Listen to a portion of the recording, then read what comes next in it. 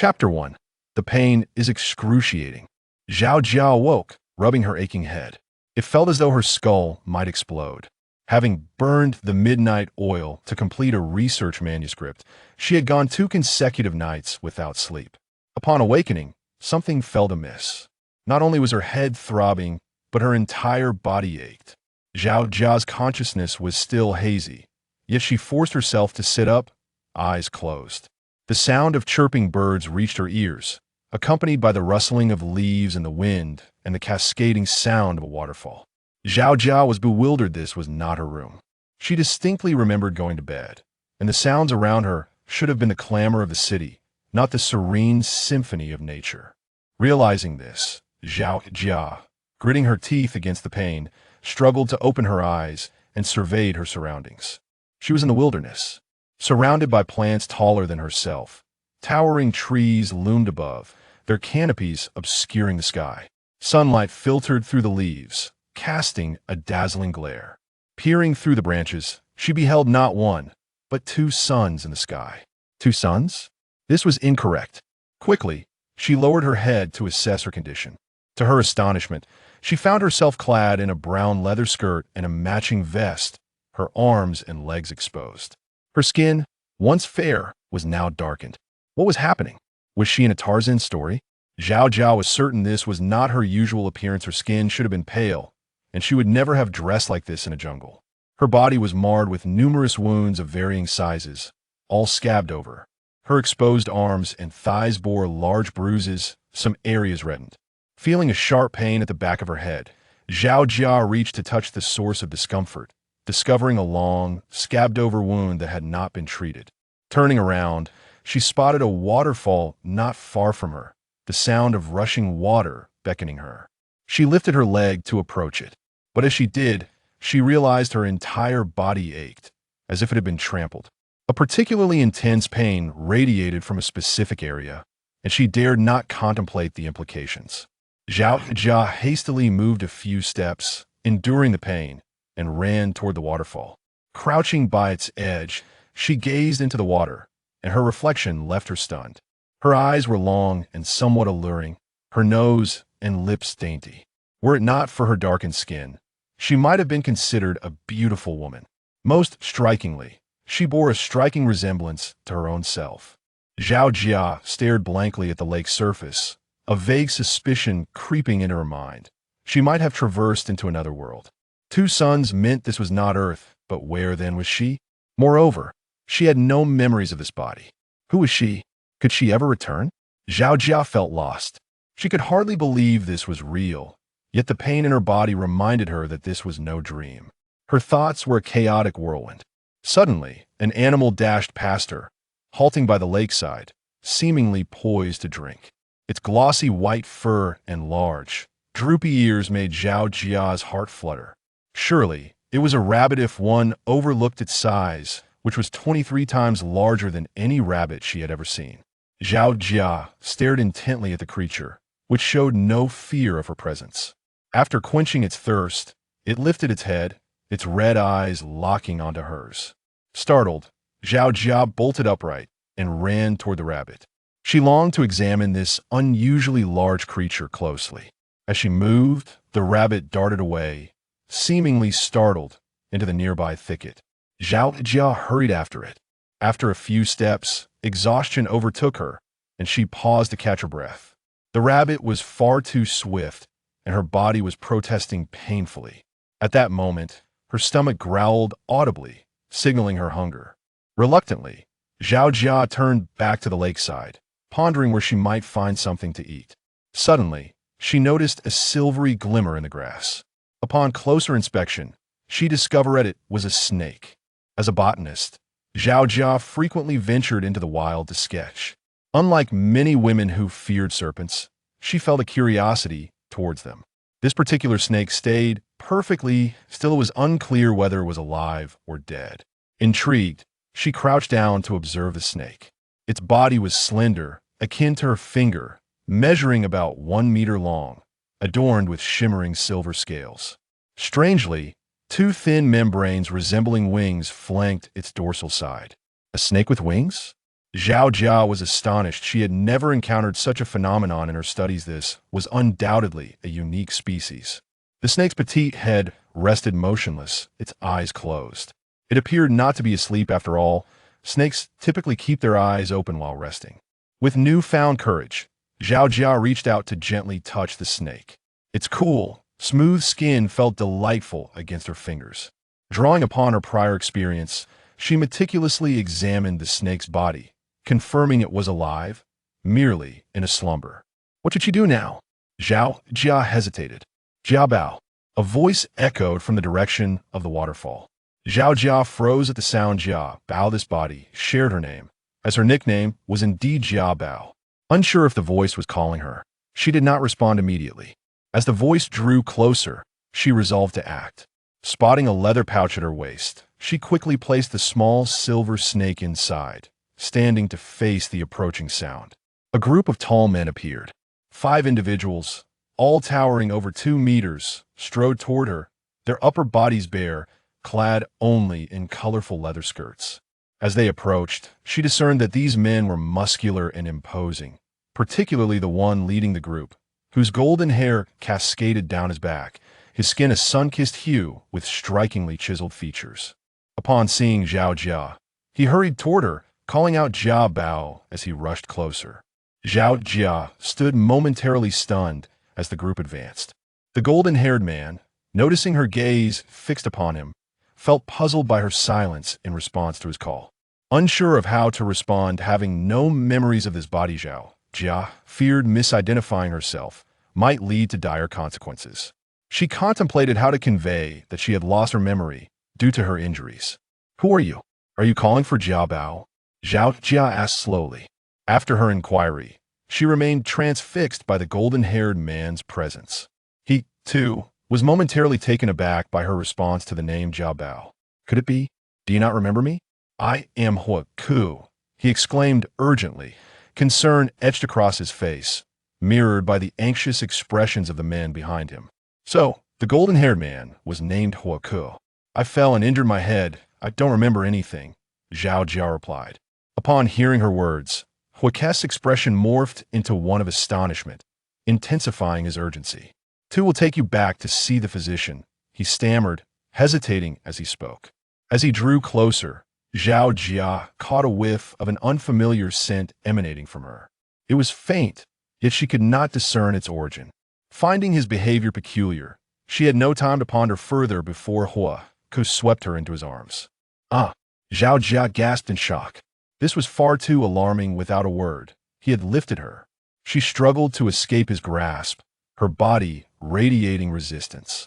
Standing at 168 centimeters, Zhao Jia was not particularly short on earth, but next to the towering Hua Ku, she felt diminutive.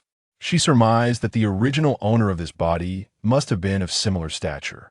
Noticing her reluctance, Hua Ku appeared embarrassed. He gently set her down, creating some distance between them.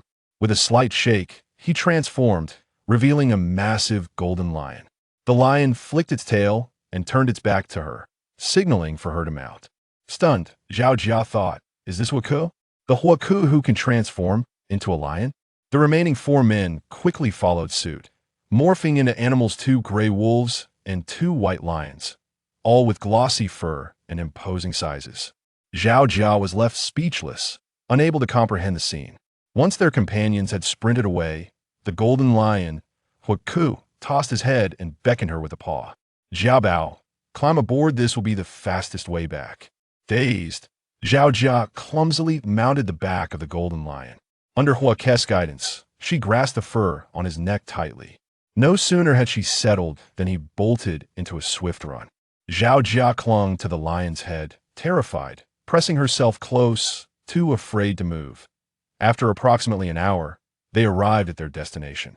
It appeared to be a primitive tribe, with numerous men stationed at the entrance, all bare-chested and adorned in variously colored animal skin skirts. Zhao Jia had come to realize that these men were likely transformed from various animals. Understanding this, she lay still on Hawk's back, scarcely daring to breathe. Yet, Hawk pressed on, running into the heart of the tribe, heading straight for a small wooden hut at the center.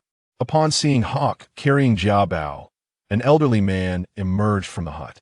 Hawk, it is truly wonderful to have Jiabao back. I heard from Su Bai that she was injured. Let me examine her at once.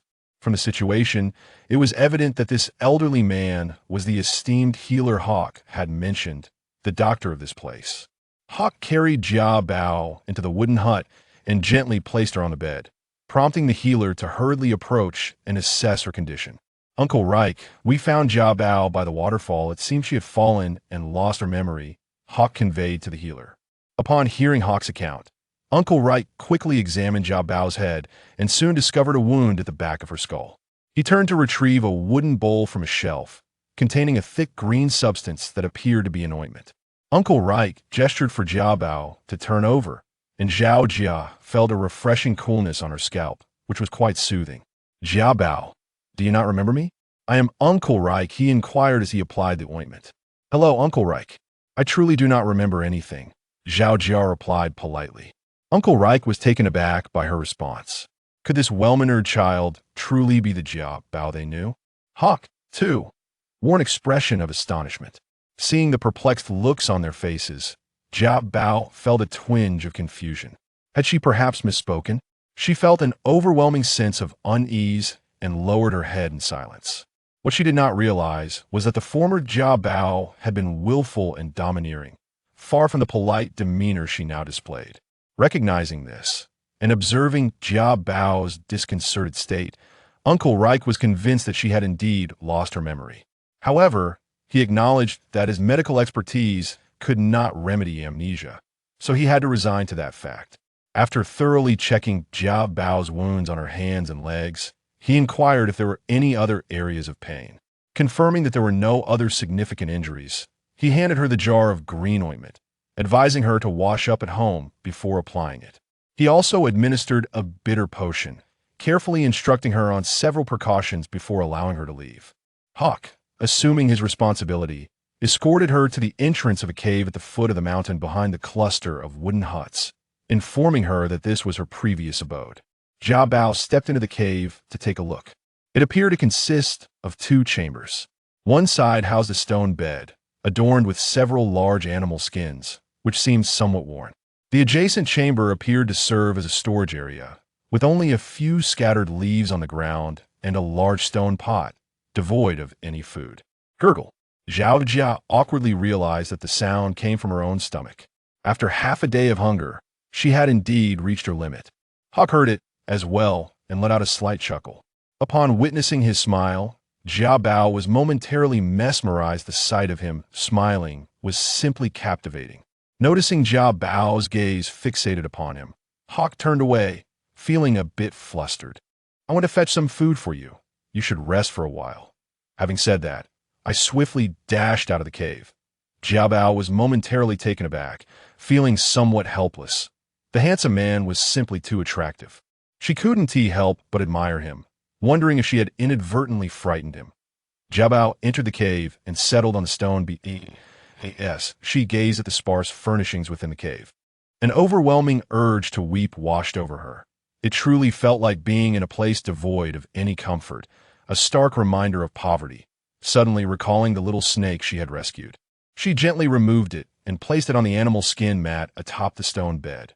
Staring at the little creature, she found it fascinating. Was there still no sign of it waking up? Zhao Jia took a small piece of animal skin and draped it over the snake, caressing its head in the process. Unbeknownst to her, at that very moment, the little snake opened its eyes for a fleeting glance at the person before it, its red pupils radiating a fierce aura. Yet, it soon succumbed to exhaustion, closing its eyes once more. Zhao Jia, oblivious to this, suddenly felt a chill and instinctively wrapped her arms around herself. Before long, Huaku returned swiftly, carrying a large piece of roasted meat and a bundle of water wrapped in large leaves. Starving, Jia Bao could hardly afford to be polite. Accepting the water and roasted meat from Huaku, she took a few sips before devouring the food voraciously. Although her manner of eating was fierce, it was surprisingly graceful, her dark skin adding an amusing contrast to the scene. The roasted meat was a bit dry and not particularly palatable, yet was generously seasoned with salt and was still edible. Starved as she was, Jia Bao found herself indifferent to the taste. Huaku watched her eat in silence, unsure of what to say. After consuming half of the roasted meat, Jiabao felt satiated, remembering that the little snake had not yet eaten. She set aside the remaining meat on some leaves in the storage area, intending for the snake to have it once it awoke. After quenching her thirst and filling her stomach, she finally turned her attention to Huaku. Inquiring about their location, it was then that Zhao Jia became aware of her new surroundings. They were in the Golden Lion tribe of the Beast World continent. Her name was Jiabao, a young female who had just come of age within the tribe.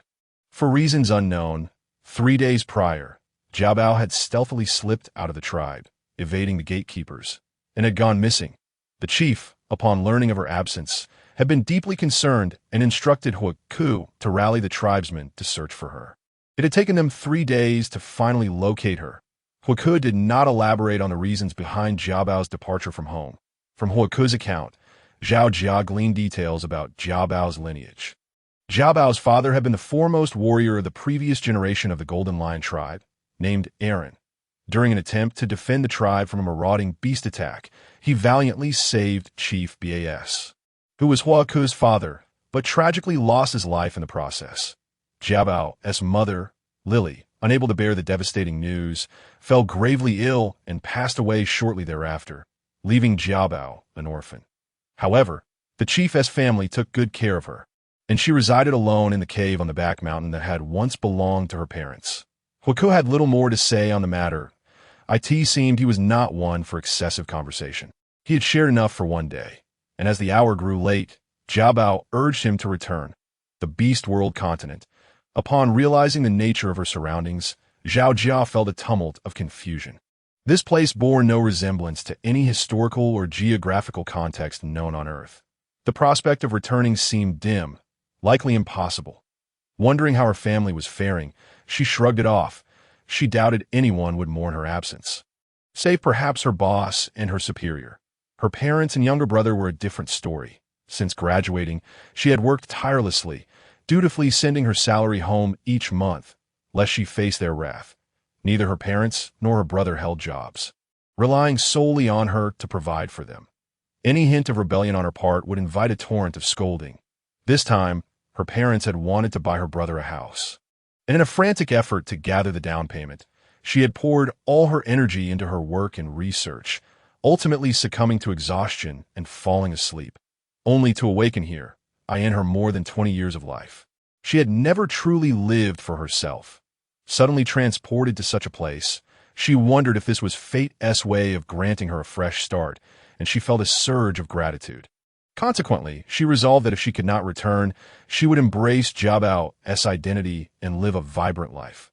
With this realization, Zhao Jia, now Jiabao, quickly regained her composure. Yet concern for her boss and superior lingered. Her predicament would surely incite turmoil back at the company, with her family clamoring for financial compensation. Jiabao felt a pang of guilt towards her caring superior and boss. However, with no means of returning, she had no choice but to let it be. She silently wished for good fortune to befall them, praying they would prosper and find happiness. Reflecting on this, Jiabao touched the wound on the back of her head, feeling a mix of disbelief and concern. The lengthy gash could have easily been fatal. She wondered how the former occupant of this body had sustained such an injury. Remembering this, Jiabao finally considered her body's discomfort. Yet she could recall no pertinent individuals or events, leaving her feeling despondent. However, she had no choice but to wait and see if memories would resurface in time. Feeling increasingly uncomfortable and realizing she had likely gone days without a proper wash, Jiabao noted the sticky sensation of sweat clinging to her skin. Observing that the sky was still light and night had yet to fall, she resolved to fetch water for a bath. After searching the storage area, she found nothing suitable for holding water, which left her feeling quite defeated. She vowed to find an opportunity to make a wooden tub. However, unable to endure her discomfort any longer, she took a piece of animal skin resembling a towel and stepped out of the cave, deciding to wipe herself down by the river. Upon exiting the cave, Jiabao realized she had no idea which direction the river lay, and thus made her way toward the exit of the tribe. All the while observing her surroundings, she noticed that her cave was not alone. Several others dotted the area, faint flickers of firelight visible within. In front of the caves stood wooden houses constructed from timber, animal skins, and stoned at 8 that moment. As the sun began to set, groups of people gathered around the fire pits in the open spaces in front of the houses, eating roasted meat. There were both males and females present, though the majority were male. The number of females appeared to be less than half of the tribe's population, which seemed to consist of over 100 individuals. Most of them bore ordinary appearances, with many having a tendency towards plumpness. The stark contrast between their forms and the generally handsome, athletic male beastmen was striking. Curiosity piqued in Xiaobao as she observed this scene. Yes, she walked past a group feasting on roasted meat. They paused to stare at her. Approaching a larger wooden house, Xiaobao noticed a female walking towards her. She inquired about the direction to the river, and the woman, whose name was Galai, kindly provided detailed instructions. Galai was slightly plump, with dark skin and a few freckles dotting her face. Her smile added a warmth to her appearance, making her freckles seem quite endearing and approachable. After exchanging pleasantries with Galai, Xiaobao prepared to leave but suddenly felt her leg snagged by something. Looking down, she discovered it was a small wolf cub, its silvery white fur and round, chubby form clinging to her foot. Xiaobao was astonished. Squatting to examine the creature closely, the cub appeared so rotund and plush that it resembled a stuffed toy, and she felt an urge to embrace it. Just as she was about to reach out, the little wolf cub transformed into a 3-year-old boy. Startled, Xiaobao stepped back, realizing that beastmen children could shape-shift at will. "Gone, no mischief," Galai exclaimed, rushing over to scoop up the chubby little boy, playfully swatting his bottom and urging Xiaobao to hurry to the river, lest nightfall catch her unprepared. Finally snapping back to reality, Zhao Jia hastened toward the riverbank. Upon reaching the river, she found that dusk was fast approaching, and few people lingered near the water, for reasons of safety and privacy. Zhao Jia walked upstream, coincidentally encountering a patrolling beastman who looked at her with a mix of fear and curiosity, inquiring about her solitary venture. She offered no further explanation. Zhao Jia found it peculiar that aside from a few friendly faces, most seemed to avoid her. It was clear that the former occupant of this body had not been well liked in the tribe. Arriving at the riverbank, she surveyed her surroundings and, finding no one else nearby, dipped the animal skin into the water to moisten it before unfastening her clothing to inspect her body. The sight that greeted her was shocking. Her fair skin was marred with an array of purple and red bruises, and beneath her collarbone lay a gash that appeared to have torn through her skin, resembling a defaced tattoo. The original design was unrecognizable, and though touching the marks revealed no pain, it struck her as utterly strange. Regardless of what it was, Zhao Jia chose to disregard it. However, she suddenly became aware of something. Pale skin, a bluish hue. It dawned on Zhao Jia that she might have overlooked something significant. She distinctly remembered that while sitting by the lake, her exposed arm was undeniably dark, yet her skin appeared fair now. A sense of unease crept in her mind. Grabbing a damp animal hide, she wiped it across her face and arms, astonished to see her complexion transform instantly. Zhao Jia was taken aback. It seemed her original form had applied something to conceal her naturally fair skin. Although she was uncertain of the reasons behind this, she sensed there must be some rationale. And now that it had been disrupted, there was no turning back. That it was best to wash it off thoroughly first. She recalled that the women in her tribe had wheat or bronze-toned skin, making her fair complexion quite conspicuous. With little time to ponder, Zhao Jia swiftly cleansed herself, even attending to her lower body. It appeared that some days had passed since that incident. Although there was still a lingering ache, it was no longer unbearable. Uncertain of who was responsible and lacking the memory of that moment, she couldn't ascertain whether this place held the same stringent views on a woman's purity as ancient Earth. So it seemed prudent to keep it to herself. After thoroughly washing her body, Zhao Jia quickly wrung out the animal hide. Despite being near the tribe, the night was drawing in, and it felt rather unsafe, prompting her to hasten her return. Just as she departed, she noticed the bushes by the river rustling, as if someone had dashed past, but soon it fell silent by the time Zhao Jia reached the cave. Darkness had enveloped the surroundings. On her way back, she collected some firewood, twigs, and dry leaves, preparing to kindle a fire. The temperature in this beastly world was perplexing. It was sweltering by day, yet chilly at night. Without a campfire, she would surely freeze come nightfall. Upon returning to the cave, she discovered the absence of flint or similar tools for igniting a fire. It was too late to venture out to borrow some from neighbors, as this place lacked the street lights of Earth cities, rendering the outside pitch black. Zhao Jia felt a sense of unfamiliarity and hesitated to act recklessly. Fortunately, due to her prior need for outdoor sketching, she had learned from experienced hikers how to start a fire by friction. She retrieved 2 pieces of wood and broke off some small leaves and flammable fluff from her collected twigs. Searching for a knife-like object in the storage area, she eventually unearthed a long bone knife. Inspecting it, she realized it was not as sharp as the knives from Earth, but it should suffice for cutting meat. She wondered if it would be effective for boring holes in wood. Experimenting with it in hand, she found it indeed worked, albeit not exceptionally sharp, and managed to drill a small hole in a sizable piece of wood, placing the tiny leaves and fluff within. She then began to rub a longer stick against it. Zhao Jia persevered, rubbing the stick tirelessly, after what felt like ages, and with her hands nearly swelling with fatigue. Wisps of blue smoke finally emerged from the hole. Quickly, she removed the stick and placed the prepared dry leaves atop. Blowing gently, as she did, like a tea long last, a flicker of flame appeared. Zhao Jia's face lit up with delight as she added more leaves, followed by larger branches and wood. The fire finally blazed forth, casting a warm glow that illuminated her face, which now bore a joyous expression. The cave's temperature began to rise. It was then that she remembered the small snake resting on the stone bed. She hurried over to check.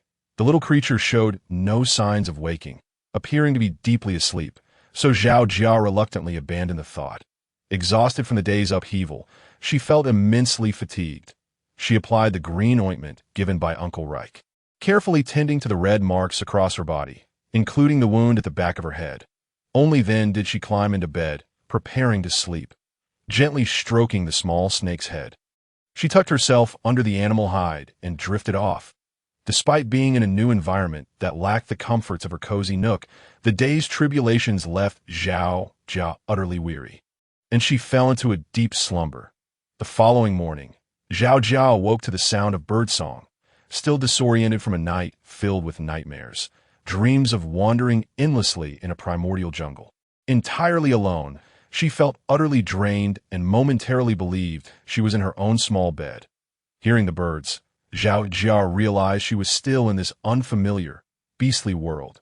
She longed to return to her previous life. This place appeared decidedly primitive, and the identity she had assumed seemed to harbor many secrets. Without the memories of her former self, and with nothing but bare essentials around her, surviving here felt daunting. With this thought, Zhao Jia struggled to rise. When it came to survival, her immediate concern turned to food. Having lived independently, she had always delighted in experimenting with various culinary creations. However, last night, she noticed that others in the tribe seemed to feast solely on roasted meat, including the fare brought by Huaku, which was rather unpalatable. It seemed the cuisine here was quite monotonous, so Zhao Jia pondered whether she could forage for something more varied. Lifting the animal hide, she noticed the small snake still soundly asleep. Concern crept in as she wondered if something was wrong, prompting her to gently take hold of its head for a closer inspection. Suddenly, the snake's head twitched slightly, and with a swift flick, its eyes flew open, glimmering with a red hue. Startled, Zhao Jia dropped it onto the bed. The small snake fixed its gaze upon her, flicking its tongue, as if to say, "Dare to move, and I may bite." Unsure of the snake's temperament, Zhao Jia hesitated. How peculiar. This was not the once dark female from before. The little snake, observing Zhao Jia's cautious demeanor, felt perplexed, given its lengthy slumber. It might have been famished. Zhao Jia hurried to the storage area to retrieve the remaining meat from the night before, placing it gently before the snake on the animal hide as an invitation to eat. The little serpent slithered forward, hissing softly while eyeing her for what seemed like an eternity. Though it had been asleep for days and was undoubtedly starving, it held back, resisting the urge to devour the offering. "Go ahead, I won't harm you. Just promise you won't bite me." Zhao Jia spoke to the snake. Unaware if it could comprehend her words as she spoke, she raised her hands above her head to signal her harmless intentions. The little snake, observing the female before it, hesitated, a flicker of confusion evident in its eyes. "You eat first. I will step outside for a moment," Zhao Jia said, retreating slowly while keeping her hands raised, wary of startling the creature. Yesterday, Uncle Reich had checked on the snake and found no significant injuries, leaving Zhao Jia puzzled about its behavior. Now that it had awakened, she felt a sense of relief. She prepared to venture out in search of food, thinking that if the snake chose to leave in her absence, it would be of no consequence, given that it was merely a creature she had brought back. With that, Zhao Jia stepped out of the cave. The little snake watched her leave until she disappeared from view, then lowered its head, despite its confusion over why the female had treated it so kindly. The sight of the roasted meat before it proved too tempting. It quickly began to feast. It appeared to be the same little female from yesterday, yet it had inexplicably turned white. The way she spoke had also softened. Uncertain of her intentions, the snake resolved to fill its belly first before contemplating further. Zhao Jia exited the cave, making her way toward the tribe's entrance. Recalling the fruit-bearing trees she had spotted by the river, she hoped to gather some for breakfast. As she approached the area near the wooden huts, the surrounding beastmen paused their tasks, staring at her in astonishment. Some male beastmen even sporting a suspicious flush on their faces. Zhao Jia felt puzzled and touched her own face, wondering if something unsightly had marked her skin. Then occurred to her that she had washed off her dark complexion last night. Thus, their surprise at her fair skin made sense. Encountering Huoku and a middle-aged man walking toward her, Zhao Jia nodded in greeting, intending to continue toward the exit. "Jiabao, your skin?" Huoku called out, his expression one of sheer shock. Haha. "Good morning, Huoku." "It's nothing, just a change in skin color," Zhao Jia replied, not wanting to delve into explanations, as she was equally puzzled by the sudden transformation. "Jiabao, are you feeling better from your injury?" inquired the middle-aged man. Just then, another beastman passing by greeted him, calling him chief. It seemed this man was Huoku's father, Bis, the chief of the Golden Lion tribe, as Zhao Jia had heard mentioned the previous day. Chief Bis appeared to be a robust beastman in his 40s. Like Hawk, with his long golden hair, Bis distinguished himself from other orcs whose hair flowed freely, as his locks were bound together with vines, giving him an air of sophistication that rendered him a charming and genial older gentleman. "Greetings, Chief. I am feeling much better now." "Thank you," Zhao Jia replied. Upon hearing Zhao Jia's response, Base was momentarily taken aback. "Jiabao has ceased to call me Uncle Base. It appears she has genuinely lost her memory," he mused, also astonished by Jiabao's sudden transformation into a fairer version of herself. Male orcs passing by would turn their heads to gaze at Zhao Jia, who, upon making eye contact, would blush and flee, leaving her in a state of perplexity. However, the priority was to satisfy her hunger, so she disregarded everything else and made her way towards the exit. Once she had distanced herself, Hawk continued to stare at Zhao Jia's figure, lost in thought for quite some time. Observing his son's demeanor, Base refrained from saying much and even jested, "Hawk, both you and Jiabao have reached adulthood. It is time to arrange your mate ceremony." Hawk, upon hearing his father's words, felt a surge of shyness and quickly lowered his gaze, provoking a hearty laugh from Base. Previously, Base had been quite displeased with Jiabao's overly spoiled and domineering nature. And although he had reluctantly consented to their union due to the long-standing ties between their families and an agreement made in their youth, he now felt much more agreeable upon witnessing Jiabao's remarkable change into a gentle and courteous individual. To be united with Jiabao, Hawk felt somewhat bewildered. It seemed he had always anticipated this. Yet, before he could contemplate further, Jiabao had already walked away. Zhao Jia arrived at the small riverbank she had visited the previous night. She noticed a tree by the river adorned with small, red fruits, while small birds occasionally flitted to the branches to peck at them. Convinced these fruits were edible, she hurried over to that moment. Laughter and chatter echoed from the opposite riverbank, prompting Zhao Jia to glance over and spot two young female members of the tribe. One of them, clad in a short white fur skirt that barely covered her upper thighs and adorned with two thin pieces of white fur over her chest, had skin that was the fairest Zhao Jia had ever encountered among females, leaning towards a light wheat hue, yet not as pale as Zhao Jia herself. Her features were well-defined, remarkably devoid of freckles or blemishes. presenting a clean and striking appearance amidst the female orcs. Coupled with her attire, she exuded a blend of innocence and subtle allure. The other female, dressed in a black fur skirt and vest, had a deeper wheat complexion and possessed an ordinary appearance, typical of female orcs, lacking any extraordinary beauty. Zhao Jia cast a fleeting glance at them before turning away, focusing instead on the red fruits and pondering how to retrieve one to taste. The female in the black fur, noticing Zhao Jia's fleeting gaze, felt indignant and tugged at her companion in the white fur skirt, chasing after her. "Stop right there," Lexi shouted at Zhao Jia. "Who are you?" "Do I know you?" Zhao Jia queried, perplexed by the confrontation. Upon hearing this, Lexi's expression grew even more furious. Although the individual before her had transformed considerably, becoming much fairer and bearing a pristine visage, she was certain this was the insufferable Jia Bao, and she would not mistake her. Despite Jia Bao's newfound beauty, surpassing even Ayla, Lexi was unwilling to concede, especially when Jia Bao's elongated eyes cast a glance away. The tone of her voice, though flat, inexplicably conveyed a sense of disdain, infuriating Lexi to no end. "How dare you pretend not to recognize us, Jia Bao? Are you taking this too far?" Lexi confronted her loudly. Beside her, Ayla, the attractive one in the white fur skirt, bore a fearful expression, appearing as though she might burst into tears. Zhao Jia, feeling exasperated, rolled her eyes towards the sky. Her stomach grumbled, and she found the incessant chatter grating. "I truly do not remember," she reiterated, observing their distressed expressions. You can't be serious, can you?"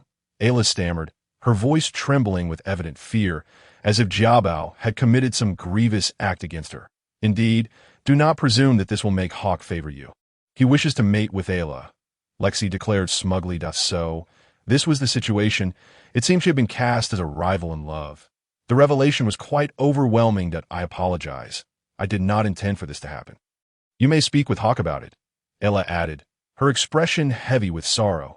This standard green tea rhetoric left Zhao Jia speechless, prompting her to turn away in search of stones to knock down some red fruits for herself. "Hey, you can't just walk away. Hawk would never choose you," Lexi shouted after her undeterred. Zhao Jia halted and turned to address Lexi and Ayla, saying, "Indeed, Ayla is certainly more suited for him." With indifference, she continued her search for stones by the riverbank. Seeing her pick up stones, Lexi and Ayla recoiled in fear, mistakenly believing Zhao Jia intended to hurl them at them. Zhao Jia chuckled at their reaction, choosing not to dwell on it and returning to the tree. She threw the stones at the tree, successfully knocking down some red fruits, which she eagerly rushed to collect.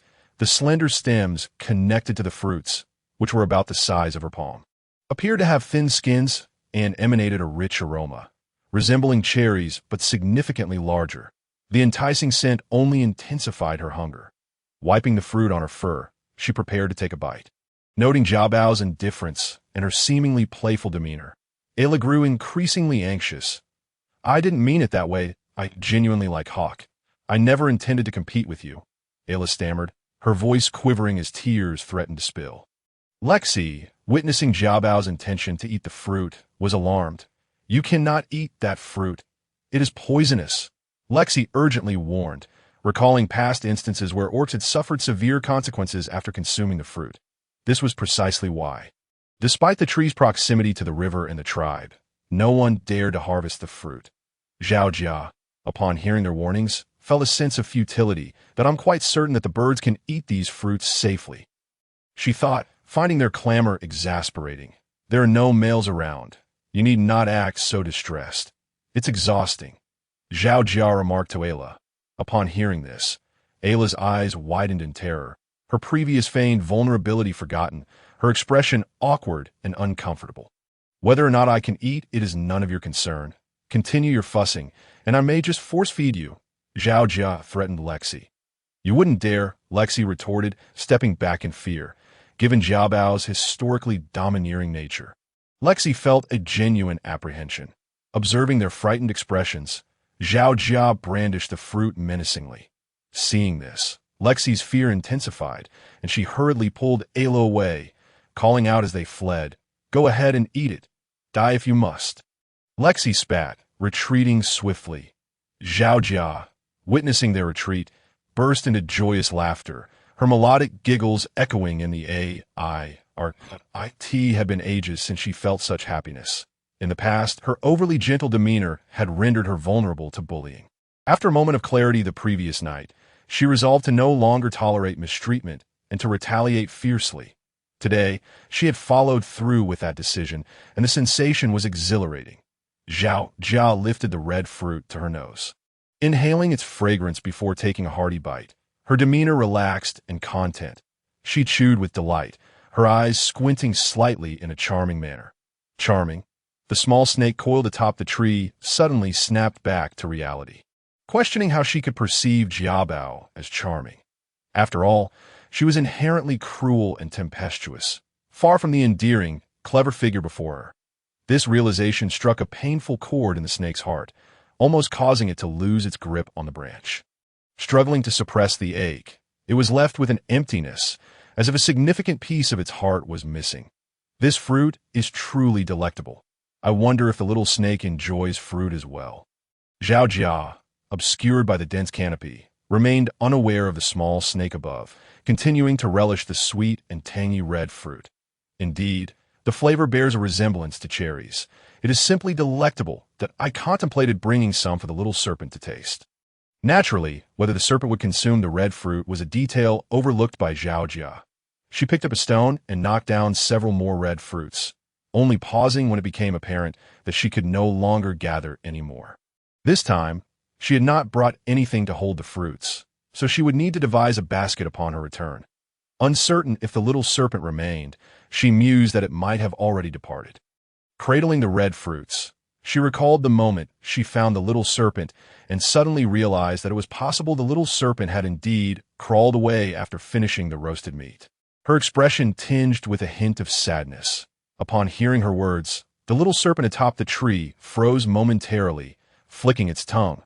Initially, it had intended to leave the tribe after finishing the roasted meat. But upon passing this way and spotting the troublesome female, its instinctual curiosity compelled it to linger. Watching the mischievous female below, who was humming an off-key tune and smiling as she walked toward the tribe, the little serpent hesitated for a moment before unfurling its membranous wings, shaking them slightly and soaring into the distance. Zhao Jia returned to the cave with her arms full of fruit. Along the way, she encountered several beastmen who cautioned her against consuming them. Recognizing their well-meaning intentions, Zhao Jia happily informed them that she had already tasted them and was fine. Given her reassurances, the beastmen refrained from further protests but continued to express concern, advising her to seek the great healer if she felt unwell. Zhao Jia felt moved by their care, noting the mix of fear and concern in their demeanor, which suggested she had been rather disagreeable in the past. Yet they still harbored genuine goodwill toward her. It seemed that the beastmen retained a certain simplicity in their nature, which brightened her mood even further. Her slender phoenix eyes narrowed slightly, transforming into charming, smiling eyes that appeared both adorable and gentle, drawing the attention of several male beastmen, who blushed as they approached her. Jiabao, may I assist you? Asked one of the male beastmen named Fei Lu, who had accompanied Huaku in search of her the day before, that he appeared to be a gray wolf, with long gray hair and a muscular upper body, exuding strength. His handsome face was slightly flushed as he expressed his desire to help. Zhao Jia politely declined, as she felt capable of carrying the fruits herself and did not wish to impose on others. Upon her refusal, a hint of disappointment flickered across Fei Lu's face. Fei Lu, could you tell me about the Beast World continent? Zhao Jia inquired, noticing that Fei Lu had no intention of leaving. Given the rush of time, she had not been able to ask Huaku about it yesterday. Although Fei Lu found her question somewhat odd, he recalled the events of the previous day and realized that Jia Bao might have lost her memory. It was evident that she truly remembered nothing. Her expression of confusion was endearingly cute, and Fei Lu felt a surge of excitement at her friendliness. Of course, he replied swiftly, so, can all males here become beastmen? What about females? Zhao Jia voiced her lingering doubts. The male beastmen appeared tall and robust, most exceeding 2 meters in height, while the females seemed comparatively petite, yet generally stood around 1.7 to 1.8 meters tall. Not all. Only male beastmen can transform. There are also humanoid and ordinary beasts. Females cannot change into beast form, Fei Lu explained. Humanoid types are beasts with some intelligence. They can only maintain their beast form and are mutations of male beastmen who cannot transform.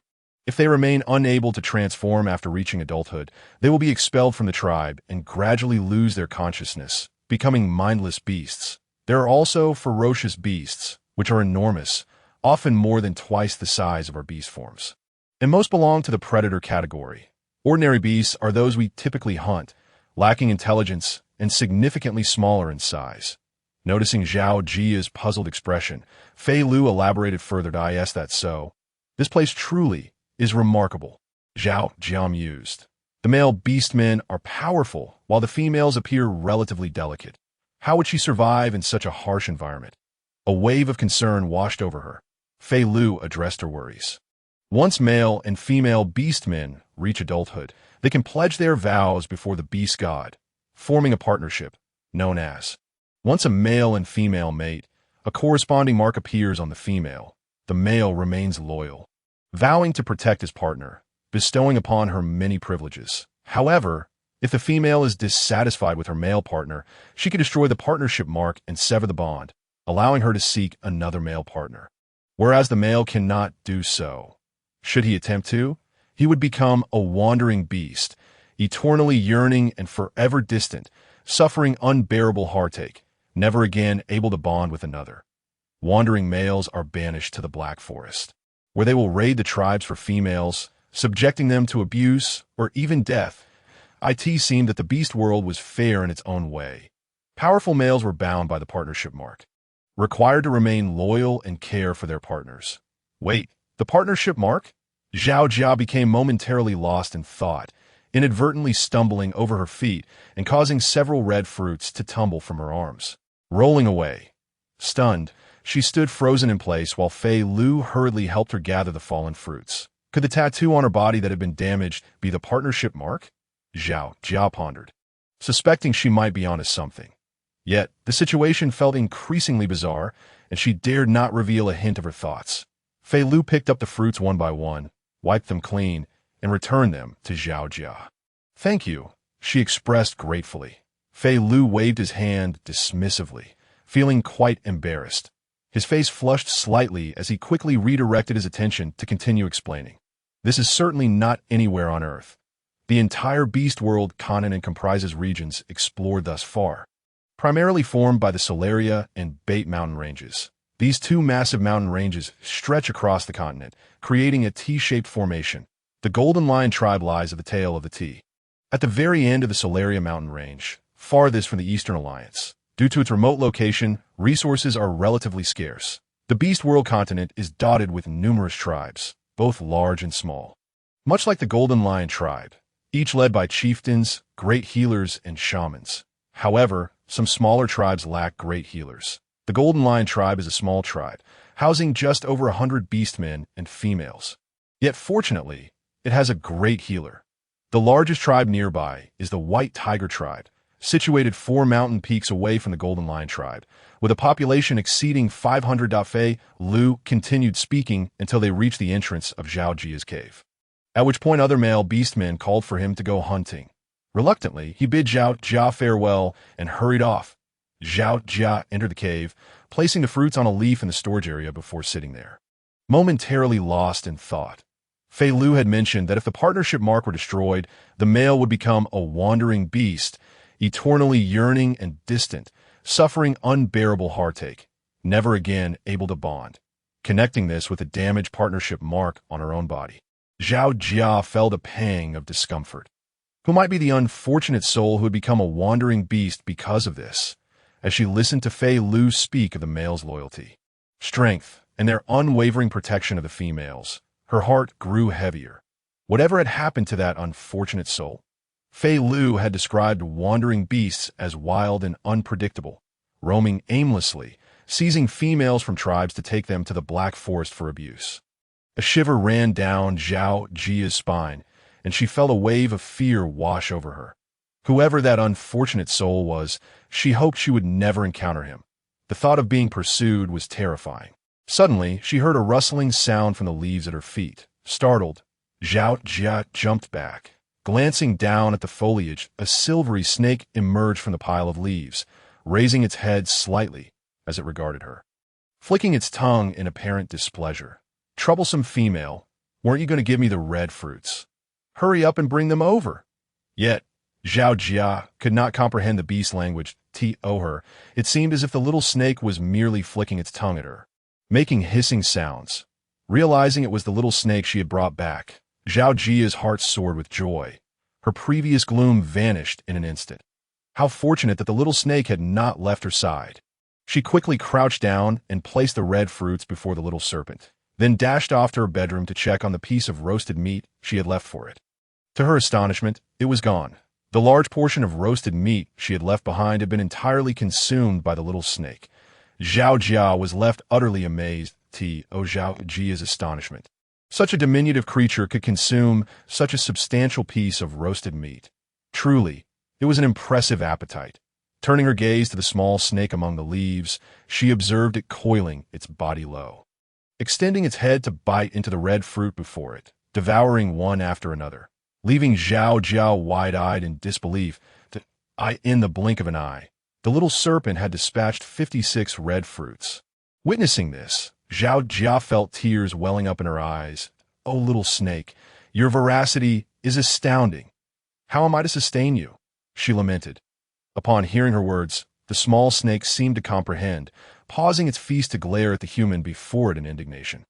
If it possessed emotions, one could certainly sense its fury. "You vile female, how dare you call me a glutton?" the snake hissed, flicking its tongue in dissatisfaction. Regrettably, Zhao Jia remained oblivious to its sentiments. She concluded that she must swiftly devise a plan to procure food, lest they both face starvation. According to Filiu, the tribe operated with males hunting and females gathering. The hunters were required to surrender their catches, and any surplus could be kept. The surrender game was distributed among the elderly or the young who lacked the ability to hunt. Young females like Jia Bao were entitled to receive a piece of meat roughly the size of 2 palms each day. This portion, while barely sufficient for Jia Bao alone, proved woefully inadequate when accounting for the small snake.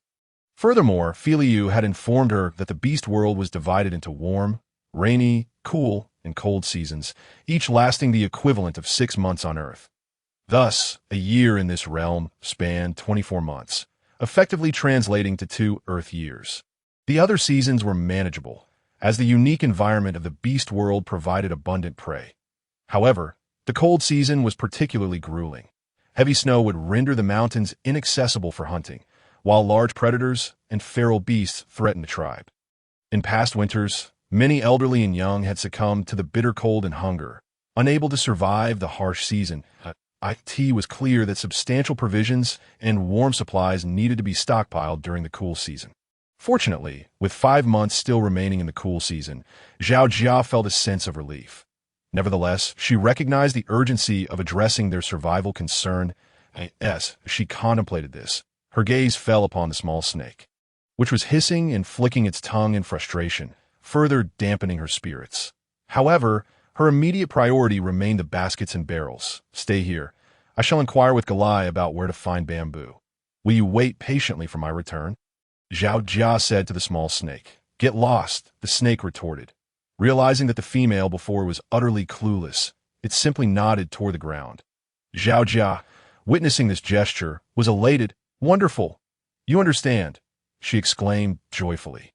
The little snake, observing her exuberance, flicked its tongue and turned away, displaying an unwillingness to engage with her, its tiny wings fluttering in a clear indication for her to depart. Seeing the small snake's demeanor, Zhao Jia felt a surge of affection, thinking, "Oh my, how adorable. I longed to touch its head and wings," yet she refrained from doing so. With a heavy heart, she hurried out, ensuring to take the remaining red fruits and 2 pieces of animal skin, intending to use the skins temporarily for carrying items, while the fruits were meant for Galai.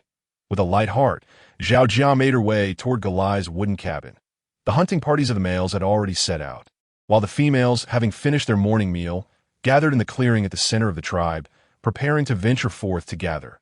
Upon seeing Jia Bao approach, Galai greeted her with enthusiasm. Lexi, and Aira. However, looked on in shock, their expressions revealing disbelief that she was unharmed, casting her a disdainful glance and a sneer.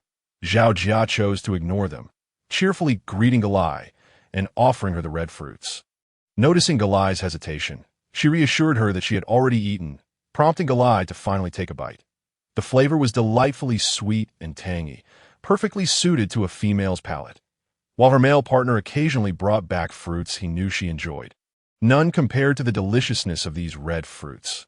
Eagerly, she inquired about their source, planning to gather some for herself. Zhao Jia explained that she had picked them from the trees by the river, which astonished Galai. She recounted tales of someone having fallen ill after consuming them, leading everyone to avoid the fruits. Zhao Jia sighed, realizing that the individual likely encountered misfortune not due to the red fruits themselves, but rather from ingesting something toxic prior to consuming them, leading to the misunderstanding that the fruits were poisonous. She resolved to return and gather more, though lamented their perishability. As she pondered, Hawk ascended the platform ahead. It appeared that he would lead the gathering expedition today. While females were permitted to gather, their inherent fragility necessitated the protection of the tribe's males, making it logical for Hawk to accompany them. Hawk briefly addressed the group, then led them toward the tribe's exit, with Galai quickly trailing behind Zhao Bao. "What do you wish to gather, Zhao Bao?" Galai inquired. "I seek bamboo," Zhao Jia replied. "Bamboo? What is that?" "It is a type of tree, segmented along its trunk," she explained, recalling that the Beast World inhabitants might not be familiar with bamboo. You mean Jia Gao? I know where to find it. Follow me." Hawk interjected unexpectedly. Surprised by his response, Zhao Jia wondered how he had managed to position himself beside her when he had been at the front of the line. "Indeed, Zhao Bao, follow Hawk. Jia Gao is not located at our usual gathering spot. We must venture further south, a region we have yet to explore. It is safer for Hawk to guide you," Galai advised. Although Zhao Jia hesitated, she noted Hawk's impassive expression and Galai's certainty. "Very well. Safety is paramount. Thank you," Zhao Jia said to Hawk. "No, it's nothing," Hawk replied bashfully. Observing the interaction, Galai stifled a laugh, while Zhao Bao remained perplexed by her friend's amusement. Could Galai possibly think that too? Zhao Jia mused. Feeling exasperated, Ura, walking a short distance away, overheard their conversation and appeared momentarily disheartened, casting Zhao Jia an icy glare. Sensing Era's gaze, Zhao Jia rolled her eyes subtly, feeling unjustly accused of being a rival. Grumbling internally, she continued along the path toward the gathering site with the larger group. After traversing a hill, they arrived at the gathering grounds of the Golden Lion tribe, a small plain adorned with sprawling green shrubs bearing blue-green fruits, the very targets of their gathering efforts. Upon arrival, Hawk instructed everyone to remain vigilant for safety, and after conferring with the accompanying males about the circumstances, he led Zhao Bao southward. They navigated through a thicket and across a small stream, eventually unveiling a dense bamboo grove. This was indeed the Jia Gao they spoke of. Zhao Jia's heart brimmed with joy at the sight of the lush bamboo forest, pondering the possibility of finding bamboo shoots as well. However, these bamboo stalks were much larger than those on Earth. She would be unable to fell them herself, leaving her no choice but to seek Hawk's assistance. Following Zhao Jia's directions, Hawk identified a suitable bamboo stalk, transformed his hand into a beastly paw revealing sharp claws, and with a swift motion, felled the bamboo. Incredible, Zhao Jia thought to herself. This is far more efficient than a machete. Observing this display, she felt emboldened to request Hawk's help in slicing the bamboo into strips. These strips would require cooking and soaking before use, necessitating a wooden barrel. Thus, she mustered the courage to describe the barrel's appearance to Hawk. He assured her it would be no trouble. He would find a suitable large log and hollow it out. Grateful for Hawk's willingness to help, Zhao Jia resolved to craft an additional basket as a token of gratitude for his assistance. With this thought in mind, she wandered deeper into the bamboo grove, hoping to discover bamboo shoots. The cool season brought warm days and chilly nights, reminiscent of autumn on Earth, resulting in lush vegetation. Moreover, the flora of the beast world appeared to possess a more vigorous vitality than that on Earth, leading to larger plant sizes. Armed with a stick she had found, she cautiously walked tapping the tall grass around her to ward off any lurking insects. After a lengthy search, she finally found bamboo shoots sprouting beneath a bamboo stalk. These newly emerged shoots were impressively large, nearly as thick as her two arms combined. Regrettably, without a bone knife, Zhao Jia could only use a wooden stick to dig around the bamboo shoots, eagerly awaiting the moment when they would be ready to be harvested. Once the time was right, he forcefully snapped off the shoots, holding the freshly harvested bamboo shoots in his arms. Zhao Jia was filled with delight. He resolved to bring the bone knife the following day, hoping to uncover even more bamboo shoots. After all, dried bamboo shoots could be preserved for an extended period, providing sustenance during the harsh winter season. Zhao Jia continued his search in the vicinity and, indeed, discovered two smaller shoots, which he promptly harvested as well. He carefully wrapped them in the animal hide he had brought and, realizing he could gather no more, decided to retrace his steps as he approached a thicket beside the bamboo. Zhao Jia was pleasantly surprised to stumble upon a nest of eggs. However, he was uncertain of their origin, so he crouched down nearby to observe. Before long, he noticed a bird resembling a pheasant fluttering by, only to depart shortly after.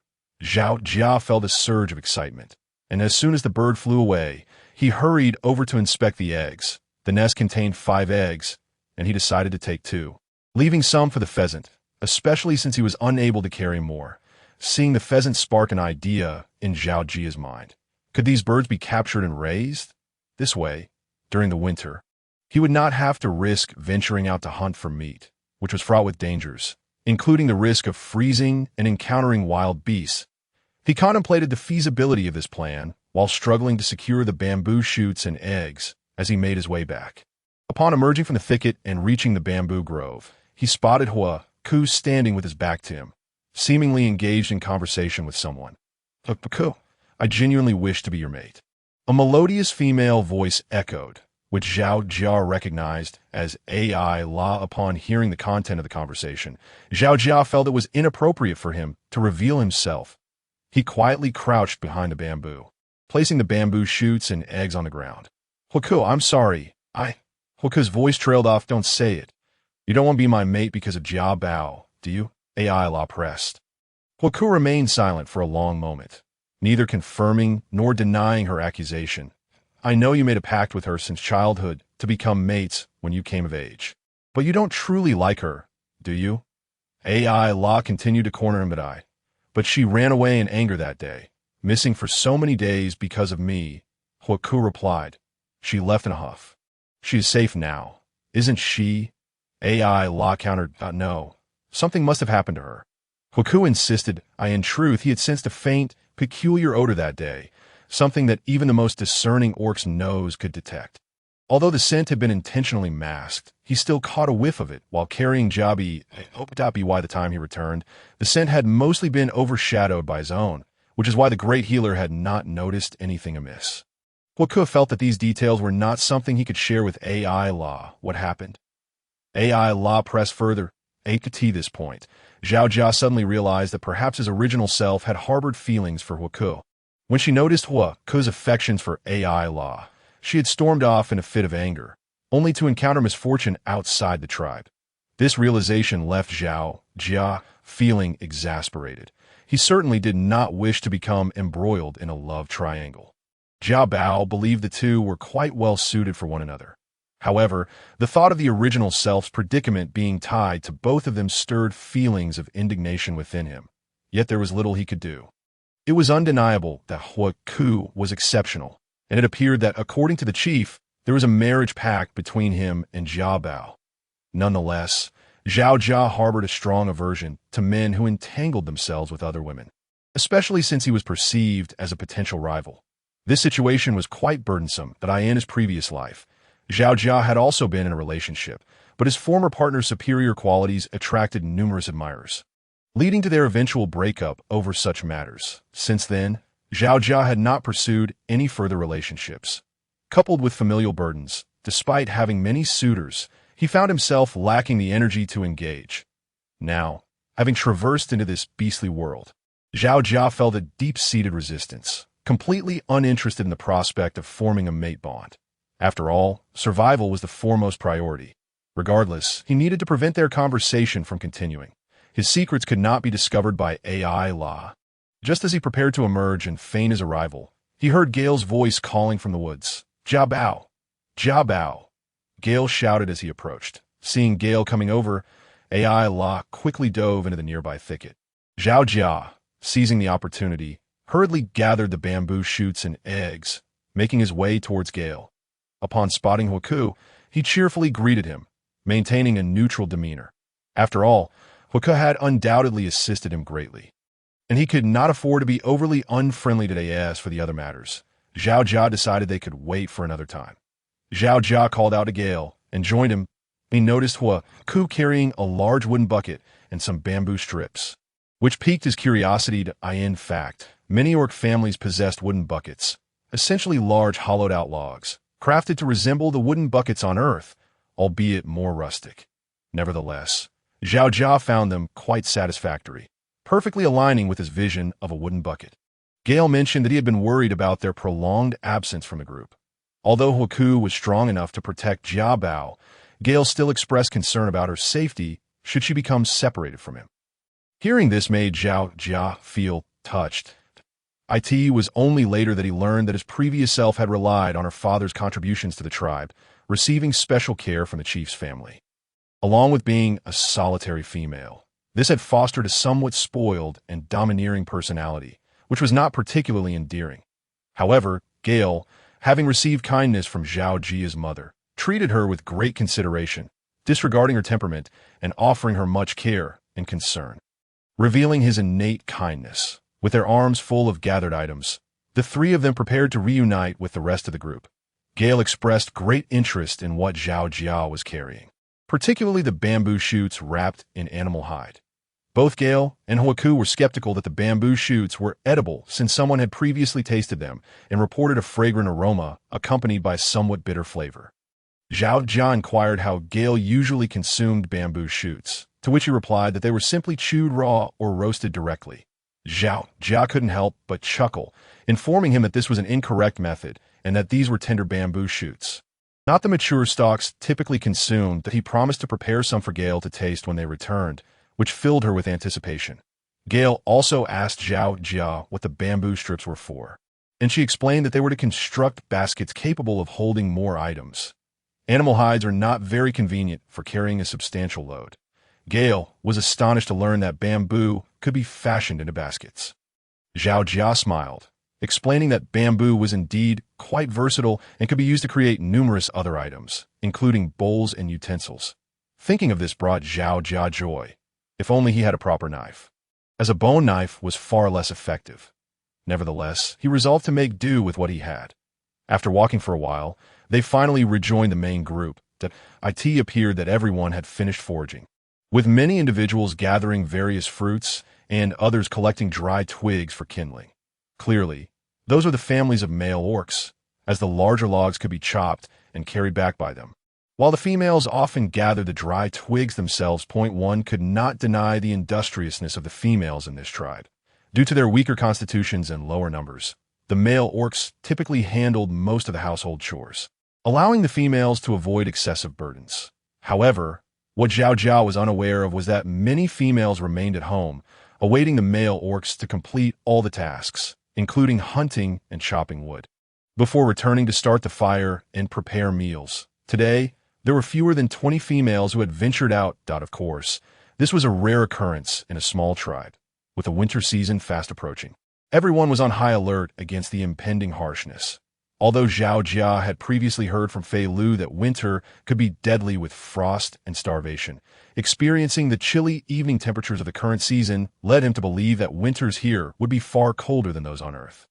Lasting for 6 months, a truly daunting prospect that necessitated ample preparation.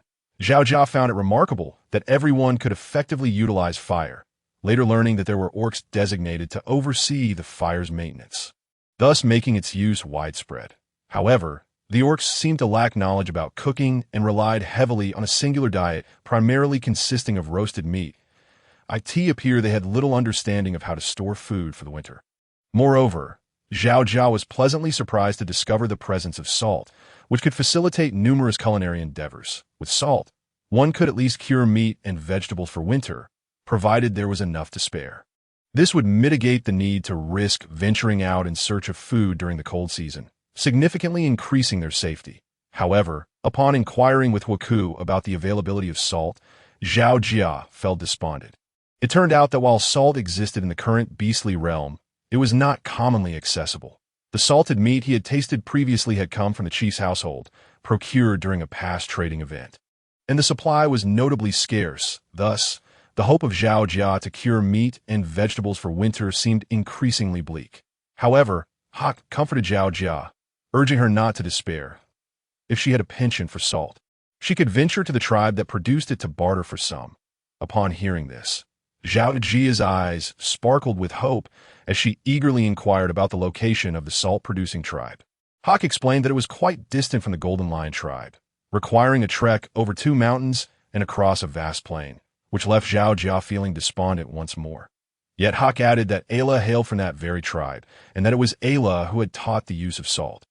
Consequently, despite being a solitary female and an outsider, Ayla gradually earned acceptance within the tribe. Furthermore, Ayla possessed a wealth of knowledge. When Zhao Jia questioned Hawk about salt, Lexi chimed in proudly, extolling Ayla's many virtues. Her every word underscoring Ayla's competence and excellence. Occasionally, Lexi cast sidelong glances at Zhao Jia, the implication unmistakable. Ayla far surpassed her, and it would be wise not to vie with Ayla. Zhao Jia felt utterly speechless. However, Lexi's remarks led her to suspect that Ayla might also be a time traveler. After all, Ayla's refined speech, delicate appearance, and notably fair skin were unlike most females of the beast world. Despite such suspicions, Zhao Jia refrained from making any hasty moves, opting instead to continue her observations. As for salt, she resolved to devise a plan later on. After a brief wait for Ayla, the group reconvened to return to the tribe. Spotting the bulging animal skins in Ayla's hands, Zhao Jia was astonished. It appeared that Ayla recognized some edible items beyond mere roasted meat, piquing Zhao Jia's curiosity even further. Yet, she dared not inquire. Mindful of her current identity as the unmistakably beastly female Jiao Bao, aware that her peculiar behavior would easily attract attention. Thus, she needed to concoct a plausible explanation for her unusual actions. Striving to remain discreet, Zhao Jia understood that even if she confirmed Ayla was also a time traveler, she couldn't recklessly acknowledge it.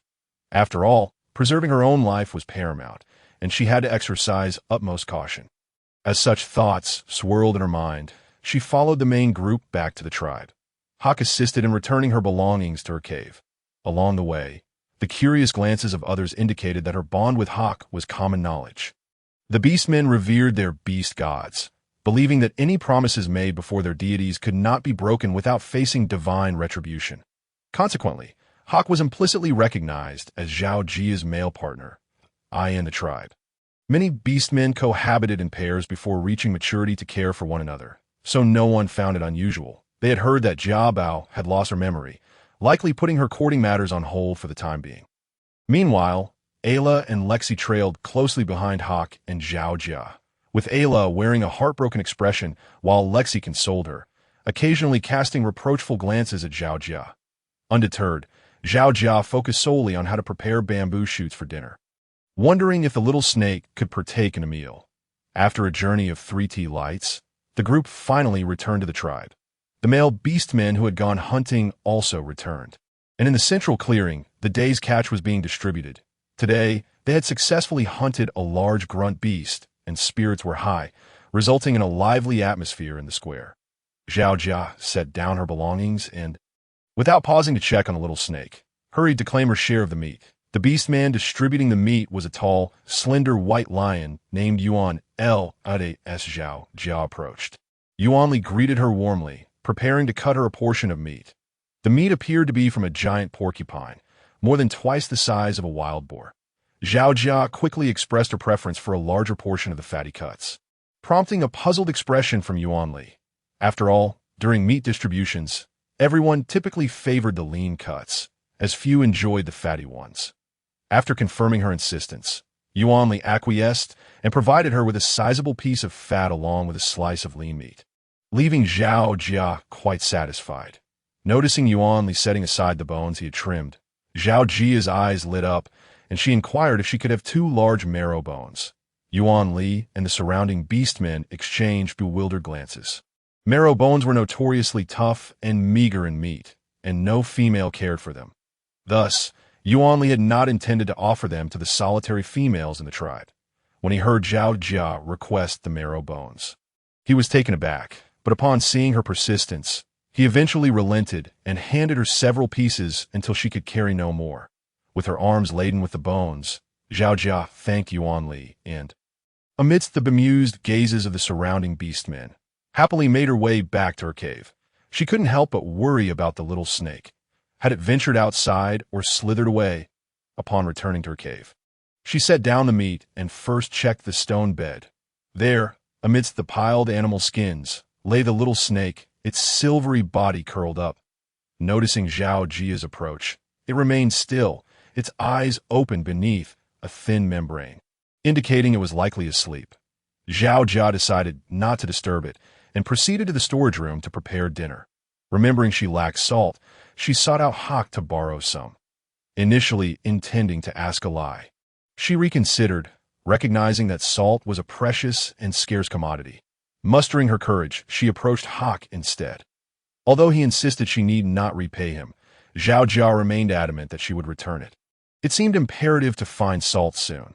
Although she knew the area was not near the sea, making sea salt extraction unfeasible, she hoped to find saltwater lakes or salt mines instead. As she pondered this, she hurried back to her cave. Upon arriving, Zhao Jia entered the storage room, moved a few stones, and constructed a rudimentary earthen stove. Hawk had conveniently brought her some water on his way back, so she washed the stone pot in the corner. After cleaning the pot, she placed it on the earthen stove to heat. Using a bone knife, she cut the fatty meat and placed it inside to render the fat. As soon as the fat hit the pot, the savory aroma of animal grease wafted through the air, making her mouth water. Inhaling the delightful scent, Zhao Jia felt a profound sense of satisfaction. Once the fat had rendered sufficiently, she added the chopped lean meat to stew, and finally, she included the diced bamboo shoots. After everything was in place, she retrieved the packet of salt she had borrowed from Hawk, wrapped in leaves about the size of her palm. Upon opening the leaves, she discovered coarse, unrefined salt crystals, clearly not the fine table salt she was accustomed to. Nevertheless, it was a welcome find. Zhao Jia pinched an appropriate amount and added it to the pot. Given the limited quantity of salt, she was cautious not to overdo it. The stone pot heated slowly, and lacking a lid, she used clean leaves as a makeshift cover. After a while, she lifted the leaves, and the enticing aroma of bamboo shoots and meat filled the air, making her mouth water. Although she had no soy sauce or other condiments, only salt, the fresh fragrance of the bamboo shoots was invigorating. Due to the larger size of the bamboo shoots in this region, she couldn't cut them too small, opting instead for 3-finger-wide chunks. Larger pieces would take longer to cook, so she decided to let them simmer a bit longer. Having prepared the bamboo shoots and meat, Zhao Jia turned her attention to the marrow bones. Suddenly, she caught a whiff of an enticing aroma. The slumbering little snake stirred, awakening slowly, its silver form stretching as the membrane over its eyes vanished, revealing dark red irises scanning the surroundings. What was that irresistible scent? It resembled roasted meat, yet was distinctly different, and it was simply too delightful. The little snake slithered forward, descending from the bed, drawn by the fragrance to the storage room. Spotting the troublesome female washing the marrow bones, it felt a twinge of confusion. Was she really going to eat that? Could she even bite into it? Ah, truly a troublesome creature. Her tastes were as peculiar as her character. The little snake grumbled inwardly, noticing the large stone pot nearby. The fire made it hesitant to approach, so it raised its head, gazing longingly at the pot, saliva nearly dripping from its mouth. Zhao Jia, having finished cleaning the marrow bones, turned around to find the little snake staring intently at the pot, its expression adorably foolish. Amused, she couldn't help but smile. Lifting the makeshift lid of leaves, the delightful scent of bamboo shoots and pork wafted forth, tantalizing her senses. Seeing the little snake's eager expression, Zhao Jia used a twig to pick up a piece of bamboo shoot and placed it on a leaf before the little snake. The little snake couldn't contain itself, eagerly opening its mouth to devour the bamboo shoot in one swift motion. But it was scalding hot. The little snake immediately spat out the bamboo shoot.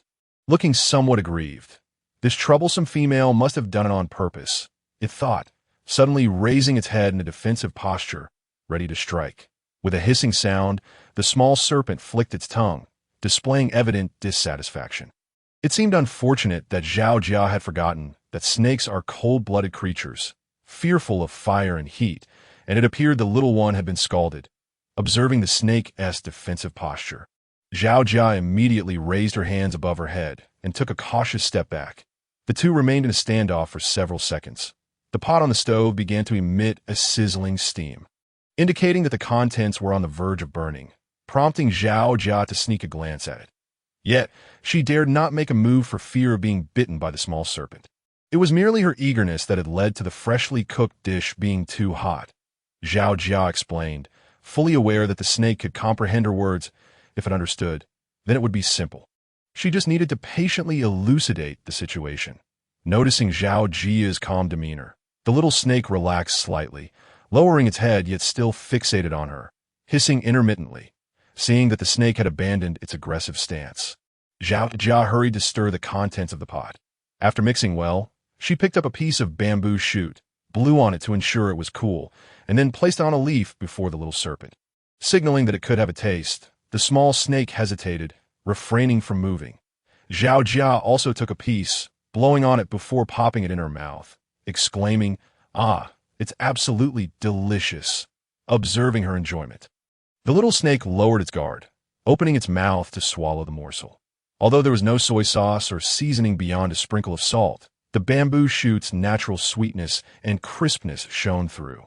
Imbued with the rich aroma of oil, Zhao Jia's eyes narrowed in contentment. After tasting the bamboo shoot, the small snake found it to be somewhat crunchy and pleasantly sweet, with hints of meatiness. It was indeed satisfactory, but quickly swallowed it down, unable to fully appreciate the flavor. What was this?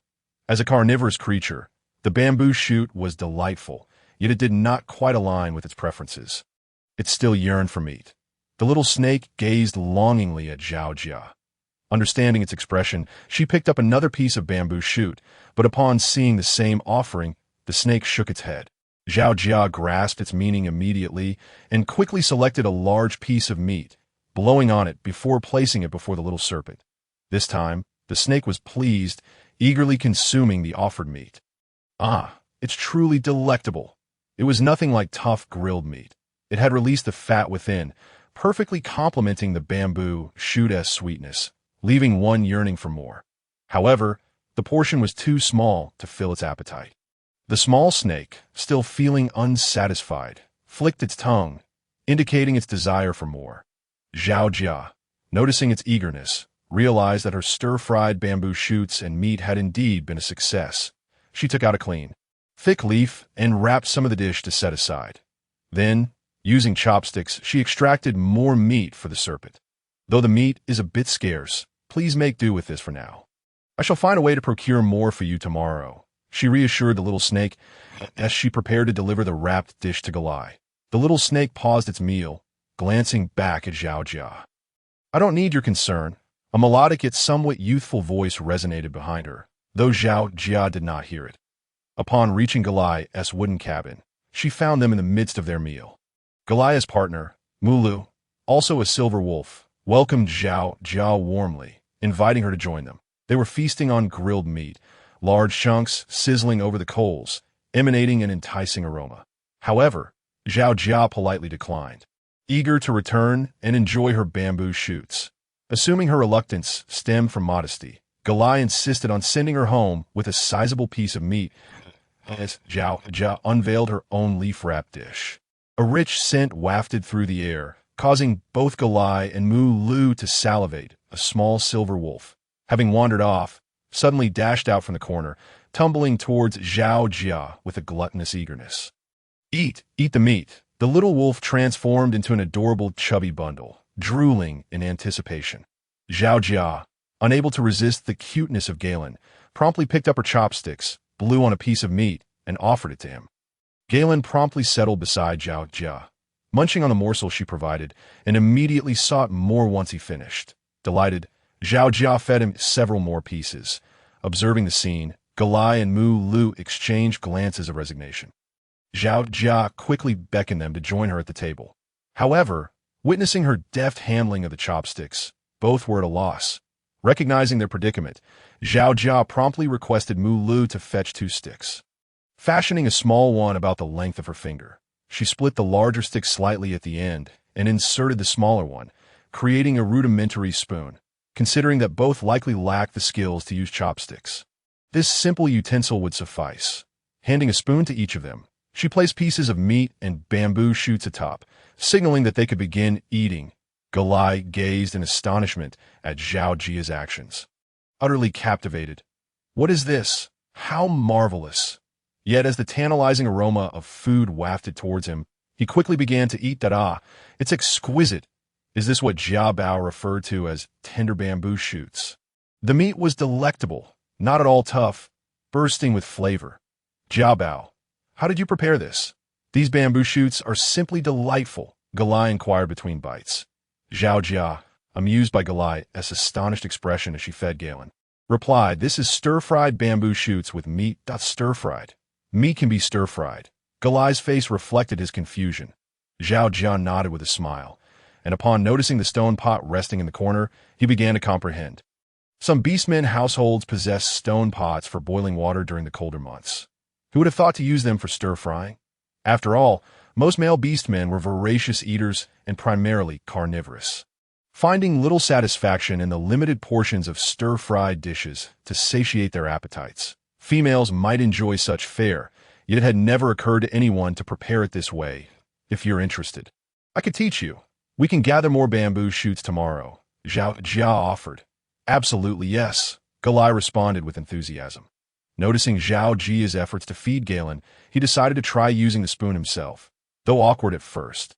He succeeded after a few attempts, managing to feed himself while occasionally offering morsels to Galen and Mu Lu.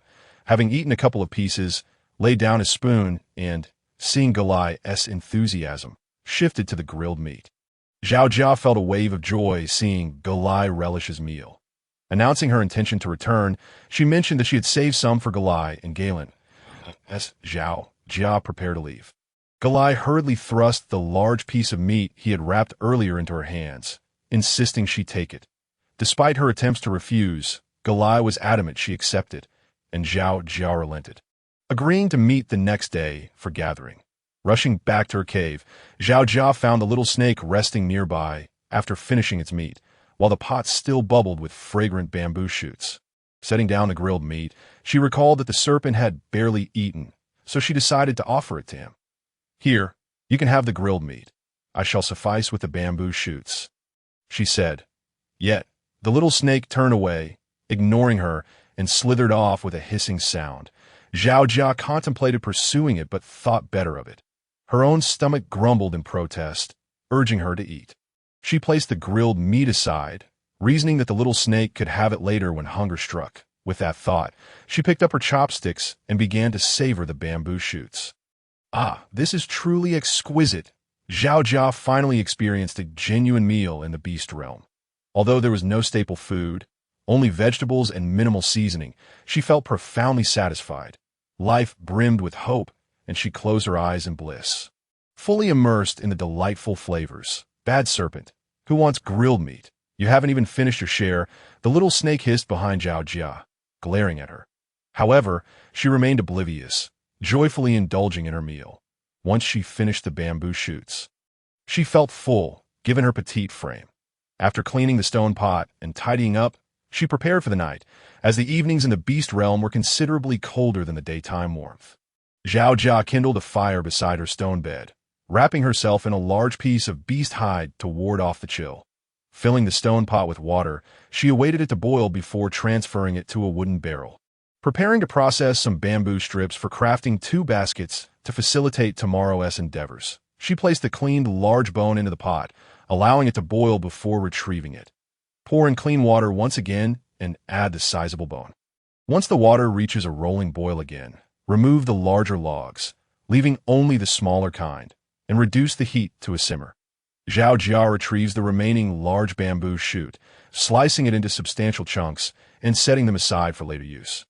Before proceeding to weave a bamboo basket, sitting beside the fire, Zhao Jia holds the prepped bamboo strips in hand. Having never woven a bamboo basket before, Zhao Jia recalls witnessing a travel companion do so during a previous wilderness excursion. Drawing upon this memory, Zhao Jia tentatively begins the task, though the initial attempts are rather arduous, as the strips prove sharp, leaving small cuts across the palms. Wrapping her hand in animal hide to stave off the pain. She perseveres. After several trials, she finally succeeds in crafting a basket. Inspecting her handiwork, she finds it satisfactory. Though not aesthetically pleasing, it is functional. Encouraged, she begins a second basket, which goes much more smoothly, resulting in a far more visually appealing creation that brings her great satisfaction. Noticing that the bone has been simmering for an adequate duration, Zhao Jia lifts the thick leafy lid and adds salt and the chopped bamboo shoots to continue the cooking process. She plans to serve this bamboo shoot and bone soup for breakfast the following morning. With everything prepared, Zhao Jia decides it's time to rest. Whereas the little snake gone, it is nowhere to be found on the stone bed. Leaving Zhao Jia perplexed and hesitant to venture outside in search of it, in the forest several kilometers from the Jinshi tribe, a massive adult grunt beast crouches low, baring its sharp teeth and preparing to attack a small white silver snake before it. The tiny silver snake retracts its minuscule wings, hissing and adopting a defensive posture.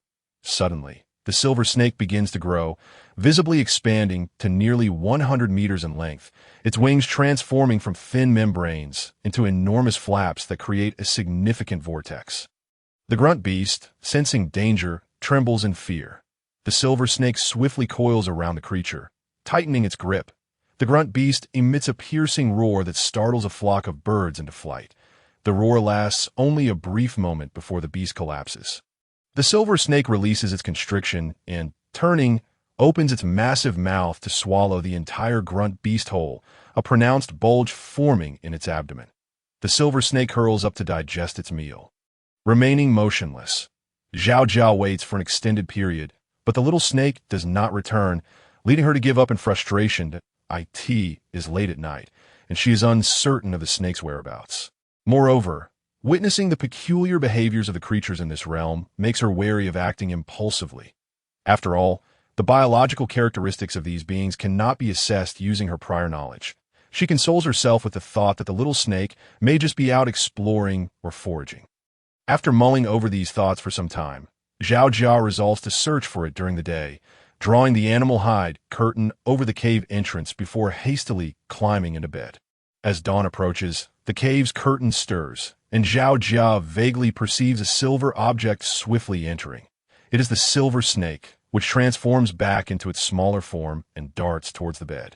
Rolling into a pile of animal hides in the corner, that moment, Zhao Jia is deep in slumber. Although she had worried about the little snake before sleeping, the exhaustion from a long day's labor had finally lulled her into a deep sleep. In her dreams, Zhao Jia mumbles, turns over, and rolls against the wall, inadvertently resting her left foot upon the little snake, which, despite the layer of animal hide, feels a chill. Irritated, she kicks at the snake.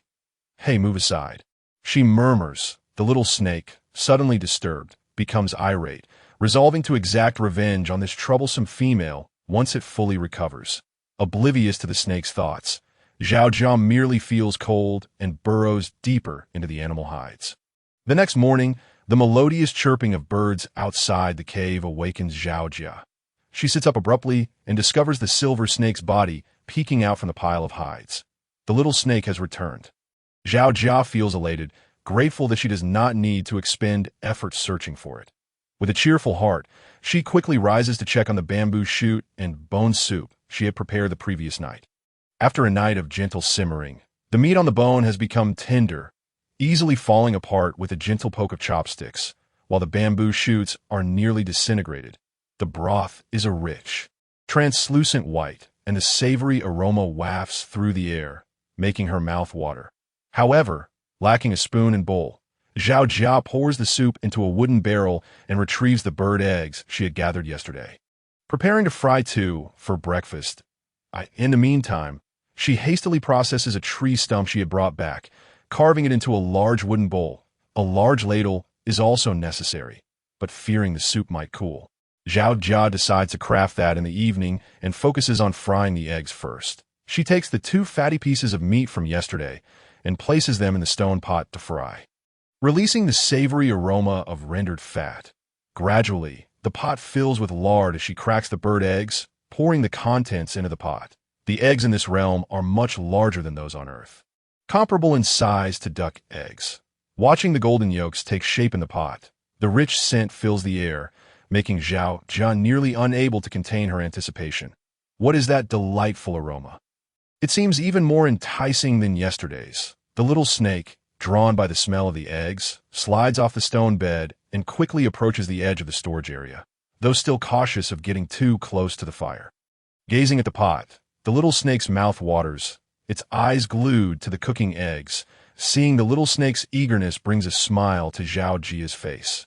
Indeed, the snake appears to have a fondness for eggs, a craving even more intense than its previous desire for stir-fried bamboo shoots and meat. Once the egg mixture solidifies, Zhao Jia skillfully flips it, frying it a little longer until it is thoroughly cooked. She uses chopsticks to break off a large piece, reserving a small portion for herself while giving the rest to the little snake. The little snake eagerly devours the offering, entirely consumed by its meal. What is this? It is incredibly delicious. How can this female create such delectable food? In that moment, the little snake's desire to harm Zhao Jia begins to waver, unaware of the little snake's shifting sentiments. Zhao Jia delights in the sight of it enjoying the meal, her eyes crinkling into crescent moons. She takes a piece of the fried egg herself, savoring the rich flavor that dances on her palate, albeit with a slight hint of fishiness. Yet the texture is far softer than that of chicken eggs, making it exceptionally delightful. Zhao Jia feels an overwhelming sense of happiness. After finishing the eggs, Zhao Jia pours herself a bowl of soup. The mildly warm broth fills her mouth, and she feels her stomach come alive. Thanks to the addition of bamboo shoots, the soup carries a hint of sweetness, and after hours of simmering, the flavors of the meat are robust. It is simply too delicious. She drinks bowl after bowl, finally setting down the container after finishing 3. Noticing the roasted meat she had brought back for the little snake remains uneaten, Zhao Jia places it in front of the creature. Eat this piece of meat first. I will find a way to catch some mountain chicken today, she tells the little snake. The little snake glances at the roasted meat, hissing and flicking its tongue in discontent, indicating its lack of hunger and disinterest in the meat.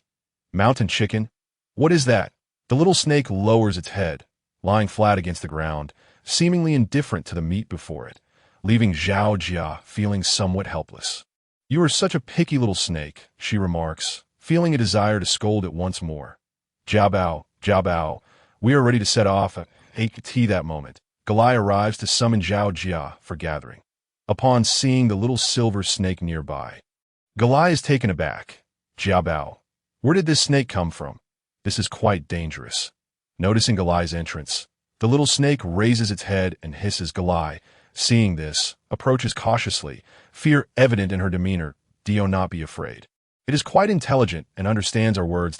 I found this injured little snake last time, Zhao Jia explains. Hearing Zhao Jia's words, the little snake appears displeased, hissing and turning its head away in dismissal.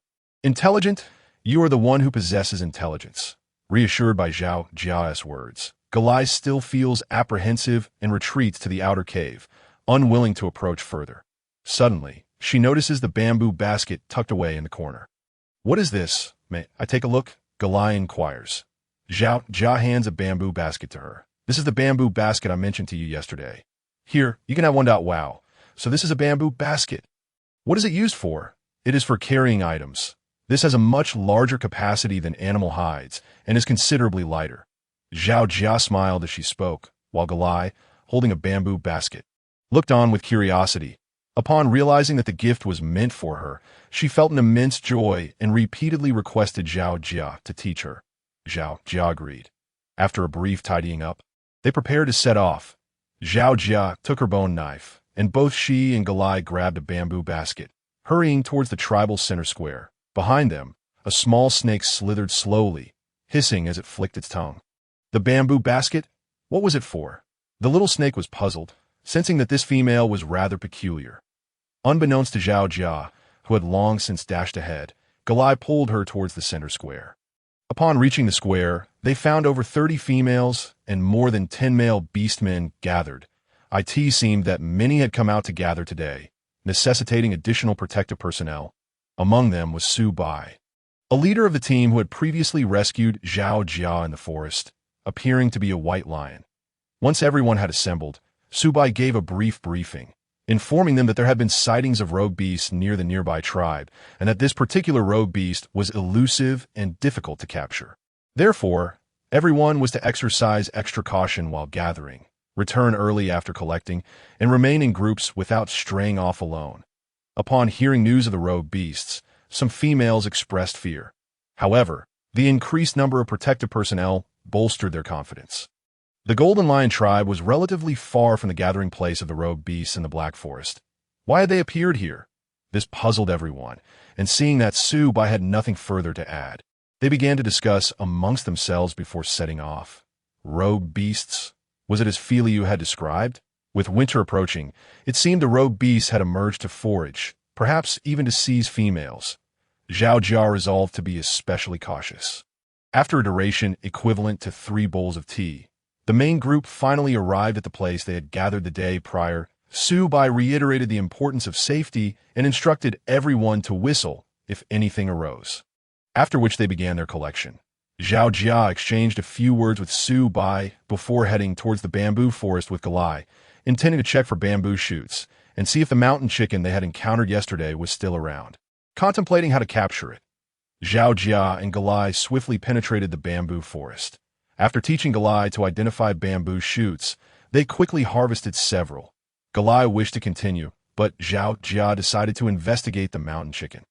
The thicket where the mountain chicken resided was adjacent to the bamboo forest and not too far away, so Zhao Jia ventured ahead. Upon reaching the thicket, Zhao Jia crouched down to observe. Suddenly, a magnificent bird flew by, flapping its short wings. Zhao Jia pondered how to capture it, considering whether to chop some small bamboo branches as a trial. Just then, a cry erupted from a nearby thicket. A massive eagle-like bird soared into the sky, clutching a struggling figure in its claws. It was Ayla. The enormous bird carried Ayla aloft. Due to the proximity to the bamboo forest, its wings could not fully extend, causing its ascent to appear sluggish. Yet, its claws held Ayla firmly, and as they passed, Ayla scraped against the low bushes, leaving behind streaks of blood on her body. The great bird showed no concern for the female's injuries, intent only on flying away with Ayla. This was undoubtedly the rogue beast Su Bai had mentioned. Being a bird of prey, it was indeed difficult to capture. The sheer size of the bird was daunting, its claws sharp and its beak menacing. Zhao Jia dared not move. In the distance, the sound of a lion's roar echoed, signaling that Su Bai and the others had discovered the situation and were rushing over. As the bird approached, clutching Ayla, Zhao Jia quickly surveyed her surroundings, making a decision. She planned to dash out to divert the bird's attention before sprinting towards the bamboo forest, a place where the bird would find it challenging to land. While waiting for Su Bai and the others to arrive, Zhao Jia timed her move, ready to charge forward. However, Ayla, still caught in the bird's claws, noticed Zhao Jia hiding behind the bushes. "Jiao Bao, Jiao Bao," she called out, ceasing her struggles and pointing at Zhao Jia's hiding spot, her face bearing an innocent expression, if only her eyes did not betray her ulterior motive. The bird, spotting another female in the thicket, was elated. It had initially thought the female in its grasp was stunning, but this new one appeared even more exquisite. With her long brown, curly hair, cute demeanor, and a hint of allure, along with her fair skin that seemed to glow, the bird deemed her a must-have prize to present to its leader. Thus, it flapped its wings and flew towards Zhao Jia. Zhao Jia wanted to curse but realized it was too late. As the bird swooped low, she quickly stood up and dashed frantically towards the bamboo forest. The rush of wind behind her signaled the bird's proximity, the gust of its wings drawing ever closer. Encountering Galai, who had emerged from the edge of the bamboo forest, Zhao Jia felt a pang of dread. Even if the rogue beast target was not Galai, the consequences of being captured were uncertain. Without time for explanations, Zhao Jia rushed over, grabbed Galai, and quickly crouched down, rolling into the thicket of the bamboo forest. Pain surged through her as she realized she must have sustained injuries. She heard Galai groan beside her, suggesting that Galai too had been hurt. Yet understanding the urgency of the situation, Galai gritted through the pain and assessed their injuries. Zhao Jia's knees and arms bore extensive abrasions, blood quickly seeping from the wounds. Galai had similar injuries on her knees and calves, though not as severe as Zhao Jia's. Both girls glanced at their injuries, but there was no time to tend to them. They crouched in the thicket, too fearful to reveal themselves, peering back to see the rogue beast pursuing them. The creature that had captured Ayla, due to its massive size, found it difficult to maneuver within the bamboo forest. Upon seeing Zhao Jia and Galai roll into the thicket, it swiftly folded its wings and transformed back into its humanoid form to follow them. This beast-man appeared slimmer than the males in the tribe. Clad in a gray animal skin skirt, with a scar over a meter long across his chest, paired with a sinister grin that made him appear terrifying, he tossed Ayla to the ground, grasping her face and asserting, "Little female, don't even think about escaping. Once I catch that beautiful female, you'll all return with me." He that Ayla's face paled further, and despite her struggles, she remained immobilized. The rogue beast-man, satisfied by her reaction, shot a fierce glare at Ayla before striding towards Zhao Jia and Gala. As he approached, he caught the scent of blood from the girls, realizing that the females must have been injured and Wu Ti have escaped far. His face twisted into an excited, malevolent grin as he continued the search. Zhao Jia and Galai crouched in the thicket, their hearts racing. They cursed their frail bodies, realizing that after a few steps, they were gasping for breath, feeling utterly helpless. Resolute, Zhao Jia decided that the only course of action was to stall for time, awaiting rescue. With each passing second, the rogue beast-man drew closer to their hiding place. Zhao Jia felt a surge of urgency and prepared to step out and lead him in another direction, buying Galai the time to escape. Just as she was about to rise, Galai grabbed her. Trembling in fear, but understanding Zhao Jia's intention, unwilling to let her take the risk, Zhao Jia gazed at Galai, reassuring her with gestures, then picked up a stone and tossed it in another direction.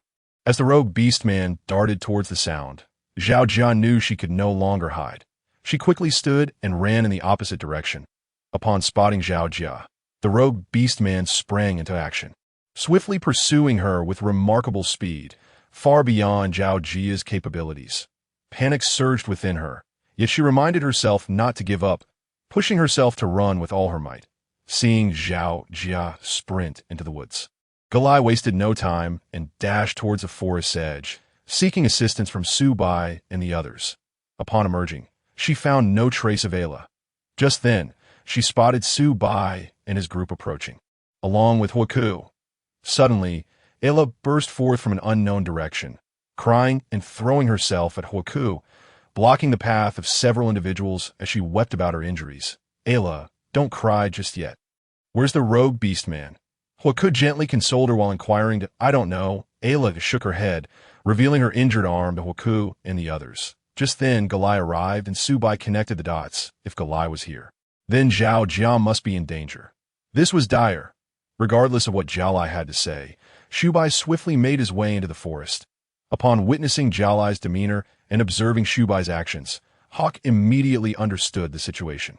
Without pausing to offer an explanation, he quickly released Ella and dashed towards the direction where Jalai was heading. Yes, they ran. The group rapidly transformed into their beast forms, concerned for Zhao Jia. Jalai hurriedly followed suit. Ella, on the other hand, hesitated for a moment, watching Hawk retreat with a mix of frustration and helplessness. After a brief contemplation, fearing the emergence of other feral beastmen, she begrudgingly trailed behind Jalai. In the forest, after running for a while, Zhao Jia gradually began to tire, her legs trembling uncontrollably. In a moment of misstep, she stumbled and fell forward, crashing to the ground. Zhao Jia thought to herself that this was the end. Just then, a massive silver figure lunged forward, targeting the feral beastman behind Zhao Jia. She turned to see a colossal silver python engaging in a fierce struggle with the beastman, leaving her momentarily stunned. The immense serpent tightened its grip, constricting the Beastman's face until it turned crimson. The Beastman, desperate, extended his hands, claws forming at his fingertips, and lunged at the silver serpent. Be careful. Zhao Jia's warning escaped her lips. But before she could finish, the Beastman's claws left several deep gashes on the serpent's body, causing silver scales to peel back and blood to seep out, quickly staining the serpent's form. Though injured, the silver python did not relent, maintaining its fierce grip on the Beastman. But a thunderous roar echoed through the air. It was Xu Bai and the others arriving on the scene. "Zhao Bao," someone called out. It was Hawk's voice. Zhao Jia quickly scrambled to her feet to look towards the edge of the bamboo forest. Upon seeing their approach, the silver serpent suddenly relaxed its hold, as if exhausted, sliding to the ground before swiftly retreating into the underbrush. The Beastman, nearly rendered unconscious by the serpent's constriction, failed to notice its escape, and by the time he regained his senses, the silver serpent had vanished. Realizing a horde of beastmen was approaching from behind, he quickly snapped back to reality, casting a lingering glance at Zhao Jia before leaping away in another direction. Hawk and Xu Bai soon arrived to assess Zhao Jia's condition, acknowledging that the feral beastman had fled in the opposite direction. Xu Bai led the group in pursuit. "Zhao Bao, are you all right?" Hawk inquired with concern. Zhao Jia, somewhat disoriented, shook her head in confusion upon seeing Hawk's worried expression. It was only then that she registered the pain coursing through her body. Collapsing weakly to the ground, Hawk attempted to assist Zhao Jia, but was restrained by Ella, who in tears lunged toward him, pretending to embrace him. Zhao, witnessing this scene, felt a surge of anger and rushed over to help Zhao Jia. Inspecting her injuries, her arms and knees bore extensive abrasions, along with scratches from branches, appearing far worse than Ella's injuries. She couldn't help but feel infuriated knowing that Ella had obstructed Hawk and the others earlier. Whether intentionally or not, Zhao Jia felt utterly miserable, disregarding Ella and Hawk as pain surged through her body, her calves trembling violently. She fought against the urge to succumb to unconsciousness, gritting her teeth to endure, yet lacked the energy to speak. She realized that it was the silver serpent that had saved her in that moment of crisis. However, its absence now filled her with concern. She was apprehensive about the serpent's severe injuries and its current state. After a while, Xu Bai and the others returned, having found no sign of the feral beastman, indicating that it had indeed escaped. Xu Bai explained that they had pursued the beastman to the outskirts of the bamboo forest, but it had transformed into its beast form and fled into the sky, eluding their grasp. Furthermore, with numerous females present, they were wary of a potential ambush and swiftly retreated. Hawk remained silent, understanding the situation did not warrant further pursuit. He gathered the group and prepared to return on the way back. Xu Bai carried the injured Zhao Jia, while Hawk begrudgingly bore Ella on his back. Jialai was filled with indignation, yet Zhao Jia was too preoccupied with her own pain to dwell on such matters. Eventually drifting into unconsciousness on Xu Bai's back, she awoke to a sharp pain and found Uncle Reich applying a medicinal concoction to her arm. The application stung slightly, and as she attempted to sit up, she was gently restrained by Uncle Reich. "Zhao Bao, don't move around. You're injured," he reassured her. Zhao Jia wanted to inquire about the silver serpent, but struggled to find the words. She recalled not having seen the serpent on their return and felt a wave of anxiety wash over her. "Does our tribe have any snake beastmen?" she asked. "Snake beastmen? None here. There are a few in the distant Silverwing City, but they belong to the Winged Serpent clan. There are no snake beastmen near our tribe." Uncle Reich explained. The Winged Serpent clan? Zhao Jia felt a flicker of recognition, as if she had heard of it before but couldn't quite place it. Occasionally, some snake beastmen wander through, but they are feral. Due to their naturally cold blood and emotionless demeanor, they tend to be solitary. Noticing Zhao Jia's puzzled expression, Uncle Reich continued to elaborate. Zhao Jia's confusion deepened upon hearing this, that if they weren't snake beastmen, could they be mere snakes, like giant pythons? Why then did a giant python save her? This only added to her perplexity. Unable to articulate that it was a silver serpent that had come to her aid, she resolved to cooperate with the treatment instead. After meticulously tending to Zhao Jia's wounds and applying a green ointment, Uncle Reich advised her not to move around and promised to fetch her something to eat before stepping out. The cooling sensation of the ointment soon dulled the earlier sting, bringing her comfort. After a day filled with anxiety and fear, Zhao Jia finally felt her body relax, only to be overwhelmed by fatigue and hunger. At that moment, Hawk and the others came to check on her. Zhao Jia remained still, knowing she was covered in ointment and unable to move freely. Hawk entered with a bowl of warm water and set it by her bedside. Zhao Lai also arrived, having received treatment for his wounds and appearing able to walk without significant trouble. He looked at Zhao Jia with concern, inquiring about her well-being. Zhao Jia shook her head. Ella had also received treatment and was now wrapping her arm and knee with thin animal hides, indicating she had sustained injuries as well. Feeling a twinge of guilt, Ella shrank back when Zhao Jia glanced her way. Zhao Jia, feeling disdain for Ella's behavior, chose not to pursue the matter further. Though she was injured and it seemed inappropriate to confront her, even if she did, without proof of Ella's malicious intent, it would be futile. Thus, Zhao Jia decided to let the matter lie. Although Zhao Jia's wounds had been treated, they still appeared quite severe. Noticing her discomfort, Ella took a step back, hiding behind Hawk. Meanwhile, Shubai looked deeply concerned, realizing that as the leader of the group, he felt responsible for Zhao Jia sustaining such serious injuries during their expedition. Zhao Jia reassured him not to dwell too heavily on the incident. Fortunately, only she, Zhao Lai, and Ella had been injured. The other females were unharmed. Zhao Jia felt a wave of apprehension, realizing that next time, they should travel as a larger group in this perilous world of beastmen. Females were undeniably vulnerable, and she felt a surge of frustration, wishing to pound the ground in dismay. Yet there was little she could do. Knowing her belongings were safe, as Shubai had brought them back, Zhao Jia felt a glimmer of relief. However, her thoughts returned to the silver serpent that had saved her, and her worry resurfaced. Meanwhile, on the mountain behind the cave, a small silver serpent, measuring 1 meter in length, coiled up on a lush tree. Its silver body was marred by red stains, a stark reminder of its injuries. The little serpent slumbered, feeling the sting of pain. It stirred and licked its wounds with its tongue that if it weren't for its injuries, an eagle beastman would hardly have posed a challenge. The silver serpent seethed in its dreams. Damn those females. Once I recover, I will at this moment. Zhao Jia recalled the feral beastman's expression as he fled, leading her to inform Hawk and Shubai that the beastman would likely return. Hawk was taken aback by Zhao Jia's astuteness, surprised at her perceptiveness.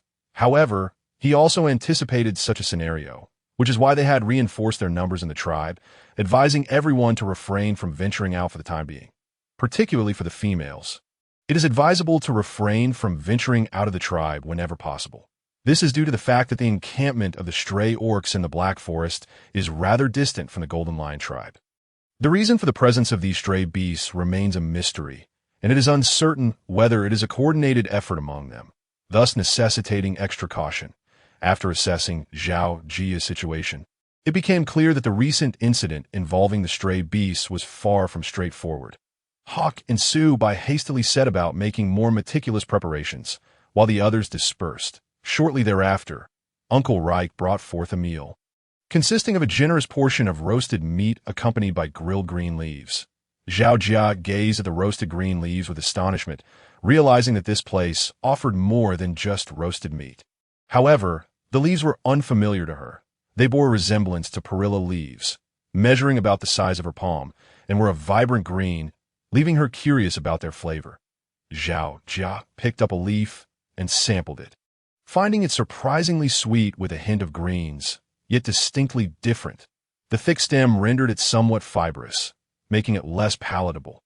Upon inquiring with Uncle Reich, she learned that these leaves belonged to a shrub known as guamu, named for their fruit-like sweetness. However, they were not substantial enough to quell hunger and were regarded merely as a side dish, relished primarily by females, and typically gathered only by families with females present.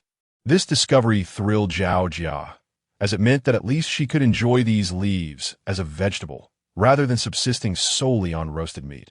After consuming the meal provided by Uncle Reich, she reclined to rest, feeling utterly fatigued, and soon drifted into a deep slumber. When she awoke again, the evening was approaching. The medicinal salve from Uncle Reich proved remarkably effective, aside from the larger abrasions that still appeared somewhat alarming. The smaller wounds had mostly scabbed over, which brought Zhao Jia great relief. After expressing her gratitude to Uncle Reich and heeding his repeated admonitions to avoid water and excessive movement, Zhao Jia made her way home. Upon her return, she noticed the bamboo basket in the corner, containing the bamboo shoots, evidently delivered by Hawk and the others. Thankfully, nothing had been lost, and there were no further damages. Having sustained injuries, she lacked the energy to prepare a meal, so she merely reheated a bowl of leftover soup from the morning and then settled down by the fire. The night air was rather cool, and she did not spot the little snake, surmising it had gone out in search of food. Ironically, the one who had come to her rescue was also a silver snake, akin to the little one, though the little snake was not nearly as large as the python that had saved her. The reason behind the python's decision to rescue her remained a mystery. Moreover, considering that pythons and eagles were natural enemies, it was perplexing that the snake would rush to her aid, especially while enduring such severe injuries. This thought caused a pang of pain in Zhao Jia's heart. Having experienced both injury and a frantic escape, she felt utterly drained and succumbed to the waves of drowsiness that washed over her. Falling into a deep sleep in the nocturnal mountains, the night was as cool as water. The silver snake nestled among the great trees, its body radiating a silvery glow. Upon closer inspection, one could see that the snake's body was autonomously healing its wounds. Had Zhao Jia witnessed this, she would likely have felt a twinge of jealousy, as the recovery speed of the male orc was indeed incomparable to that of the females. She pondered if there was any way to enhance her own physical capabilities. With many thoughts swirling in her mind before sleep and reflecting on her day's experiences, Zhao Jia was plagued by nightmares that night. She found herself racing through an immense forest under the moonlight. Sensing that something was pursuing her, she felt her strength waning and the pursuer drawing closer. Panic seized her, prompting her to run faster. Suddenly, she tripped, losing her balance, and sprawling forward, in terror, she turned to glance behind her, only to behold a massive silver figure leaping towards her, its gaping maw wide open. Zhao Jia screamed in terror. Abruptly, she awoke, flipping over to sit upright. She was still in her cave, the fire beside her having extinguished. Sunlight streamed through the gaps in the animal skin curtains, indicating that morning had arrived. Zhao Jia sat there, momentarily dazed. Upon lifting the pile of animal skins in the corner, she discovered that the little snake had returned, curled up like a coiled incense, peacefully slumbering. Noticing Zhao Jia's gaze, the membrane over the snake's eyes vanished momentarily. It merely lifted its head to glance at Zhao Jia before lowering it once more, as if to say, "Do not disturb my slumber." Zhao Jia found this amusing and smiled at the little snake's demeanor. She gently covered it with the animal skin and then got out of bed. After examining her wounds, she was relieved to find that they had healed well. The wounds had all scabbed over. Although they still looked rather alarming, they appeared significantly less severe than before. Zhao Jia could not help but marvel at the rapid recovery of the females, though they still lagged far behind the males in this regard, likely a consequence of the peculiar environment of the beast world. Zhao Jia then turned her attention to the bamboo shoots she had gathered the previous day. This time, she had collected a considerable amount, setting aside 2 for herself and preparing to take 2 to Hawk's home. After all, he had saved her multiple times, and she felt compelled to express her gratitude. However, she had no thoughts of forming a pair bond with Hawk at present. She sliced the remaining bamboo shoots into pieces and laid them out on a large rock outside the cave to dry, intending to preserve them for consumption during the cold season. Although food had been scarce in recent days, bamboo shoots could be dried for storage, prompting Zhao Jia to keep them while she continued her search for other edible provisions. Carrying 2 large bamboo shoots in a woven basket, Zhao Jia made her way to Hawk's home. Hawk's father, being the chief, resided in a large wooden house adjacent to the central square of the tribe, consisting of 3 rooms, accompanied by a smaller animal skin shelter that appeared to serve as a kitchen. Compared to Zhao Jia's cave, such a structure was significantly more impressive. She found herself contemplating when she might also construct a dwelling of her own. While it was feasible to endure the cold season in the cave, the stone bed remained quite frigid. Of course, despite the wooden house's appearance of comfort, the risks would escalate if heavy snowfall were to occur during the cold season. Zhao Jia pondered potential materials suitable for building a house that would be both warm and sturdy. Upon seeing Zhao Jia approach, Hawk's mother, Yuli, stepped out to greet her. Although Zhao Jia had lost her memories, she instinctively recognized Yuli as Hawk's mother. Yuli had a healthy, wheat-colored complexion and stood quite tall. Approximately 178 centimeters, her facial features were sharply defined, reminiscent of Westerners on Earth, with slightly curled brown hair cascading down. She emanated an aura of strength, yet her warm smile dispelled any intimidation, rendering her approachable and friendly. Upon noticing Zhao Jia, Yuli greeted her with a warm and concerned smile, promptly inquiring about her injuries. Zhao Jia reassured her that she was fine and urged her not to worry. Yuli ushered Zhao Jia into the dwelling, where the spacious central room resembled a living area, furnished with thick animal skin mats. In the center lay a large wooden stump, which served as a makeshift coffee table. Zhao Jia took a seat beside Yuli at the stump, intrigued by her surroundings. The animal skins beneath her felt remarkably soft and comfortable, leading her to appreciate the evident luxury of the chief's household. Yuli soon reappeared from an adjacent room, carrying several green fruits wrapped in large leaves, which she placed on the stump. These green fruits differed from those collected by the females at the gathering point. Their exterior was a thin green skin, appearing succulent, and they were oval-shaped, about the size of an orc's hand. Zhao Jia was astonished. They bore a striking resemblance to kiwis, yet lacked the fuzzy gray exterior of the fruit. Observing Zhao Jia's curiosity, Yuli offered her one of the green fruits, encouraging her to try it. Zhao Jia took a bite, savoring the crisp flesh and abundant juice, which was a delightful blend of sweet and tart. Was it an apple? She was taken aback that it was an apple that resembled a kiwi. Indeed, the fruits of the beast world were unlike anything found on Earth. The flavor was exquisite, the flesh softer than that of an apple. Seeing Zhao Jia's enjoyment, Yuli smiled and explained that the fruit was called Tianxiuaigua, or sweet crisp fruit. Due to its growth on high trees, it was not easily harvested, making it a rare find. Yuli offered Zhao Jia the chance to take a few home if she wished. Understanding that this was a precious delicacy exclusive to the chief's household, Zhao Jia promptly declined. Yuli's smile deepened at Zhao Jia's refusal. Previously, when Hawk mentioned that Jia Bao had lost her memory and her personality had changed significantly, Yuli had been skeptical. Now she was convinced. Feeling the weight of Yuli's gaze, Zhao Jia sensed some pressure. Thus, she conveyed the purpose of her visit, to express her gratitude for Hawk's assistance. However, Hawk was not home, as he had gone out leading the search for the stray beasts, due to the events of yesterday. The tribe has fortified its defenses, which has kept Hawk rather occupied. Noticing Yuli's keen curiosity about the bamboo shoots she brought, Zhao Jia took the time to elaborate on their culinary uses and characteristics. She particularly emphasized that these shoots can be dried and stored in a dry place for an extended period. However, Zhao Jia did not mention that they could serve as sustenance during the cold season. After all, bamboo shoots are seasonal ingredients, and their quantity would not be substantial. Zhao Jia was uncertain if the bamboo forest could yield enough bamboo shoots to supply the female members of the tribe. Naturally, she did not consider the males, as they are carnivorous and might not have an inclination towards bamboo shoots. Clever Yuli grasped the implications of Zhao Jia's explanation immediately. Although the quantity of bamboo shoots was limited, they could still serve as food for the females during the cold season. Such rare provisions offered a glimmer of hope. Yuli felt a surge of joy and commended Zhao Jia for her insight. As noon approached, Yuli invited Zhao Jia to stay for lunch. Zhao Jia, unable to refuse, agreed and offered to assist in the kitchen. A variety of meats were laid out, including a whole beast. Zhao Jia felt a pang of envy. There were also some leafy greens, albeit in modest amounts.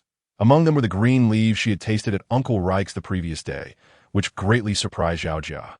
With Yuli's approval, Zhao Jia decided to take charge and demonstrate how to prepare the bamboo shoots. She had already acquired some understanding of the singular cooking methods of the beast world.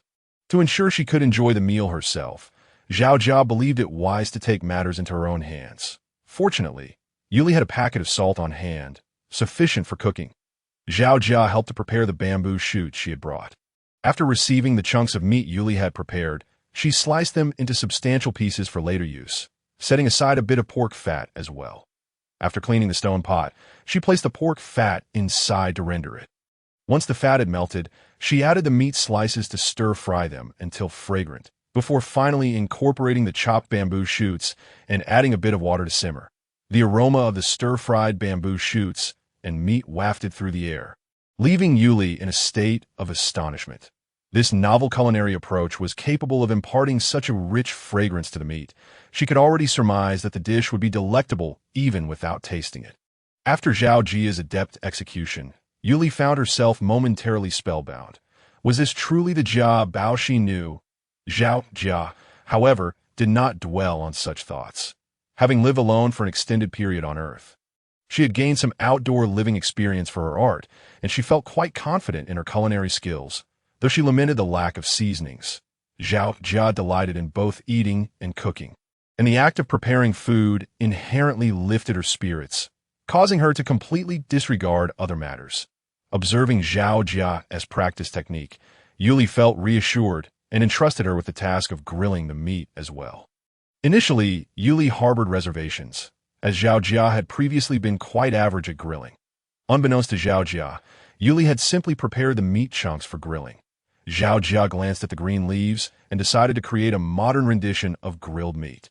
These green leaves were called leafy greens. To prevent the leaves from becoming tough, Zhao Jia rinsed each one and removed the tougher stems. She then placed them on the heated stones, frying them in a bit of pork fat. Cutting the meat into smaller pieces that could be wrapped in the leaves, she cooked the meat on the stones and set it aside to ate tea that moment. The aroma emanating from the stone pot intensified, indicating that the bamboo shoots and meat were thoroughly cooked. Hawk and the chief returned, accompanied by Ella. Upon seeing Zhao Jia present, Ella wore an expression of shock and resentment. However, Zhao Jia paid her no mind. After all, she was merely there to enjoy a meal, and that remained her priority. Originally, she had intended to simply mooch off others, but the situation had indeed evolved into one of casual dining. Yuli joyfully explained the circumstances to everyone, while Zhao Jia clarified her intentions to Hawk to avoid any misunderstandings. Chief Bayes readily accepted the situation, sensing the rich aroma of the food in the air. He set down his catch and headed straight for the stone pot. Zhao Jia and Yuli exchanged amused glances at the chief's eagerness. Zhao Jia handed him a twig fashioned into a spoon. After demonstrating how to use it, the chief lifted his makeshift utensil and began to eat. Although initially clumsy, he soon managed to scoop the bamboo shoots and meat with increasing ease. The moment the food touched his lips, the chief's face lit up with delight, and from his expression, Zhao Jia inferred that her culinary endeavor had been a resounding success. Others, witnessing this scene, quickly joined in. Only Ella, with a complex expression, observed the unfolding events. She had intended to discuss the sweet potato issue, as her own tribe had also cultivated them. Sweet potatoes were known for their long shelf life, and upon discovering them a couple of days prior, she had aimed to inform the chief, hoping to gain some recognition for her find. That a few of them imitated the chief's actions, taking their own scoops of bamboo shoots and meat. It was undeniable that the stir-fried bamboo shoots and meat were exquisitely delicious. Zhao Jia felt elated seeing their satisfaction as she handed out the fried meat wrapped in leafy greens, ensuring Ella received her share too. This was not out of any altruistic inclination. Zhao Jia was all too aware of Ella's past transgressions against her. However, she chose not to seek retribution, remembering Ella's behavior in the forest the day before. Zhao Jia recognized that addressing it now would only appear as if she were trying to provoke trouble. Others might misinterpret her actions as targeting Ella, which would serve no purpose. When Ella received the meat from Zhao Jia, she was taken aback and hesitated before accepting it. Yuli and the chief were thoroughly enjoying their meal, and even Hawk's typically stoic demeanor revealed a hint of satisfaction. Yet, Ella's expression remained conflicted as she ate. Although the food was delightful, her mood was far from celebratory. Jia Bao, this is absolutely delicious. I had no idea you were such an accomplished cook, Yuli praised. Indeed, Jia Bao, this is truly wonderful, the chief added, his face aglow with happiness. How did you come to know such a delightful method of cooking? Ella inquired, curiosity evident in her tone. Zhao Jia hesitated momentarily. She had almost forgotten this crucial detail. The cooking methods in the beast world were rather rudimentary, while her own techniques were derived from her experiences on Earth. How could she explain her unique approach? I had an accident a few days ago while wandering outside the tribe. I fell by the lake and lost consciousness. When I awoke, I found my mind filled with various culinary methods, many of which I had never encountered before. Perhaps it's a special gift bestowed upon me by the beast god. Zhao Jia explained, in her mind. Attributing any extraordinary event to the beast god seemed the safest route. Indeed, upon hearing Zhao Jia's words, Yuli's face lit up with excitement, and she, along with the chief, expressed their gratitude to the beast god in unison. In contrast, both Ella and Hawk felt awkward upon hearing Zhao Jia mention her departure from the tribe, and they refrained from pressing further. Zhao Jia felt a wave of relief wash over her as they enjoyed a pleasant lunch. Yuli began to tidy up afterward, and when Zhao Jia offered to help, she was politely declined. Once the meal was finished, Ella broached the subject of her visit. She produced a bundle of animal skins and unveiled its contents. Zhao Jia's eyes sparkled with delight as she recognized sweet potatoes. Although they appeared to be twice the size of the one she knew, their yellow skin and shape unmistakably identified them as sweet potatoes, igniting Zhao Jia's excitement. Ella explained that these were called sweet potatoes, sweet and crunchy when raw, and soft and sweet when roasted. The highlight was their exceptional storability, making them quite filling. Initially curious about how Ella knew of sweet potatoes, Zhao Jia learned that someone from her previous tribe had discovered them. Noticing that Ella was unaware of other culinary uses for sweet potatoes, nor that they could be cultivated, Zhao Jia abandoned the notion that Ella might also be a traveler like herself. It seemed likely that her past tribe had also encountered travelers, but judging by Ella's tone, it appeared to have been several generations. It was understandable that she only knew the basic ways to consume sweet potatoes. Nonetheless, Zhao Jia was overjoyed. After all, sweet potatoes could be cultivated, and they were a high-yield crop. The leaves could be stir-fried as a vegetable, and sweet potatoes could be made into dried snacks or noodles. The mere thought of sour and spicy noodles made Zhao Jia's mouth water. Unfortunately, there was no vinegar or soy sauce here, and given the current cool season with scant rainfall, it was not the ideal time for planting. Zhao Jia had to suppress her excitement. Upon hearing Ella's explanation, the chief was elated. This meant that the food reserves for the cold season could now include an additional item besides grilled meat. The chief expressed the tribe's gratitude for Ella's contribution. Zhao Jia pondered where she might gather sweet potatoes and wondered if the chief would disclose the location. She felt quite eager. It appeared Ella had indeed found the sweet potatoes in the forest a couple of days ago. Perhaps she could try her luck and seek them out herself later. Zhao Jia, contemplating these matters and realizing that there was nothing further for her to attend to, resolved to take her leave and return home. Upon hearing of Zhao Jia's intent to depart, Yuli generously offered her a bounty of food, including 2 pieces of meat and 2 sweet, crispy fruits. Though Zhao Jia wished to decline, Yuli insisted, leaving Zhao Jia with no choice but to accept. When she retrieved her bamboo basket to store the provisions, Yuli and the others expressed their curiosity. Zhao Jia explained the purpose and crafting method of the bamboo basket. Yuli, intrigued, expressed a desire to learn from Zhao Jia, who reluctantly acquiesced. Noticing that AI Law was also eager to learn, Zhao Jia suddenly felt overwhelmed. She had initially intended to teach only Yuli and Jiala, but now it seemed she would have to instruct them all. Fortunately, the leader, quick-witted, inquired if Zhao Jia would be willing to teach the members of the tribe, offering to summon the females and elder beastmen to learn alongside them. Could she possibly refuse? Zhao Jia muttered to herself in frustration. Yet, with the leader having spoken, she felt compelled to agree. They arranged to gather at the central plaza the following day for a unified lesson. After which Zhao Jia returned home. Before departing, she requested Hawk to procure more bamboo for future use.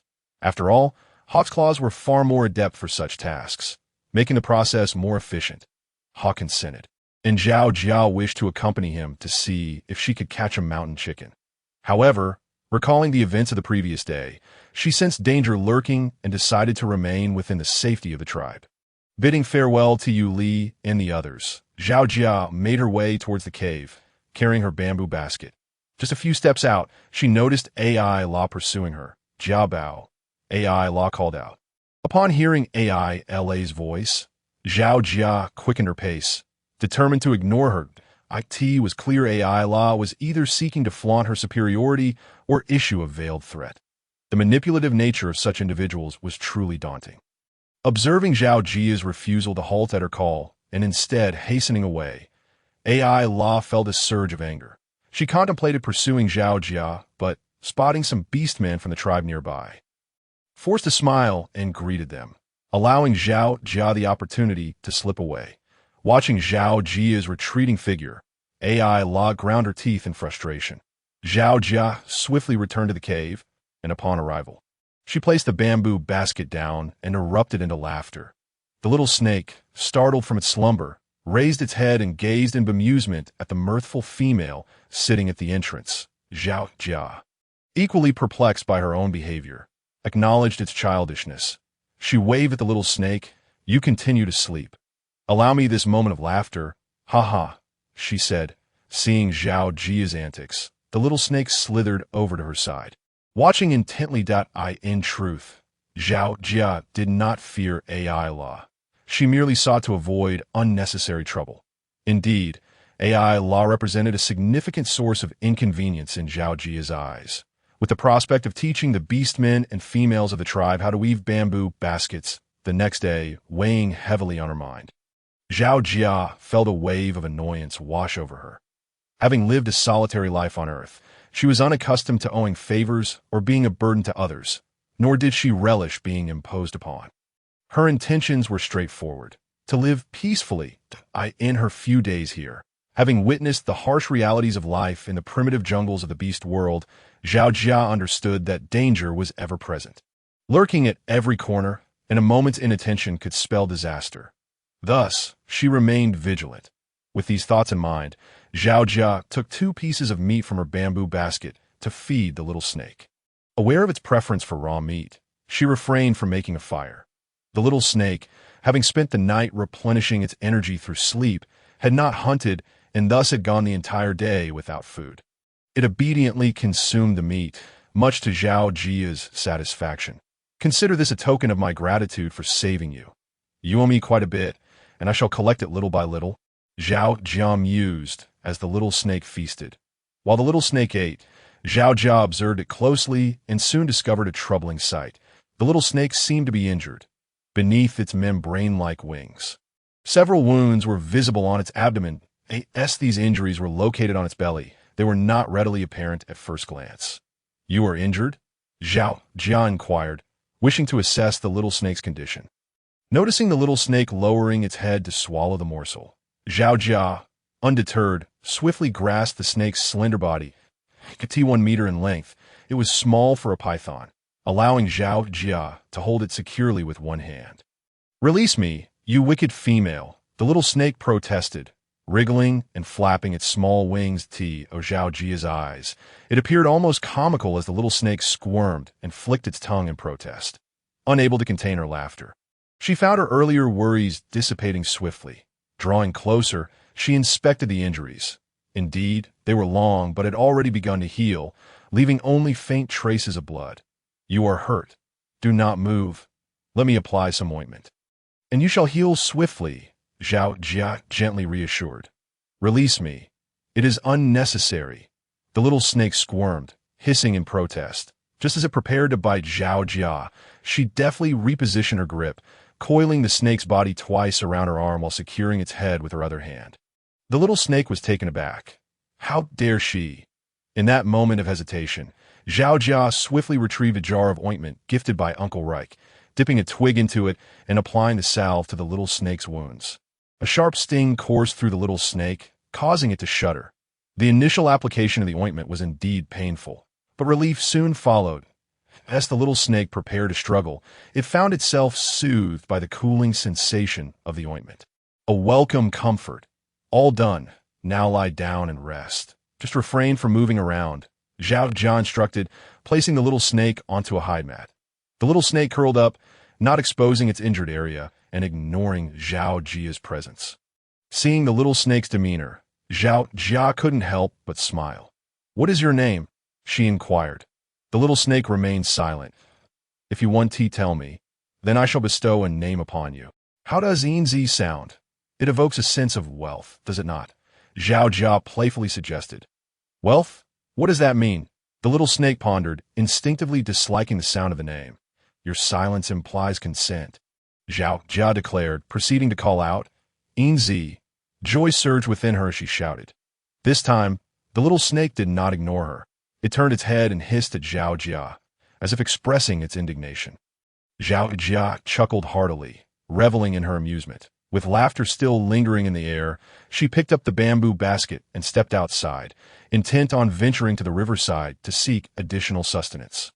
As evening approached, she recalled having seen some unfamiliar plants that were rare on Earth and felt compelled to test her luck.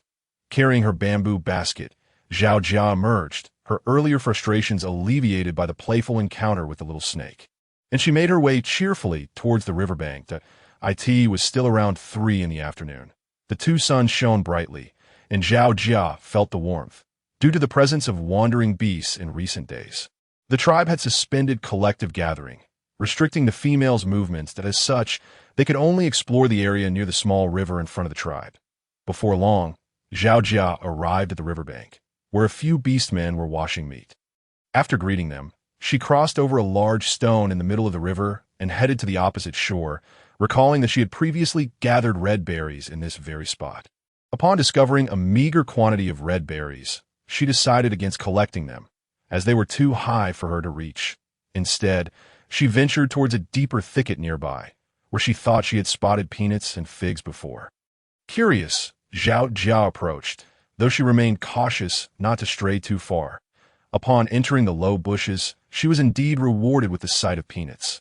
This is splendid. With the presence of peanuts, peanut oil is now at hand, alleviating the necessity of subsisting solely on lard. One can indulge in some vegetable oil instead. Zhao Jia is quite elated. Here lies a patch of wild peanuts, as they are naturally occurring rather than cultivated, growing in an irregular fashion. Zhao Jia picks them according to their growth patterns, unwittingly straying a fair distance away. Upon glancing up, she spots a fig tree. Indeed, her eyes do not deceive her. It is a figure. Zhao Jia is overjoyed, for fresh figs are delectable, and when dried, they transform into sweet fig preserves. Hastily, she begins to gather them, realizing she has wandered some distance from the riverbank. Not daring to linger, she collects a couple of handfuls and prepares to return. Just as she grasps her bamboo basket and turns, she suddenly senses the presence of someone lurking in the thicket. A chill runs down her spine. Yet she dares not make a hasty move. After all, the nature of this being remains uncertain, and their speed might surpass her own. If they were to seize her, it is doubtful that the tribal beasts could catch up. Thus, Zhao Jia mentally admonishes herself to remain calm, and even calmer. Suddenly, she feels a thud upon her head. Looking down, she sees a fig that has fallen, confirming it was indeed the source of the impact. Observing the stranger's actions, Zhao Jia realizes she might still have a chance to negotiate. She picks up the fig and turns around, tossing it toward the shadowy figure in the underbrush. Then, she plucks another fig from her basket and takes a bite. It is truly sweet. Zhao Jia savors its delightful taste. The figure in the thicket, having been struck by the fig, remains motionless, seeing Zhao Jia eat. The figure emerges, revealing a towering male orc nearly 3 meters tall. Unlike the handsome males of her tribe, this one possesses a more delicate appearance, with long, black curls cascading down to his waist and clad in a purple hide skirt of indeterminate material. His chiseled features and muscular upper body exude a rugged masculinity that is strikingly juxtaposed with his soft demeanor, creating an aura of formidable intensity. Instinctively, Zhao Jia perceives this individual as dangerous. Even Fei Lu and the others might not be a match for him.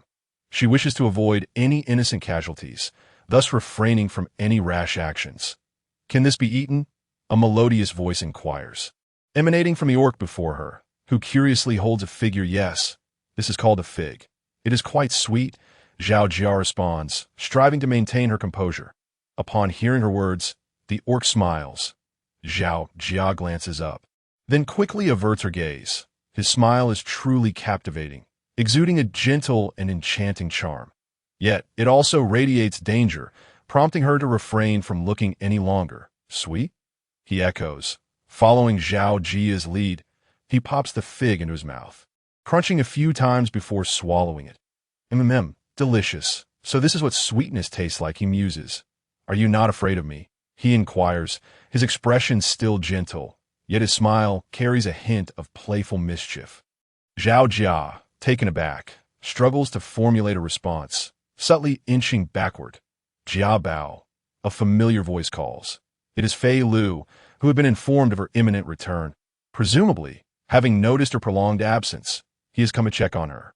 Upon hearing Fei Lu's voice, Zhao Jia does not express relief, but rather deep concern. Observing her worried demeanor, the orc chuckles again. Dada. So your name is Jia Bao. I am Uzeda. We shall meet again, he says with a smile, before swiftly retreating into the thicket. As he disappears, he glances back at the treetop of the red fruit tree, where nothing is amiss. Yu Zhe's smile deepens with intrigue before he vanishes entirely. With Fei Lu's arrival, Yu Zhe has swiftly evaded sight. Zhao Jia hurries back to the riverbank.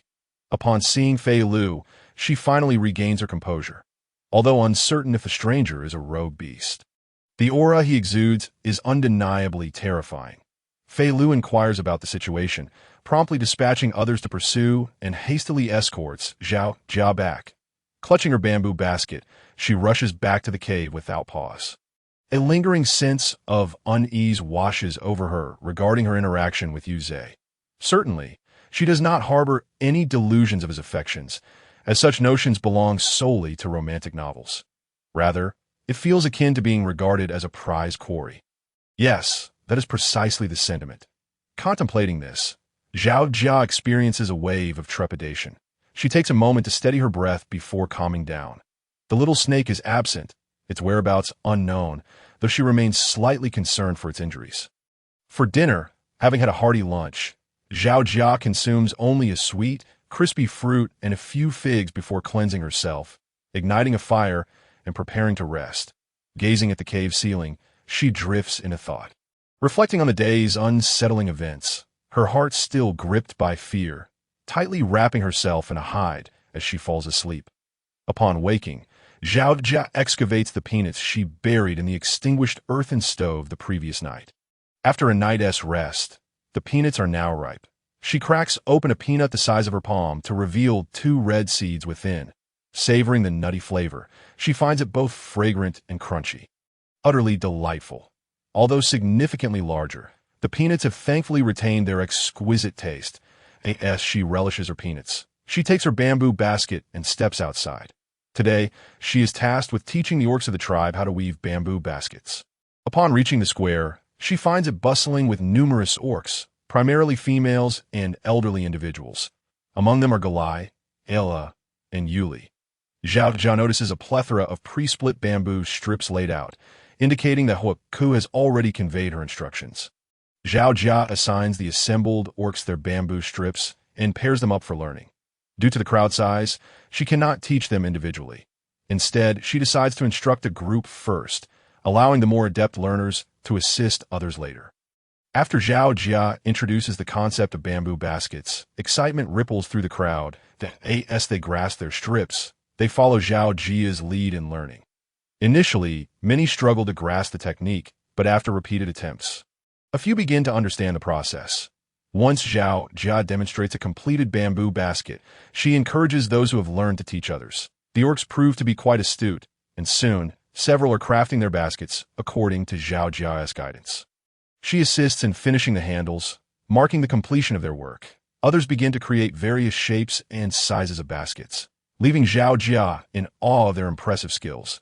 After concluding the basket lesson, Zhao Jia proposes that they could also use sturdy vines to weave larger baskets capable of holding more items. If they become too heavy, they could fashion 2 handles for carrying as a duo. Upon hearing her suggestion, the crowd erupts with enthusiasm, hastening to gather vines. Observing that everyone has grasped the basket-making technique, Zhao Jia feels immense satisfaction. When the hunting party returns, the chief announces that due to Zhao Jia's instruction, the tribe has decided to reward her with a portion of Mumu beast meat, which is met with unanimous agreement. With the baskets, distributing the meat becomes significantly easier. This time, Zhao Jia even crafts herself a convenient double-shoulder bamboo basket. She carries the allotted meat back to the cave, and due to the substantial amount, Galai assists in transporting half of it. Upon reaching the cave entrance, Zhao Jia lifts the hide curtain and is taken aback by the sight before her. What lies on the ground? At the entrance, 2 dead mountain chickens and a rabbit are laid out. Where could they have come from? Zhao Jia is puzzled. Could it be a gift from the chief? No, the chief had mentioned only the Moo beast meat as a reward, without any reference to this. Who? Then, could it be from? Lost in thought, Zhao Jia struggles to unravel the mystery. After pondering for a while without resolution, she decides to set it aside. She gathers the mountain chickens and rabbit, placing them in the storage area. Given the abundance of meat today, she resolves to process it promptly. The little snake slithers beside her, hissing and flicking its tongue. Zhao Jia beams upon seeing the little snake that "You're back, Inzi." Zhao Jia expressed her delight as she spoke. Upon hearing Zhao Jia's words, the small snake hissed in frustration, increasing the intensity of its sound. "Do not call me that, you wicked female. There's plenty of meat today. You may indulge yourself." Zhao Jia, undeterred by the small snake's irate hissing, continued, "Thank you, but I am already full." Unaware of the small snake's intentions, she sliced 2 pieces of Moo beast meat and placed them upon freshly cleaned leaves. There is too much to finish, but alas, there is no salt. Zhao Jia mused to herself. "Salt? What is that?" The small snake inquired, peering curiously at Zhao Jia. Amused by its expression, Zhao Jia replied, "Ah, it is a flavor that adds saltiness, somewhat bitter when consumed alone." Upon hearing Zhao Jia's explanation, the small snake flicked its head and slithered away. Zhao Jia resumed her task of preparing the Moo beast meat, which was indeed beef. She separated the bones from the flesh and arranged them carefully, lamenting the absence of salt that would have allowed her to cure it into jerky. Having hastily filled her stomach with fruit at noon, Zhao Jia resolved to prepare a more sumptuous meal in the evening. Aiming for a steak, as the stone pot heated up, she placed the fatty portions of meat inside to render the fat before adding the cut beef for frying. Once cooked to medium rare, she sliced the meat into pieces and savored it with chopsticks. Although it was merely seasoned with salt, the natural, untainted beef was exceptionally delicious, and Zhao Jia felt utterly satisfied. After her meal, she boiled a large pot of hot water, preparing to process the rabbit and mountain chicken, which she laid out to dry at the cave entrance. Observing the rabbit fur, Zhao Jia thought it could be fashioned into a cushion for the small snake to sleep on. As the previous pile of hides had become rather worn, she sought out Galai to inquire about the tanning process for hides. After receiving instruction, Zhao Jia took it upon herself to carry out the tanning. Eventually, she produced a fluffy, white rabbit fur hide that was soft and comfortable to the touch. Holding the rabbit fur hide, she placed it on the stone bed and beckoned the small snake over. "This is your cushion. With the weather growing colder, it will keep you warm," Zhao Jia stated. The small snake gazed at Zhao Jia's gesture, feeling a tumultuous mix of emotions. It had intended to kill her, but had refrained due to its current state of vulnerability. Since being brought back by this wicked female, despite some annoyance, she had treated it kindly, leading to a wavering resolve to carry out its initial intention. Moreover, the small snake found many peculiarities about this wicked female, whose reactions were markedly different from what it had previously encountered, prompting a desire to uncover the reasons behind this. However, the notion of killing her remained a necessity that it could not relinquish. After all, Zhao Jia remained blissfully unaware of the small snake's thoughts. Faced with the abundance of meat, yet lacking vegetables, Zhao Jia felt troubled. Although she relished meat, her true preference lay in a variety of vegetables and fruits. Currently, due to the presence of wandering beasts, she was unable to venture out to gather, which was quite stifling. With the cold season merely months away, it was imperative to stockpile vast amounts of supplies, making the time seem rather pressing. Regaining her composure, Zhao Jia meticulously planned her preparations to safely weather the cold season. She needed to ensure warmth and ample food supplies. Galai had informed her that wandering beasts occasionally attack tribes during the cold season in search of food, and large predators could emerge from the depths of the Soraya Mountains to assault tribes as well. Fortunately, the Golden Lion tribe was situated far from these threats, having experienced fewer attacks in previous years. However, this year was uncertain, as the great shaman had received divine revelations from the beast god, foretelling that this would be the coldest winter on record. Consequently, the beastmen of the tribe were increasingly anxious, fervently stockpiling provisions. Upon learning this news from Galai and Yuli, Zhao Jia felt a wave of unease wash over her. While she did not believe in divination or omens, she acknowledged that unusual weather patterns could indeed be observed through certain seasonal signs. Thus, she took the forewarning of a particularly harsh winter seriously and recognized the necessity for early preparations. Zhao Jia contemplated her course of action. First, she needed to consult the chief regarding the possibility of acquiring sweet potatoes. Securing sweet potatoes would signify a reliable, staple food source, alleviating her concerns. Additionally, she needed to expedite the preservation of meat, ensuring an ample supply of dry jerky. Salt was another pressing issue that required swift resolution. Furthermore, she needed clothing to provide warmth against the cold. Relying solely on animal skins would not suffice. She would need to seek out materials such as cotton or wool for crafting warm garments. Moreover, she ought to procure sufficient timber, as charcoal would be ideal, but given her limited strength and energy, it would be more practical to gather firewood instead. Having clarified her thoughts on these matters, Zhao Jia concluded that remaining in the cave was unwise, and she resolved to find Galai and Aunt Yuli to discuss her concerns. She first sought out Galai, who was busy weaving a bamboo basket. Struggling with the task, Galai was relieved to see Zhao Jia arrive and requested her guidance once more. Zhao Jia patiently explained the process twice, and at last, Galai succeeded in creating her basket. The gleam of satisfaction spread across her bronze skin, illuminating her face with a radiant smile that exuded warmth. Zhao Jia felt elated at Galai's joy. Initially, Zhao Jia had only intended to manage her own affairs. During her time on Earth, she had preferred solitude, lacking grand ambitions or desires to leverage her modern knowledge for the benefit of the beast world. However, after witnessing the formidable nature of the beastmen, particularly during her harrowing encounter with the Eagle Beastman, she felt an intensified fear of being overshadowed by their strength, which further solidified her convictions. Moreover, having experienced death once, she cherished her life all the more. The female of the beast world were undeniably frail, and while seeking companionship with male beastmen for support was an option, Zhao Jia was not inclined to pursue that path to AT that moment. As she observed Galai's contented smile, she suddenly felt the inhabitants of the beast world becoming more vivid and alive. Previously, when she learned that the male beastmen could transform, she had found it an inexplicable phenomenon beyond scientific rationale, rendering it surreal. Yet now, she felt a profound sense of authenticity. Everyone was striving to survive, particularly in the harsh environment of the beast world. Zhao Jia pondered whether she could apply her knowledge to assist the beastmen of the tribe, even if only in a small way. Lost in thought, she was roused by Galai calling her name several times. Zhao Jia inquired if Galai had ever encountered a plant resembling cotton. Galai appeared puzzled by the term, prompting Zhao Jia to describe the appearance of cotton in detail. In her eagerness, she even sketched a rudimentary representation in the dirt using a charred stick. Finally, Galai grasped the concept and informed her that she had seen such plants. But they grew on a mountain behind Jijigao, which was a bit far, though she could escort Zhao Jia there next time. Hearing this news filled Zhao Jia with excitement. Cotton meant she could potentially procure materials for winter clothing.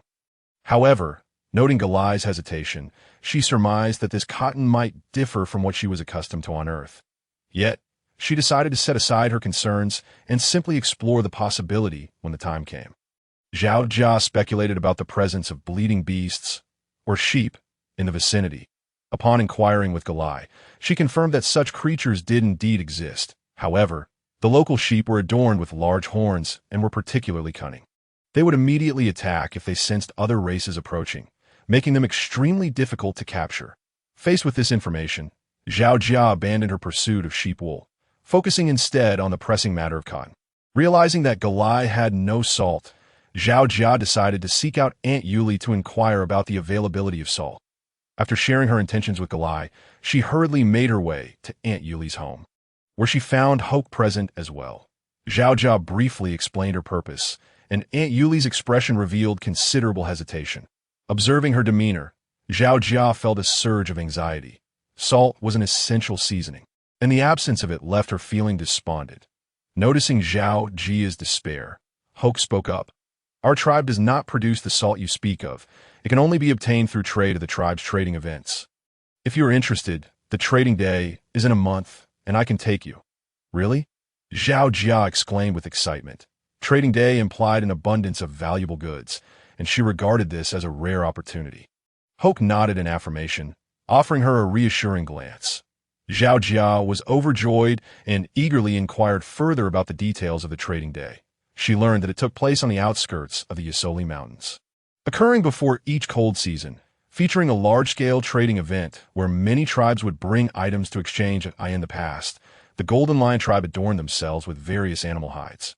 This year, Zhao Jia proposed the idea of weaving additional bamboo baskets to bring along, as they are not only lightweight but also exceptionally practical, constituting an absolute necessity.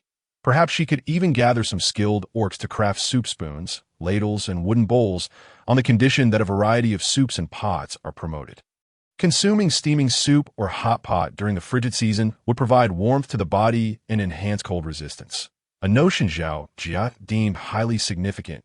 It would be even better if they could find chili peppers, Sichuan peppercorns, or ginger on the trading day. With excitement buzzing in her thoughts, Zhao Jia resolved to prepare thoroughly. However, due to the recent unusual circumstances, venturing outside was not an option. She also wished to search for other food supplies. After noticing Zhao Jia's initial joy followed by a look of regret, Huiku inquired and then suggested that in a few days, when they capture the straying beasts, he could take her out to gather supplies. Zhao Jia nodded in agreement. The presence of stray beasts had rendered the females of the tribe too frightened to venture outside, and Zhao Jia had also remained within the tribe for several days without stepping out. Each day consisted of consuming roasted meat, carefully rationing the salt, but fortunately, Galai had provided her with some green leaves to accompany her meals. Otherwise, the monotony of a meat-only diet would have driven Zhao Jia to the brink of madness. Yet for the sake of safety, Zhao Jia endured. As the cold season approached, the weather began to change. Nighttime temperatures plummeted, and while the days remained relatively warm, they were no longer hot. Nighttime temperatures dipped below freezing.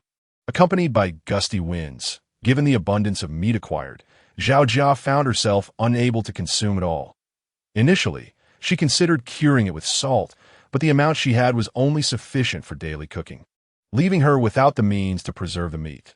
Thus, she contemplated making beef jerky to the sub-zero temperatures. She cut the meat into long strips, hung them in a cool, ventilated area to air dry naturally, and sprinkled a small amount of salt for flavor. Dried meat, if properly stored, could last over 3 months. Consequently, Zhao Jia transformed all the excess Mumu beast meat into jerky for the small snake sustenance. Zhao Jia discovered that the little creature ventured out nightly in search of food. If one were to ask how Zhao Jia realized this, it was because every morning she found mountain chickens or rabbits at the cave entrance, with rabbits being the more frequent catch. After a few such instances, Zhao Jia deduced that the small snake was bringing back food from its nightly foraging.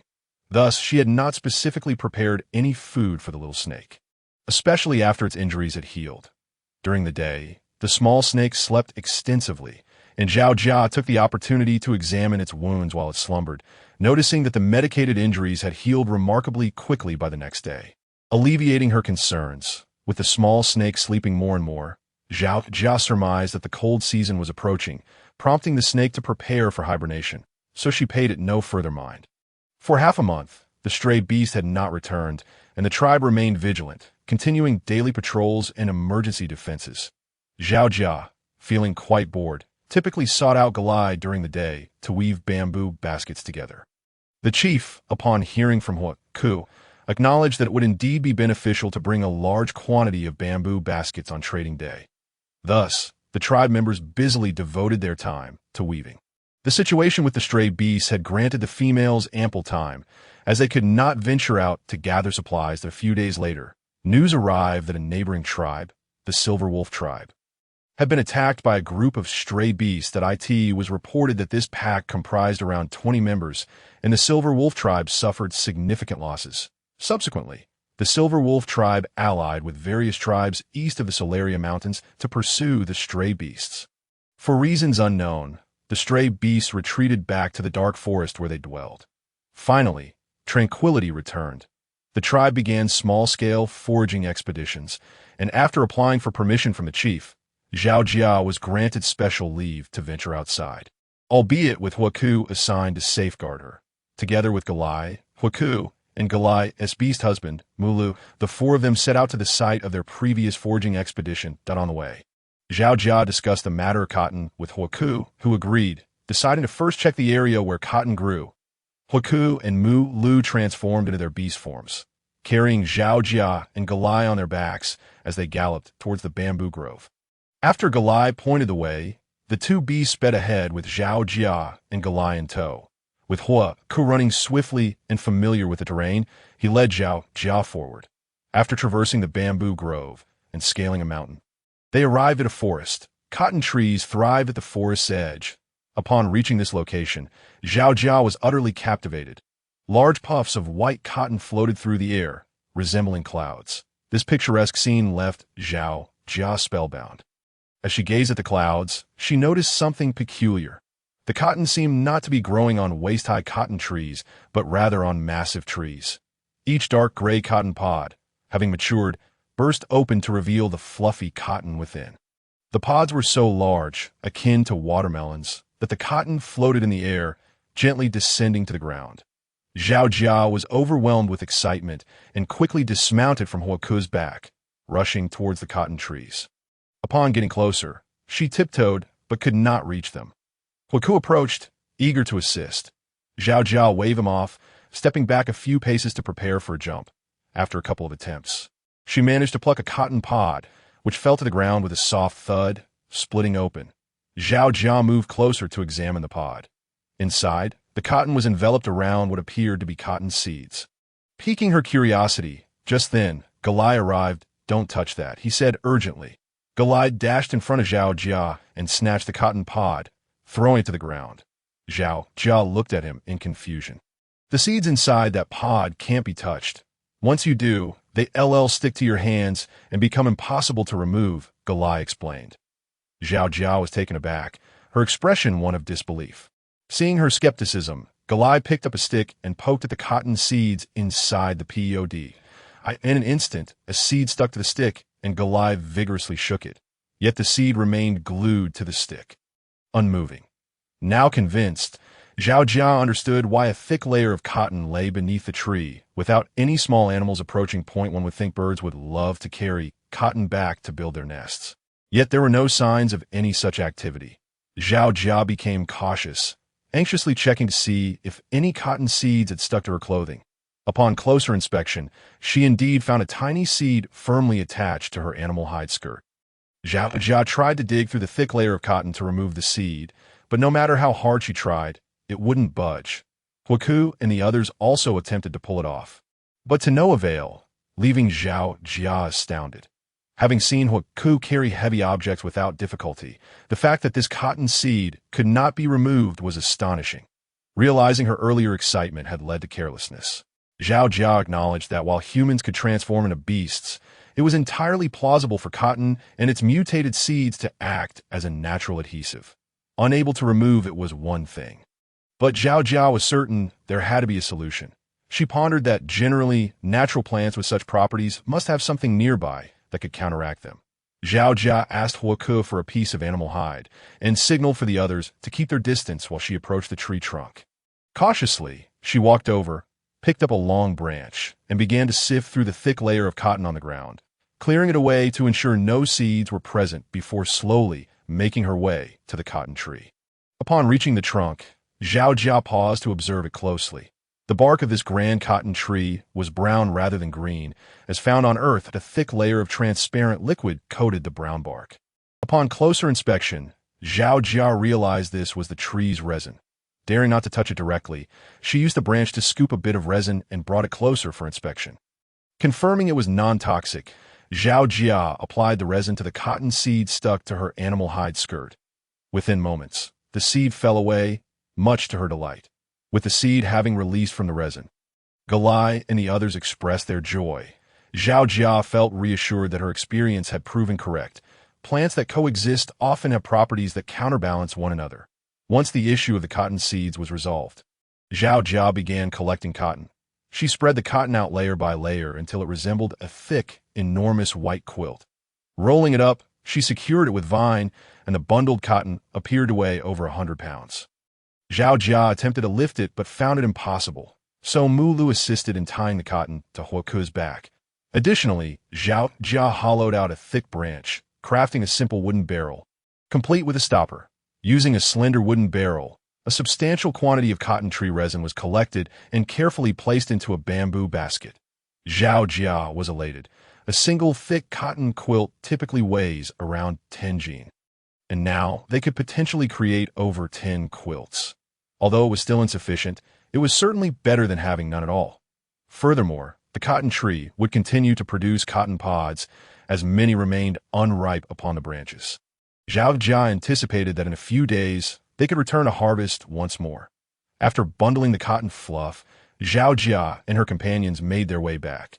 Since He Ke was carrying the cotton, Zhao Jia decided to walk back on her own.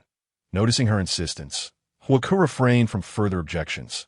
The return journey was not as hurried as the outbound trip, with Zhao Jia and Jia Lai engaging in lively conversation about the various flora of their world. As they walked, they reached the edge of a bamboo grove, where Zhao Jia joyfully spotted sweet potatoes. And no wonder Ella had ventured this way last time. It seemed she had discovered the sweet potatoes. Zhao Jia dashed over, confirming the presence of sweet potato leaves before beckoning Jia Lai to join her in digging. The sweet potato leaves were quite large, but many had been nibbled away by small animals. Jia Lai deemed the leaves inedible, but Zhao Jia explained that the edible part, the root, was located underground. Heeding Zhao Jia's words, Jia Lai called for Mu Lu to assist. With Mu Li's help, they quickly unearthed a sizable sweet potato, nearly as large as a winter melon. Zhao Jia's spirits soared, believing they had secured a staple food source. After extracting over 100 jin of sweet potatoes, Zhao Jia found them too heavy to carry and had to ask Mu Lu for assistance. To ensure they could return for another harvest, Zhao Jia carefully filled in the hole and harvested some of the better-looking sweet potato leaves.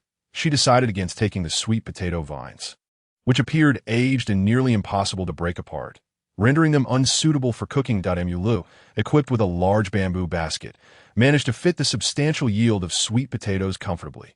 Once they had packed the sweet potatoes, Zhao Jia also discovered radishes, which appeared larger and bore an entirely different shape from those she knew. Had she not recognized the radish leaves, she might have overlooked them.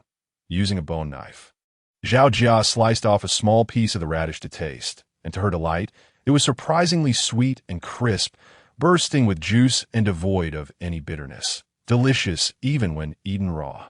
Zhao Jia confirmed that this was indeed a radish. Thrilled, she envisioned dishes of radish stew with beef and radish soup with ribs. She then sampled a piece of sweet potato, which was equally sweet and crisp. Together with Jia Lai, they helped Mu Lu pack the radishes and sweet potatoes before continuing on their way back. Along the route, Zhao Jia stumbled upon a patch of chili peppers, an unexpected delight. The peppers grew on trees towering over a person, their vibrant red hue creating a stunning spectacle.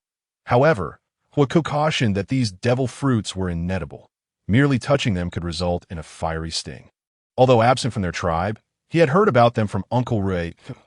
Zhao Jia, now more cautious, recalled her previous encounters with the peculiar cotton pods, as well as the larger and sweeter radishes and sweet potatoes. Given the size of these palm-sized chili peppers, their spiciness could likely be doubled. In a moment of naivety, Zhao Jia cut a piece the size of her pinky finger to smell, the fiery aroma causing her eyes to water instantly, deterring her from tasting it. Instead, she carefully wrapped several chilies in leaves and placed them in her basket.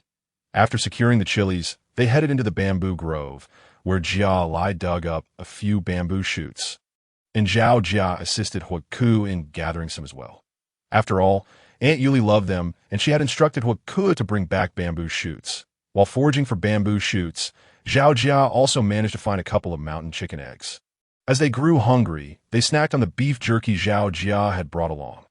Jia Lai expressed great interest in the jerky, and Zhao Jia shared the preparation method with him, prompting Zhao Lai to declare his intention to try making it himself upon returning home. Before long, evening approached, and they decided to quicken their pace. The scenery during the cool season's twilight was quite picturesque, with the setting sun casting a golden hue over the green forest. Zhao Jia, appreciating the beauty around her, was in high spirits, her face adorned with a radiant smile. Huaku, noticing her joy, found himself captivated by her several times. Although he had grown up alongside Jia Bao due to their family's connections, he had never before seen Zhao Jia smile so brightly. Especially after the passing of Jia Bao's father and mother, Huaku had often seen only indifference on Zhao Jia's face. Never had he witnessed such carefree laughter. Her eyes sparkling with light, exuding warmth as if gilded by the sunset, leaving onlookers mesmerized. Huaku found himself momentarily entranced. Zhao Jia, however, remained oblivious to Huaku's attention, engrossed in conversation with Zhao Lai about various crops and food, laughing and enjoying themselves thoroughly. Eventually, they returned to the tribe. Upon their arrival at the village entrance, they were greeted by Ella and Lexi, who appeared to have been waiting for quite some time. As soon as they spotted the group, Lexi pulled Ella to intercept Huaku. "Huaku, why didn't you bring Ella with you?" Lexi inquired, casting a knowing glance at Ella. Ella turned to Huaku with a look of feigned grievance. Nudging Zhao Jia aside, Zhao Jia rolled her eyes at the sky. "Huaku, you must have discovered quite a few treasures today. What is this?" Lexi said, reaching for the items in Huaku's bamboo basket as she spoke. Seeing this, Zhao Lai prepared to intervene, but Zhao Jia held her back. Since Huaku had insisted on carrying her basket on their way back, it now rested in his hands in the midst of their conversation. Lexi uncovered the chilies, instantly captivated by their fiery red color. Zhao Jia mused to herself that the chilies were indeed visually appealing.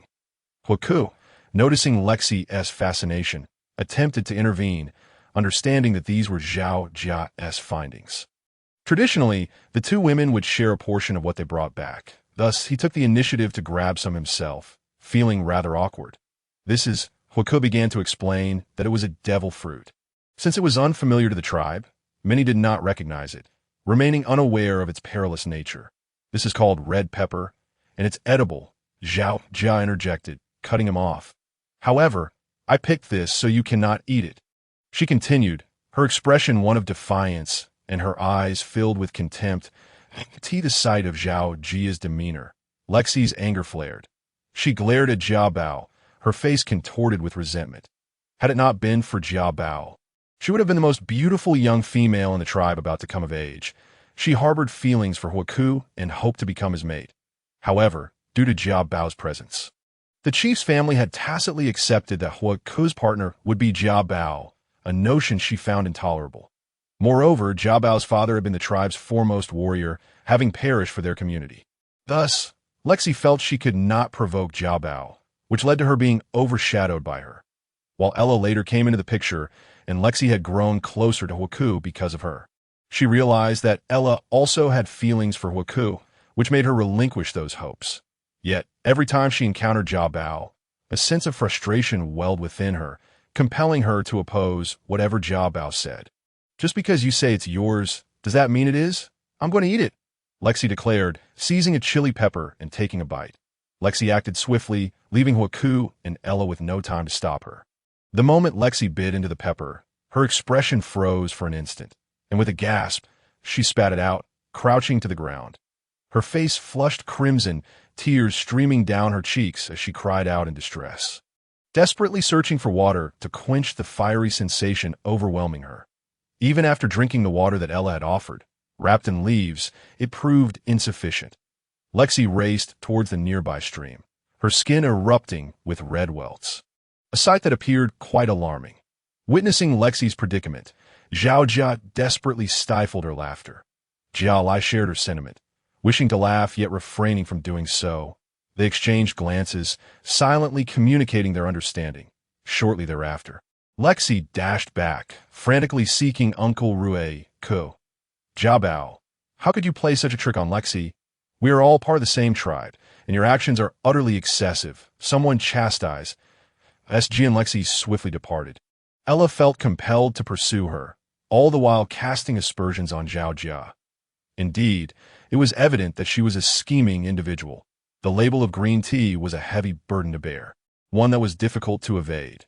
Everyone is watching, Zhao Jia retorted. I mentioned that it was not permissible to eat. Ella, taken aback, attempted to counter, but soon realized the undeniable truth of the situation. Resigned, she gazed at Hawk with a look that conveyed her sense of victimization. Zhao Jia, exasperated, looked skyward. Hawk, feeling the tension, urged Ella to hasten after Lexi, assuring her he would join shortly.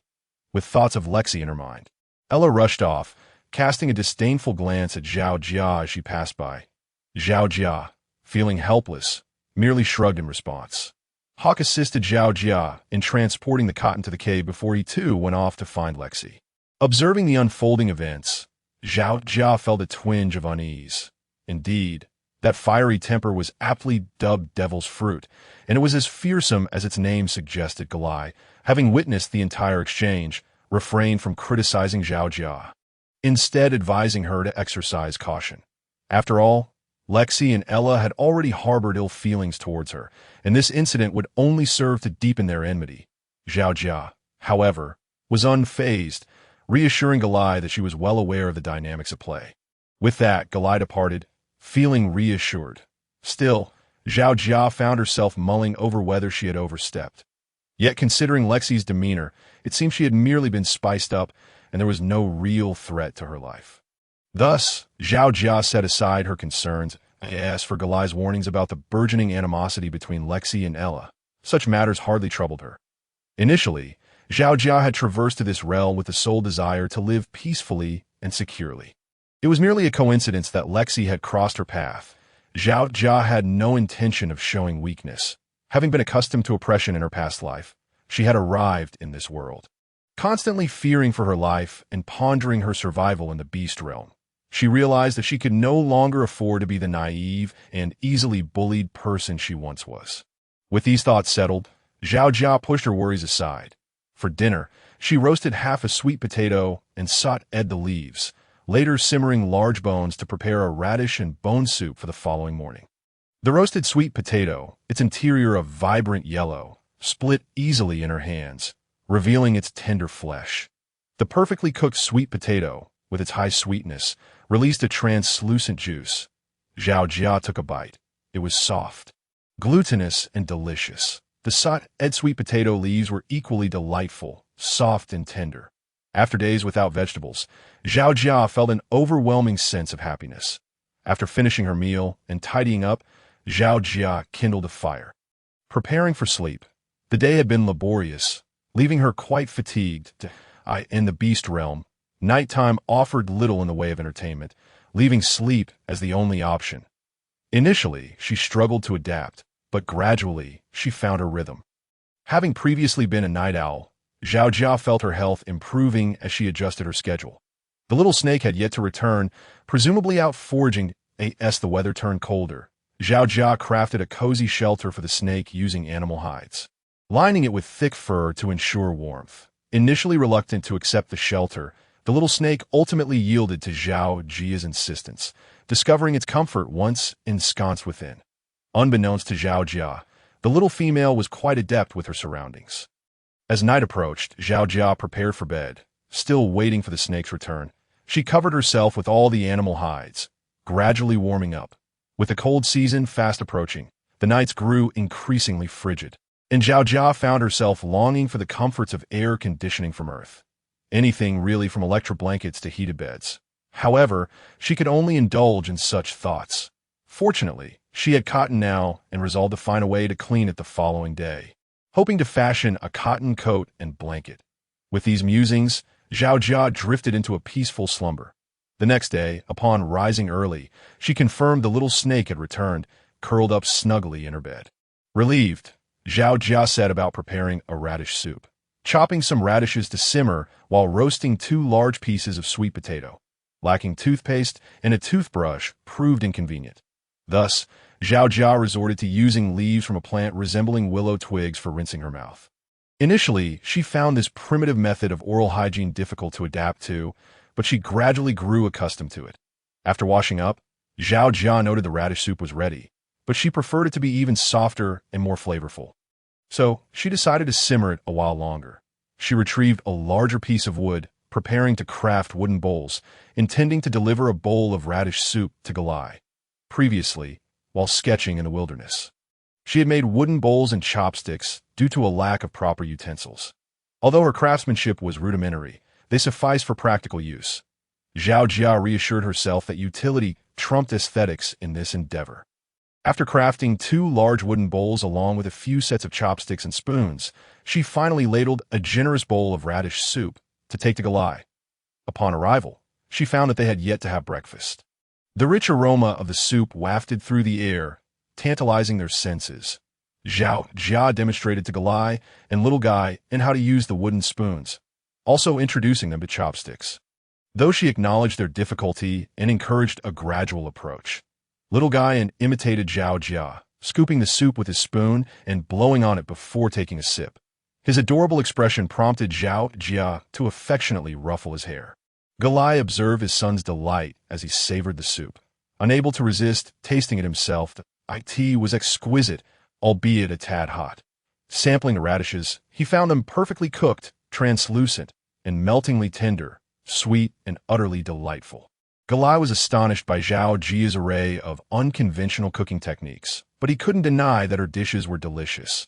Mole also tasted the radish soup and found it equally delightful, although male beastmen typically favored meat.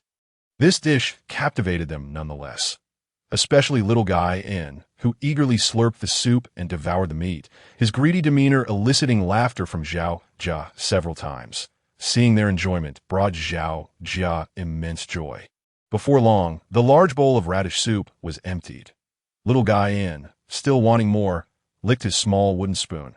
Observing this, Zhao Jia produced the roasted sweet potato, breaking it into pieces and offering it to Galai and Mole. Reserving the remainder for Guy the sweet, fragrant aroma of the sweet potato filled the air, enticing Guy to abandon his bowl and perch on Zhao Jia's lap, eagerly awaiting his treat. Eat, eat, Guy babbled, his speech still developing, as it was said that male beastmen spoke later than females. However, this did not deter him from fixating on the roasted sweet potato, drooling in anticipation. Zhao Jia scooped a spoonful of the sweet potato to feed him, and Guy smacked his lips in satisfaction, waving his small hands for more. Zhao Jia handed him both the sweet potato and the spoon. Instead of using the spoon, Guy took the sweet potato and began nibbling it with the skin still on. Zhao Jia chuckled, helping him peel the skin away. Guy eagerly began eating, soon smearing his face with the remnants, which sent Zhao Jia into fits of laughter. Galai and Mole also sampled the sweet potato, with Galai immediately falling in love with its sweetness. After spending some time with Galai, Zhao Jia returned home. She fetched a large sweet potato and placed it in a bamboo basket, intending to gift it to Aunt Yuli. After delivering the sweet potato, she hurried back to the cave and called for Galai to assist her. They needed to soak the cotton in a wooden tub before spreading it out on large leaves to dry, emphasizing the necessity of separating the seeds. Zhao Jia and Galai endeavored to pick the seeds one by one, applying resin or using twigs to set aside the seeds they collected. While these methods proved feasible, they were dreadfully inefficient. Eventually, Zhao Jia experimented by adding water to the wooden tub and then drizzling in resin, causing the seeds to sink to the bottom. She discovered that the discarded seeds remained firmly adhered to the ground even after drying. Recognizing the potential utility of the seeds, Zhao Jia decided to collect them. She sewed the dried cotton into the interior of her animal skin pouch and stored the seeds within, alongside the resin collected from the wooden tub, reserving it for future needs. Meanwhile, the little snake remained fast asleep. After a long day of labor, Zhao Jia and Galai successfully washed and dried all the cotton, laying it out on the stone bed. The dried cotton appeared as a massive white cloud, and Zhao Jia felt an irresistible urge to leap into it, but she restrained herself. Her sewing skills were not particularly refined, making the task of mending quilts and cotton clothing quite challenging. With the assistance of Galai, Zhao Jia toiled throughout the afternoon, stitching together 2 quilts and 2 cotton jackets, one for each of them, as Zhao Jia was unfamiliar with the traditional method of crafting quilts. She opted to spread cotton evenly over a piece of animal hide, securing it with hemp thread, and then sewing another hide on top. The same technique was applied to the jackets. Upon completion, Zhao Jia was quite pleased with the outcome. Although the design was not particularly aesthetically pleasing, the cotton jacket proved to be remarkably warm upon trying it on. Galai also tried on her jacket and felt the same warmth, especially given the assurance provided by the thick layer of plush animal hide, which was quite comfortable to the touch. Zhao Jia's jacket was white, while Galai's was a rich brown. Additionally, Zhao Jia assisted Galai in crafting several wooden buttons resembling horn toggles. Thus, the jackets not only embodied comfort, but also an appealing beauty, reminiscent of luxurious mink coats. This realization brought a smile to Zhao Jia's face by the time they finished the two jackets. Evening had descended.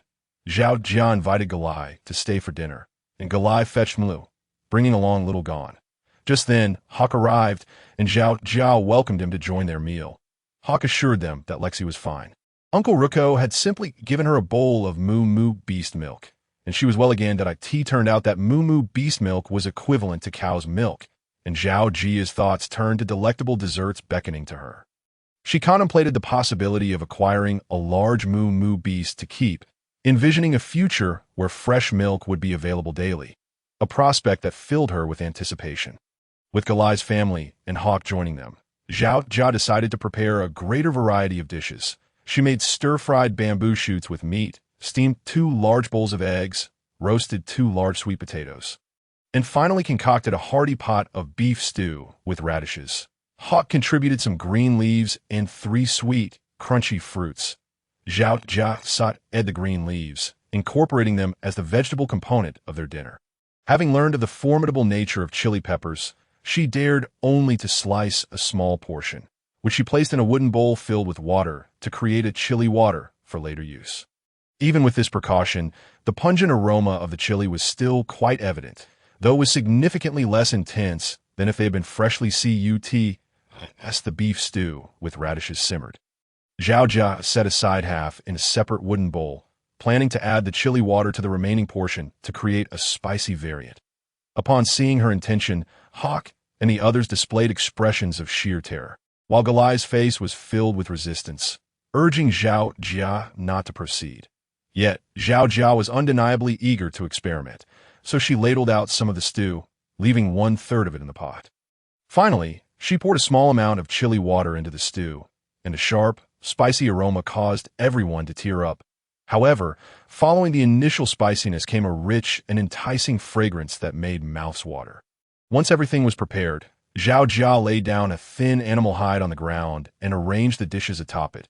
Inviting everyone to take a seat, she distributed spoons and chopsticks to each person.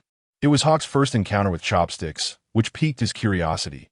Initially, Zhao Jia intended to give Gon a spoon, but the little one insisted on using chopsticks like Zhao Jia, much to everyone's amusement. As the feast commenced, Zhao Jia was eager to savor the flavor of the beef stew with radishes, particularly the spicy version. The others wisely opted for the non-spicy bowl, casting wary glances at the chili-infused one. Regardless of Zhao Jia's explanations, they were hesitant to try it. However, they praised the other dishes, marveling at Zhao Jia's culinary skills. She took a bite of the spicy radish. The sweetness of the radish melded beautifully with the heat of the chili, igniting her taste buds in an exhilarating rush. She was surprised that even a small piece of chili, when diluted with so much water, still packed quite a punch. It seemed that one chili could last for quite some time. Zhao Jia found herself sweating profusely as she continued to eat. Yet the more she consumed, the more she craved. Seeing her enjoyment, Galai gathered her courage and sampled a piece of Moo Moo beast meat. Initially, it felt as though her mouth was on fire, causing beads of sweat to form on her forehead. But after that first bite, she was hooked. Soon, Galai was vying with Zhao Jia for more of the spicy beef stew with radishes.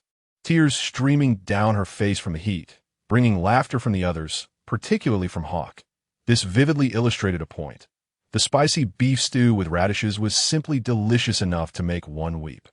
Little Gon could barely contain his excitement, and, despite Mulu's attempts to stop him, secretly scooped a piece of radish to taste. "Ouch, so spicy," he exclaimed, bursting into tears, which alarmed Mulu. Galai hurriedly offered Gon some water. However, after drinking, Gon insisted on more, and Mulu could hardly restrain him He consumed several pieces of meat and radish before finally stopping. Yet, the quantity of the spicy beef stew with radishes was limited, and both Molu and Hawk, summoning their courage, took a bite but quickly gave up, clearly not fans of the flavor. Conversely, Zhao Jia, Galai, and Gon thoroughly enjoyed it. Galai especially felt that the spicy beef stew had surpassed the stir-fried bamboo shoots, becoming her new favorite dish, and she vowed to replicate it herself another day. Everyone relished the meal, and Zhao Jia was astonished to see that all the dishes she had prepared had been devoured. She had to concede that the orc's appetite was indeed substantial, that it seemed that Hawk and Molu had only managed to fill themselves halfway, and the two of them eventually took it upon themselves to roast some more meat. After dinner, it was already quite late. The temperature had dropped significantly during the night, yet neither Galai nor Zhao Jia felt the chill after their hearty meal of spicy beef stew with radishes. They all acknowledged that while opinions on chili peppers were divided, they were indeed suitable as a warming food. After cleaning up the dishes, Zhao Jia and Galai enjoyed the sweet, crunchy fruits as a post-meal treat. They agreed to continue making quilts the following day. However, due to the substantial workload, Hawk suggested taking the remaining cotton to the square to enlist the help of some females. Zhao Jia readily agreed, recognizing that she could not possibly cover all the remaining quilts herself. Entrusting them to the chief of the tribe's use seemed the best course of action. Hawk was delighted, appreciating Zhao Jia's dedication to the tribe. In that moment, he truly felt that Zhao Jia had transformed from her former self. He promised to advocate for a reward for both her and Galai from the tribe. Hearing Hawk's words brought Zhao Jia great joy. Ever since she learned that in past years, orcs had succumbed to the cold, particularly the females and young orcs, she had hoped to make a difference. Although her current contributions felt modest, she believed that she could find more ways to help. After bidding farewell to Galai and Hawk, Zhao Jia washed up and retired for the night. That evening, she slept more soundly than ever before. The next morning, Zhao Jia awoke feeling cheerful and stretched lazily. Turning her head, she noticed the silver tail of the little snake flicking in its hidey hole in the corner, indicating it had returned from foraging. That a broad smile spread across Zhao Jia's face. "Good morning, Silver," Zhao Jia greeted with a grin. The little snake quickly tucked its tail away and buried its head in the animal hide, clearly uninterested in engaging with her, which elicited hearty laughter from Zhao Jia. Not wishing to further tease the little creature, she promptly got up to wash and prepare breakfast. For breakfast, she simply roasted sweet potatoes and enjoyed a few of the small red fruits that Galai had given her. Since confirming they were safe to eat, Molu had picked some for Galai several times, and she had quickly developed a fondness for their flavor. Consequently, Molu frequently gathered them, and Galai often shared some with Zhao Jia. Having a partner had its advantages, as the male orc tended to her every need. However, Zhao Jia insisted she felt no envy. Truly, none at all. Just as she finished breakfast, Galai arrived, accompanied by Molu. The three of them went to the square to move the remaining cotton. There, they found Hawk waiting, along with Ira, Lexi, and 4 other females. Upon seeing Zhao Jia approach, Lexi glared at her with fierce resentment, wishing she could devour Zhao Jia for the embarrassment she had caused her at the tribe's entrance 2 days prior. Lexi had cursed Zhao Jia in her mind countless times since then. Faced with Lexi's furious expression, Zhao Jia merely raised an eyebrow and chose to ignore her. She placed the cotton on the ground and began teaching the females how to make quilts. With Galai's guidance, the females quickly grasped the technique, indicating that they were quite skilled in handiwork. Zhao Jia had to admit that their sewing abilities surpassed her own. After a busy half-day, they broke for lunch and continued their work afterward. Although Ira and Lexi were displeased that Zhao Jia was instructing everyone, they refrained from voicing their complaints. Finally, by the afternoon, they had successfully completed 9 quilts. News arrived that the chief had come. Along with the male orcs who had returned from hunting, the chief gathered the tribe and discussed the quilts, notably highlighting the contributions made by Zhao Jia and Galai, stating that the tribe would provide a special reward. However, due to the limited quantity of quilts, they would be stored for use during the upcoming trading day to exchange for more animal hides. Later, arrangements will be made for the orcs to gather more cotton fluff to craft bedding, ensuring that the females and young orcs of the tribe can each have a quilt. Upon hearing the chief's words, excitement surged among the crowd, and gratitude toward Zhao Jia was expressed by all. In an instant, the square was filled with cheers, and Zhao Jia was also swept up in the joyous atmosphere, her face flushed with exhilaration, shining brilliantly. Zhao Jia held a deep admiration for the chief. Recognizing his selfless dedication to the tribe that moment, she finally felt a sense of belonging in the world of beasts and resolved to do everything in her power to assist her fellow tribesmen. The orcs unanimously supported the chief's decision, voicing no dissent, as they understood that the quilts would not suffice for everyone. Priority would be given to the weaker females and young orcs, with the elderly orcs receiving attention thereafter. The male orcs, with their rugged hides and long fur, were less susceptible to the cold. Unlike the females and young ones in previous winters, there have been instances of females and young orcs succumbing to the harsh chill. However, this year, having endured the cold, the tribe began to feel a sense of hope. The chief ultimately announced that Zhao Jia and Zhao Lai would receive a special reward, the opportunity to attend the upcoming Tribal Alliance Trading Day. Hearing this, Zhao Jia was elated, as attending the trading day represented a chance to discover more food and supplies, something she eagerly anticipated. Zhao Lai, upon learning of the outcome, could hardly believe it. Not all females in the tribe were granted access to the trading day. So to receive this opportunity was a source of immense joy for Zhao Lai, who felt particularly grateful to Zhao Jia. Witnessing the happiness of Zhao Jia and Zhao Lai, Ayla and Lexi were filled with indignation, yet found themselves at a loss for words. Others in the tribe came forth to congratulate Zhao Jia and Zhao Lai, including Aunt Yuli. In previous years, Aunt Yuli had represented the females of the trading day. But this time, with Zhao Jia and Zhao Lai joining, she was delighted and shared detailed insights about the event with them. The Trading Day was an annual event held by the Eastern Alliance tribes of the Yasori Mountains before each winter, taking place on the Yasori Plains. Each tribe would bring items they wished to exchange, hoping to acquire essential goods in return. The Eastern Alliance was a coalition formed by the major tribes of the eastern region of the Yasori Mountains.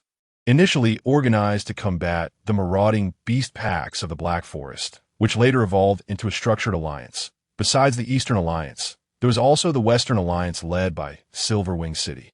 Presently, the largest tribe in the eastern region, the White Tiger Tribe, served as the alliance's leader, with a trading day hosted on their territory.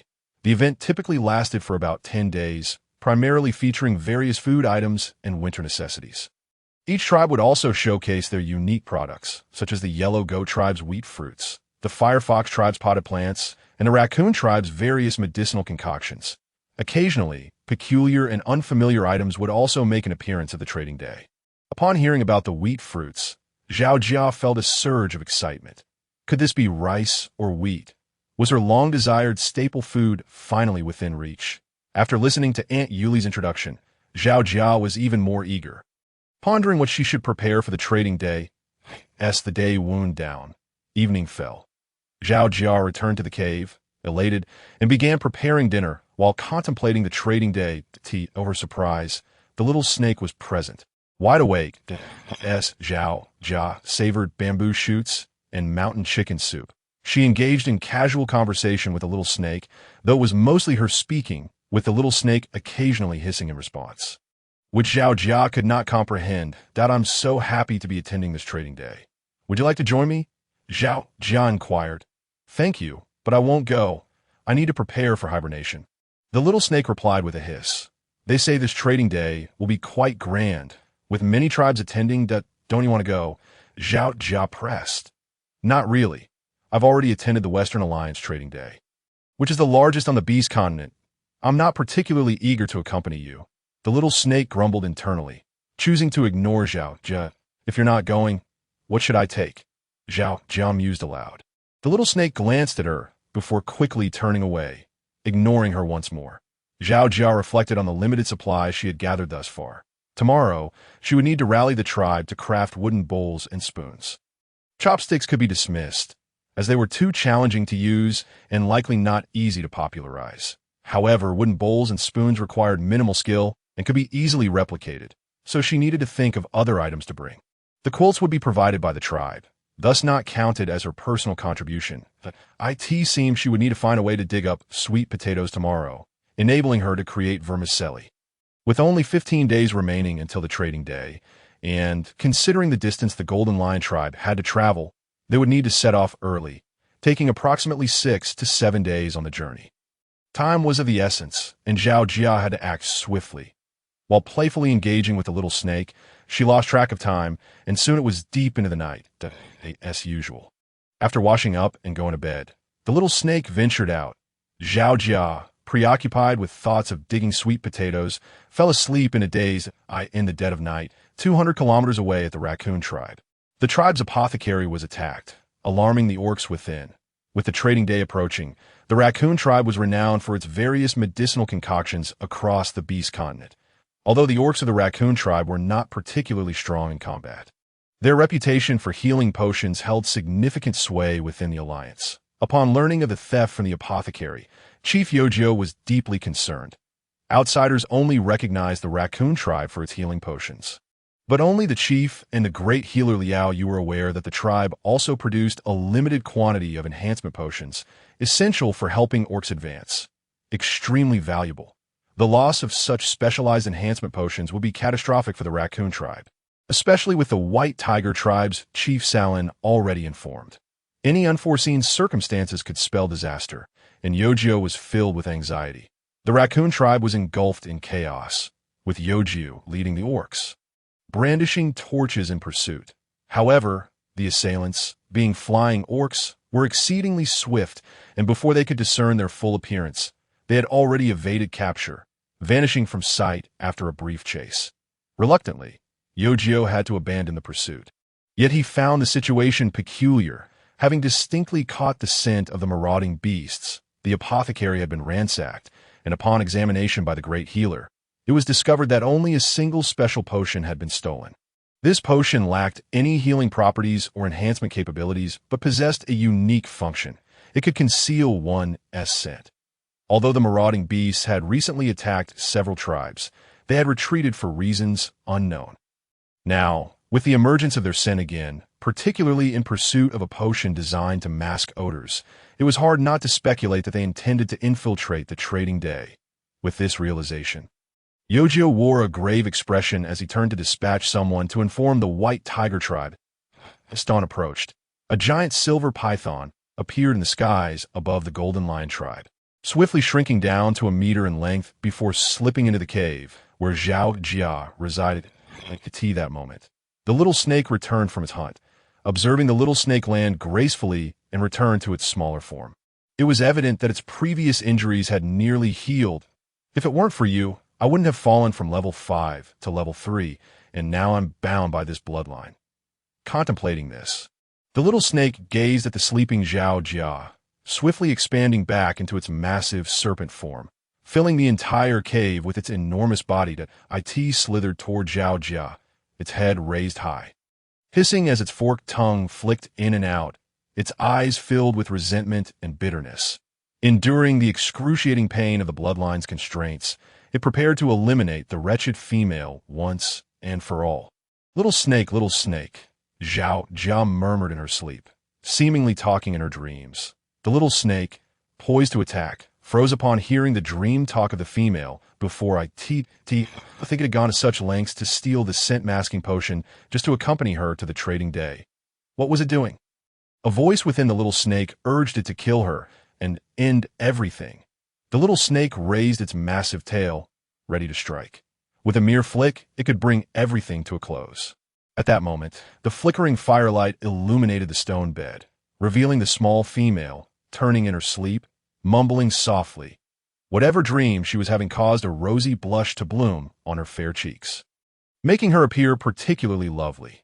The firelight cast the little snake's gigantic form, reflected on the stone walls of the cave. The shadow of the snake appeared almost motionless, unyielding in its stillness. A sharp pain surged through its heart, compelling the little serpent to retract its tail and curl into a tight ball, swiftly diminishing in size as it burrowed back into its cozy nook at the foot of the bed. Finally exhaling a sigh of relief. IT mused to itself that its failure to eliminate her must surely be due to the constraints of bloodline. Without a doubt. Silver, money, murmured Zhao Jia, lounging on the stone bed. Upon hearing the word silver, the little snake felt a surge of indignation and clenched its teeth in frustration. The name irked the little serpent. The following morning, sunlight filtered through the gaps in the animal skin curtain, heralding Zhao Jia's awakening as she stirred from slumber. Zhao Jia felt momentarily dazed, recalling a delightful dream from the previous night, though the specifics eluded her memory. Shaking her head to dispel the remnants of sleep, she rose to check on the little snake, a ritual that had become part of her daily routine. The little snake coiled into a circle within its fur-lined nest, tucking its head into the center while its silvery wings spread out to cover itself, creating a somewhat comical sight. Zhao Jia couldn't help but chuckle at the sight. Remembering her intention to go dig sweet potatoes, she hastily washed up and had a bit of roasted sweet potato for breakfast before shouldering a bamboo basket and setting off to find Galai. After explaining the situation to Galai, the two decided to set off promptly to dig for sweet potatoes. For safety's sake, they invited Mulu to join them. Zhao Jia chose not to summon Hawk, even though the leader had instructed him to ensure her safety during these days, assisting her in preparing the supplies for the trading day. However, given that the tribe had organized a large-scale hunt that day, with a hunting party dispatched, Zhao Jia presumed Hawk would be leading that effort and thus didn't seek him out. Once Zhao Jia and Galai had gathered the necessary supplies, they hurriedly set forth. In order to save time, they transformed into their beast forms with Mulu and sped toward the location of the sweet potatoes. As they neared their destination, Mulu suddenly heard a noise. "Someone's here," he exclaimed. Slowing his pace to observe, he soon discerned that it was Hawk, Ella, and Lexi. Relieved, Mulu continued forward, carrying Zhao Jia and Galai closer. Hawk noticed the trio and appeared slightly awkward upon seeing Zhao Jia. Ella and Lexi were engrossed in digging with bone knives, oblivious to Galai and the others. As Zhao Jia and Galai approached, they realized that Ella and Lexi were indeed excavating sweet potatoes. Just as Galai was about to confront them, Zhao Jia stopped her. Zhao Jia understood that the sweet potatoes in this area were wild and unclaimed, even if she and Galai had discovered them first. It was not right to argue over them. She considered it a waste of time to engage in a dispute, especially with the trading day approaching. Their focus should be on preparing their supplies. "Jiabao, it was Ella who asked me to bring them here. She knows this place too," Hawk explained. Zhao Jia had no interest in whether it was Hawk or Ella who had revealed the location of the sweet potatoes. After all, this was an area near the bamboo forest, and it was plausible that anyone could find it, so she chose to disregard the matter. Noticing Zhao Jia's unwavering gaze on Hawk, Lexi stepped in front of him defiantly. Casting a challenging look at Zhao Jia shot a cool glance at Hawk, saying nothing, before turning to leave with Galai. Seeing Zhao Jia's composed demeanor and silence, Galai abandoned her desire to quarrel. She shot a glare at Lexi and followed Zhao Jia as Hawk maneuvered around Lexi to catch up with Zhao Jia. Ella, who was standing behind him, suddenly screamed about a bug, leaping into Hawk's arms in fright. Zhao Jia, hearing the commotion behind her, furrowed her brow and guided Galai in the opposite direction of Hawk and the others. Galai and Mulu hurriedly followed suit. Galai turned to see Hawk and Ella embracing and felt a surge of irritation. Zhao Jia, observing Galai's expression, couldn't help but chuckle. "All right, it's nothing. We should focus on finding more supplies, but we can't let this affect our mood." Zhao Jia reassured Galai with a nonchalant smile. "Yes, gathering supplies is paramount. We mustn't dwell on them," Galai thought, her irritation dissipating as her smile returned. Seeing Galai's cheerful expression, Zhao Jia approached her with a smile and continued to lead her forward. She had previously inquired with Filiu about a small stream in this direction, and she was eager to explore, believing that a water source would be more bountiful in resources. After approximately 40 minutes of walking, Zhao Jia was ready to give up when suddenly, Mulu announced that he heard the sound of flowing water. The gentle murmur indicated a small stream nearby. With the enhanced hearing and eyesight of the beastmen surpassing that of females, Zhao Jia felt assured that they would soon reach the stream. Elated, Zhao Jia quickened her pace. After running about 800 meters, she finally glimpsed the stream cascading down from the valley, winding elegantly into the distance. Lush green plants and vibrant flowers flourished along the banks, painting a scene of vitality that a glance revealed an abundance of edible leafy vegetables. And to her delight, she spotted her favorite, potatoes. Overcome with joy, Zhao Jia hurried forward to identify them. The sight only filled her with greater happiness. Although the vegetables were considerably larger than those on Earth, they were undoubtedly edible.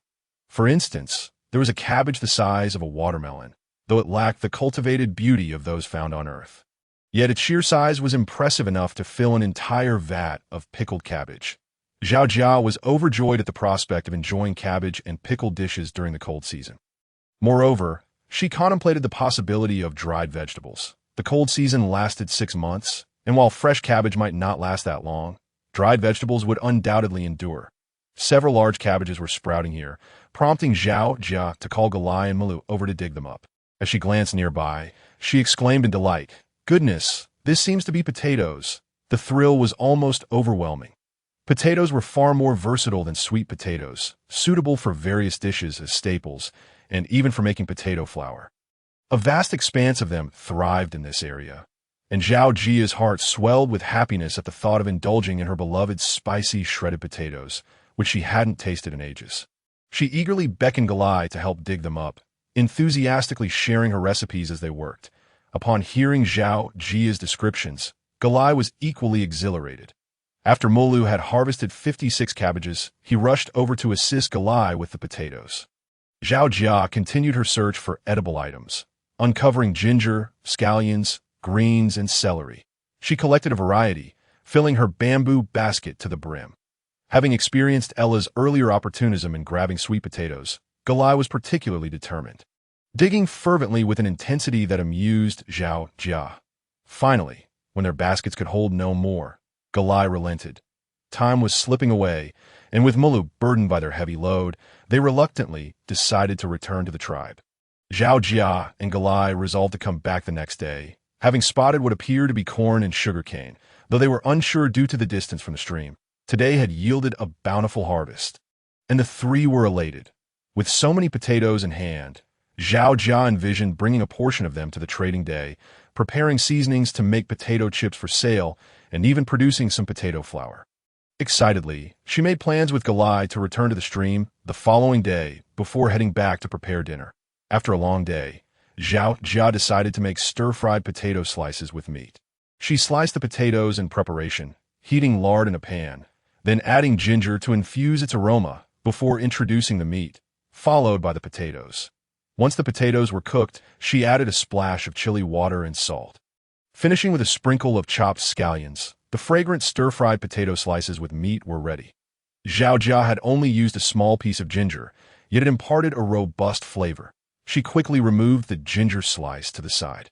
Indeed, the ginger here, like the chili, was of an enhanced variety.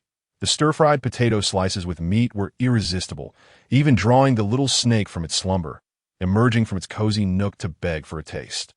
Zhao Jia blew on the potato slices to cool them before offering some to the little snake, who eagerly swallowed them whole, shaking its head in response, aside from a slight spiciness in its mouth. It seemed to have tasted nothing else. Observing Zhao Jia relish her meal, having devoured a large portion of the potatoes, the little snake displayed a look of astonishment. Zhao Jia couldn't contain her laughter at the little snake's expression. She fed it a piece of meat, and only then did the little snake nod its head in apparent satisfaction. Well, although there is still a slight fiery sensation lingering in my mouth that I am not particularly fond of, I can manage to eat it. The little snake took a bite and then ceased to eat, retreating back to its cozy nook. Zhao Jia also stir-fried some greens, which were completely natural and free from pollution. Incredibly sweet and delicious. However, it was unfortunate that there was no garlic or rice. Otherwise, these dishes would have certainly been perfect accompaniments. Nevertheless, Zhao Jia firmly believed that they could still find some. After a long day, Zhao Jia quickly washed up and went to bed early. That night, she dreamt of an extravagant feast laid out before her, yet every time she reached for the food with her chopsticks, she found it impossible to grasp, leaving her frustrated and clicking her tongue in vexation. Perhaps due to the cold, the little snake did not venture out that night. Upon hearing the commotion, it disdainfully wrapped its wings around its head and continued to sleep. The next morning, while Zhao Jia was still asleep, Galai arrived, bringing with him roasted sweet potatoes and red berries, urging Zhao Jia to hurry and prepare for departure. Observing Galai's eagerness, Zhao Jia felt a sense of helplessness but still quickly washed up and set off with him. Upon reaching the village entrance, not only was Mu Lu waiting, but also Fei Lu and Subi it appeared that Galai had called them along in hopes of gathering more supplies for the day. Zhao Jia noticed that besides everyone carrying large baskets, Fei Lu's basket contained a huge net made from an unknown type of vine. Zhao Jia was astonished and inquired, learning that it was crafted from a remarkably flexible vine, capable of holding a substantial amount and, importantly, very sturdy. Acknowledging this, Zhao Jia couldn't help but admire the wisdom of the beastmen. Once everyone was organized, they prepared to set off. Yu Lu carried Galai, while he signaled for Zhao Jia to ride on Fei Lu's back to increase their speed. Fei Lu looked at Zhao Jia with a flushed face, hopeful and expectant. Feeling somewhat bashful, yet unable to refuse, Zhao Jia noticed Su by glaring at Fei Lu with discontent, contemplating whether he should seize an opportunity on their return. Hawk arrived, looking displeased with Galai, and awkwardly explained that it was the chief's orders that brought him. Zhao Jia remained silent, and Galai had no choice but to accept. Hawk offered to carry Zhao Jia, who wished to decline, but Hawk gestured to Fei Lu and Su Bai, prompting them to step back. Although still begrudging, they said nothing further, knowing they could not overpower Hawk, even if they teamed up. Zhao Jia observed the situation, feeling speechless, and hastily climbed onto Galai's back, signaling that it was time to depart as it was getting late. Understanding the urgency, Galai called out to Mu Lu to move, allowing Hawk and the others to follow. Hawk, feeling awkward, rubbed the back of his neck, but transformed into his beast form to keep pace with Zhao Jia and the others. Fei Lu and Su Bai felt disheartened, but soon mustered their spirits and transformed into their beast forms to keep up. Before long, the group vanished from the village entrance. Just after they left, Ayla and Lexi emerged swiftly from the thicket, accompanied by two male members of the tribe, Lance and Drew, watching Zhao Jia and her companions retreat. Ayla and Lexi were filled with anger. However, they couldn't dwell on it for long. Lexi signaled the others to quickly transform into their beast forms to carry her and Ayla and hastily follow suit. When Zhao Jia and the others reached the stream, they found it was still early. Galai informed the group of the location of the potatoes and urged them to start digging. However, Zhao Jia stopped him, indicating that there was no rush for the potatoes, as there were other things they could gather. After walking a short distance through the towering shrubbery, they stumbled upon a field of corn. The corn stalks towered over 2 meters high, with golden ears of corn peeking out, ripe for harvesting. Zhao Jia smiled with delight at the sight. The corn was remarkably large, appearing to be as long as Zhao Jia's arm and quite plump. After explaining the characteristics of the corn, Galai was exhilarated and called for several males to hurry and gather it. Hawk, bringing up the rear, furrowed his brow, as he possessed the keenest hearing and could detect sounds from a kilometer away. At that moment, he heard footsteps approaching and quietly informed Zhao Jia and the others.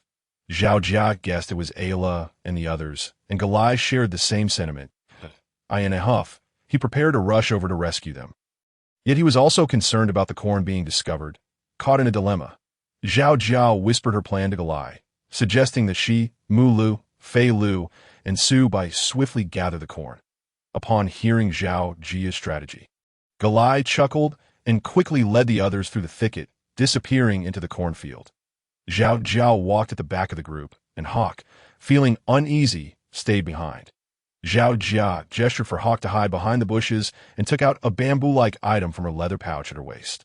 This item was something Zhao Jia had crafted in her spare time. That it was a large hollow bamboo encasing a smaller one, with a wooden handle attached to the back. The larger bamboo was padded with cotton and contained cotton seeds. By pulling the handle back and forcefully pushing it forward while aiming, the cotton seeds could be propelled out. Zhao Jia referred to this contraption as a cotton fruit gun, as it was the simplest device. Its range was not extensive, at most 500 meters, especially since she had applied a highly elastic plant gel to the end of the small bamboo.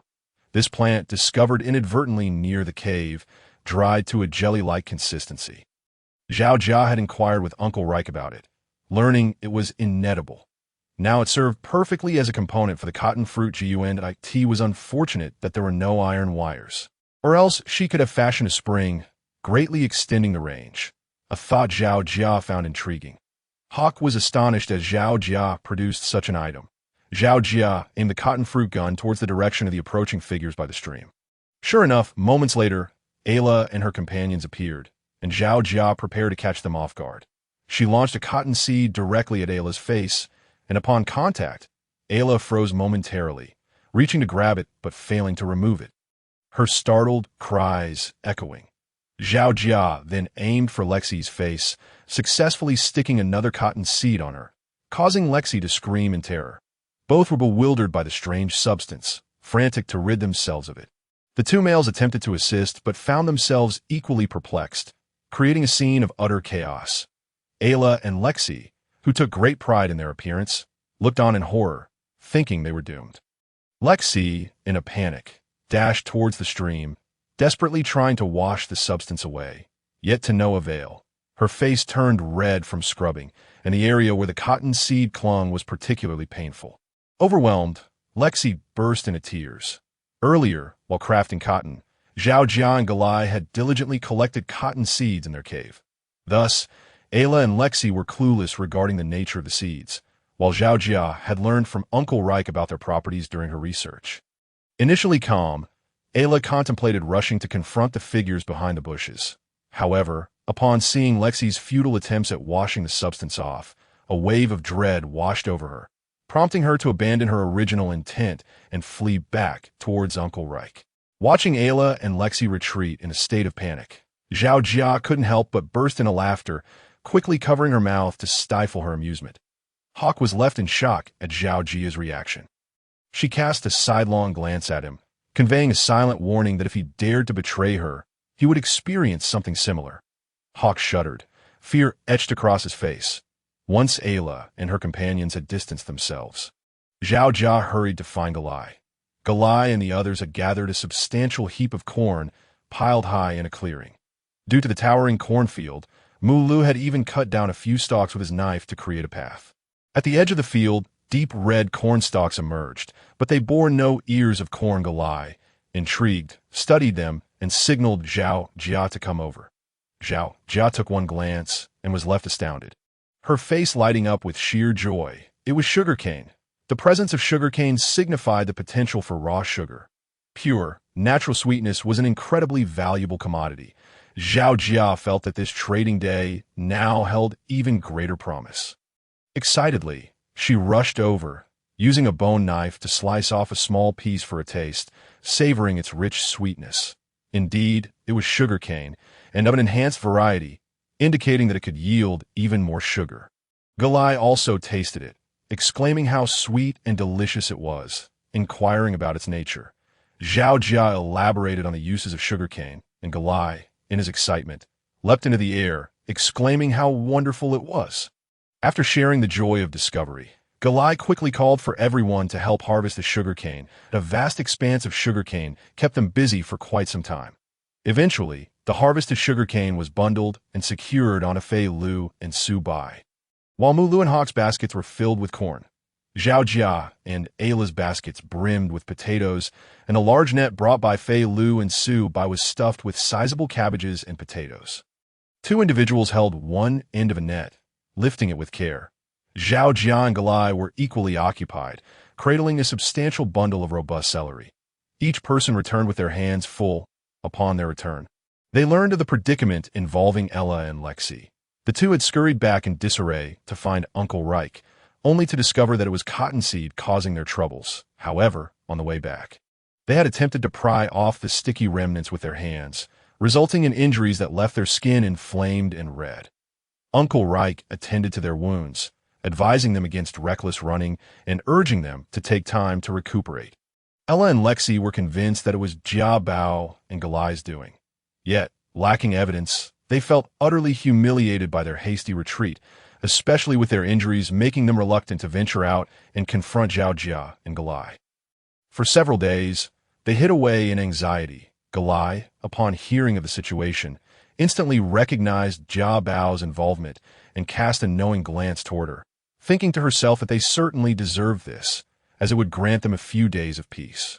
Zhao Jia, noticing the look from Galai, responded with a sly smile.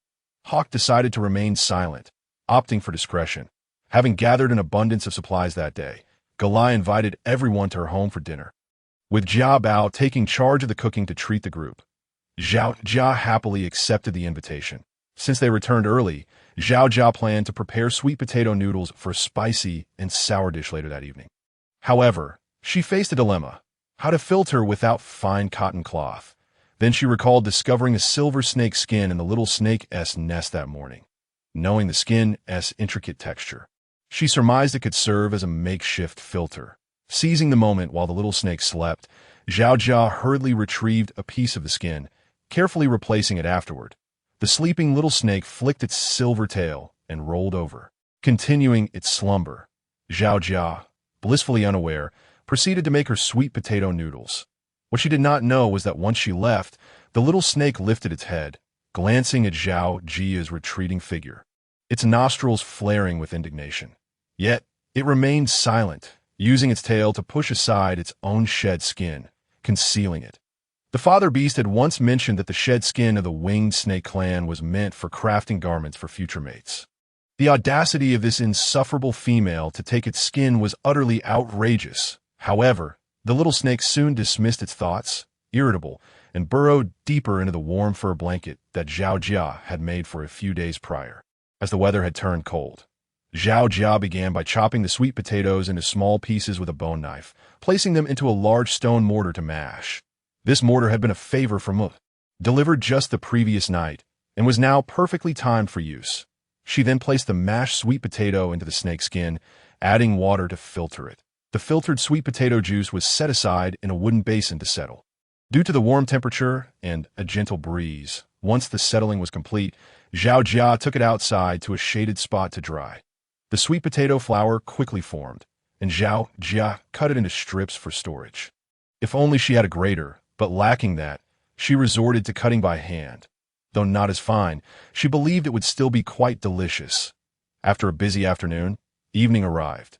Zhao Jia brought her provisions to Galai's home, where several male beastmen were present. She decided to prepare a larger meal. Zhao Jia took out the stored mountain chicken, preparing it in the style of beggar's chicken, burying it in the fire pit to roast.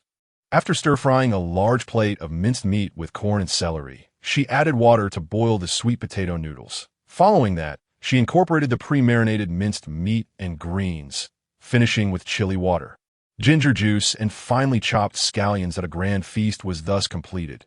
Galai served each person a generous bowl of sweet potato noodles. The males hesitated to dig in, eyeing the unassuming appearance of the dish while inhaling the pungent aromas of spice and ginger. However, Galai, bolstered by prior experiences, had unwavering faith in Jia Bao's culinary skills. Mulu displayed a mysterious smile, joining Jia Bao in savoring the sweet potato noodles. The slippery noodles, combined with the meaty broth, melded the spiciness and ginger flavors beautifully. And after the initial kick, a delightful aroma filled their mouths. Regrettably, the absence of vinegar and garlic left them yearning for an even more irresistible flavor. Zhao Jia mused as she ate, unable to stop. She and Galai indulged themselves, neglecting to attend to the other males. Hawk, Filiu, and Su by exchange astonished glances. Observing Mulu enjoying the meal, they tentatively took a bite, exclaiming, "Wow, that's spicy." The sweet, earthy flavor of the sweet potatoes mingled with the fiery broth, causing beads of sweat to form. Yet, after braving the heat and taking a few more bites, they found it utterly delectable, to the point of being unable to stop. Having finished, they looked to Zhao Jia, silently inquiring if more was available. Zhao Jia replied that there was none left.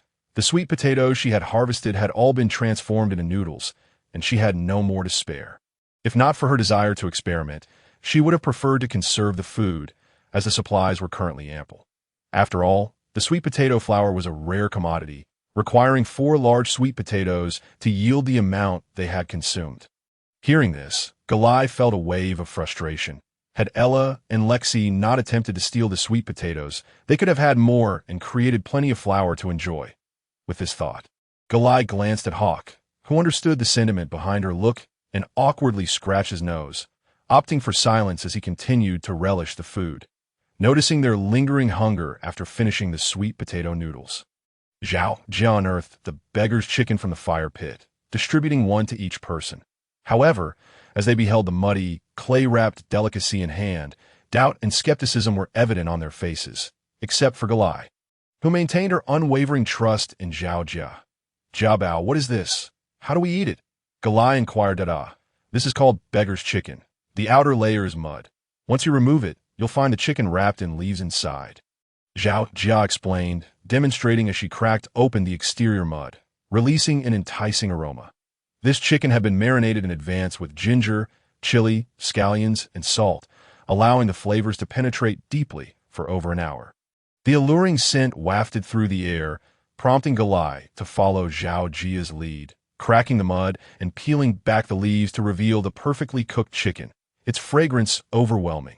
Galai tore off a piece of the drumstick and sampled it, exclaiming how delicious it was that in the past, Mulu would occasionally catch mountain chickens, but their small size yielded little meat, relegating them to mere tidbits that were usually roasted directly, resulting in dry, flavorless fare.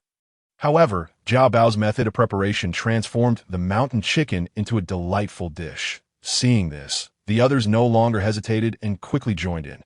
Everyone praised the beggar's chicken, noting its tender, flavorful meat, though a single chicken was quite ample for Zhao Jia and Galai. It was insufficient for Mulu and his companions. In the end, Zhao Jia generously divided her portion, sharing half of her chicken with Gon. Gon, clutching the chicken, devoured it ravenously, transforming into a comical sight, prompting Galai to chase after him with a cloth to wipe his face, eliciting laughter from everyone. Ultimately, all the food prepared by Zhao Jia was consumed, leaving everyone satisfied yet yearning for more, hoping for similar opportunities in the future. After tidying up, they began to depart from Galai's home. As Zhao Jia stepped outside, she strolled leisurely toward the cave. The moonlight was bright that night. 2 large moons resembling vast bowls hung in the sky, illuminating the path ahead as Zhao walked. She reveled in the night's beauty while contemplating the need to produce some sugar cane tomorrow. Not long after, Hawk caught up to her, insisting on escorting her back to the cave. Zhao Jia declined, but Hawk was persistent, so she relented. Yes, they walked slowly. Lost in her thoughts about the next day, she did not engage in conversation with Hawk. Several times, he seemed on the verge of speaking yet faltered, leaving Zhao Jia feeling slightly anxious. Just as they neared the cave, Hawk showed no signs of leaving. "What do you want to say?" Zhao Jia asked, looking up at Hawk. Her expression was serene, her gaze clear, not the usual aloofness nor any hint of affection, merely a calmness that emanated from deep within. Faced with such composure from Jia Bao, Hawk suddenly found himself at a loss for words, halting in his tracks. I plan to speak with Ella tomorrow regarding the sweet potatoes. I should be able to negotiate on your behalf. Hawk finally managed to articulate after a moment of contemplation. I know you want me to trade sweet potato flour for the market day. But to be honest, I do not agree with that approach, Zhao Jia stated directly, voicing Hawk's unspoken thoughts. Upon hearing her words, Hawk's expression shifted to one of confusion. First, sweet potatoes could serve as a staple food, providing sustenance during the cold season. However, sweet potato flour was not easily attainable. It required 4 large sweet potatoes to produce just the quantity they had consumed that evening, in fact, in times of food scarcity. Sweet potato flour was quite a luxury, Zhao Jia elucidated, expressing concern that Hawk might not comprehend the weight in Jin, thus opting to describe it by quantity. Upon hearing Zhao Jia's words, Hawk displayed a countenance of disappointment. Zhao Jia contemplated that once the frigid season had passed, he could lead his kin to clear land and cultivate sweet potatoes extensively. At that juncture, sweet potato flour would no longer be a luxury. However, that time had yet to arrive, and Zhao Jia preferred to remain reticent on the matter. Furthermore, the sweet potatoes grew wild and did not belong to anyone, a point that required no further elaboration. Zhao Jia continued, indicating that whether or not Hawk had escorted Ella was of little consequence. He was indifferent to it. Hawk, upon hearing this, felt even more awkward. Upon reaching the cave entrance, Zhao Jia paused. "I'm truly grateful for the considerable assistance you have provided me during this time," he said. "It is getting late. You should return and rest." Zhao Jia issued a subtle dismissal to Hawk. Hearing this from Jia Bao, Hawk had no choice but to halt, bidding farewell to Jia Bao before departing. In truth, Jia Bao had already reached adulthood, had it not been for the unexpected incident previously. He would have smoothly wed Jia Bao before the onset of winter, although he had been reluctant at that time. Now, perhaps it would suffice to wait until Jia Bao recalled it, or if that proved unfeasible. He would certainly strive for it after winter, Hawk mused. His despondent mood was instantaneously revitalized with confidence. Upon returning to the cave, he found the little snake there as well. The little snake was not nestled in its small den, but was instead waiting at the cave's entrance for Jia Bao. Upon entering, Jia Bao was startled to see the silvery head of the snake. The little snake regarded the female before it with a frosty stare, having overheard the conversation with the male. "Inzi, what are you doing squatting here?" Jia Bao said, patting his chest to calm his surprise. "Waiting for you, no, supervising that I have helped you immensely, yet you fail to express gratitude," the little snake hissed in response. Zhao Jia approached to kindle a fire, maneuvering past the little snake to wash up in the adjoining room. "If only you could speak," he lamented, the sounds of his voice mingling with the water as he washed. "What a pity, I wish I could, but alas, not yet," the little snake hissed in reply, slithering into the adjacent storage area alongside Zhao Jia. "However, your company is a comfort. Otherwise, I truly do not know how I would endure alone." Zhao Jia thought to himself. On the stove, a stone pot simmered with hot water, which Zhao Jia had prepared prior to his visit to Galai's home, intending to use it for washing up that evening. Adding some firewood, he poured the water into a wooden tub, readying himself to cleanse his body. The fire flickered, and steam rose as Zhao Jia turned his back to the entrance, removing his garments to wipe himself down. As the little snake slipped in, it beheld the ethereal, bare silhouette of Zhao Jia amidst the swirling steam. Momentarily captivated by the sight, the little snake felt a rush of warmth flooding its body, its blood surging towards its head. Reacting swiftly, the little snake retreated, unsure of its thoughts, lowering its head and hastily burrowing back into its small den before Zhao Jia could notice. Unaware of the little snake's thoughts, Zhao Jia continued to wash, contemplating his plans for the following day. After hastily finishing his ablutions, he climbed on the stone bed, ready to sleep. Upon ascending, he noticed that the little snake had coiled itself into a circle within its den. Without any fur covering, its head drooped and its small wings hung limply. Finding this peculiar, Zhao Jia thought little of it, assuming the little snake was cold, and tenderly draped a nearby fur over it. The little snake glanced at Zhao Jia, lifting its head for a fleeting moment before burying it deeper. Exhausted from the day's exertions, Zhao Jia fell asleep almost immediately as the night deepened. The following morning, Galai came to find Zhao Jia. Together, they prepared roasted sweet potatoes for breakfast. Noticing that the little snake was still asleep, Zhao Jia also roasted 2 large pieces of moo beast meat, placing them on leaves to set aside for the little snake to eat. Observing that the little snake had not ventured out for food in recent nights, Zhao Jia endeavored to prepare sustenance for it. After breakfast, the two made their way to Galai's abode, as the sugar cane they had brought back was piled there due to a lack of storage space. Emulu had already gone hunting, taking Gan In along. Zhao Jia was surprised that Gan In, so young, was already accompanying the hunt. Galai explained that male beastmen were expected to hunt from a young age, both to learn survival skills and to enhance their abilities through combat, thus enabling them to thrive in the harsh conditions of the beast world. With Mu Lu supervising, Gan would be safe, so Zhao Jia need not worry.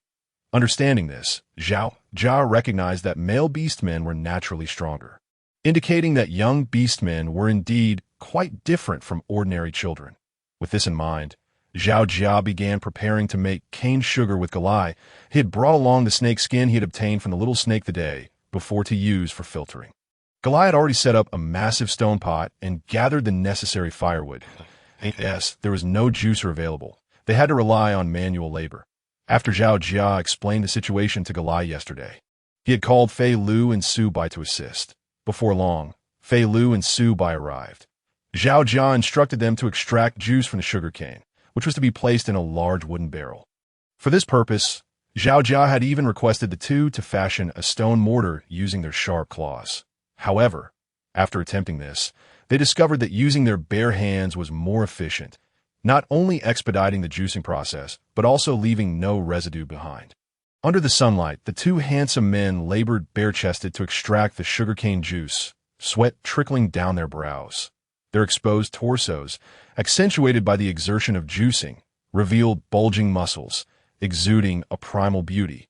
Zhao Jia, witnessing this scene, quickly turned his head away, unable to bear the sight, but he gained a profound understanding of the strength exhibited by the males of the beast world, as Fei Lu and Su Bai worked. They attracted many onlookers from the tribe, both beastmen and females, who curiously observed Zhao Jia and his companions. Yet, upon learning that it was preparation for the trading day, none dared to interfere. Zhao Jia noticed Lu Shi peering curiously from the crowd, but he paid her no mind. Thanks to the assistance of Fei Lu and Su Bai, the sugarcane juice was swiftly prepared, yielding 2 barrels of juice, after filtering it through the snakeskin. It was left remarkably pure, devoid of impurities. Galai had already kindled a fire, placing the stone pot over it. They poured the sugarcane juice into the pot, simmering it until its color transformed from transparent to a dark brown hue, and the juice thickened into a gel-like consistency. Together, Zhao Jia and Galai placed the gel-like sugarcane mixture into pre-prepared wooden molds, covering them with a layer of special leaves and setting them aside to solidify. By midday, the sugarcane juice had not yet finished cooking, so Zhao Jia and Galai decided to prepare lunch. Fei Lu and Su Bai, having completed their task of extracting juice, felt too shy to stay for a meal and intended to leave. However, Zhao Jia and Galai insisted, stating they would cook for them, so the two remained in a hurry. Zhao Jia prepared simple roasted sweet potatoes and baked rabbit, considering Fei Lu and Su Bai's appetites. Fearing they might not be satisfied, Zhao Jia retrieved 3 rabbits he had saved from his previous catch and roasted them. The meal was delightful, with Zhao Jia and Galai sharing 1 rabbit, while Fei Lu and Su Bai divided the remaining meat. Both feeling thoroughly satisfied, in the end, they eagerly assisted with the cleanup, offering to help with any further tasks Zhao Jia required. Just in time, Zhao Jia asked them to help sun-dry the corn before they departed. Upon returning, the finished cane sugar was finally ready. Zhao Jia peeled back the leaves to reveal the sugar, now fully formed into deep brown blocks, a testament to their success. The concentration of sugarcane juice here far surpassed that on Earth, resulting in 10 blocks sized 50-50-10 from the dozens of sugar canes they had carried back. Zhao Jia carefully sliced the blocks with a bone knife, placing them into prepared wooden boxes. He reserved some for Galai, kept a few jars for himself, and set aside several jars for Aunt Yuli, while the rest were packed into large bee skin bags by Fei Lu and Su Bai to be carried back to his cave. Intended for the trading day, elated at having procured such an abundance of cane sugar, Zhao Jia joyfully delivered some to Aunt Yuli, informing the chief of the situation, who was equally pleased. With the availability of cane sugar, the issue of sugar intake was resolved, and more importantly, this was entirely natural and unpolluted brown sugar that on Earth. It was indeed a favored companion for women. However, as he pondered this, Zhao Jia recalled that his current body had already reached adulthood, yet it was said he had not yet entered estrus, meaning he had yet to experience menstruation. He found himself wondering what the reason might be. Zhao Jia contemplated that she ought to inquire with Uncle Reich upon her return. After completing the process of making brown sugar, she realized that time was of the essence. Fei Lu and Su Bai followed Zhao Jia's instructions, diligently removing the corn kernels and laying them out to dry on the animal skins prepared at the cave entrance. Zhao Jia approached to turn the drying corn kernels, intending to grind them into corn flour and cornmeal the following day. Once these tasks were accomplished, the hour had grown late. Mulu returned with a sheep-like creature, calling for Zhao Jia, Fei Lu, and Su Bai to join him for a meal. A sheep? Zhao Jia was overjoyed, although she initially considered declining. She ultimately accepted, as her craving for lamb hot pot was too strong to resist. She took several ears of corn and some cabbage to Galai's place. Observing that Mulu had already butchered the lamb, Zhao Jia proposed preparing hot pot for everyone that evening, offering to take charge of the cooking. Though Galai and the others were unfamiliar with the concept of hot pot, they understood it was a delightful meal, and their spirits soared at the prospect of indulging in something special. Zhao Jia explained the method of enjoying hot pot, emphasizing the need to prepare broth from bones and a generous quantity of meat. Relying solely on a lamb would not suffice. Filiu and Shubai hurried back to fetch fresh moo beast bones and large cuts of meat. Zhao Jia directed Mulu in slicing the meat. And to her surprise, Mulu's knife skills were remarkable, producing slices so thin they could rival various meat rolls found on Earth. In no time, Mulu had prepared 2 large platters of beef and lamb rolls.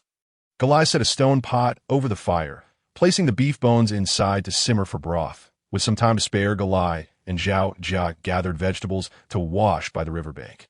Upon reaching the river, they found many orcs and females washing vegetables and meat as evening approached. Lexi and Ayla were also present, surrounded by a throng of females, animatedly discussing something, with Ayla's face flushed with shyness. Upon noticing Zhao Jia and Galai's arrival, the females exchanged awkward glances and dispersed. Lexi, having spotted the duo, strutted over with an air of superiority, her head held high, and settled beside Zhao Jia and Galai. Ayla and I have also earned the qualification to attend Trading Day. I suppose you too are unaware. Lexi declared triumphantly, casting a sidelong glance at Zhao Jia. Both Zhao Jia and Galai were taken aback, exchanging glances, as they had been preoccupied throughout the day and had not been aware of the happenings within the tribe. It was no wonder that fewer females had gathered to observe their brown sugar making in the afternoon. Ayla, blushing, lowered her head, feigning modesty, yet her eyes gleamed with pride as they flickered towards Jia. I don't think you two are the only ones contributing to the tribe. We can do so as well. Lexi boasted. Zhao Jia cast a nonchalant glance at Ayla before resuming her focus on washing the corn and cabbage in her hands. Seeing that the two were ignoring her, Lexi's expression shifted to one of frustration. You merely taught the tribe how to make quilts, while Ayla has contributed salt. Salt? Zhao Jia was astonished. The ability to produce salt was indeed impressive. It seemed Ayla's previous tribe must have had predecessors with knowledge of such a process. Whether through salt mining, filtration of salt water, or other methods, Zhao Jia was curious. That is indeed remarkable. How is the salt obtained? Zhao Jia inquired, feigning surprise as she looked at Lexi, its from salt fruit. Let me tell you, Lexi blurted out. How it's obtained is a secret of the tribe. We have no obligation to share it with you. Ayla interjected, her expression anxious as she approached Lexi, signaling her to cease talking. Realizing she had divulged too much, Lexi covered her mouth in horror, her eyes wide with fear. Unbeknownst to her, Jia Bao had managed to extract information from her, which she deemed utterly unfair. Ayla, however, felt that the method for producing salt was a valuable asset that should remain exclusive to her and Lexi, as it would lose its novelty if others were to learn it. Particularly upon hearing that Zhao Jia had received guidance from the beast god and could identify various ingredients. Ayla grew increasingly wary. Oh, is that so? Zhao Jia retorted. It appeared that the salt was not derived from filtered salt mines or seawater, but rather from naturally occurring saline plants. Zhao Jia was astounded. The flora in this beastly world defied conventional understanding. Is it a white, transparent granule used as a seasoning? Salt replenishes the body's energy, alleviating the weakness some females experience, correct? Zhao Jia stated slowly, directing her gaze at Ayla and Lexi. Upon hearing Zhao Jia's words, the surrounding orcs and females gasped in astonishment, murmuring excitedly among themselves. This was indeed fantastic news. Many females in the tribe had suffered due to their physical frailty, and the prospect of salt remedying this issue brought great joy. Ayla was determined to keep the salt production method firmly in her grasp. Although she had previously hinted at the existence of salt to the chief and explained its benefits, this time, offering the method had granted her attendance at Trading Day, effectively securing a significant favor for the tribe, which would earn her their gratitude henceforth. Zhao Jia was well aware of Ayla's intentions, thus she felt compelled to counteract them. Salt was a necessity of life and should not be monopolized by Ayla's selfishness. Hence, Zhao Jia openly discussed the properties of salt, ensuring that the chief could not hinder the tribe's enthusiasm for it, potentially leading to the public disclosure of the salt production method. Observing Zhao Jia's assertive stance, Ayla gazed at her in alarm, realizing. How did you know? Lexi exclaimed in disbelief. Realizing her mistake, she quickly covered her mouth and hid behind Ayla, though it was too late. Zhao Jia chuckled coolly, glancing at Ayla without providing any response. This matter is known only to me and the chief. Did you overhear our conversation? Ayla, regaining composure after her initial shock, questioned Zhao Jia. What do you mean by overhearing? Honestly, Zhao Jia replied, continuing to wash the vegetables. Dismissing Ayla entirely. Ayla appeared to recall something, her eyes filled with trepidation. Could it be that Zhao Jia had indeed received instruction from the beast god, gaining knowledge of numerous ingredients, including salt? Ayla's mind raced, leaving her momentarily speechless. After finishing the washing, Zhao Jia and Galai prepared to return. You cannot leave. Come with me to see the chief, Lexi declared, emboldened by Ayla's silence, and now convinced that Zhao Jia had eavesdropped on their conversation with the chief. She stepped forward to block the path of the two, demanding, the method for producing salt was provided solely by Ayla, correct? Do you wish to forfeit your qualification for trading day? Zhao Jia regarded the obstructing Lexi coolly. The surrounding females began to murmur amongst themselves upon hearing Zhao Jia's words. Traditionally, only the chief's wife participated in trading day, yet this time an inexplicable 4 additional female spots had opened up, leaving many dissatisfied. Jia Bao and Galai had nothing to say. It was undeniable that she had openly taught the quilt-making process, a fact beyond dispute. Although Jia Bao had previously had a poor temperament and had clashed with many females, they all understood the gravity of the situation. In contrast, Lexi and Ayla were different. The tribe had only heard their claims but had never witnessed any evidence, leading to skepticism, while the tribe believed Ayla could provide the method for salt. As for Lexi, noticing the unfriendly gazes directed at her from the surrounding females, became anxious. I will go seek an explanation from the chief. Just wait. Lexi spat at Jia Bao and Galai, swiftly dragging Ayla away. Watching Lexi retreat into the distance, Zhao Jia and Galai burst into laughter. Initially, Galai had felt quite displeased with the two instigators and wished to stand up for Jia Bao. However, witnessing how easily Jia Bao had sent them fleeing with just a few words left him astonished, leading him to reflect on how much Jia Bao had changed since her amnesia. He suddenly found himself hoping she wouldn't revert to her former self, as she was quite wonderful as she was now. Zhao Jia let out a sigh of relief, catching Galai's admiring gaze, which made her feel somewhat bashful. In truth, Zhao Jia had once been quite timid, reluctant to voice her anger when wronged. However, things were different now. She felt as though she had experienced death once before, and while caution was prudent in this world, one must also strike back when the moment called for it. Shouldn't one? The two chatted and laughed as they returned to Galai's home. Molu had expertly sliced the beef and lamb rolls, ensuring they were evenly marbled as Zhao Jia had instructed. Zhao Jia was genuinely impressed. It seemed the males in this beastly realm were indeed quite exceptional. The broth of beef bones had also simmered to perfection. Zhao Jia added ginger water, chili water, and salt for seasoning. She chopped the cabbage and cut the corn into chunks, preparing them for cooking later. This time, she added more chili water than in her previous attempts. The entire pot of beef bone soup exuded a vibrant crimson hue, enriched by several chunks of beef fat, meticulously carved by Mulu. Thus, a fragrant and spicy beef hot pot was completed. The broth, visually enticing, bore a particularly intense spiciness. Zhao Jia was the first to deftly grasp the beef and lamb rolls, placing them into the pot for a brief moment before retrieving them, savoring the flavors with a blissful squint of her eyes. This is the taste, she exclaimed, adding more slices of meat while explaining the proper technique to her companions. Everyone hesitated to pick up their chopsticks. Yet drawing from their previous dining experiences, they followed Jia Bao's lead in cooking the meat slices. Clumsily wielding their chopsticks, they mimicked Jia Bao's actions, beginning to dip the meat, after days of indulging in Jia Bao's culinary creations. They had all begun to learn the art of using chopsticks. Even little Jia In, with his inexperienced grip, was eagerly selecting the slices Zhao Jia had cooked for him, appearing utterly adorable as they relished the cooked meat. They were astonished by this unique way of dining. The thinly sliced meat melted in their mouths, succulent and juicy, with the rich aroma of meat enveloping their senses, truly delectable. They were all engrossed in their meal.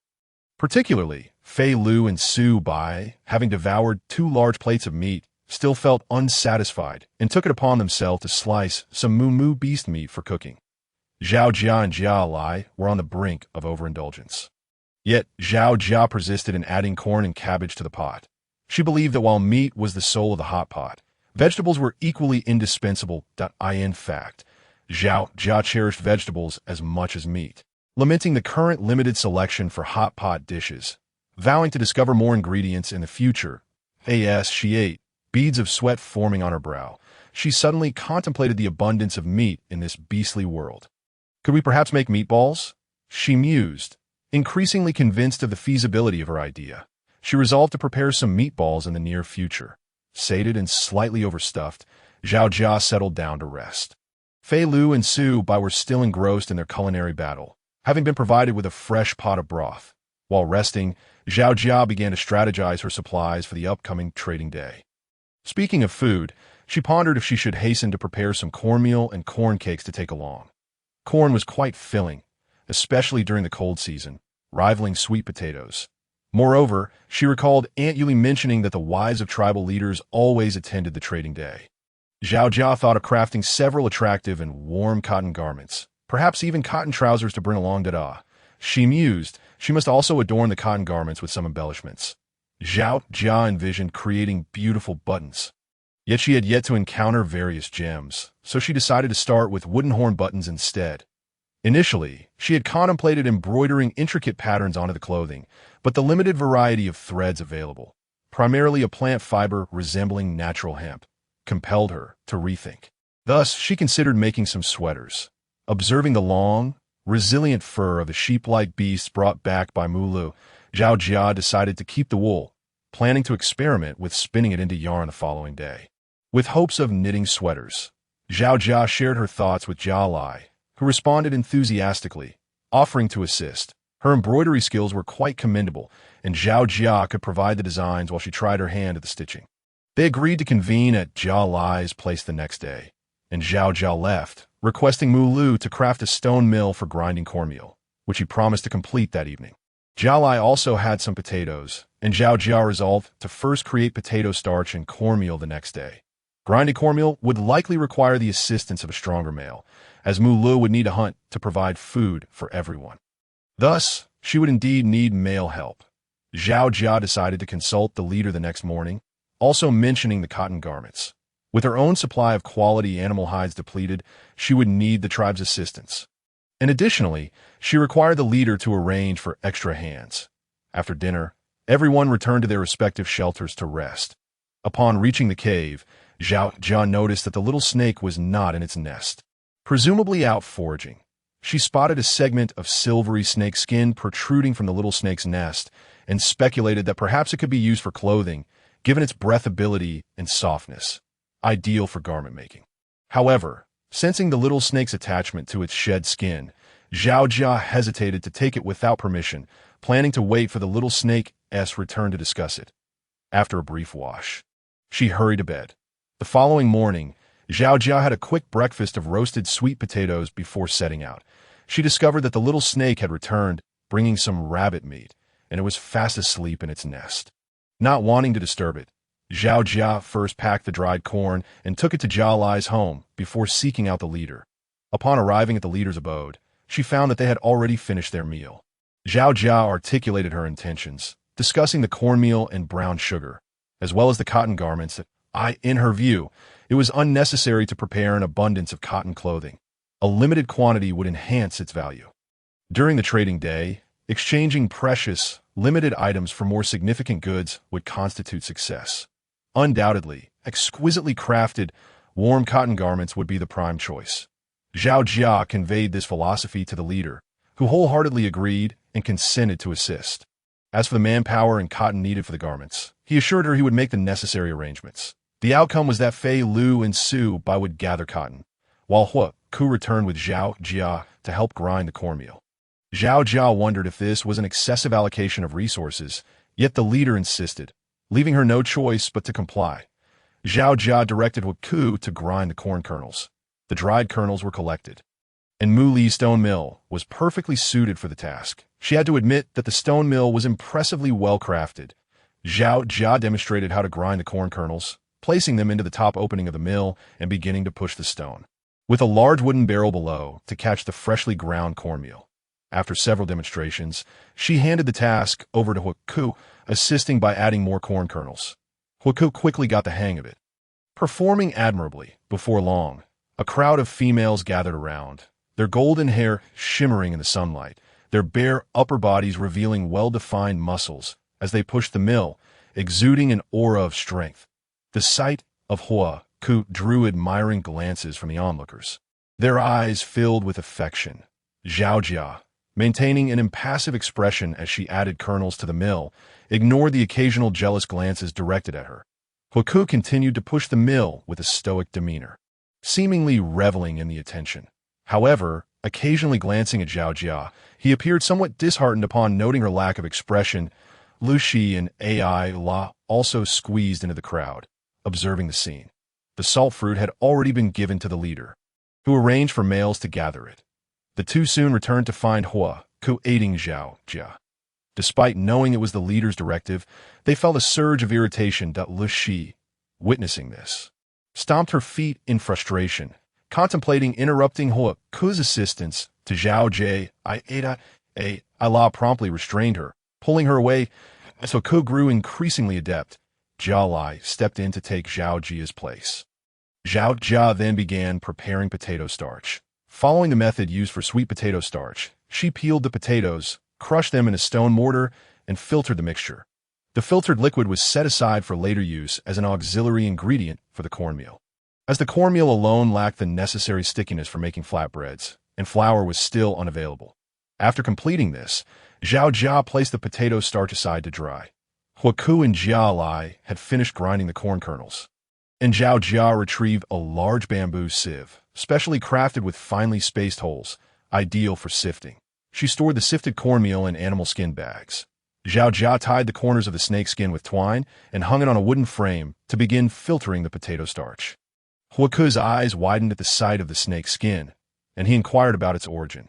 Zhao Jia, sensing the ambiguity in Huaku's gaze, realized she couldn't reveal that it belonged to the little snake. So she fabricated a story about having found it, claiming it was merely a small piece. Seeing only a fragment, Huaku accepted her explanation without further questioning, and Zhao Jia sighed in relief. In truth, even she noted the significant difference between the large snake's skin and the little snake's petite form, raising suspicions in her mind. However, she dismissed the thought and continued her work filtering the potato starch. Once the potato starch was filtered and spread out on leaves to dry, Zhao Jia occasionally flipped it over, estimating that it would dry sufficiently given the ample sunlight of the cool season. Having completed these tasks, it was nearing 2 in the afternoon. Zhao Jia and Jia Lai quickly prepared a dish of stir-fried celery with meat, while Huaku returned home for his meal. After finishing lunch, the orcs who had gone to gather cotton returned.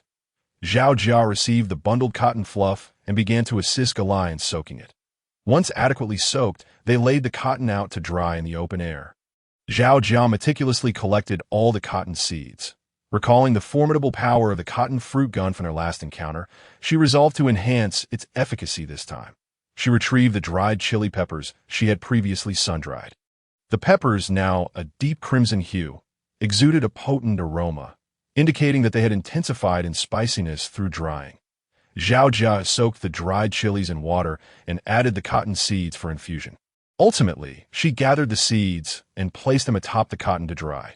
Before long, the chili-infused seeds were thoroughly dried, and Zhao Jia carefully placed them in her cotton fruit gun. A sly smile crept across her face as she regarded the weapon. Recognizing its potential for life-saving utility in critical moments, she resolved to craft one for Galai as well.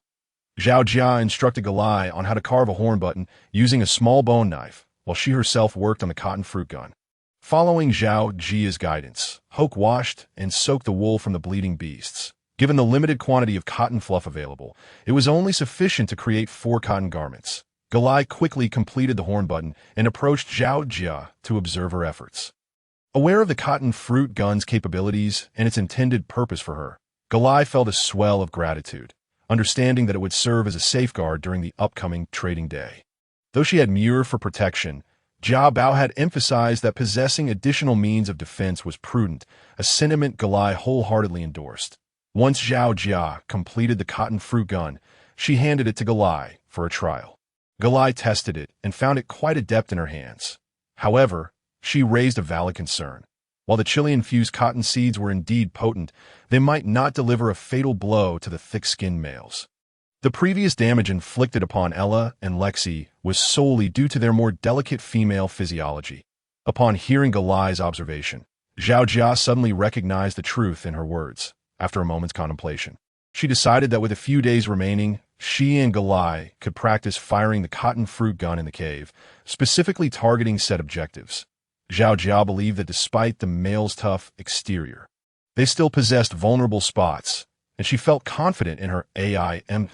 As the day wore on, the sun began to dip toward the horizon, and the cornmeal and potato flour were finally dried. Zhao Jia commenced mixing the two flours in a ratio of 100, placing them onto heated round stones for frying. Initially, her technique was rather unrefined. The first corn cake failed to form properly and was slightly charred. Nevertheless, the enticing aroma wafted through the air, drawing gasps of admiration from onlookers. Zhao Jia chuckled knowingly. Indeed, nothing could surpass the allure of freshly made corn cakes. Galai, grasping Zhao Jia's intentions, took over the corn batter and began crafting the cakes herself. With a few deft movements, she quickly became proficient, producing fragrant and delightful corn cakes. As more and more spectators gathered, including several small beast folk who drooled in anticipation, Zhao Jia tore a corn cake into small pieces, distributing them to those nearby for a taste. Everyone who sampled the treat nodded in approval, praising its deliciousness. Zhao Jia mused that this was merely the plain version. How much more delectable it would be when wrapped with various fillings. Remembering the sauerkraut, she resolved to gather some cabbage to prepare it, especially since Ella had contributed salt fruit to the tribe, a promising development for her plans. The two labored until dusk, finally completing all the corn cakes. Zhao Jia selected 2 of the freshly made cakes and made her way to the chief's residence. She explained the situation and offered the chief a taste, which elicited an enthusiastic response. The reason Zhao Jia transformed the corn into cakes was to trade for more goods during the upcoming trading day. Corn was likely a common commodity, but few knew it could be fashioned into corn cakes. Most importantly, corn cakes could be preserved for extended periods in cold weather, making them an indispensable staple for the winter season. Whether the chief chose to share this method with others was entirely up to him, and Zhao Jia had approached him specifically for this purpose. After outlining the situation, the chief indicated that he would convene with the tribe's healers the following day to discuss matters further, inviting Zhao Jia to attend, to which she readily agreed. That by the time she returned from the chief's home, it was quite late, and Zhao Jia hurried toward the cave. Upon her return, she noticed the little snake was also present. As the cold season approached, the evening air grew increasingly frigid, prompting the little snake to retreat into its cozy nook for slumber. Zhao Jia understood that the little snake was likely preparing for hibernation. Upon spotting Zhao Jia, the little snake peeked out from its nest, regarding her with curiosity. If not for the concern for Zhao Jia's safety, it would have already sought a secure place to hibernate. But the time was not yet right. Silver, may I have some of your snake shed? Zhao Jia squatted before the little snake and asked. Absolutely not. Don't even think about it. The little snake hissed in reluctant protest. I needed to make clothing. Hee, Zhao Jia replied, noticing the little snake's unwillingness. There was no denying that the shed was exceptionally soft and breathable, ideal for garment making. The little snake withdrew its head back into its nest, wrapping its thin wings around itself. How dare she think of using my shed for clothing? Does she not understand that such a gift is meant only for one's mate? Observing the little snake's evident reluctance, Zhao Jia felt a pang of disappointment. All right, if you don't want to, then forget it, she murmured, her voice tinged with sadness. Before she could finish her sentence, something was flung from the nest, and when Zhao Jia picked it up, she was filled with delight. It was a roll of snake shed, quite a substantial amount. Overjoyed, Zhao Jia's happiness was momentarily overshadowed by concern for the little snake's delicate frame. She hesitated to inquire further. Noticing Zhao Jia lingering with the shed, the little snake flicked its silver tail impatiently. All right, Zhao Jia relented, deciding to hold her questions for the time being, since the little snake resided in her cave. Consuming her provisions and sharing her space, it was unlikely to harm her. If it intended to do so, Zhao Jia doubted she could defend herself anyway. This thought left her feeling rather disheartened. Clutching the bundle of snake shed, she made her way to the storage area. Recalling Hope's reaction upon seeing the shed, Zhao Jia deemed it wiser to refrain from unveiling a large quantity for outer garments all at once, opting instead to craft a few smaller items. In this place, females did not wear undergarments, and the underpants were fashioned from animal hides. Although these were sufficiently thin and flexible, Zhao Jia still found them lacking in breathability, especially given the high temperatures and perspiration prevalent here, rendering such undergarments rather uncomfortable. Zhao Jia cut several pieces of the snake shed according to her measurements, utilizing the hemp thread and bone needle she had prepared to begin sewing. Though her stitching was not particularly aesthetically pleasing, it was passable, and she felt quite satisfied with her efforts. After washing the garments and hanging them to dry in the corner of the room, she completed her tasks and proceeded to wash up before retiring to bed. Contemplating the preparations for the trading day, Zhao Jia's heart felt at ease. Exhausted from the day's labor, she quickly drifted into slumber. The next day, after breakfast, Zhao Jia noticed Filiu approaching her, stating that the chief was looking for her, remembering that the chief had mentioned calling for her to participate in the tribal discussions. Zhao Jia promptly followed Filiu. Upon arriving at the tribal assembly hall in the center of the village, she found a considerable gathering already in attendance. Among them were several elder beast folk, including Uncle Reich, the chief and his mate, Hoke, and an elderly female whose scrutinizing gaze upon Zhao Jia was anything but welcoming. Filiu introduced her as the tribe shaman, who, due to her poor health, typically remained in her cave for recuperation, only appearing during significant tribal events or ceremonies. It was apparent that her preconceived notions regarding Jia Bao clouded her judgment, and Zhao Jia understood this well. Following the chief's instructions, Filiu and Jia Bao each presented the preparations for the trading day. Filiu was responsible for the game and hides, while Jia Bao handled various high-value items. Once Filiu concluded his report, there was a notable silence. Upon Jia Bao's completion, the crowd displayed approving glances. Even the previously skeptical shaman now exhibited a look of surprise. The chief commended Jia Bao, promising her a corresponding reward upon their return to the tribe after the trading day. The chief then raised the issue of cornmeal and discussed the upcoming trading day. Zhao Jia was aware that the trading day was organized by the Eastern Tribal Alliance, with the White Tiger tribe serving as its leader. This particular trading day was different from previous ones, as it would not take place on the Soma Plains, but within the territory of the White Tiger tribe, causing the chief significant concern. On one hand, the unusual gathering of leaders from various tribes at the White Tiger tribe posed a risk. Although the wandering beast folk typically refrained from attacking tribes during trading days, caution was still necessary. On the other hand, the long-standing animosity between the White Tiger tribe and the Golden Lion tribe cannot be overlooked. The root cause of this discord is the rivalry for leadership. Zhao Jia understands that one group represents the tiger, while the other signifies the lion. Thus, it is inevitable that disputes will arise over who holds the position of supremacy. Consequently, during their visit to the White Tiger tribe, the Golden Lion tribe must exercise utmost caution. They must ensure the safety of their tribe while also guaranteeing the safe return of those attending the trading day. The chief proposed not only selling corn flour, but also providing the method for its production, albeit exclusively to tribes willing to collaborate. The chief wished to hear the opinions of the others. The great shaman, however, opposed this suggestion, stating that the Golden Lion tribe is no longer what it used to be. Presently, it is merely a medium-sized tribe of just over 100 members, unlike the White Tiger tribe. Since assuming leadership, the tribe has continually expanded, and with the influx of orc warriors advancing in strength, their power has grown formidable. It is said that there are over 100 third-tier warriors, not to mention more than 20 fourth-tier warriors, and already a fifth-tier orc warrior has taken residence within the tribe. Since the death of the previous warrior, Aaron, and the inability to acquire high-grade advancement potions, the Golden Lion tribe has lost its chance to contend for the position of leader of the Eastern Alliance, significantly diminishing its strength. Currently, the tribe's recognized strongest warrior is Hawk, the sole fourth-tier orc.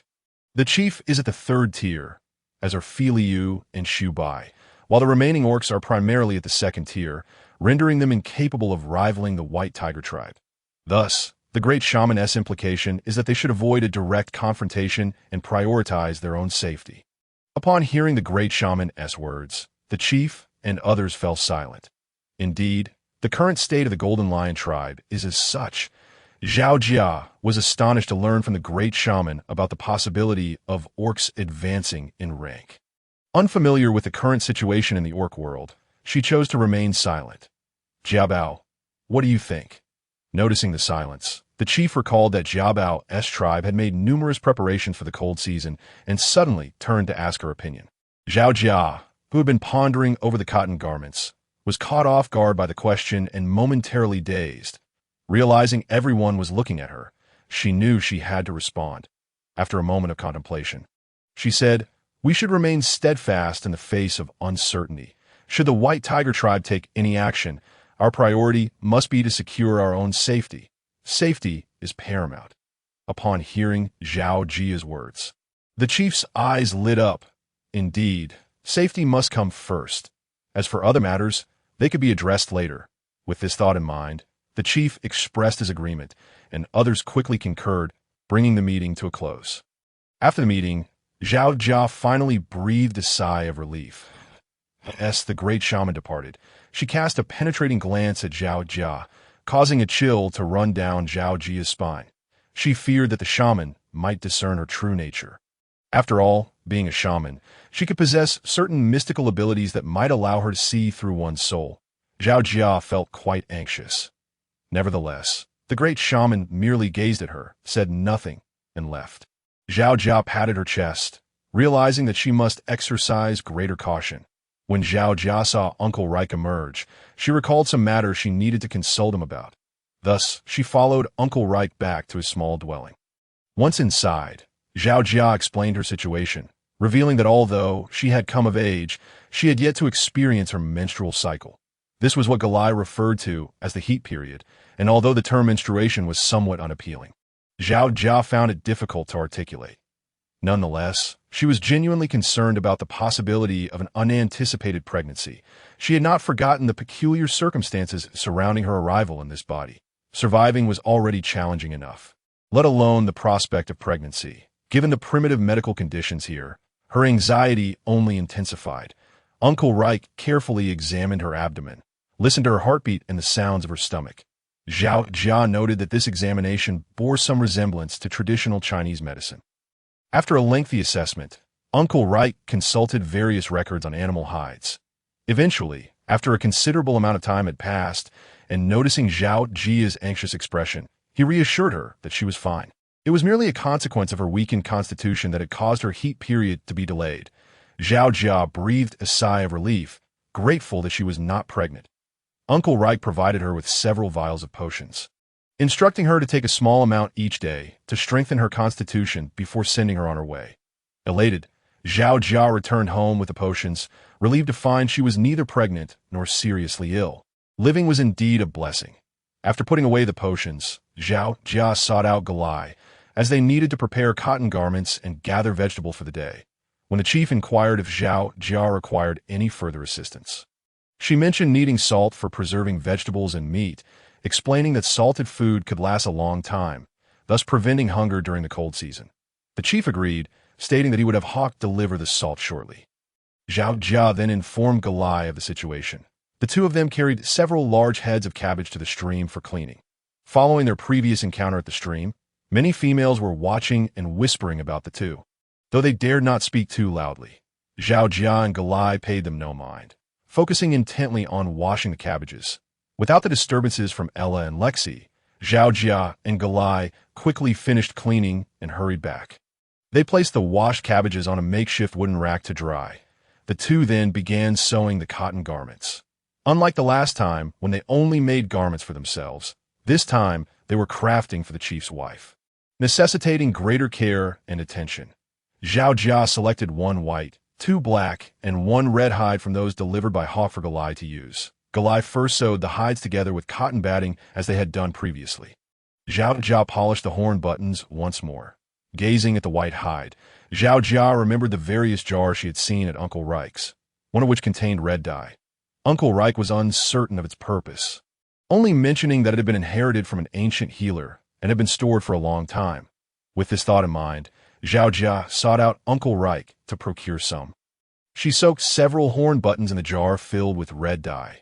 After an hour, she removed them and set them to dry, holding the deep red horn buttons that exuded a wooden texture. Zhao Jia felt a surge of excitement. These buttons would surely enhance the appearance of the cotton garments.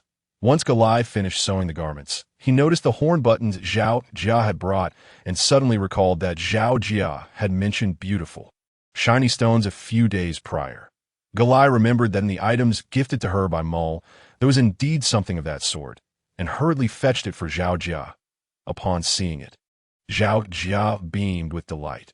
Although it was not a gem, it was a piece of mother of pearl, and the one Galai brought out was palm-sized and iridescent, shining brilliantly in the sunlight. Having previously enjoyed crafting jewelry, Zhao Jia knew that mother of pearl could be used for decorative purposes. After confirming with Galai that he was willing to contribute it, Zhao Jia cut the large piece of mother of pearl into smaller, roughly uniform but irregular shapes. She instructed Galai to sew these small pieces onto the collars of the red and black cotton garments. Due to the limited amount of mother of pearl, Zhao Jia did not embellish the white hide, but instead crafted 3 flower-shaped pieces of varying sizes from the mother of pearl for Galai to sew onto the chest of the white cotton garment. Once completed, it truly resembled a brooch, looking exquisite. After sewing on the horn buttons, the 4 beautifully crafted cotton garments were finished. Zhao Jia and Galai carefully tried them on and had to admit that they looked splendid. After trying them on, both were satisfied and carefully folded them, wrapping them in hides for safekeeping. The cabbages had dried well, and with the 2 large bags of salt delivered by Hawk, Zhao Jia began preparing sauerkraut. She evenly coated each cabbage with salt, layering them into a large stone jar. Lacking ceramic vessels, and finding wooden barrels unsuitable for storing sauerkraut, Zhao Jia had previously requested Mol to make 2 large stone jars, which now proved invaluable. She placed an appropriate amount of water, salt, chili water, and ginger water in a large stone pot to boil. Without white vinegar or white sugar, she substituted with a small amount of brown sugar and some filtered, refined sour fruit juice obtained from Uncle Reich. Pouring this seasoning water into the large jar containing the cabbages, she pressed it down with stones and stored it in a corner of the cave to compress. Thus, the sauerkraut was prepared. After completing these tasks, it was getting late, and having agreed with Galai to gather more tomorrow, Zhao Jia returned home. Upon arriving at the cave, Zhao Jia kindled a fire and took out the dried wool to begin making yarn. Lacking various dyes, the wool she had was not white, but displayed a natural yellow hue, somewhat resembling khaki. Zhao Jia found this color quite appealing. She meticulously carded the wool and began spinning it into yarn. Without a spinning wheel, Zhao Jia had no choice but to use her hands. Fortunately, the wool had been treated with sour fruit juice during washing, making it exceptionally soft. Although laborious, it was not overly painful on her hands. By the end of the night, Zhao Jia had produced 2 large skeins of yarn, each the size of her palm, sufficient for knitting a pair of socks and a scarf, which filled her with joy. The next day, Zhao Jia presented the 2 skeins of yarn to Galai, who was utterly astonished, never having imagined that the seemingly useless wool from the Meme beast could be spun into such fine yarn. Moreover, Zhao Jia mentioned that it could also be fashioned into socks to adorn the feet and scarves to wrap around the neck. Although she was unfamiliar with the specifics, she understood that these were items designed for warmth. Particularly when Zhao Jia elaborated that with sufficient quantity, one could even create gloves for the hands and sweaters for the body, Jala felt a surge of excitement. Unfortunately, the capture of the Miao Miao beast was rather infrequent. Contemplating this, Zhao Jia considered seeking the chief's assistance if the tribe's hunting party were to pursue the Miao Miao beasts. Not only would they procure mutton, but they could also gather an ample supply of wool. They could even opt not to slay the Miao Miao beasts, but rather capture a few to raise, harvesting their fur once it grew long enough, thus allowing for regrowth. The more she pondered this notion, the more Zhao Jia felt it was a splendid idea. To avoid appearing overly abrupt, she decided to approach the chief alongside Jala. Upon hearing Zhao Jia describe the wool and woolen products, the chief was equally pleased and promptly convened the hunting party to discuss the endeavor, deciding to capture some Miao Miao beasts to bring back more wool. Meanwhile, Zhao Jia and Jala returned to weave scarves and socks. Once they had amassed sufficient wool, they would teach the tribespeople to create more woolen goods. However, Zhao Jia was not particularly skilled. She had woven scarves, socks, and gloves before, but had never attempted a sweater and needed some practice first. The scarf was relatively straightforward, and Zhao Jia resolved to start with that. She prepared 4 wooden knitting needles in advance and quickly made a set for Jiala as well. The needles were not particularly smooth, but they were functional enough.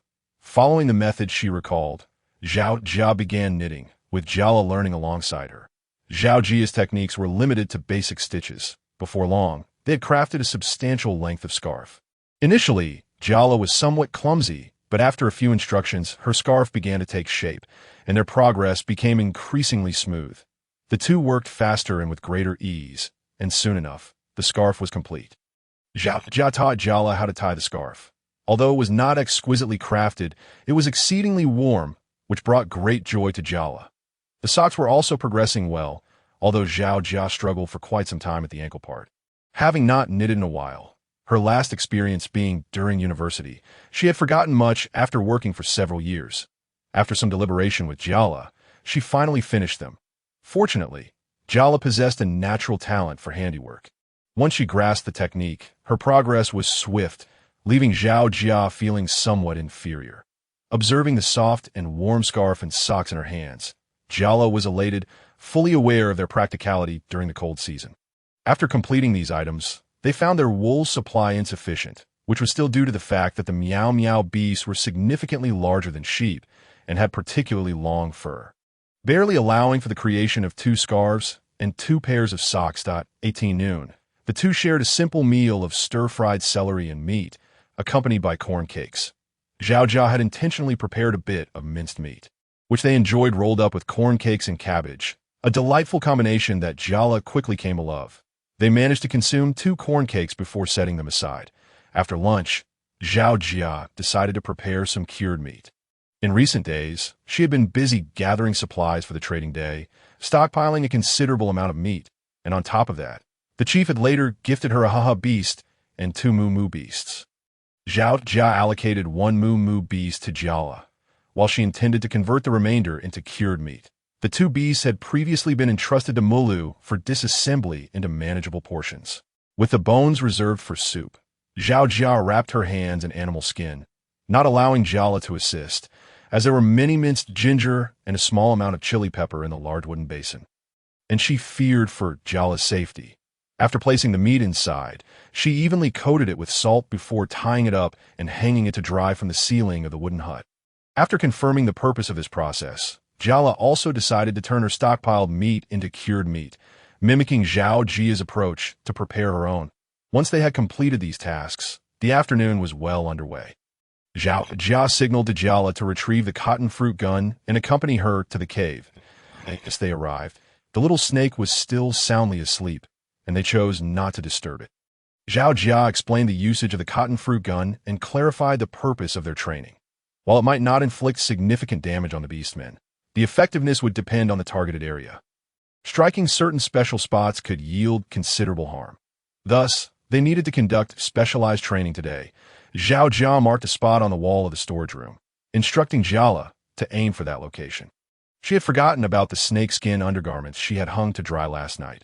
Upon seeing them, Jiala was filled with curiosity about what they were. Zhao Jia awkwardly explained that they were undergarments, noting that the animal skin was not particularly comfortable to wear, which prompted her to make 2 sets herself. Upon hearing this, Jiala took a glance at the small garments, noticing Zhao Jia's discomfort, and promptly returned them. After doing so, Jiala's gaze lingered on the little garments in Zhao Jia's hands, her expression suggesting she was hesitant to speak. Clearly, these were made from snake skin, indicating that the snake was quite large. Yet there had been no sightings of snake beasts near the Jinshu tribe. How had Jiabao come across such snake skin? Moreover, it was used to make clothing. Jiala was left puzzled. Previously, she had assumed the snake skin Zhao Jia filtered with was a keepsake from Jiabao's father. But now, seeing it again raised her suspicions. Jiabao, where did this snake skin come from? Jiala inquired. I found it, Zhao Jia replied, echoing her previous response to Huike. As she spoke, she tucked the small garments beneath the animal skin mattress. That's good. Thankfully, it's not from a snake beast, Jiala remarked. Why do you say that? Is there something special about this snake skin? Zhao Jia asked. If it were from a snake beast, well, it's a gift that the snake beast gives to its mate. Only the mate can use it, and no one else is permitted to touch it, Jiala recalled, remembering Jiabao's amnesia and how she had forgotten many common understandings, which prompted her to explain Dada. Is that so? Zhao Jia gasped in astonishment. And oh wonder the little snake was unwilling to share it with her, though she was unsure why the little snake had been injured and shrunk in size. It was undoubtedly a snake beast. Realizing that she had used its skin to craft clothing, intimate garments at that, Zhao Jia felt a wave of embarrassment wash over her. Moreover, had Jiala not mentioned it, Zhao Jia would have intended to use the remaining snake skin to make several more outfits for the trading day. Such an endeavor would have been perilous. She felt a cold sweat break out on her back. The little snake, sleeping in its cozy nook, seemed to sense something amiss and opened its eyelids slightly to glance at Zhao Jia. Alarmed, Zhao Jia quickly took Jiala to the adjacent storage room. Observing Zhao Jia's peculiar reaction to her recounting the situation, Jiala understood without needing further clarification. However, noticing Zhao Jia's reluctance to elaborate, she wisely refrained from probing further, continuing to practice their shooting. Although Jiala possessed a natural talent for handiwork, shooting proved to be quite challenging for her. She often missed the target or fumbled the weapon. Each blunder left Zhao Jia in fits of laughter. In contrast, Zhao Jia, though lacking in crafting skills, exhibited remarkable precision in shooting, landing each cotton fruit precisely on the marked spot. Previously, she had an interest in shooting and often visited the archery range on weekends for practice, thus retaining a foundation in the skill. Zhao Jia encouraged Jiala not to lose heart and to keep practicing. They trained until the sun began to set, and as evening approached, the hunting beastmen returned, including Mulu and Little John. Jiala eagerly tugged Zhao Jia towards the square to witness the game. Today, Mulu had gone hunting with the party, and they had successfully captured 3 Meow Meow beasts, while Hua Ku cradled a small Meow Meow cub in his arms. Upon seeing the little cub, Zhao Jia's eyes sparkled with delight. This meant they could raise the little Meow Meow cub within the tribe and potentially see if it could be domesticated, which would allow them to rear Moo beasts. Haha beasts and even rabbits and mountain chickens, thereby ensuring a steady supply of meat and vegetables for the cold season. Hunting Meow Meow beasts was no easy feat, as their horns were particularly sharp, and they were social animals. Upon sensing an approaching beastman, they would flee with remarkable speed and keen vigilance. This time, the hunting party had employed a large net, expending considerable effort to capture the 3 beasts, as for the little Meow Meow cub. It had been caught by Hua Ku while pursuing the Meow Meow beast, having been separated from its group. Having previously heard Zhao Jia and the chief suggest raising Meow Meow beasts, Hua Ku had refrained from killing it and brought it back with him. Today, the hunting party had indeed struck a rich bounty, and the open space in the center of the square was surrounded by onlookers, including many females, with Lexi and Ayla among them. Watching Hua Ku pass the little Meow Meow cub to Jiao Bao, all eyes were fixed on them, and whispers rippled through the crowd. Lexi glared at Zhao Jia with resentment, while Ayla wore a hurt expression as she looked at Hua Ku. The surrounding females cast jealous glances at Zhao Jia. Unfazed, Zhao Jia was internally thrilled at the prospect of raising the little Meow Meow cub herself. However, with the trading day approaching, she realized she wouldn't have the energy to care for the little lamb. Thus, Zhao Jia declined, suggesting that Aunt Yuli take care of it. After a moment of contemplation, Hua Ku agreed and did not insist further.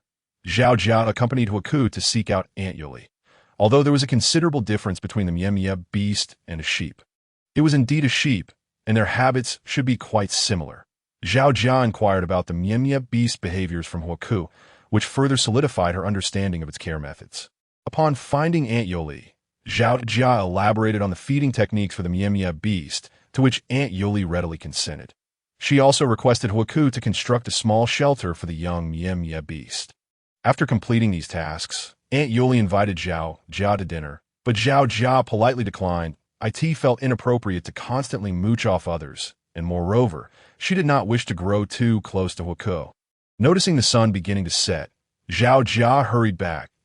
In just 2 or 3 days, they would set off for the trading day, and from the following day onward, Zhao Jia needed to prepare for both the trading day and the journey ahead. Contemplating this, Zhao Jia felt a sense of anticipation. Although the chief had indicated that this trading day would be perilous, Zhao Jia, despite her fears, was eager to witness it. Having been in the Beast Realm for over a month, she had yet to venture far beyond the vicinity of the Golden Lion tribe. The chief mentioned that the White Tiger tribe was quite distant from the Golden Lion tribe, requiring about 10 days of travel to reach. This journey would also provide an opportunity to admire the scenery along the way. Upon returning home, Zhao Jia said about preparing dinner.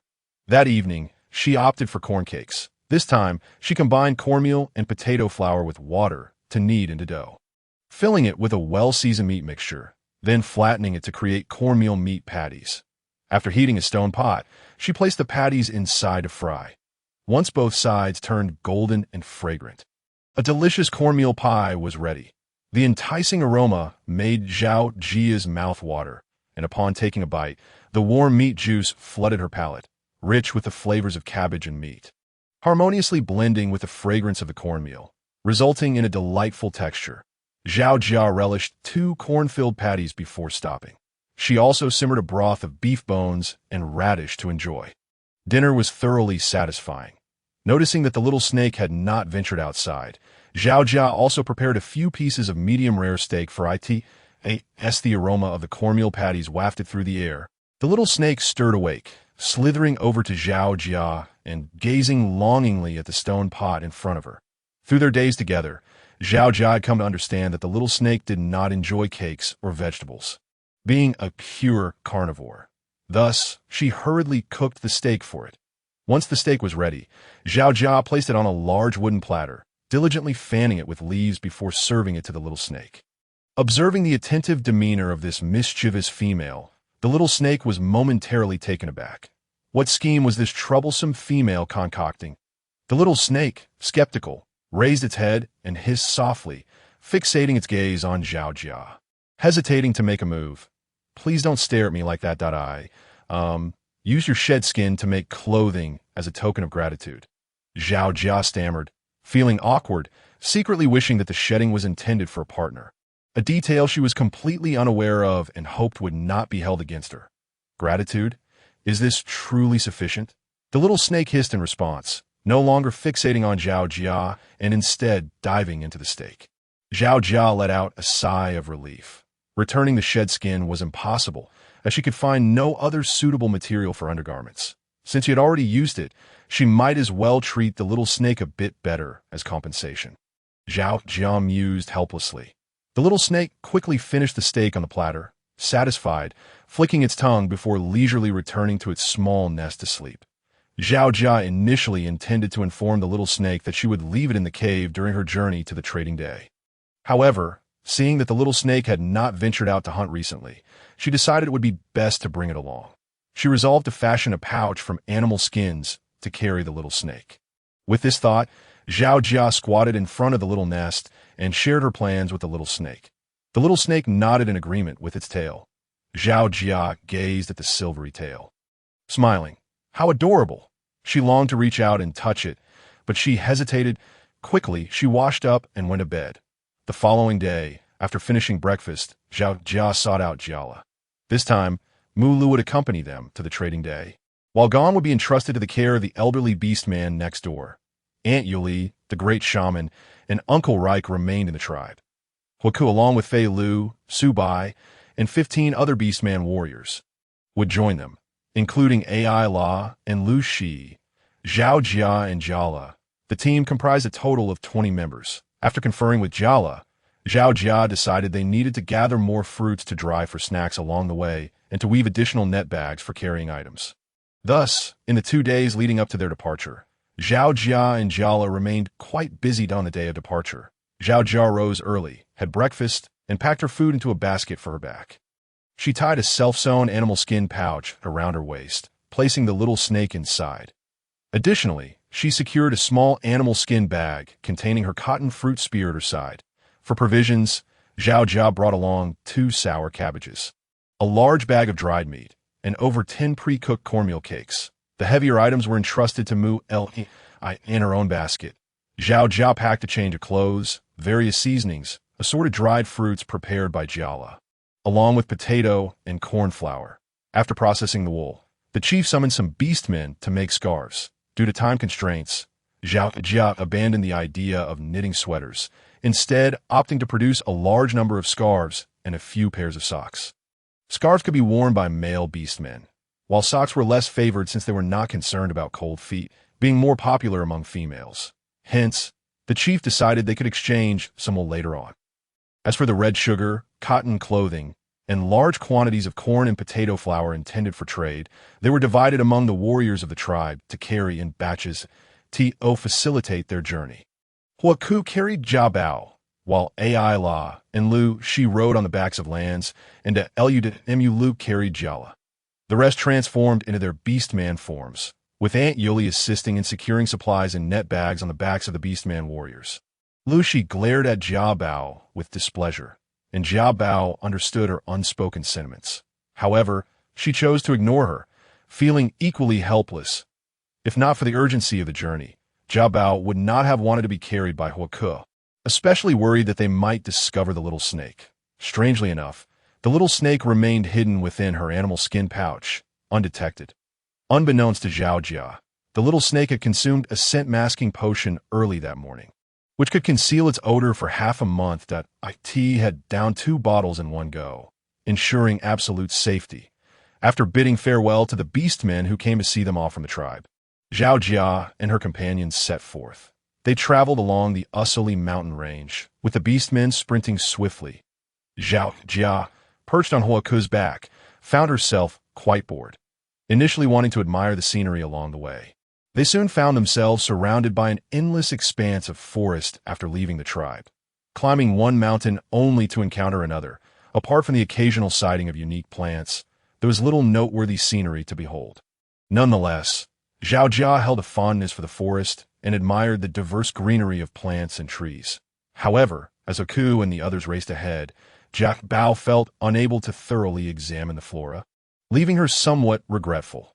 The daytime of the cool season remained quite warm, and fearing sunburn, Zhao Jia donned a raincoat and a wide-brimmed hat woven from bamboo strips, which she had hastily prepared the day before, also making a set for Jiala. These were not only breathable, but also offered sun protection, and if it rained, they could serve as a shield against the rain, proving quite practical. Lu Shi, observing Zhao Jia's attire, felt envious and resentful. She and Ai La were draped in animal skins, feeling stifled and uncomfortable, languidly resting on the backs of Lands and Lu. Utterly uninterested in the scenery, as night fell. They paused for rest by a lake.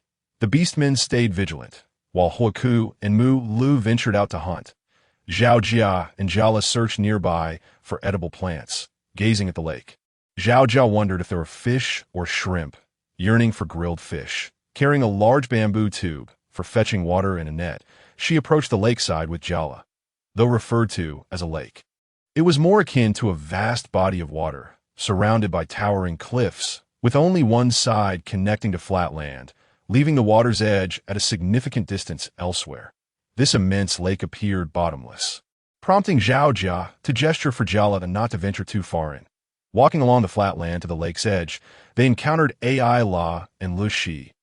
Upon seeing Zhao Jia and Jiala, Lu Shi curled her lip in disdain. The 2 women stepped into the lake, seemingly preparing to wash themselves right there. Cloaked in animal hides and drenched in sweat, they felt quite uncomfortable, and upon catching sight of who, they hurried over. Zhao Jia, disregarding the 2, found her path to fill the water obstructed by their presence, and had no choice but to circumvent them. She tied a bamboo tube with some vines, tossed it into the lake to collect water, and pulled it back up. Observing fish swimming in the lake, Zhao Jia was delighted. However, due to the elevated terrain, she could not cast her net, and thus made her way over to Ayla and Lexi, spreading her net and tossing it in. When Lexi saw Zhao Jia approaching with the net, she disdainfully moved further into the lake. Galai, noticing this, felt uneasy. Lexi, do not venture further. The lake appears somewhat deep and unsafe. Galai cautioned. Zhao Jia waited for the net to sink, She glanced up at Lexi and Ayla. Lexi, upon hearing Ayla's warning, not only ignored it but stepped further in, impatiently splashing the water. "What do you care?" "Mind your own business," she retorted while splashing the water. Suddenly, Lexi slipped and fell towards the center of the lake. Zhao Jiaka quickly threw the net aside and rushed over to grab Lexi's arm. Holding on tightly, a chilling animal cry echoed from the depths of the lake, drawing closer to Lexi and Zhao Jiaka. Lexi began to wail in terror, and Ayla, initially intending to assist, turned and ran back to the shore. Zhao Jiaka cursed inwardly, sensing the terrifying sound, fearing it might herald a water monster. Despite her desire to let go, Lexi clung to Zhao Jiaka's arm, sobbing uncontrollably. Zhao Jiaka felt utterly helpless as the water in the lake churned violently. Just as Galai was about to come to their aid, Zhao Jiaka turned to him and shouted, "Quickly, call for help." Galai, his eyes fixed on the lake, was so frightened that he stumbled and fell. Scrambling back in panic, seeing the fear on Galai's face, Zhao Jiaka dared not look back. Yet compelled by instinct, she turned to face the lake's center. To her horror, a colossal fish was swimming towards the shore. As it drew closer, Zhao Jiaka recognized its monstrous form, at least 10 meters long and 3 meters wide. Its enormous eyes resembled two bulging light bulbs, fixated on Lexi and Zhao Jiaka, its body covered in menacing black scales. Trembling in fear, Zhao Jiaka wondered how to escape being the creature's dinner. The small snake in her waist pouch sensed an overwhelming aura of menace and awakened, peering out, spotting the approaching monstrosity. The little snake slithered out of the pouch and stealthily swam towards the giant fish. Zhao Jiaka barely caught a glimpse of the silver tail flashing before the snake rapidly expanded, lunging at the monstrous fish and ensnaring it, dragging it down into the depths. Lexi clung tightly to Zhao Jiaka, refusing to let go, her eyes shut as she cried out. Zhao Jiaka struggled to break free, but ended up swallowing lake water.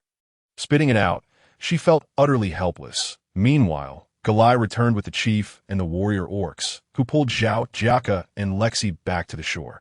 However, for the lion orcs, who were not adept at water combat, they did not rush into the lake recklessly. By now, the monstrous fish had submerged, and the lake appeared to boil, churning violently and creating towering waves. Zhao Jiaka understood that the little snake was battling the creature. Anxiously, she wanted to call the snake back. The chief approached, intending to pull Zhao Jiaka away.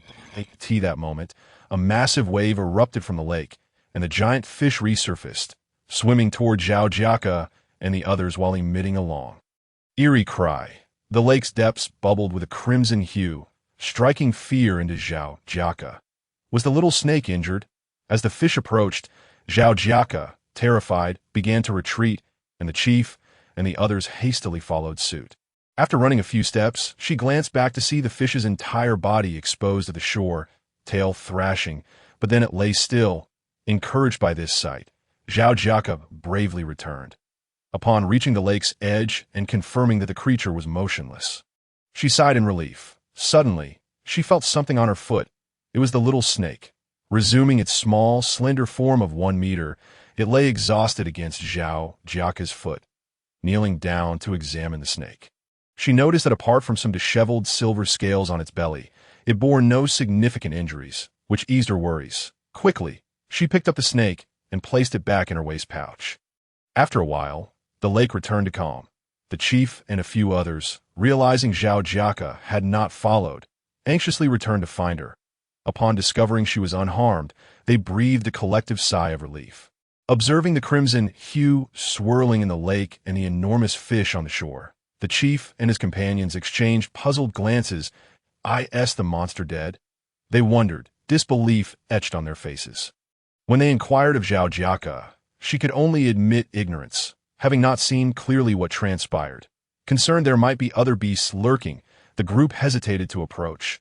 Eventually, after some time and confirming there were no further threats, they cautiously approached the fish to inspect it. Exhausted, Zhao Jiaka sat on the ground, lost in thought. This experience had been far too harrowing. She had nearly perished at the jaws of a fish. Patting her chest, she took a moment to regain her composure. Confirming she had only a minor scrape on her calf and no significant injuries, she felt grateful that calamity had been averted. Galai came over to help her up, and once she regained her composure, she turned her attention to the giant fish, previously estimating it to be 10 meters long and 3 meters wide. She was now astonished to see its true length, at least 50 meters. The enormous triangular head accounted for a third of its body, resembling a mutated grouper more with each glance, with the fish now completely still. The chief and warriors advanced, using bone knives to make an incision in its belly. A warrior trained in medicine confirmed the fish was edible and inquired how Zhao Jiaka wished to proceed. The tribe had never consumed fish before, save for the chief, who had only eaten it roasted. However, facing such a massive creature, the chief believed Zhao Jiaka would have a plan. After some contemplation, Zhao Jiaka proposed making fish balls. She asked Fili Yu and Shu Bai to help drag the fish ashore and cut it into various sizes according to the bone structure. Surprisingly, the fish's exterior was covered in palm-sized black scales, looking fearsome, yet the flesh was snow-white and delicate. Fili Yu removed the head and entrails, burying them to prevent the bloody scent from attracting other predators. Zhao Jiaka considered finding a large stone for Huku to shape into a mortar. But Fili Yu insisted otherwise, that he selected a sizable stone slab and pounded 2 large pieces of fish belly meat upon it, leaving Zhao Jiaka in a W as Fili Yu worked on the fish meat. Mulu and Huku returned, along with Ayla, who had fled in fear earlier. Ella, disheveled and tear-streaked, felt relieved to see Lexi and the others safe and approached them hesitantly.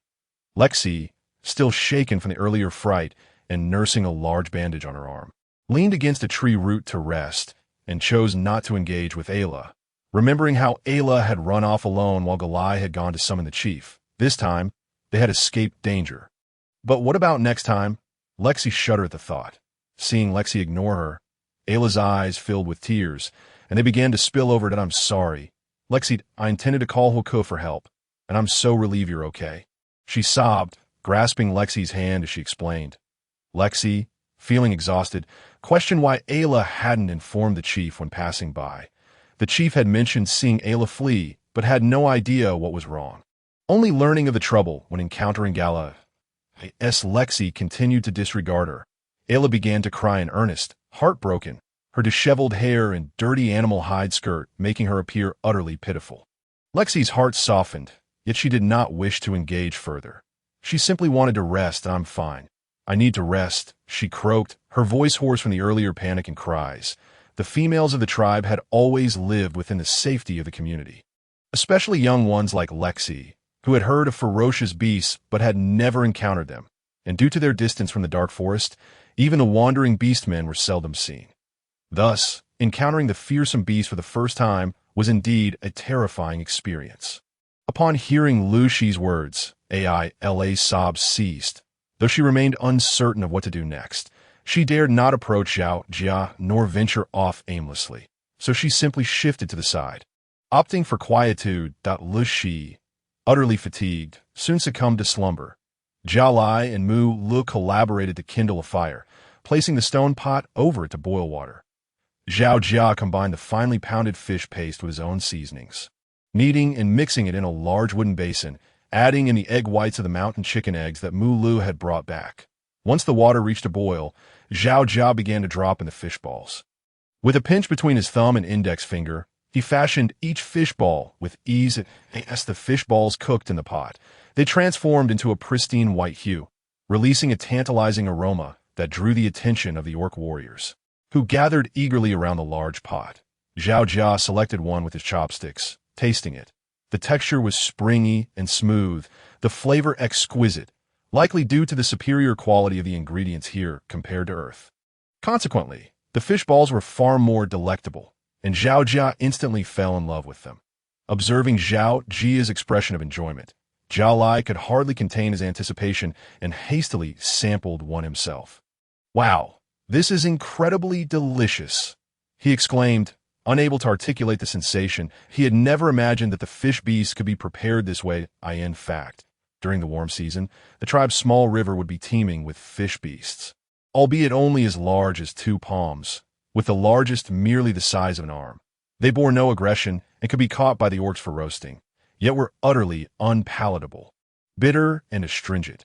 Earlier, Jiao Bao had mentioned that this was a fish beast, and he was astonished to see it transformed into such round morsels, which Jiao Bao referred to as fish balls. As Zhao Jia and Jia Lai indulged, the other orc warriors could hardly contain their eagerness. "Bring me a bowl. I'll taste it first," exclaimed the chief, rushing forward with a large pair of chopsticks to address Zhao Jia and the other orc warriors.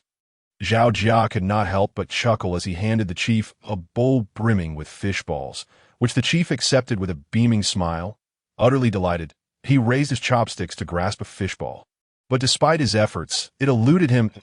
In a fit of frustration, he discarded the chopsticks and resorted to using his hands, plucking a fish ball and tossing it into his mouth. Although his fingers felt the heat, it did not deter him from savoring the delightful treat. The sight of their chief, so unceremoniously devouring the fish balls, elicited hearty laughter from all, as it starkly contrasted with his usual elegant and poised demeanor, prompting Zhao Jia to join in the laughter.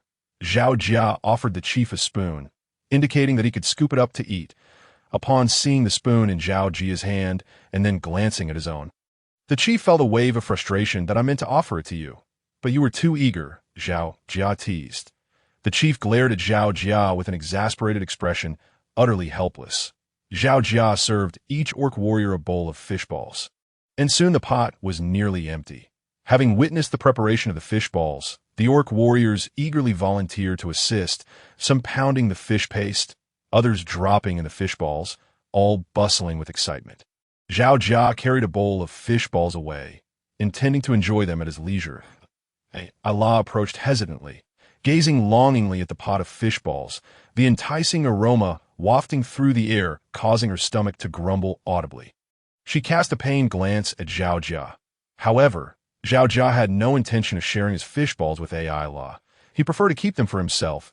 Moving away slightly, ILA's face fell, revealing a look of humiliation and vulnerability. Zhao Jia chose to ignore her. That moment, Lance presented a bowl of fish balls to AI Law, who hesitated before accepting it, gratitude shining in her eyes as she quickly began to eat, exclaiming how delicious it was. Although reluctant to admit it, she recognized that Jia Bao's cooking was indeed superb, and this realization left her feeling conflicted. Meanwhile, Lu Shi, enjoying the fish balls brought over by Lu, glanced toward AI La, a cold smile creeping onto her face. After finishing her bowl, she sought out Jia Lai. When Lu Shi approached, she found Jia Lai in the company of Jia Bao, both savoring fish balls while observing the orc warriors at work. Their expressions content. Surprised to see Lu Shi, Jia Lai inquired, "How are you? Are you all right?" He scrutinized the bandaged arm of Lu Shi, which had been treated with medicine. Jia Bao absorbed his fish balls, contemplated preparing some grilled fish for the next day, neglecting the hesitant Lu Shi before him. "I'm fine. Thank you, Jia Lai," Lu Shi replied sincerely, her eyes earnest and cheeks flushed. Seeing her expression, Jia Lai smiled reassuringly, expressing relief that she was well and reminding her to rest adequately. Lu Shi nodded, once again thanking Jia Lai. She glanced at Jia Bao, who was engrossed in his meal, her face reddening as she struggled to express her gratitude or an apology, ultimately standing there awkwardly, unable to articulate her thoughts. "Are the fish balls tasty?" Jia Bao inquired, breaking the silence. "Huh." Lu Shi was taken aback, not expecting Jia Bao to initiate a conversation with her, especially about the fish balls. She stood momentarily stunned. "There are fish over there. You should go fetch some and ask the Lu to make you a soup. Fish soup is nourishing," Jia Bao continued. This, Lu Shi finally comprehended. Jia Bao was not holding her previous behavior against her. He was showing concern. "All right, thank you, Jia Bao," Lu Shi replied with a sweet smile, taking a deep breath before expressing her gratitude, though she refrained from apologizing. Lu Shi's father was an elder in the tribe and the former shaman, while the current shaman was his disciple, thus affording Lu Shi special care. Female orcs were inherently precious, and both Lu Shi and Jia Bao held relatively high standings within the tribe, leading to their preferential treatment. Lu Shi, however, possessed a greater sense of pride than Jia Bi. In her eyes, their statuses were equal, which fueled her resentment toward Jia Bao. Yet, Zhao Jia remained indifferent to such matters. Perceiving Lu Shi's behavior as childlike and often enjoying teasing her, in fact, after having pranked Lu Shi on 2 occasions, Zhao Jia felt that no one owed anyone anything. Thus, when Lu Shi struggled to say I'm sorry, Jia Bao skillfully diverted the conversation, choosing not to dwell on the matter. Both understood each other well enough. They were proud individuals, after all, and there was no need for overt declarations. Receiving Jia Bao's kindness lifted Lu Shi's spirits, and she soon found herself smiling brightly. After thanking Jia Bao and Jia Lai once more, she skipped away to find Fei Lu and procure fish meat. Watching Lu Shi depart joyfully, Jia Lai's eyes widened in astonishment.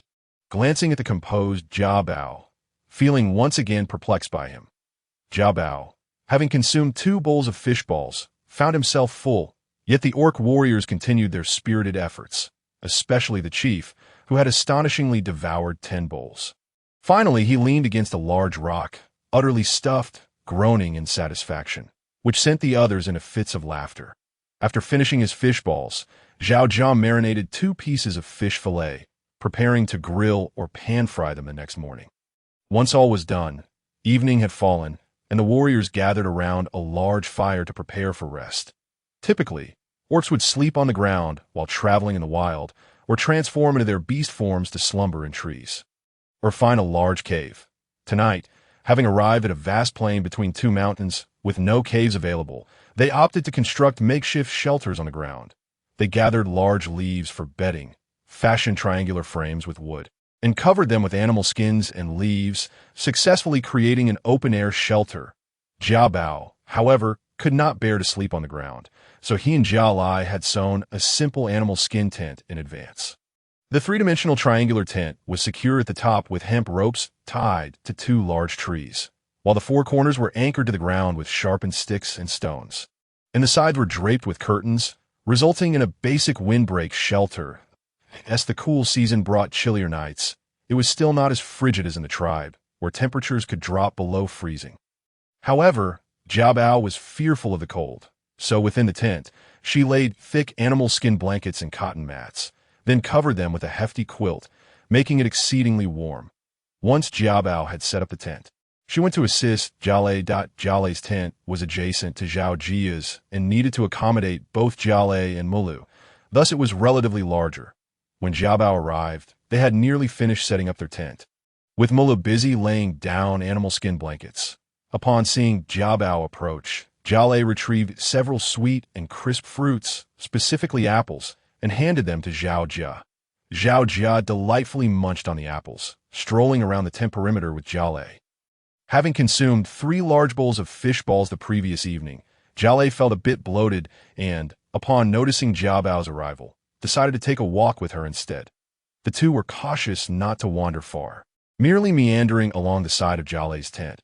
Adjacent to Jialei's tent was the makeshift shelter that Rans and Drew had erected for Ella and Lexi, which was now also complete.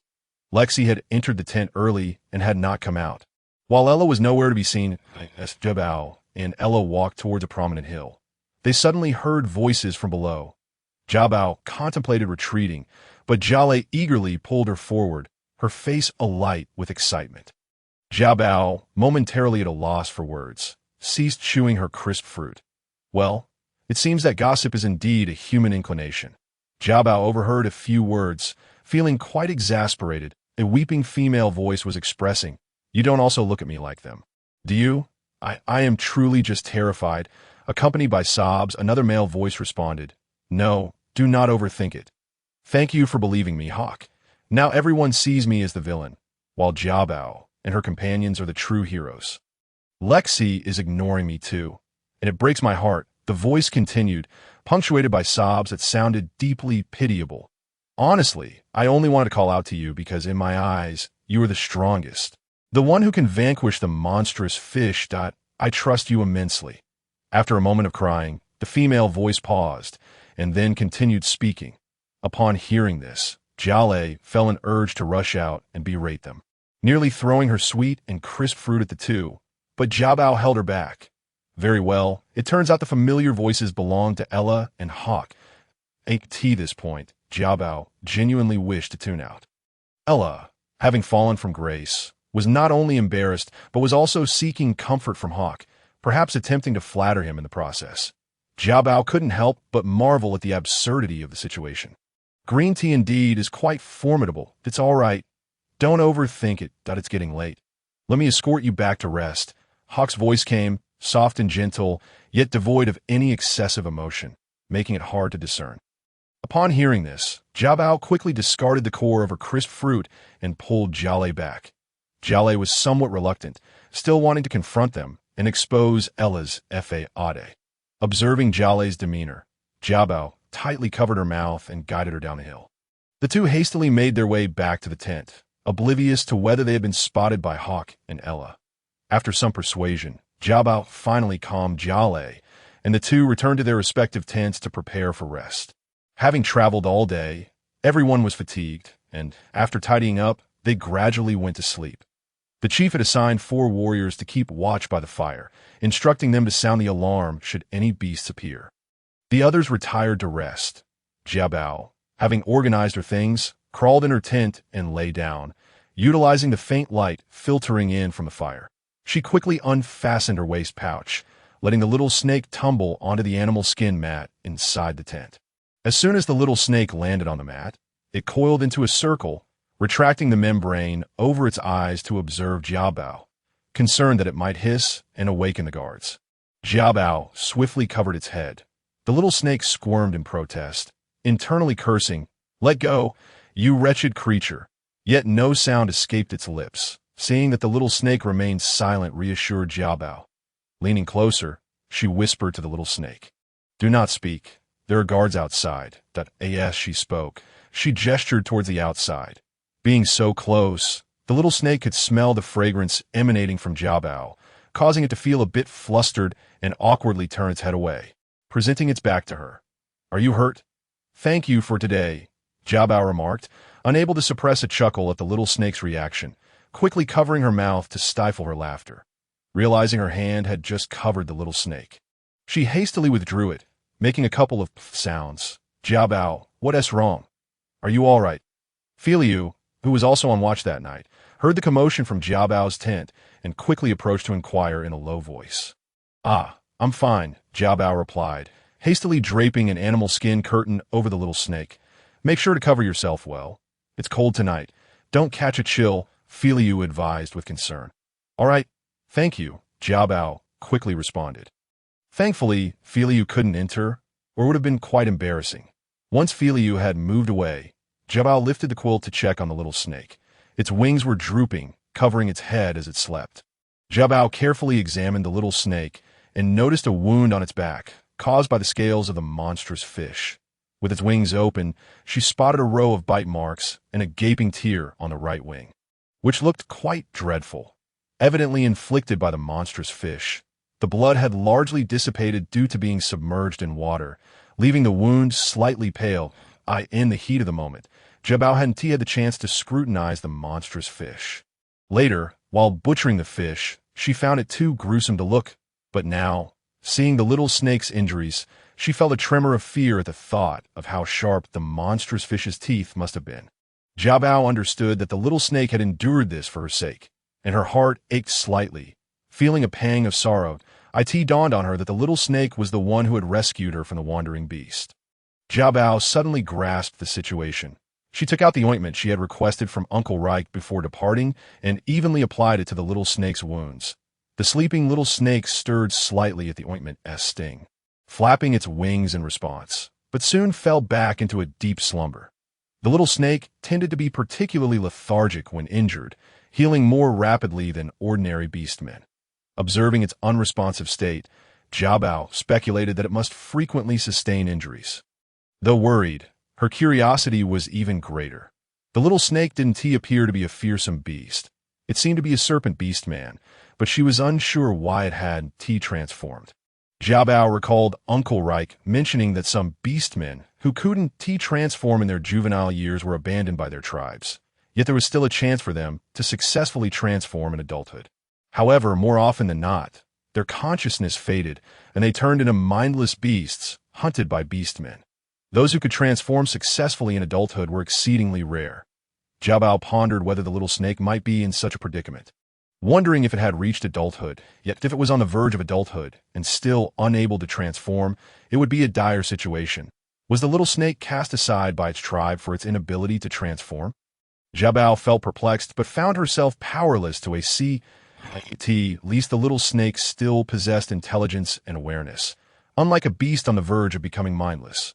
With a slight sense of relief, Jiao Bao applied the ointment to the little snake, tucked it snugly in the animal skin mat, and placed it in a corner of the tent. Jiao Bao hastily tidied up and soon fell asleep. After a day of travel and a fright that evening, she was thoroughly exhausted and quickly drifted off.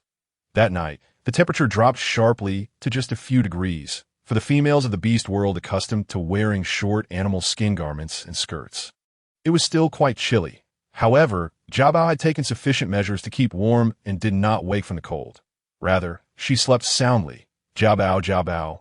Around midnight, Jiao Bao, groggy from sleep, heard Jiale calling her name. Startled, she flipped over to sit up, causing the little snake in the corner of the tent to wake abruptly, raising its head and staring intently at the outside. Regaining her senses, Jiao Bao quickly patted the little snake's head and tucked it back into the animal skin wrap. She donned her cotton jacket and trousers, covering the sleepwear made from snake skin beneath, and opened the tent to step outside. Jiale stood outside the tent, also dressed in a matching cotton jacket. Her expression one of exasperation, followed closely by a visibly impatient Lexi and a pitiful-looking Ella. Upon seeing Jiao Bao emerge, Jiale approached the fire pit, rubbing her hands together as they walked, careful not to disturb the other sleeping warriors. Jiao Bao, I don't have enough animal skins. It's simply too cold, Ella lamented, glancing at Jiao Bao and then at Hawk, who had already awakened by the fire, her face a picture of grievance as she spoke to Jiao Bao. So, what does that have to do with me? Jiao Bao, disinterested in Ella's performance, turned away and departed, feeling quite vexed at being disturbed from her slumber in the cold of night. She intended to convey that she would sleep at his place, while she and Lexi would occupy her tent. Galai, equally unimpressed by Ella's pretentious demeanor, spoke up hastily. Upon hearing Galai's words, Jiao Bao paused, recognizing that Galai was reluctant to offend Hawk, thus approaching her for a discussion. Jiao Bao, feeling exasperated, wished to refuse but contemplated before responding. The tent is off limits, but I can offer you an extra blanket. However, you must exchange it for 3 large animal skins. She turned to Lexi rather than facing Ella, as she had no desire to engage with Ella and merely wished to resolve the matter swiftly so she could return to sleep. Lexi, momentarily awkward at Jiao Bao's statement, ultimately gritted her teeth and acquiesced. Had it not been for their travel schedule, she would have certainly crafted a blanket to return to Jiao Bao by the next day. Lexi mused that enduring one more night was feasible, as dawn would soon arrive. It was Ella who insisted on seeking out Hawk, subsequently targeting Jiao Bao and Galai's tent. Due to previous events, Lexi was disinclined to engage with Ella, and she begrudged her plans. Yet, seeing Ella in tears tugged at her heart, observing Jiao Bao as evident irritation at being roused from her sleep, rather than her usual impassivity, Lexi nodded in acceptance, foregoing her usual complaint. Ella, upon hearing Jiao Bao's declaration, looked forlornly at Hawk, her expression darkening as she lowered her head. Jiao Bao, it's not impossible for the two of us to share a tent, she asserted, her voice quivering with unshed tears as she gazed at Hawk and Galai, as though Jiao Bao had committed a grievous offense. Either take the blanket or be silent, Jiao Bao replied impatiently, turning away from Ella and pulling Galai along as they departed. Nearby, Mulu produced a spare blanket and handed it to Lexi. Witnessing Jiao Bao's resolute stance, Ella realized her scheme was futile and reluctantly abandoned it. Sniffling as she accompanied Lexi to retrieve the animal skins, Galai suggested they could attend to that matter tomorrow and insisted they first get some rest, offering Jiao Bao an apologetic smile. Jiao Bao shrugged it off with a smile, urging Galai to hurry to bed before she herself retired. Soon enough, Ella's side quieted and the surroundings returned to tranquility. The following morning, Zhao Jiao awakened to a delightful aroma. Stretching lazily in her warm bedding, she rose to check on the little snake, which was still fast asleep. The morning air was quite brisk. Jiao Bao dressed within her cocoon of blankets, donning a short fur coat over a fur skirt, and binding her feet in animal hide before stepping out of the tent, having been disturbed by Ella the previous night. She had risen later than intended. However, Galai had already prepared a pot of fish soup and grilled the fish Jia Bao had marinated the night before. Jia Bao quickly washed up and proceeded to breakfast. She took a large bowl of fish soup from Galai, which was infused with fresh leafy vegetables and sour cabbage, seasoned with her usual blend of spices, emanating an irresistible fragrance. Zhao Jia tasted a spoonful, savoring the tender, delicate fish meat, perfectly balanced by the sour cabbage that mitigated any fishy odor, enhanced with ginger shreds and chili water. The soup was deliciously savory with a hint of spice. Realizing the absence of staple food, Jia Bao retrieved cornmeal, mixed it with water, and shaped it into palm-sized portions, slapping them against the stone pot's wall. The golden corn cakes adhered to the surface, sizzling delightfully, and soon the sweet aroma of corn wafted through the air. Once the corn cakes were cooked, Jia Bao used a wooden spatula to serve them into Galai's and Muli's bowls. Nearby, the eager elder chief, bowl in hand, awaited his share, and seeing his greedy expression, Jia Bao couldn't help but chuckle. The trio quickly prepared to eat the corn cakes, with Jia Bao cautioning them about the heat. However, it was too late. The elder chief impatiently grabbed a piece of corn cake with his chopsticks, taking a bite without even blowing on it, and yelping in surprise at the heat, yet unwilling to relinquish his bowl. He bore the burn, inhaling deeply between bites. After a moment, he continued to devour the corn cakes, visibly relishing the experience. The elder chief, with a hearty appetite, finished a bowl of fish soup and gestured for Jia Bao to serve him another. Before returning to his spot to indulge further, the grilled fish was delightful, having marinated overnight for maximum flavor, which Jia Bao thoroughly enjoyed. Regrettably, without an iron plate, she couldn't attempt the Earth-style wrapped fish. The orcs in the tribe typically preferred roasted meat, which was less favored compared to fish soup. Jia Bao savored 2 bowls of fish soup and consumed 2 corn cakes along with a piece of grilled fish. Feeling utterly satisfied, Fei Lu and Su Bai returned from the lake, eager to partake in the fish soup, but finding little left in the pot, the elder chief quickly shielded it, directing them to eat the game that Hawk had brought back. Fei Lu and Su Bai, accustomed to eating raw game, found it difficult to resist the tantalizing aroma of Jia Bao's prepared dish after having tasted her cooking. However, the elder chief firmly blocked their way. Fei Lu reached for the ladle while Su Bai restrained the elder chief, resulting in a chaotic scene. Jia Bao and Galai observed, unable to stifle their laughter. The morning's atmosphere was filled with merriment. Thanks to the elder chief, Lexi prepared her own fish soup while Ella remained sulky. After everyone had finished eating, she finally emerged from her shelter, consuming only the corn cakes that Lance had given her without eating anything else. Once everyone had eaten, they quickly tidied up and continued their journey. The morning of the cool season was only in the teens, quite pleasant. Thus, the elder chief wished to set off early to avoid the heat once the sun rose. Jia Bao did not require Hawk or Fei Lu's assistance, efficiently packing her tent and rolling it up to stow in her animal hide bundle, securing it to Mu Li's back. When constructing her tent, she had considered the need for mobility, making improvements to ensure it could be easily packed away. With her belongings organized, Jia Bao clutched a piece of animal hide as a cushion to sit on later. Before long, the main party was ready to depart. This time, Hawk did not approach, as Ella had latched onto him that morning, and now Fei Lu carried Jia Bao, who paid no mind. Fortunately, she had prepared her cushion in advance. Avoiding any awkwardness, Fei Lu instructed Jia Bao to hold onto the tufts of fur at his neck, confirming she was settled before sprinting forward. His speed was remarkable, and in no time, they had covered significant ground. Jia Bao felt the trees on either side whiz by, soon ascending as they began to climb the mountain. Uncertain of how long they had run, Jia Bao noted the rising temperature, feeling increasingly warm, and they paused midway to don rain gear before resuming their journey. By noon, nearing the mountaintop, the elder chief signaled for everyone to take a break. Beyond lay the territory of the Yellow Goat tribe. Rumor had it that the Yellow Goat tribe was known for a particular grain, which piqued Jia Bao's interest, sparking her anticipation for a more diverse staple food. Leaning against a large tree, Jia Bao rested alongside Galai, pulling out pre-cooked corn cakes, wrapping them with seasoned celery and sour cabbage, and adding some shredded meat to create a convenient wrap. This was a recipe Jia Bao had devised the day before, reminiscent of a Mexican burrito, making it easy to eat while traveling. Over the past few days, Jia Bao and Galai had relied on these wraps for lunch. She rolled several large wraps, distributing them to Galai, Mulu, and Fei Lu. Knowing that Su Bai and the elder chief would also want some, she prepared 2 more for them.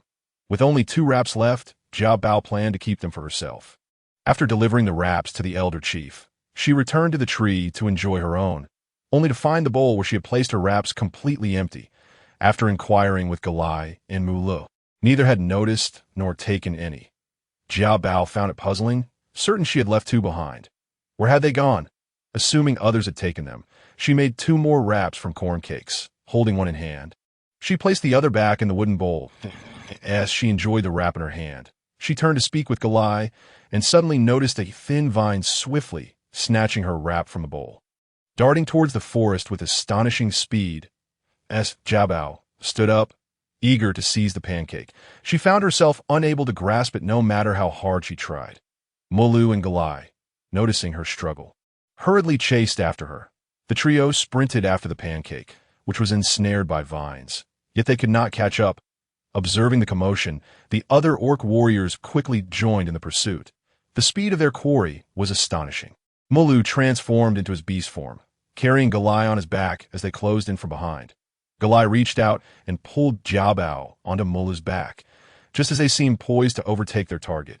The vines vanished by the banks of a small stream. Jia Bao dismounted and began to search the grass nearby.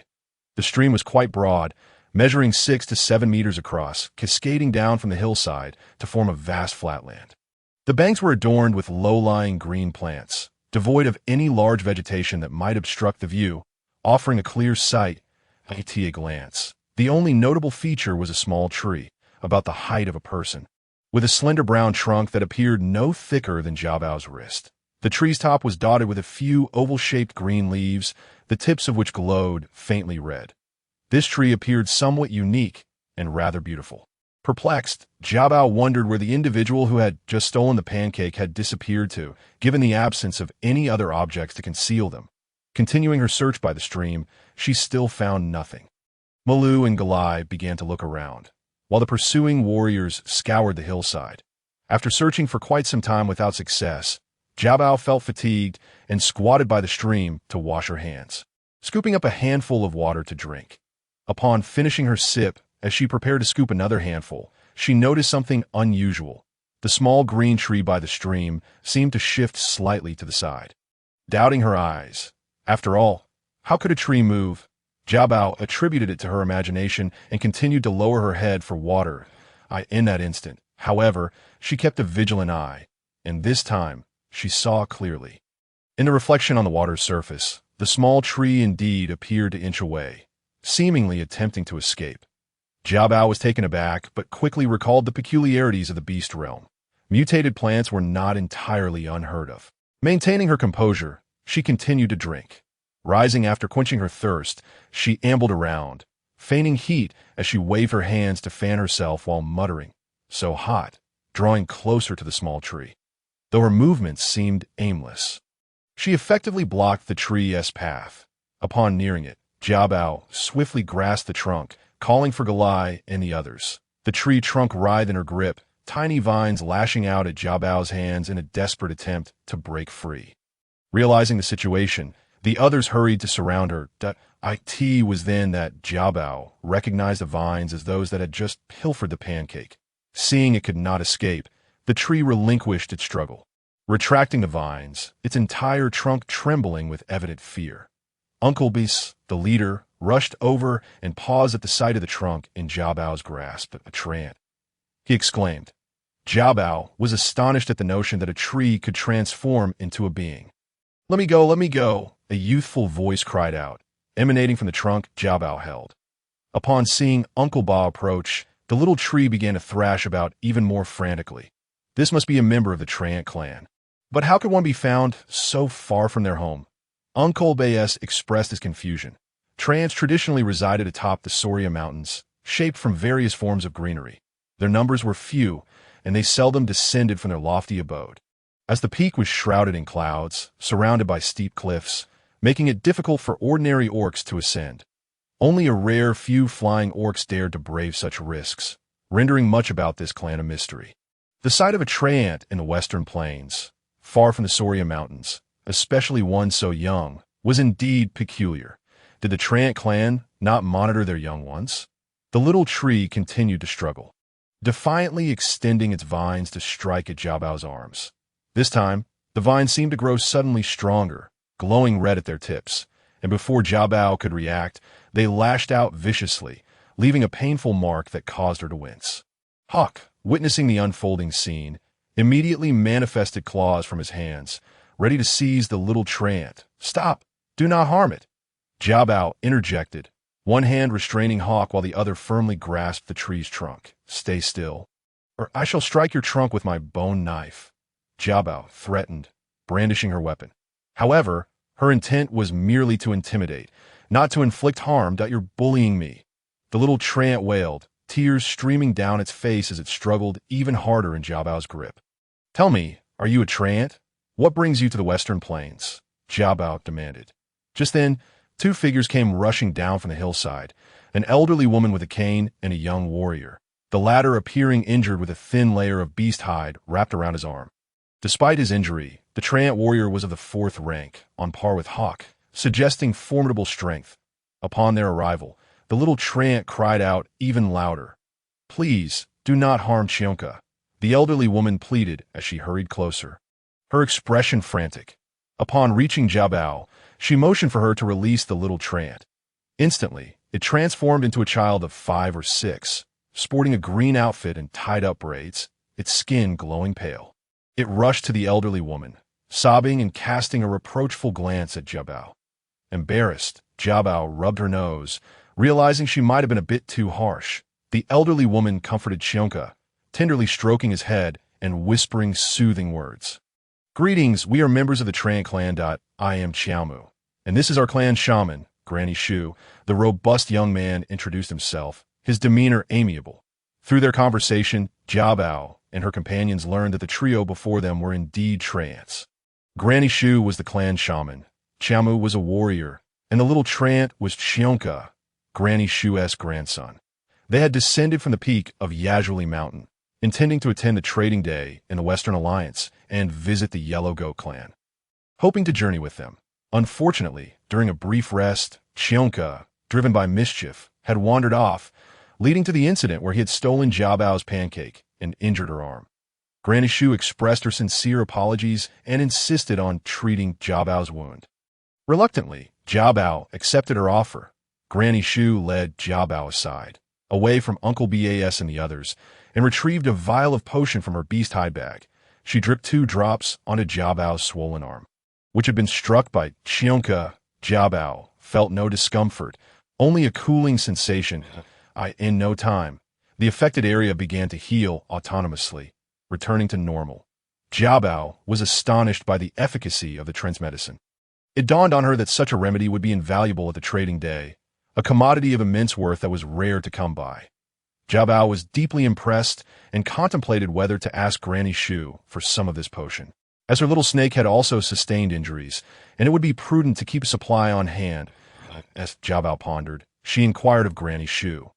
The shaman hesitated before ultimately deciding to accompany Jiabao and her group to the Yellow Goat clan, promising to provide the potion afterward with the condition that Jiabao keep its existence a secret. Understanding the implications should such powerful medicine be discovered by others, Jiabao agreed. After a brief respite, Jiabao's party and the 3 treants gathered their belongings from where they had rested in the Golden Lion clan and set off towards the Yellow Goat clan. Initially, the little treant Chionka regarded Jiabao with trepidation. However, when Jiabao presented him with candies made from brown sugar and sweet, crisp fruit juice, his demeanor changed. His eyes widened in delight at the sight of the sweets. Glimmering with anticipation, yet hesitant to accept, Jiabao unwrapped one candy and popped it into her mouth, savoring the sweet and slightly tangy flavor as it melted on her tongue, her expression one of sheer satisfaction. Observing this, Granny Shu gestured to Chionka, signaling that he could take some. Chionka swiftly snatched a candy from Jiabao's palm and darted away, calling out a cheerful thank you that made Jiabao burst into laughter. Having relished Jiabao's treat, Xiongke began to flash a sweet smile at Jiabao, bashfully requesting another piece of candy. Jiabao, amused, thought to himself that indeed, no child could resist the allure of sweets to facilitate their journey. The warriors carried several females on their backs as they sped toward the Huanyang tribe. Accompanied by 3 members of the Tree People clan, they galloped on until the sun began to set, finally arriving at the location of the Huanyang tribe settlement. Upon reaching the entrance of the Huanyang tribe, Jiabao was taken aback. A large expanse of land adjacent to the tribe had been cultivated, showcasing vast fields of lush green plants. However, Jiabao felt a tinge of disappointment, as the crops did not resemble rice but appeared akin to wheat. News from the watchtower indicated that Nanjiang, the chieftain of the Huanyang tribe, was already waiting at the entrance with his party. Nanjiang was a robust male orc, appearing to be of similar age to Uncle Bess. Upon seeing Chief Bess, he greeted him with a hearty smile and ushered the group inside the tribe. They did not make a point to greet the 3 members of the Tree People clan, seemingly unfamiliar with them. Jiabao felt a flicker of confusion, but chose to remain silent as they entered the tribe. Orcs from the Huanyang tribe approached to escort them to rest. Uncle Bas and Nanjiang headed to the council hall, indicating that they had much to catch up on after a long separation. Jiabao, along with females Jialai, Ella, and Lexi, was led by the chieftain's wife, Lia, to a designated resting area for females. During the walk, Jiabao observed the Huanyang tribe, noting that it appeared smaller than the Jinshi tribe. With fewer females present, the males of the Huanyang tribe seemed to possess a smaller stature compared to those of the Jinshi tribe, leading Jiabao to ponder whether this distinction stemmed from the differences between herbivorous and carnivorous tribes. It was well known that the warriors of carnivorous tribes were typically more formidable than those of herbivorous tribes, a fact acknowledged across the beast realm. The Huanyang tribe had managed to avoid risks due to its distance from the central region.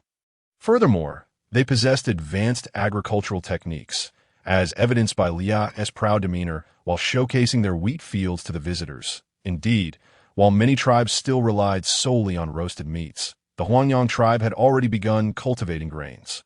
Marking a significant advancement, dinner was served at the chieftain's home, consisting of bowls of grain porridge accompanied by various roasted meats and a vegetable dish resembling greens, alongside stir-fried cabbage. Jiabao gazed at the bowl of grain porridge.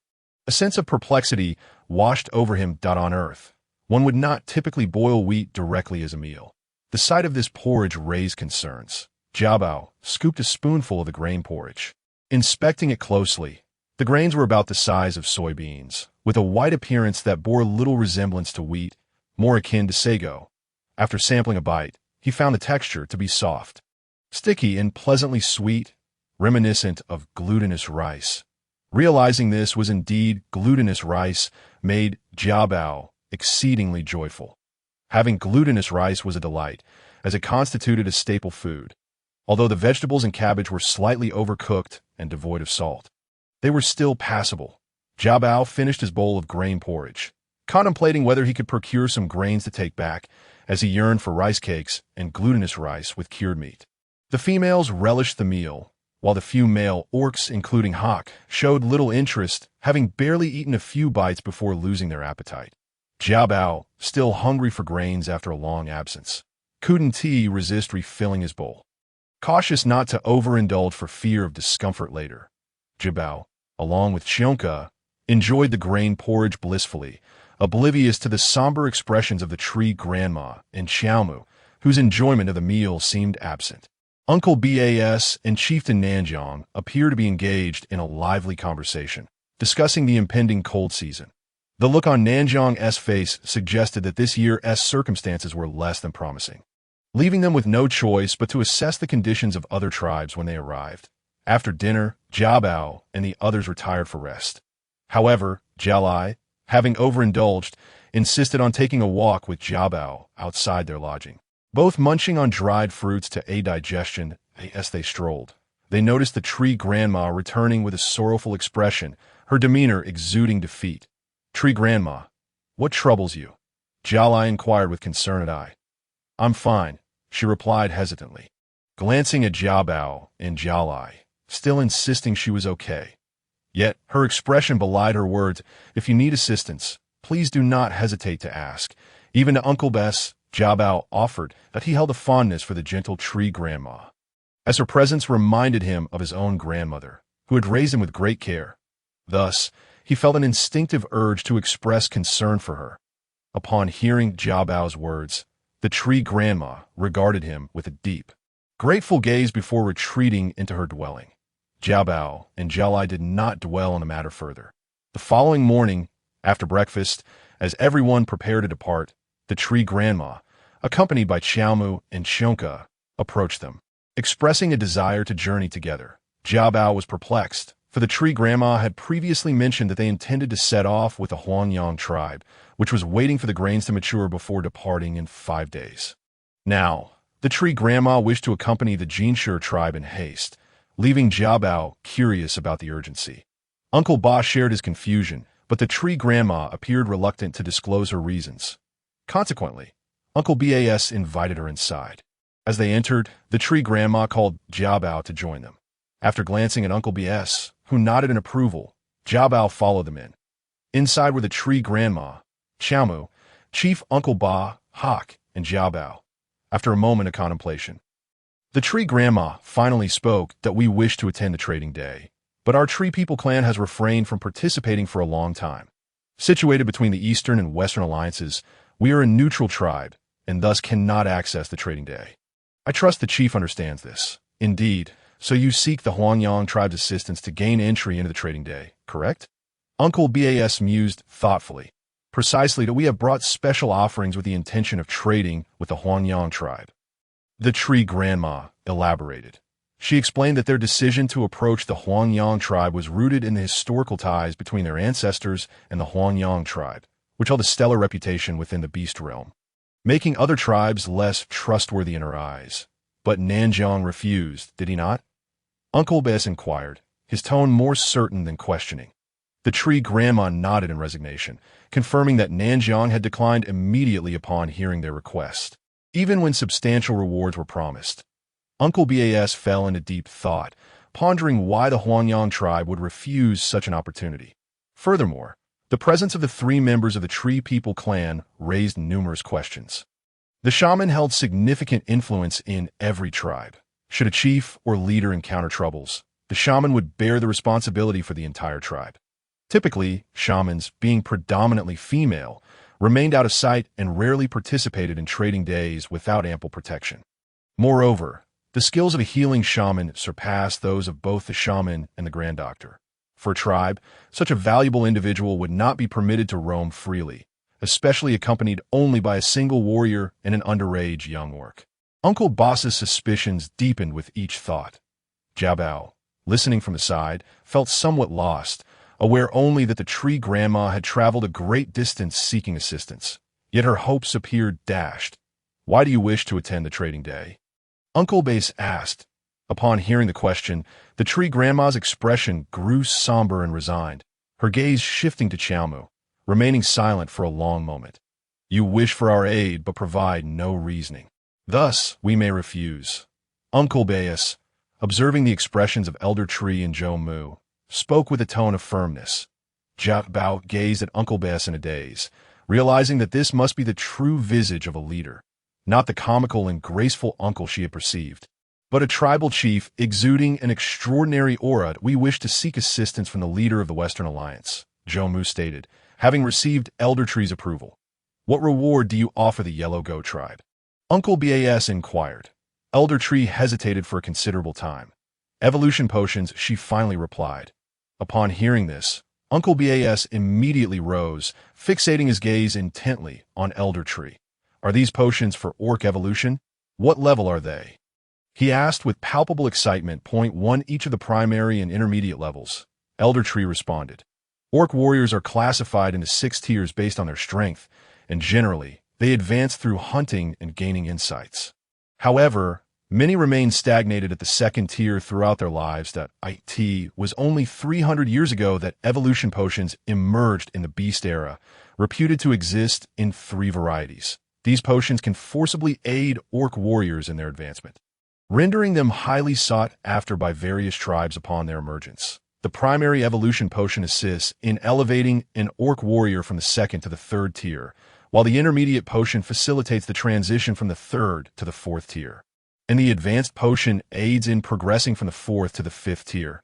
Due to their rarity and extraordinary efficacy, evolution potions are immensely precious in the Beast era. However, they have also become targets of fierce competition, rife with bloodshed and peril. Presently, there exists only one advanced potion on the Beast continent, consumed by the chief of the White Tiger tribe, thus granting them the sole fifth-tier warrior. It is worth noting that the Golden Lion tribe and the White Tiger tribe suffered defeat in their struggle for the advanced potion, which led them to relocate from the central area to the borders, unable to regain their former glory from 300 years ago, a lingering sorrow in the hearts of the orcs of the Golden Lion tribe. Hearing of the availability of intermediate and primary evolution potions, Uncle Bas was unable to remain composed. Then, what about the Yellow Goat tribe? Uncle Bas, concerned that Nanjiang might already be aware of the existence of these potions, questioned Elder Tree to know. I did not specify the exact reward. I merely mentioned providing a large quantity of healing potions, Elder Tree replied. Hawk, who stood nearby, was equally astonished, while Jia Bao appeared somewhat bewildered, struggling to comprehend the situation. Uncle Bas was still uneasy, but understood that haste was unwise. He instructed Hawk to step outside and inform the others to pause for a moment before setting out, to which Hawk obliged. Now, only 4 individuals remained in the room. Surely, you do not require such lavish rewards to lead you to the trading day, Uncle Bas remarked, sensing something amiss and feeling the need for greater caution. The tree people, we are the last remaining ones. For you, the evolution potions may be invaluable, but for us, they have lost their significance, Elder Tree lamented. Upon hearing this, both Jia Bao and Uncle Bas were taken aback. What does this mean? Seeing the confusion etched on their faces, Elder Tree realized she had to elaborate. With a sorrowful countenance, she began to narrate the tale. It is a rather cliché story.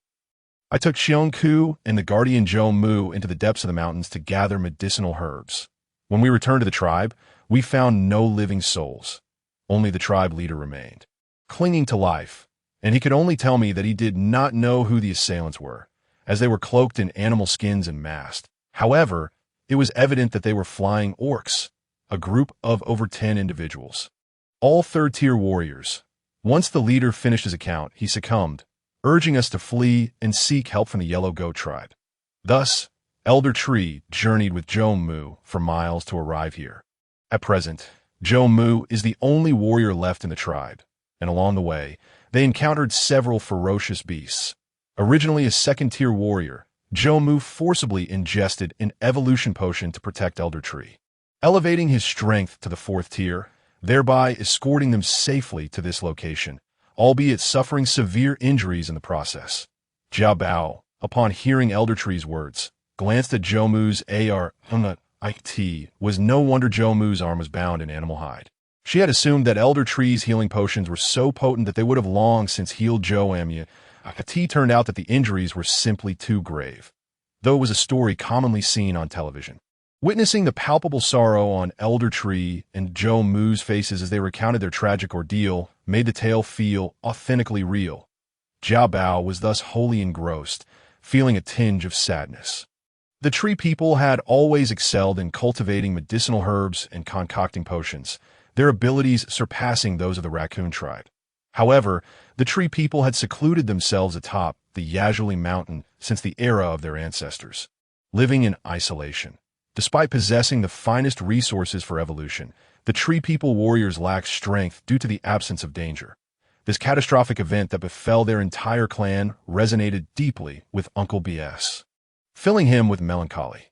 Meanwhile, Jia Bao gained a profound understanding of the brutality of the Beast era. Strength reigned supreme, and the weak faced the risk of slaughter.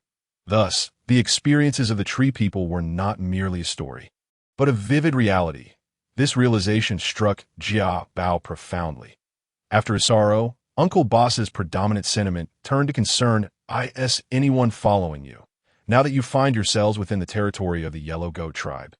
Will it affect them? Uncle Ba inquired anxiously, contemplating whether aiding the tree people would bring repercussions upon himself. To know, We did not encounter anyone pursuing us.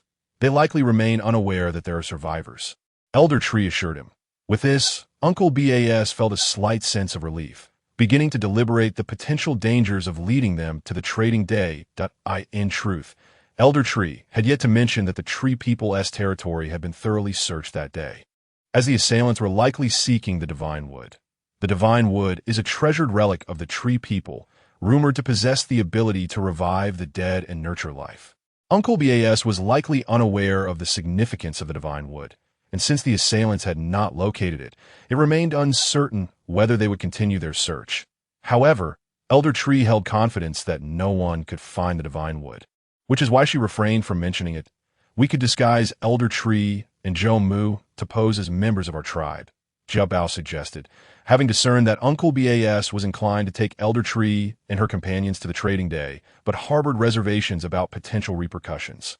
Such thoughts were entirely natural. It was simply human nature. Disguise? Uncle Ba queried, perplexed.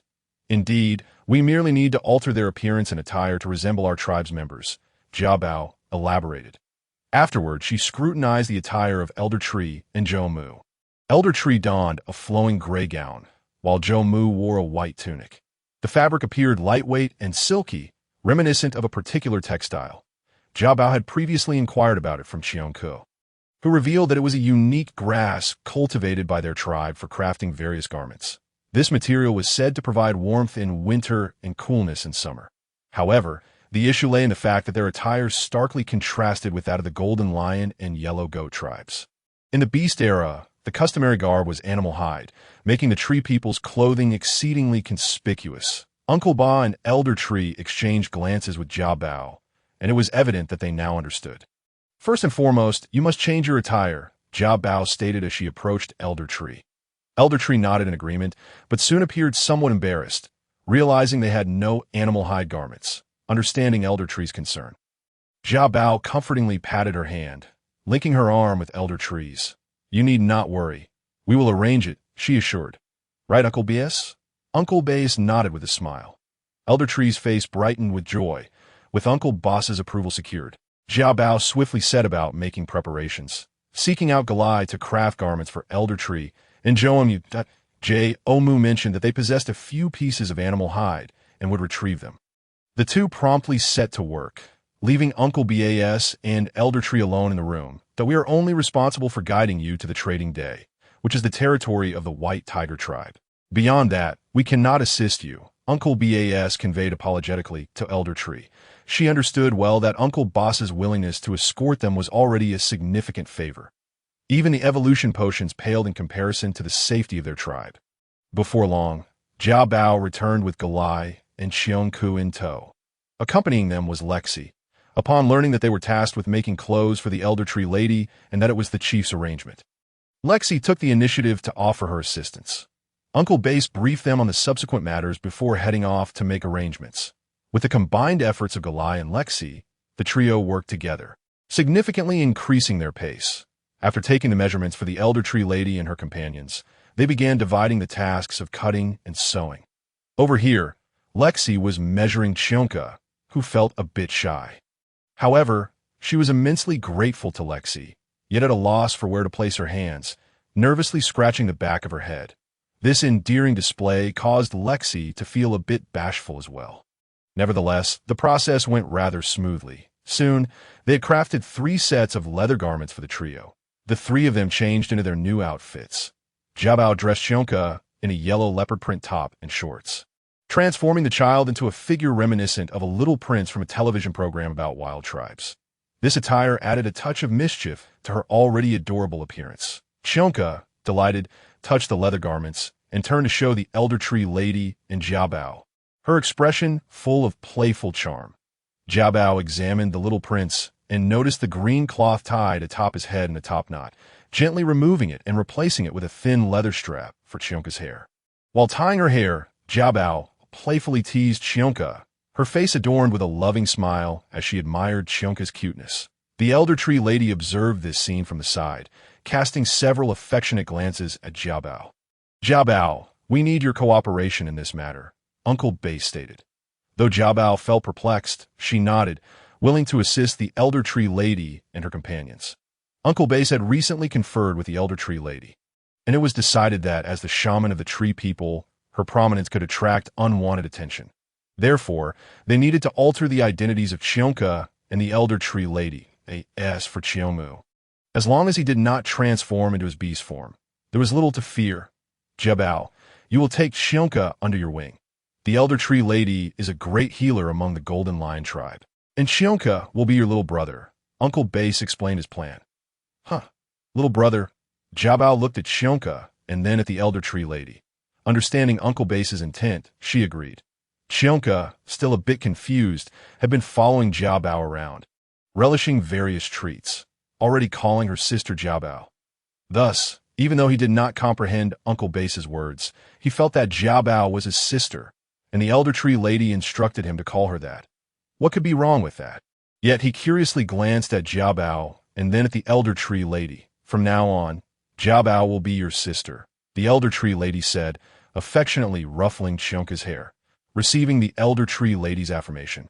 Chionka no longer hesitated and sweetly called out Sister Jiabao, which filled Jiabao with J-O-Y. In truth, Jiabao had a younger brother back on Earth, but he had lived with their parents in the city while she stayed with her grandmother. They had been apart for years, only seeing each other occasionally during the new year, and her brother often regarded her with disdain, frequently teasing her. Their parents always sided with him, justifying that Jiabao, being 2 years older, should yield to her younger brother. As time went on, Jiabao went to study in another city, seeing her brother even less, which further strained their relationship. Later, when she started working, her brother would occasionally contact her only to ask for money. Thus, Jiabao held no expectations regarding the existence of a brother. Now, suddenly having a little brother brought her great happiness. Gazing at the adorable Chionka before her, Jiabao couldn't help but pinch his cheek in delight. To which Chionka wrinkled his brow, but accepted it. The Elder Tree Lady quietly instructed Chionka not to reveal his vine powers or expose his identity as a member of the Tree People. Though Chionka did not fully understand, he always heeded the Elder Tree Lady's words, and since Jiabao promised him a big bag of fruit candy, he willingly accepted. Uncle Base called over Hawk and the others to briefly explain the situation, emphasizing the need for confidentiality and urging them to report any unusual occurrences. Furthermore, they were instructed to refer to the Elder Tree Lady simply as grandmother. Upon hearing this, everyone nodded in agreement, their expressions serious. Galai appeared quite distressed, while Ella kept staring at the Elder Tree Lady, later bombarding her with questions, which the Elder Tree Lady ignored entirely. As for the potential for repercussions, Uncle Base was not overly concerned. Once the Elder Tree Lady and her companions reached the trading day and entered the territory of the White Tiger tribe, they would discreetly depart, causing no trouble for them. Fortunately, they would encounter no other tribal members on the remaining journey, thus avoiding many complications. However, the Elder Tree Lady took precautions, donning a poncho crafted by Jiabao during the day, along with a large sun hat made of bamboo strips, completely concealing her appearance. She even kept it on during meals, demonstrating great caution. With the addition of the 3 members of the Tree People, the Golden Lion tribe bid farewell to the Yellow Goat tribe and hastened toward the trading day, aside from resting at night and replenishing supplies at noon. They were constantly on the move. After leaving the Yellow Goat tribe, the terrain gradually became more challenging. The plains began to vanish, replaced by a series of rolling mountains. Hence, during their nightly rest, they sought refuge in caves, thus avoiding the risks of freezing and attacks from wild beasts. The journey was largely uneventful. Jiabao took care of Chionka throughout, preparing various delicious meals for him, which caused Chionka to call her sister with increasing familiarity, much to the Elder Tree Lady's amused chagrin. Yet, grateful for Jiabao's kindness, she provided her with numerous healing potions, and the little snake's wounds healed swiftly. Jiabao was very interested in potion making and eager to learn. But the timing was not right, so she would have to wait for another opportunity. Thanks to their thorough preparations, the rapid march was manageable for Jiabao and Galai. Whenever they paused for rest, they would gather various leafy vegetables and edible fruits. Mull and Hawk would also hunt, bringing back various meats. Aside from the tedium of the hurried journey and some discomfort from sitting, everything else was fine. Eventually, the soreness dissipated after applying the Elder Tree Lady's ointment every night. Just as they were nearing the territory of the White Tiger tribe, a heavy rain fell. The air was fresh post-rain. But the temperature dropped significantly, making the day much more comfortable at under 20 degrees Celsius, confirming Jiabao's realization that this was indeed the cool season. However, this also indicated that half of the cool season had passed, leaving them with little time. In the rain-soaked forest, the air was crisp and the vegetation flourished. Jiabao was pleasantly surprised to discover mushrooms of various kinds, snow white, brown, and yellow. Although she did not recognize them all, she thought the white and brown ones resembled the button and shiitake mushrooms from Earth. Upon seeing the mushrooms, Galai was horrified and immediately warned Jiabao, explaining that these fruits were poisonous. There had been tribe members who died after consuming them, so they were to be avoided at all costs. Jiabao knew that many mushrooms were toxic and dared not try them recklessly. Instead, she picked a few and brought them back to show the Elder Tree Lady. After consulting with her, the Elder Tree Lady could not confirm all of them, but assured Jiabao that the white and brown varieties were edible, which delighted Jiabao. It seemed these two were indeed the button and shiitake mushrooms. She shared the news with Galai, informing him of the names of these two mushrooms. Galai was skeptical, but believed Jiabao was certainly correct. Jiabao prepared a pot of mountain chicken with the button mushrooms and stir-fried meat with the shiitake mushrooms. As soon as these two dishes were ready, they attracted everyone's attention, primarily due to the irresistible aroma of the mushrooms, which surpassed all other scents, since Jiabao had prepared fish balls and corn cakes for everyone. Uncle Base had been eager to have her take charge of their meals, with the Elder Tree Lady and her companions joining them. Uncle Base readily entrusted Jiabao with the responsibility of cooking, which evolved into a partnership with Galai, overseeing the meals for everyone, while Lexi and Ella assisted. Jiabao felt that the orc warriors were working hard to carry them swiftly, and considering the Elder Tree Lady's age and Shionka's youth, they could not survive solely on roasted meat. Thus, she reluctantly took the reins in the kitchen, finding joy in providing more delicious food for everyone. However, Uncle Base was an exception. He always consumed the most and ate the fastest, causing complaints from Filiu and the others, who dared not voice their frustrations. This amused Jiabao and Galai greatly, filling the journey with laughter.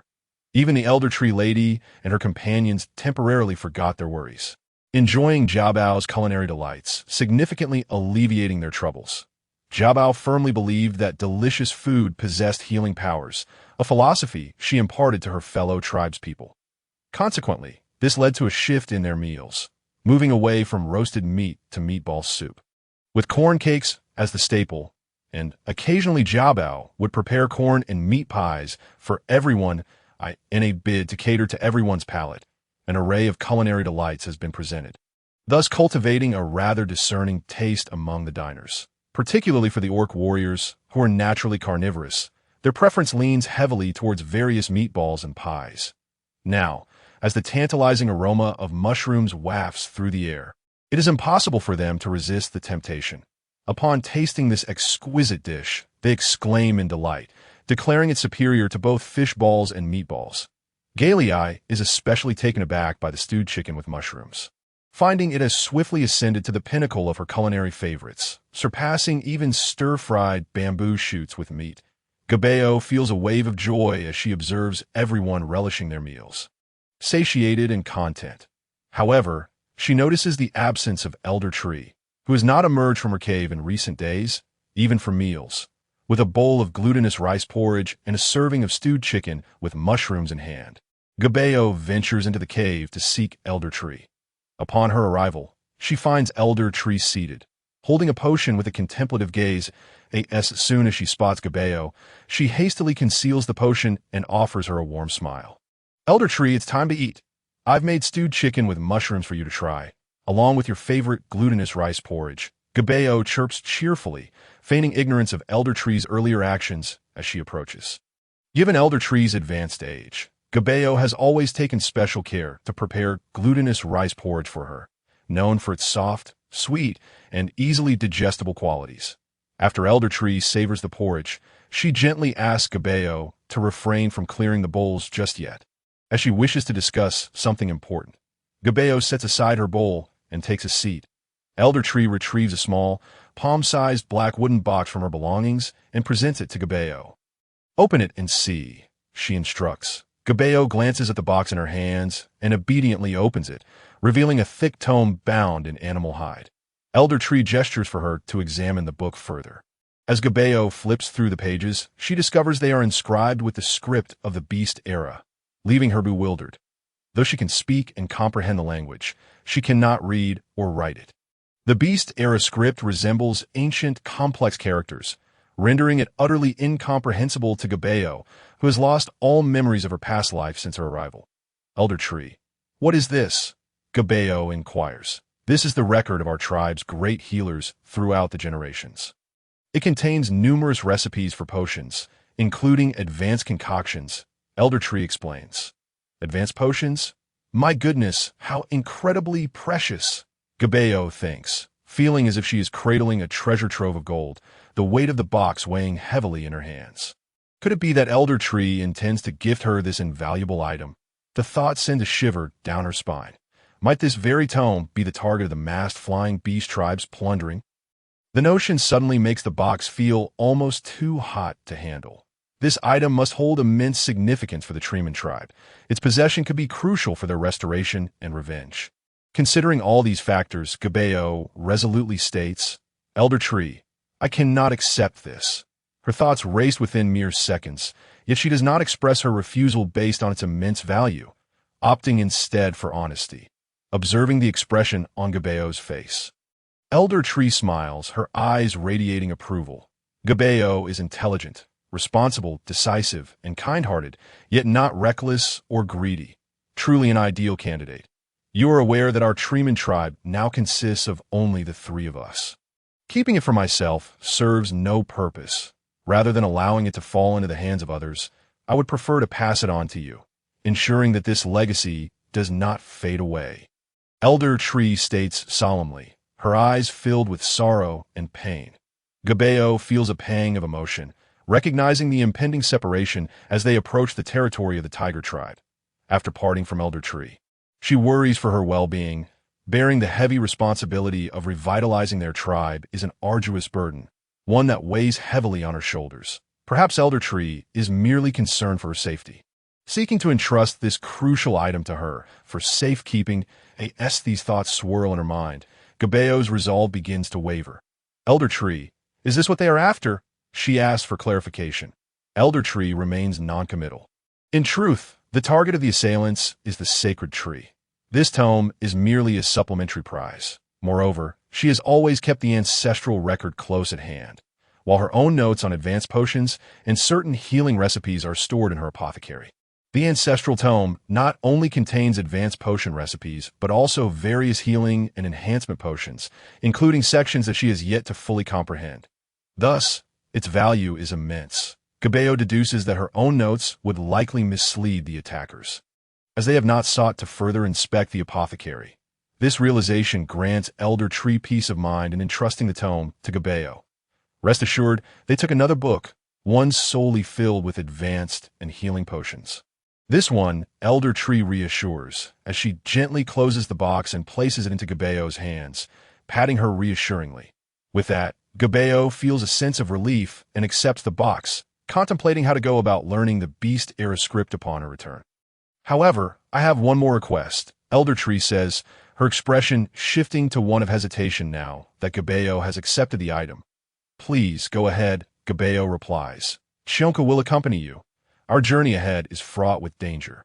Elder Tree's demeanor momentarily falters. Memories flood back of her entire clan lying in pools of blood, with no mercy shown to the females or young orcs. Elder Tree recognizes the urgent need to restore their tribe, knowing that it is never too late to act. Yet, the loss of nearly 100 lives must be avenged.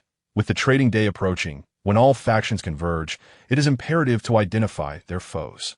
Thus, she and Shiomu must undertake this journey, leaving Chionka behind.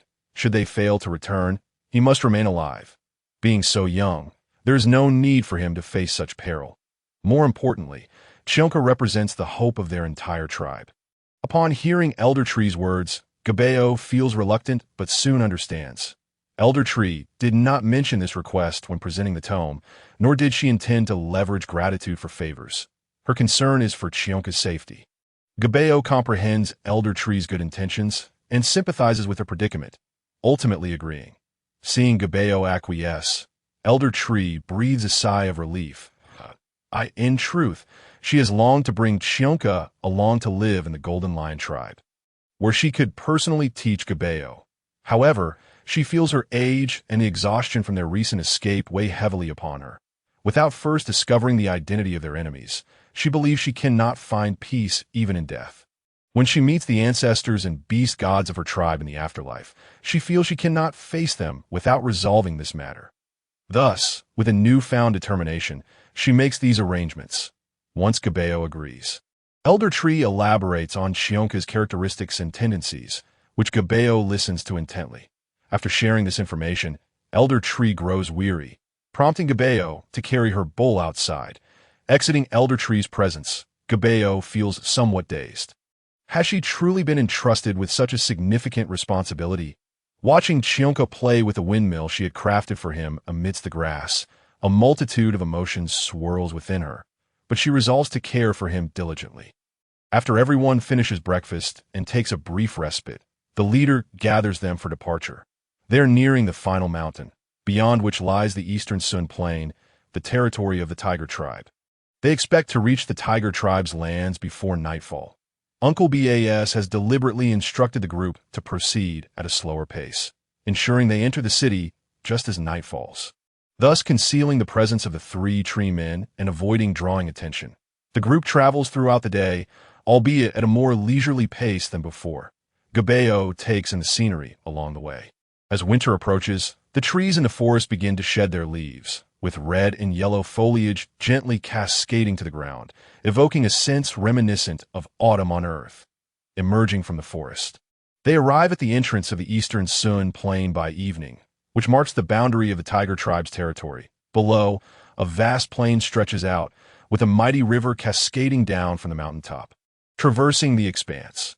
This river is known as the Eastern Sun River, and along its banks resides the Tiger Tribe. A colossal stone wall forms a grand oval, enclosing a mixture of stone and wooden houses within.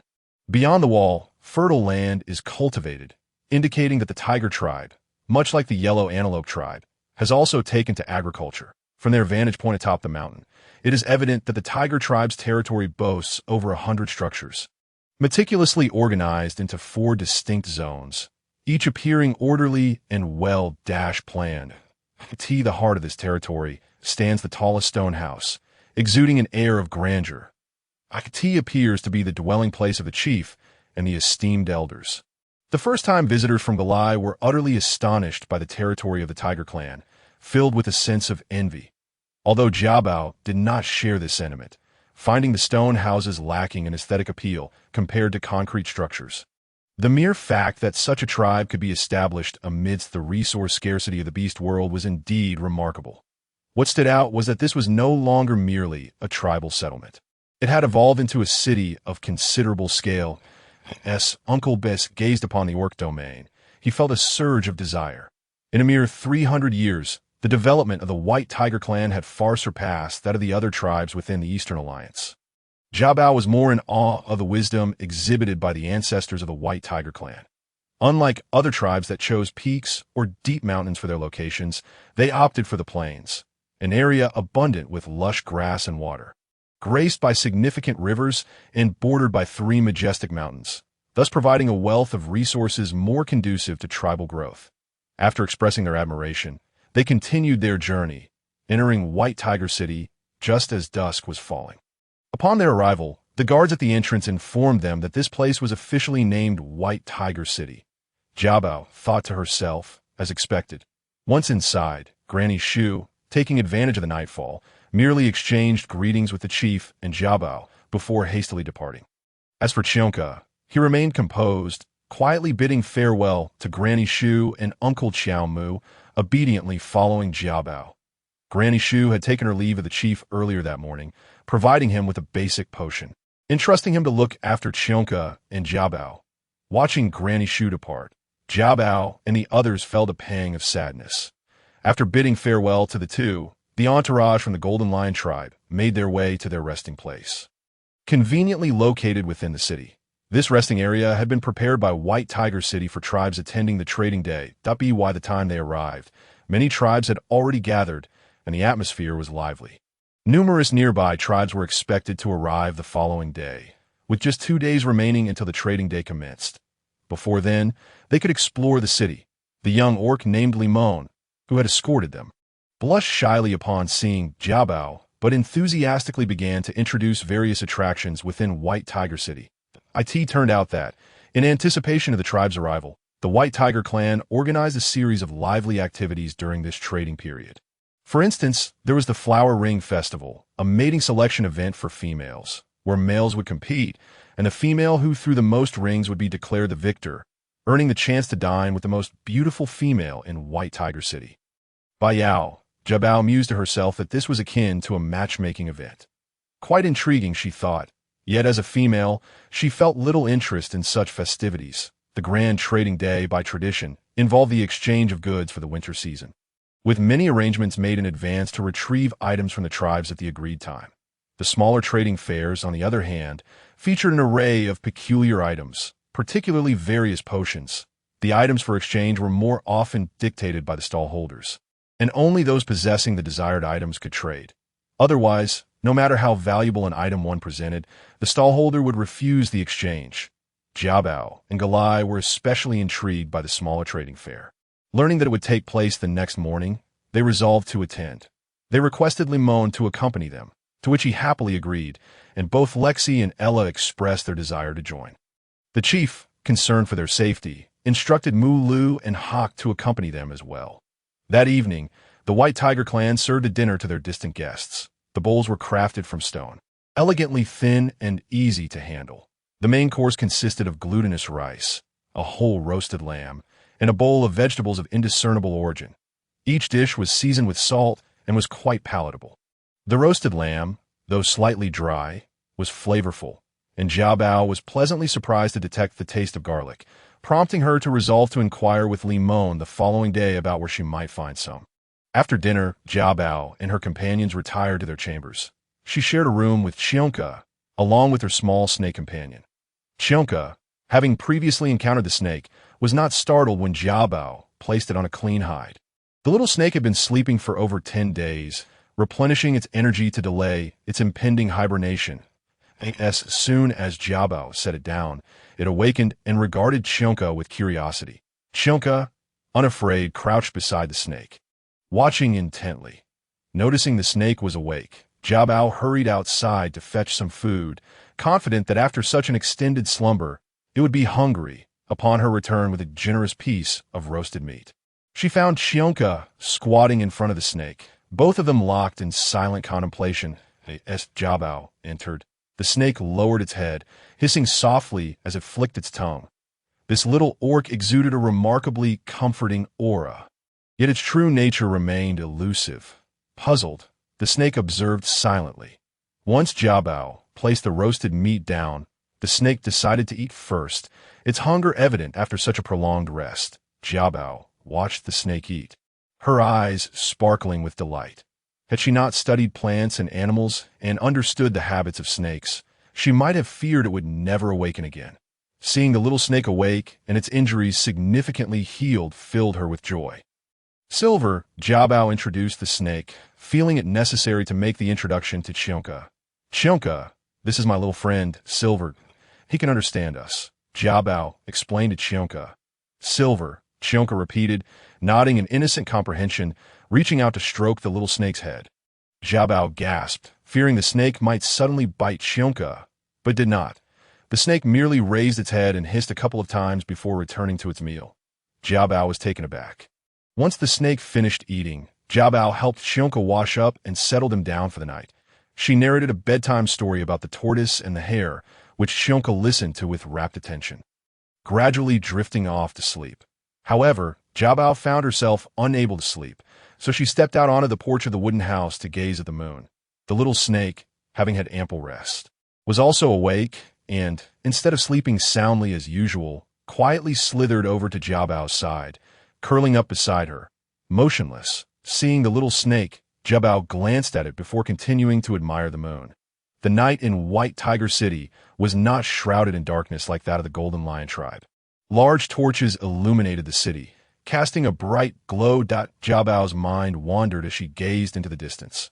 She was exceedingly worried about Granny Shu and pondered how she was faring. Meanwhile, Granny Shu and Xiao Mu had not ventured elsewhere. They exchanged a healing potion for a small wooden house to stay in, preparing to visit the chief of the White Tiger clan at dawn. As night deepened, Jiabao retreated to her room to rest. However, the little snake seized the cover of darkness to slip out of the room. It had caught the scent of a stray beast and was intrigued. How could a stray beast be present in White Tiger City? And how could it enter the city? This was highly unusual, and it intended to investigate. The little snake, known as Li Ling, swiftly ascended to the rooftop after leaving the resting area. To remain inconspicuous. It did not alter its form, maintaining its 1-meter-long snake appearance, spreading its wings and swiftly flying towards the source of the stray beast's scent. After resting for so long, Li Ling had fully recovered. Regaining 50% of his strength and adeptly utilizing his innate ability to conceal his form, he followed the trail of the stray beast closely, only to discover that it was an eagle beast man carrying a male. Li Ling recognized the eagle beast man as the one he had encountered during the Golden Lion tribe's attack on Jiabao. As for the male, he had a vague impression of him from his appearance at the Golden Lion tribe, where he had conversed with a nefarious female. It seemed his name was Yuz. Yuz, the leader of this generation of the stray beast tribe, belonged to the naturally wandering beast clan, the Purple Scorpion clan. Their previous encounter had been brief. When Li Ling arrived, he had been spotted the moment he appeared atop the red fruit tree. Reflecting on it now, he recalled that the name was indeed Yuz. Li Ling had heard of Yuz's infamous reputation. He was described as both wicked and cold-hearted, yet with a bone-deep gentleness. The stray beast group had always existed on the fringes of the major tribal powers in the beast world, and had become infamous for their raids on females and attacks on tribes, which had strained relations with all major tribes to the breaking point, to the extent that they were universally reviled. Particularly as the leader of the Eastern Alliance, Bai Sha, the chief of the White Tiger clan, had been in a long-standing hostile relationship with Yuz, having fought against him for many years. How could Bai Sha allow Yuz and his followers to appear in his territory, especially in the central area? Of course, it was Yuz's own choice to enter. Even if one were to disguise themselves, without the approval of Bai Sha, it would be impossible to enter this central area. The sudden appearance of Yuze here made Li Ling feel that matters were far from simple. With Yuze's presence, the Eagle Beast Man must be none other than the elder of the rumored wandering beast horde, Xiang Ming. Xiang Ming's speed was astonishing. Li Ling pursued him all the way to the heart of the Baihu tribe, where he witnessed the latter enter one of the stone houses. Startled, Li Ling concealed his form and employed his stealth skills to silently follow. He observed as a person and a beast descended from the sky. The Eagle Beast Man swiftly transformed into human form, his figure tall and robust, draped in a cloak resembling gray feathers. It was then that Li Ling clearly discerned Yuze's appearance, clad in a purple robe. Yuze exuded an air of wickedness, yet his countenance was gentle and elegant. This contradictory aura harmonized intriguingly upon him, yet felt distinctly eerie. Both Yuze and Xiang Ming were fourth-tier warriors, their formidable presence radiating an overwhelming might that rendered onlookers unable to meet their gaze. Upon landing, the pair was immediately noticed by the guards, who rushed over to intercept them that moment. A fourth-tier warrior clad in white robes emerged from the stone house. After a brief exchange with the guards, they reluctantly parted to allow passage, though they continued to glare at the two intruders with palpable disdain. Xiang Ming shot a menacing glance at the guards, his fourth-tier warrior's pressure emanating fiercely, combined with a terrifying gaze that made the guards feel as though they were facing death itself, prompting them to take a step back. However, Yuze merely smiled at the guards, his expression warm yet imbued with an undercurrent of malevolence, as he stepped into the stone house, followed closely by Xiang Ming. Seizing the opportunity, Li Ling swiftly transformed into a small snake, no larger than a palm, and ascended to the rooftop of the stone house, striving to minimize his presence and conceal his form.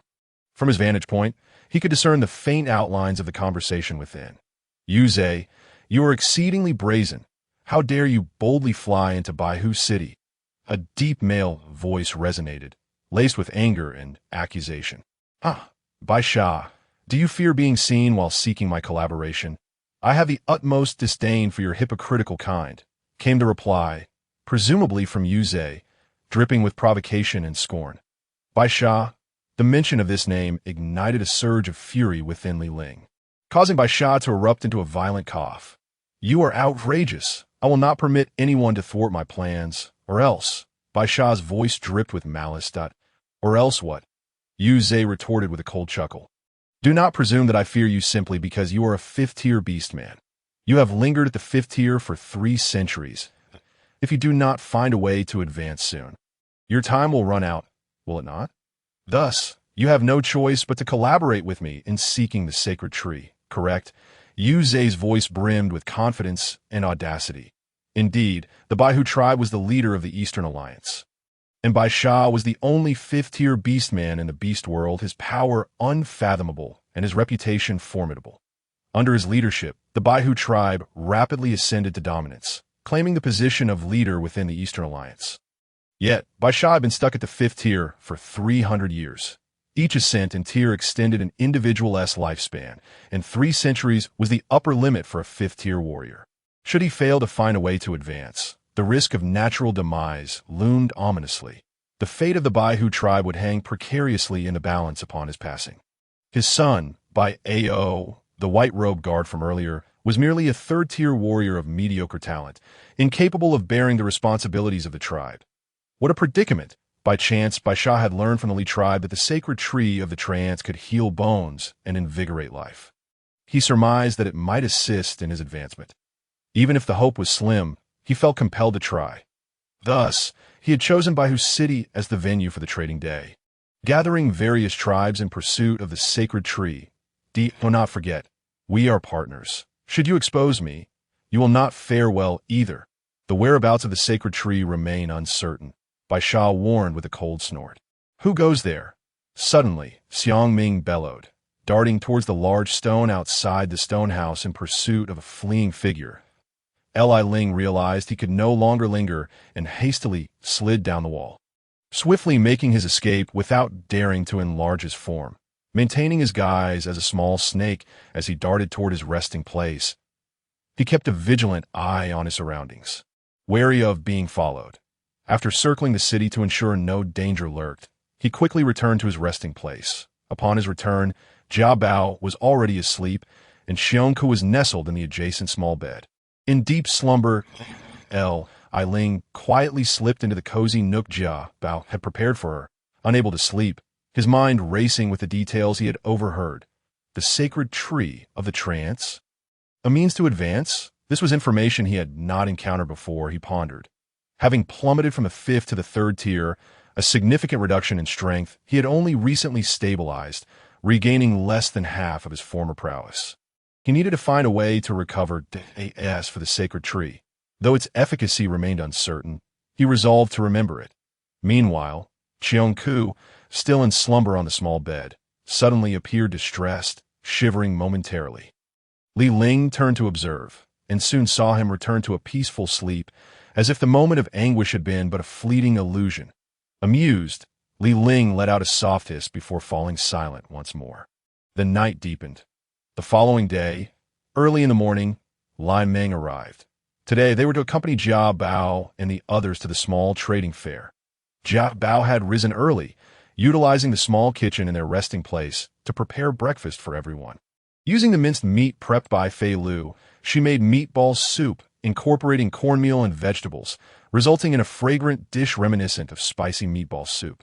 Once the soup was ready, Jia Bao inquired if Lai Meng had eaten breakfast. Bashfully, Lai Meng replied that he had nibbled on a piece of roasted meat. Jia Bao, smiling, nonetheless served him a bowl of meatball soup, inviting him to savor it. Lai Meng scooped a spoonful of meatball and brought it to his mouth.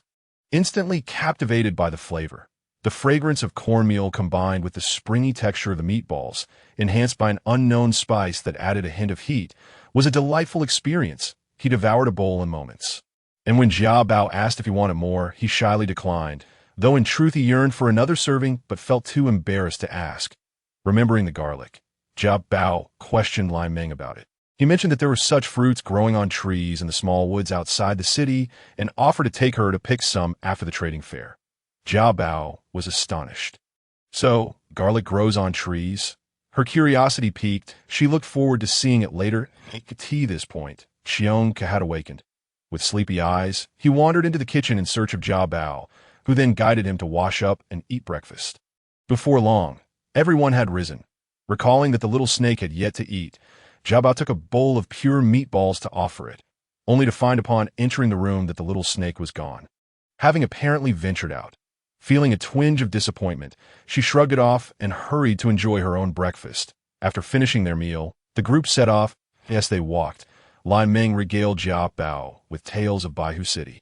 The current lord of Baihu City was Bai Sha, leader of the Baihu tribe, a fifth-tier beastman, and the only one of his kind in the beast world, known for his formidable strength.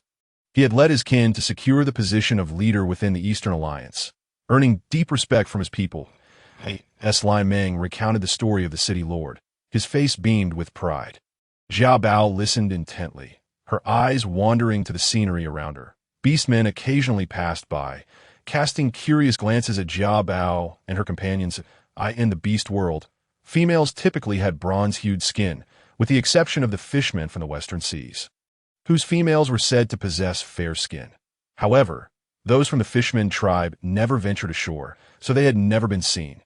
Thus, Jia Bao's fair complexion drew considerable attention. Noticing the stares, Jia Bao and her companions quickened their pace. She resolved to seek out Granny Tree for some potions to mask her skin tone. The streets were lined with wooden houses, and the road was paved with stone slabs, presenting a clean and tidy appearance. Occasionally, squads of beastman warriors patrolled, clad in white beast leather garments, exuding an air of unity and ferocity. Along the roadside, some families displayed wares for sale, predominantly handcrafted items and snacks, primarily traded for beast skins or Baihu City's bone currency. Jia Bao marveled at the development of Baihu City, recognizing that it had already established a foundation for trade, far more advanced than she had anticipated. Indeed, beastmen were human too. The ingenuity of humanity was boundless. Jia Bao had never dared to underestimate the inhabitants of the beast world. Although they appeared simple and their development lagged behind, they possessed immense creative potential. Jia Bao recalled having seen similar scenes in television dramas where protagonists traversed to ancient times or alternate realms, showcasing their abilities and becoming proficient in various skills. However, Jia Bao believed such scenarios to be impossible. Upon arriving here, she felt that her advantage lay more in the disparity of information rather than in her own omnipotence. The females here were, in comparison to the males, exceedingly weak, and Jia Bao did not wish to overestimate her own capabilities. Led by Lai Mon, they soon approached a large stone house, its entrance crowded with people attending a small trading fair. It was through Layman's introduction that Jia Bao learned that the common folk resided in wooden houses, while only those of status were permitted to inhabit the stone dwellings. All properties in this area belonged to the White Tiger City, with the lord of the city holding the exclusive right to govern them. That, of course, some residents of White Tiger City would rent their homes to outsiders, provided they adhered to regulations and maintained clear identities. However, any breach of the city's laws would result in expulsion. Thus, it appeared that the small trading fair was also under the control of the city lord. To gain entry, one had to pay a corresponding amount of bone currency per head. And a further payment of bone currency would allow vendors to set up stalls within Dada's for the bone currency. Nearby shops offered exchanges of beast skins for bone currency. 0.1 beast skin could be traded for 100 bone coins, and approximately 20 bone coins could be exchanged for a stone mortar of wheat fruits. Jia Bao and her companions exchanged some beast skins for bone currency before entering. Inside was a vast hall already brimming with various stalls, each displaying items for sale atop beast skins laid on the ground. Upon entering, Jia Bao observed a lively atmosphere filled with people bustling about. Many tribes had arrived that very morning, resulting in a crowded scene at the trading fair. The Yellow Goat tribe had also arrived that morning without bringing any females, having traveled overnight. Although they departed 5 days later than the Golden Lion tribe, they still managed to arrive on time. Jiabao held on to Qiong's hand as they strolled from stall to stall. There were vendors selling healing potions, an array of beautiful stones, and exquisite handcrafted jewelry, predominantly made from shells and feathers. Galai and Lexi joyfully dashed over to browse. Clearly excited, Jiabao mused that regardless of the era, women seemed to share similar tastes. However, she found little interest in the trinkets. Ayla, having seen someone from her former tribe yesterday, appeared somewhat distracted, reflecting on how much she had changed and hoping not to be recognized. Thus, she lowered her head in contemplation, lacking the enthusiasm to explore. As Jiabao wandered aimlessly, she noticed a large crowd gathered around a particular stall, where people were engaged in fervent discussion, but no one approached to inquire. The stall owner was an elderly orc from the Snow Wolf tribe, with only one item displayed on the beast skin before him. Atop a wooden pedestal sat a diminutive figure, no larger than Jiabao's palm. This tiny being had long green hair, adorned in a green top and a green skirt, exuding an enchanting appearance. However, the little figure was hindered by a pair of transparent wings tied with a strand of clear silk thread, preventing her from moving. The other end of the thread was held firmly in the stall owner's hand.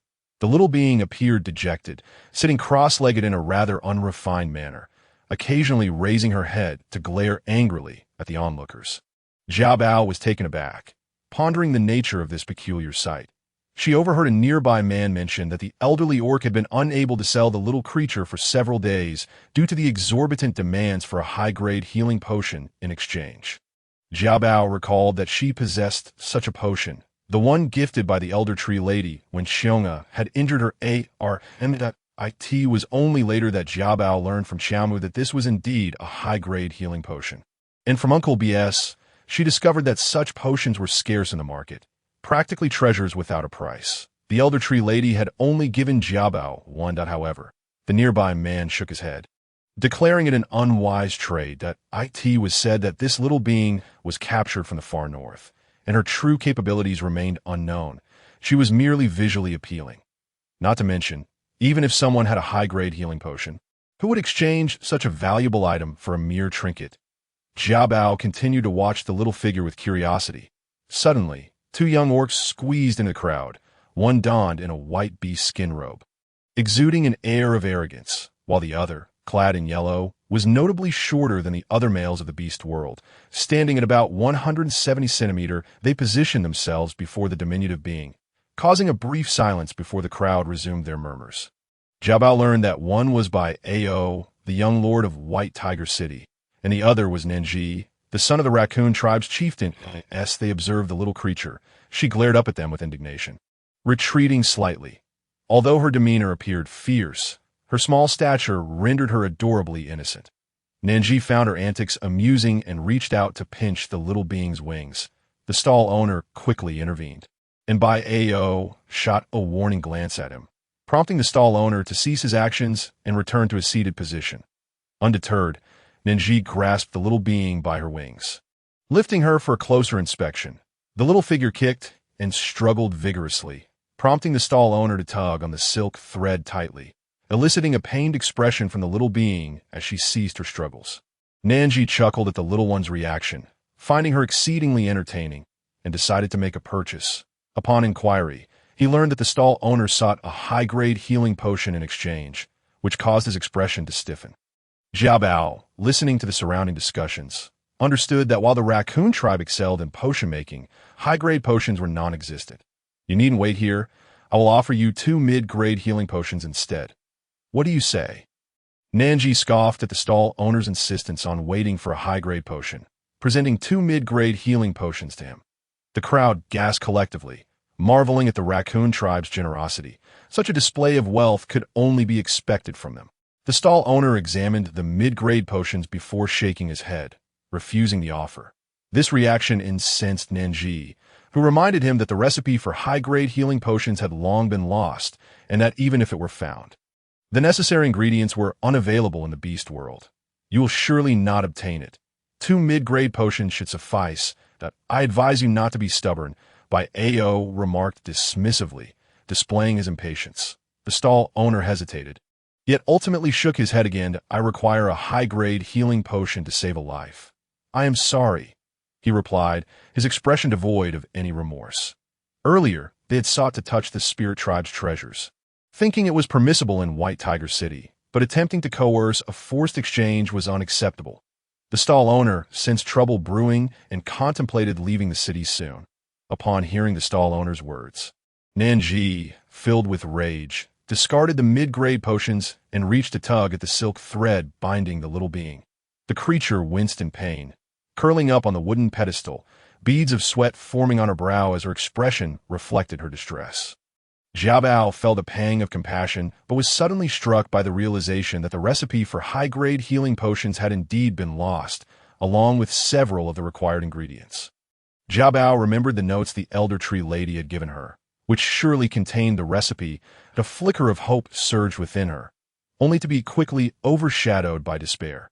Even if she possessed the recipe, she had no means to produce the potion at present, leaving her feeling as though she had found a treasure only to lose it again. Lost in her thoughts, Xiao Bao, having wrapped herself in a beast skin and donned a hat she had crafted, kept her head lowered, ensuring no one noticed her expression. Suddenly, she felt Xiong'e tugging at her hand, prompting her to turn and meet his gaze.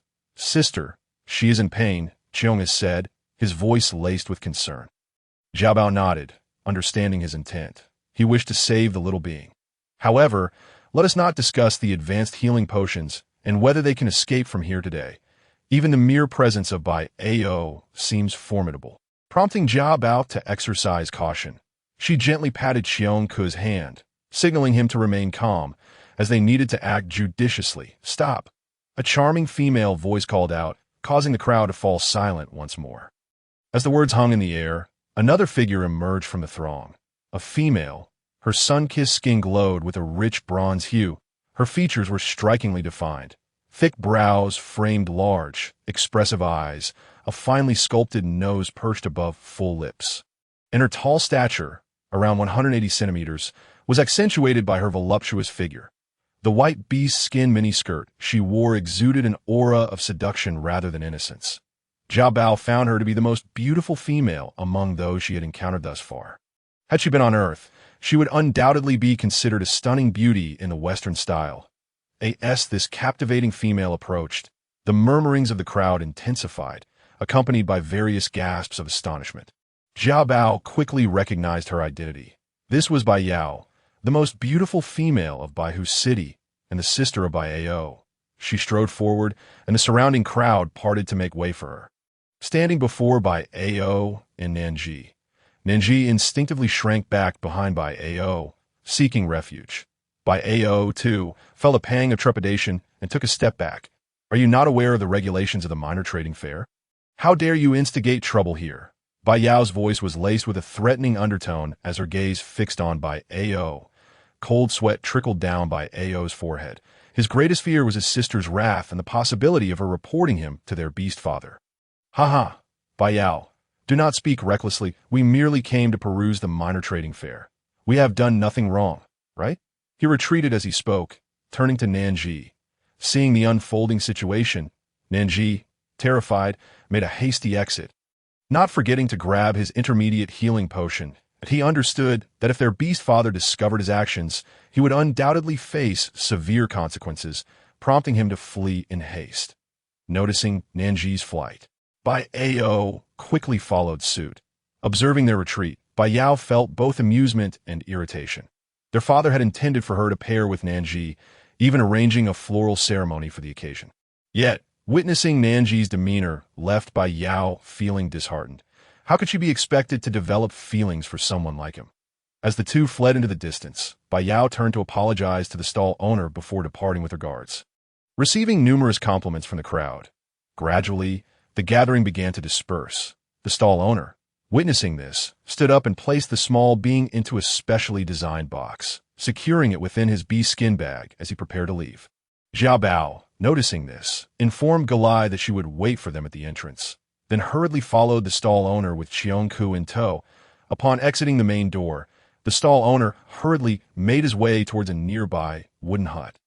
And fearing she would lose him, Xiao Bao urged Xiong'e to quicken their pace. Turning a corner, they found themselves unable to spot the stall owner's figure. Puzzled, they searched further ahead, only to find it odd that he had vanished. Reluctantly, they retraced their steps. Suddenly, they spotted the stall owner peeking out from the small wooden hut. Jia Bao and Xiong Ke rushed towards him. "Why are you following me?" the stall owner inquired, his expression wary. He had been prepared to make a swift exit. Getting entangled with the young lord of Baihu City was not something one could take lightly, assuming it was by A.O. and his companions tailing him. He hid aside and was surprised to find it was these two individuals from earlier. Realizing they posed no threat, he beckoned them inside the hut, casting a cautious glance around to ensure no one else was following. Only then did he feel secure enough to close the small door behind them. Turning to face the two, he asked, "Now, speak. Why are you following me?" As he sat on the ground, he removed the large package from his back and opened the small box to check on the small being. The box was specially crafted with intricate hollow patterns to facilitate the small being's breathing. As the box opened, the small being slowly sat up, flapping its wings in an attempt to fly. But after a few attempts, it plopped back down inside the box. "We came for her," Jia Bao succinctly replied. The stall owner comprehended that the two had followed him with a specific intention. Just as he had, being extremely cautious about revealing their desires too soon to avoid drawing attention. With this realization, he lowered his guard. He produced a small bamboo tube, no larger than a finger, and opened it, releasing a sweet aroma that was quite pleasant. It appeared to be food for the small being.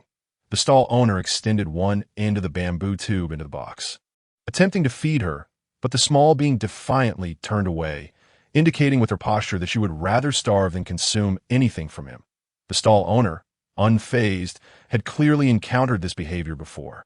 Xiong Ke, observing the scene, grew increasingly concerned, sensing the small being's frailty. If she did not eat soon, she might not survive, prompting him to tug anxiously at Jia Bao's sleeve. Noting Xiong Ke's distress, the stall owner ceased his insistence. "Where is the item? Where have you placed it? I will take it and leave the city immediately. I promise I will not return for a considerable time, perhaps even for the entire winter season. No rush on the item. I would like to understand what this is first. May I?" Jia Bao politely inquired, sensing that the stall owner was not unreasonable and wishing to learn more.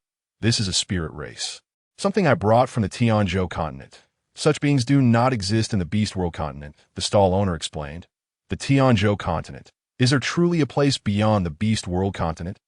Jia Bao asked, her curiosity piqued. Seeing her intrigue, the stall owner elaborated, revealing that the northernmost region of the Bate mountain range was concealed beneath a vast, unending desert.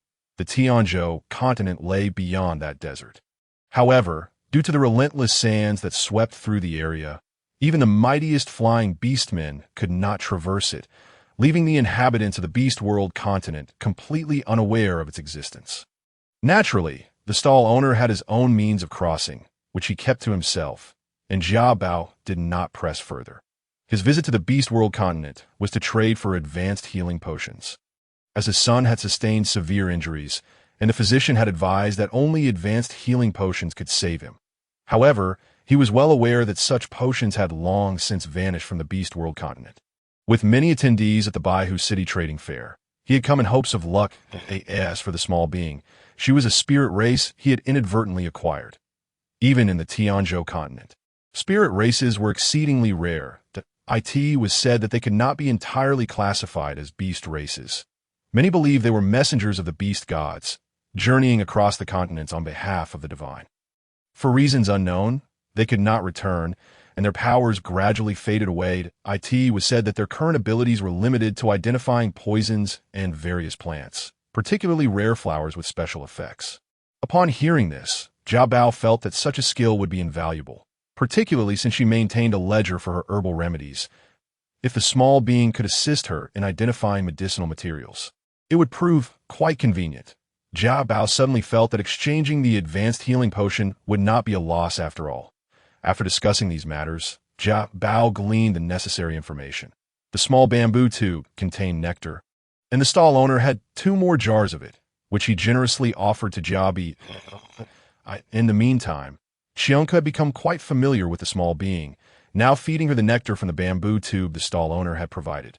And to Jia Bao's astonishment, the small being complied, drinking eagerly. After quenching her thirst, The small being appeared to regain some vigor, flitting playfully around Xiong Ku. Realizing the hour was getting late, and fearing Galai might grow anxious, Jia Bao hastily produced the advanced healing potion and handed it to the stall owner. He inspected it, confirming its quality matched the physician's description, and his face lit up with joy as he accepted it. Subsequently, he handed Jia Bao the silken thread that bound the small being's wings, suggesting she take it and give it a try. Jia Bao hesitated, recalling the small being's anguished expression when the thread was tugged during the trading fair. And her heart ached at the thought of causing her further distress. "What is this thread made of? It appears quite special," Jia Bao inquired of the stall owner. "This is silk spun by the Frost Spider clan. Incredibly strong and unbreakable by fire," the stall owner explained, understanding Jia Bao's sentiment. But he gently tugged the thread, placing the small being back into the box and handing it to Jia Bao.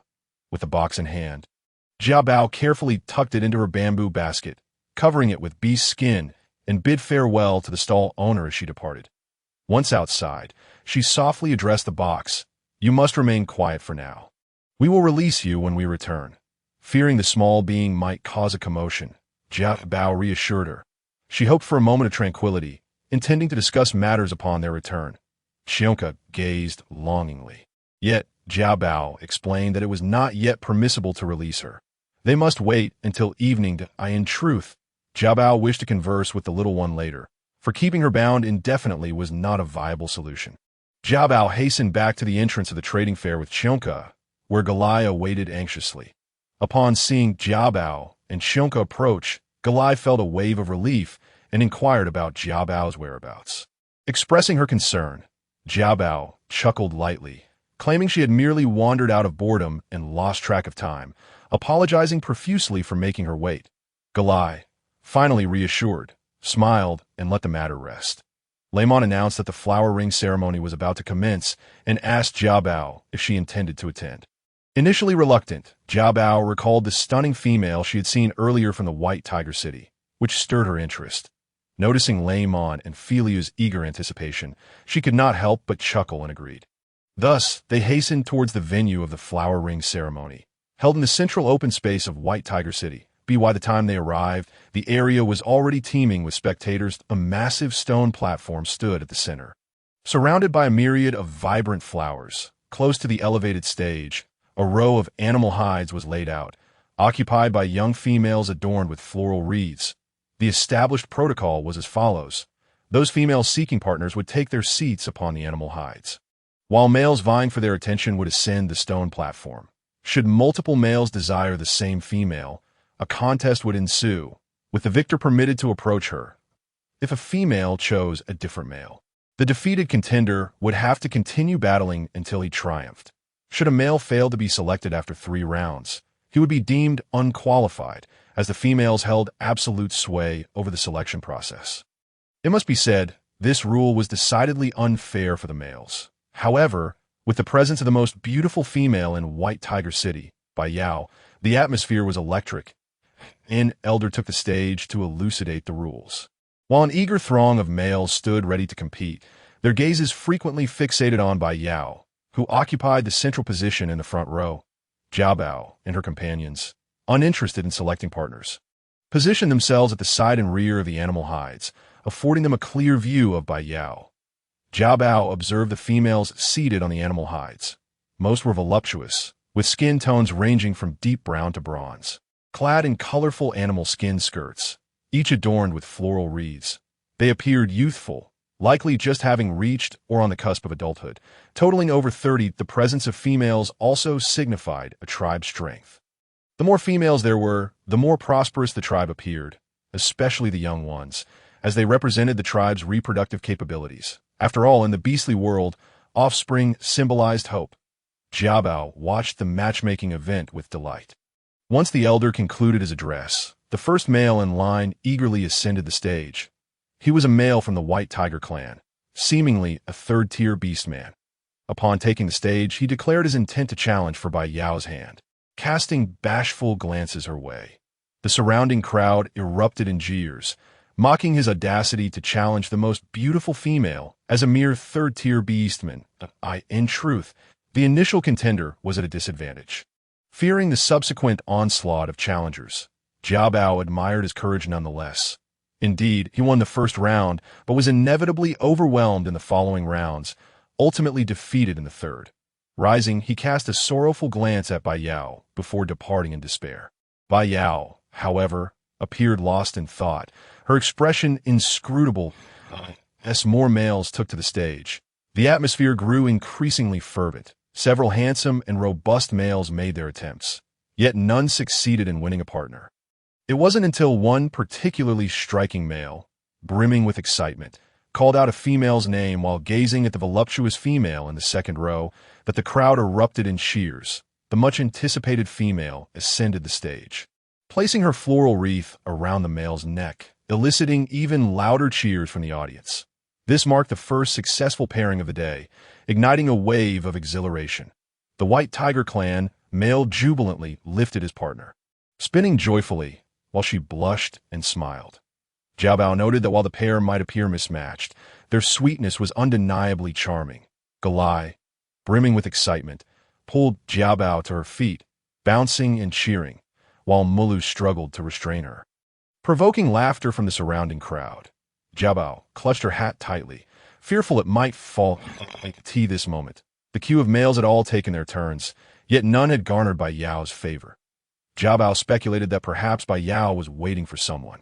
Sure enough, she soon spotted Bai Ao and Nanji approaching from a distance, slowly making their way to the right side of the stage. Bai Ao wore a look of delight, while Nanji kept his head lowered. Being urged forward by Bai Ao, as Nanji stepped onto the stage, the crowd fell silent in surprise.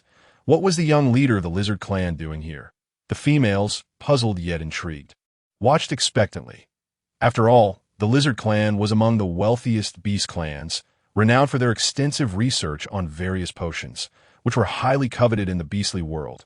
Although their combat prowess was not as formidable as that of the White Tiger Clan, their historical alliance afforded them a significant standing in the beastly realm. Now, with the young leader of the Lizard Clan appearing at the Flower Ring ceremony, speculation ignited. Was he intending to seek a partner from the White Tiger Clan to further solidify their relationship? The crowd buzzed with conjecture. Nanji stood on stage with an impassive expression, while Bai Ao seemed to have vanished. When Nanji finally declared his intent to pursue Bai Yao, the murmurs intensified. Nanji was already shorter than most beast men, and with this pronouncement, many fervent White Tiger males felt humiliated and rushed to challenge him. The atmosphere became even more charged as several males dashed forward to compete. However, due to the 3-round limit, they found themselves thwarted by the line of 3 challengers already ahead of them, leaving them frustrated but hopeful for the 3 White Tiger males still waiting. Jiao Bao overheard the crowd discussing whether Nanji could prevail, and even if he did, whether Bai Yao would choose him. Some were doubtful, believing Bai Yao could easily find better options, while others argued that their childhood friendship might sway her decision, making the outcome uncertain. This speculation ignited a fervor among the crowd, the chatter never ceasing. The elder returned to the stage, speaking briefly before instructing the foremost male to step forward and face Nanji. At that moment, Bai Ao reappeared, emerging from the crowd to sit beside Bai Yao, his eyes fixed intently on the 2 contenders. Once settled beside Bai Yao, the male facing Nanji glanced at her direction, prompting the audience to chuckle, believing he was merely an admirer of Bai Yao. Some even whistled, amused by his apparent distraction just before the duel commenced. Jiao Bao, positioned at a side angle, discerned that the male's gaze was not on Bai Yao, but rather on Bai Ao, and his expression suggested something deeper was at play. The crowd erupted in cheers, urging the combatants on. Galai joined in, caught up in the excitement, having formed a favorable impression of Bai Yao during the earlier trading fair. The crowd was less enthusiastic about Nanji, wishing that Bai Yao would not choose him. Galai whispered her discontent to Jiao Bao, her expression indignant, prompting Jiao Bao to chuckle at the absurdity of the situation. As the atmosphere reached a fever pitch, the competitors began to move. The White Tiger male raised his hand, summoning sharp claws as he lunged towards Nanji, aiming directly for his face. Nanji, filled with trepidation, stepped back momentarily, but then, as if struck by an idea, executed a swift backbend and spun around, narrowly evading an attack while simultaneously extending her claws, forcing the male of the White Tiger clan to retreat step by step. The White Tiger male steadied himself, awkwardly touched his nose, and, upon hearing the chorus of boos from the audience below, his expression darkened. After retreating a few steps, he surged forward once more toward Nanji, transforming into a massive white tiger in the instant of his charge. The tiger's powerful forepaws reached out for Nanji, witnessing the imminent threat, morphed into a large, tawny cat, significantly smaller than the white tiger. Upon seeing the tiger's claws approaching, she deftly dodged, exhibiting remarkable agility. Thus, the white tiger and the large cat engaged in a fierce tussle. In just a few exchanges, the white tiger appeared to falter, ultimately being kicked off the stone platform by the nimble cat. This unexpected outcome elicited a collective sigh from the onlookers, many expressing disbelief. Jia Bao and her companions were equally astonished. Fei Lu remarked that the male of the White Tiger clan seemed formidable and should not have been outmatched by Nanji. As the defeated White Tiger male fell from the stage, another from the same clan rushed up to take his place. The fallen male, rising to his feet, cast a glance at Bai Ao seated below. His eyes filled with resentment. Amidst the crowd's jeers, he scrambled away. Jia Bao, intrigued, glanced at Bai Yao, who was frowning at the ongoing spectacle, her hands gripping the hem of her skirt, her fingertips turning pale from the pressure. Upon meeting the defiant gaze of the vanquished male, Bai Yao quickly lowered her head, unwilling to look further. Realizing this, Jia Bao understood that Bai Yao was equally trapped by circumstance with this revelation. Jia Bao felt an urge to leave, but could not resist the fervor emanating from Balai, who watched the unfolding drama with indignation, wishing he could confront Nanji himself, which struck Jia Bao as amusing. She lowered her head and quietly inquired if Cheong felt hot. Fanning her with a palm-sized leaf, as the second White Tiger male was knocked off the stage, the audience grew increasingly agitated, many males roaring in anger and attempting to storm the platform. Bai Ao quickly organized guards to restrain them, and chaos ensued to the outer edges of the crowd. Yuzhe blended in, deliberately suppressing his fourth-tier beastman aura. Silently observing the commotion, he felt emboldened to appear so brazenly due to the scent-masking potion prepared by Bai Cha. Yuzhe watched the duel on stage with a cold gaze, his lips curling into a sneer. This gesture drew attention from those around him. He was clad in a flowing purple robe, his long black hair glimmering with a hint of purple in the sunlight, exuding an air that set him apart from ordinary beastmen. But when had he positioned himself beside Jia Bao, the spectators felt a chill run down their spines. Yuzhe, engrossed in the spectacle, sensed a familiar presence trailing him and leaned closer to the stone platform. Jia Bao felt a sudden jolt to her right shoulder, nudging Cheong Ku to the left in surprise, only to find herself gazing into a pair of deep, piercing eyes. The newcomer towered impressively, making Jia Bao feel diminutive in comparison, her height barely reaching his chest. His silver hair cascaded to his waist, and he wore a silver-white long robe, his gaze fixated intently on Jia Bao. Upon realizing she was looking back, a flicker of disdain ignited in his eyes, prompting him to swiftly turn away. Jia Bao, embarrassed, touched her face, perplexed by the encounter. Was she being dismissed? She glanced at her own attire. A thin brown beast fur wrapping her from head to toe, with only her face visible above. Could it be that her attire had startled him? She looked again, only to see him hastily weaving through the crowd, his back retreating. Yet the fabric of his clothing puzzled her. It appeared to be made of serpent skin that a wave of familiarity washed over her. She yearned to pursue him for answers, but he had already vanished into the throng, leaving her to refocus on the stage. Meanwhile, on the stone platform, Nanji had pinned the third White Tiger male to the ground, who groaned in pain, clutching his chest, clearly injured. It seemed that with another strike, Nanji could easily dispatch this opponent and claim victory. Realizing this, a triumphant smile spread across Nanji's face, though she cast a wary glance towards Bai Yao below. The audience erupted in shouts of discontent. Feeling the outcome was unjust, yet resigned to the rules of the flower crown ceremony, it appeared that Nanji had a high chance of winning Bai Yao's affection, though secretly, she hoped Bai Yao would reject him and eliminate Nanji instead. Jia Bao turned her gaze back to Bai Yao, who was biting her lip, her eyes filled with turmoil as she watched the unfolding events. Ninji, bolstered by the familiarity of her clan ties, felt increasingly confident. Having been bullied by Bai Yao since childhood, she had initially doubted her father's assurances that she would be able to bond with Bai Yao now. It seemed her father's words held truth, filling her with a sense of pride.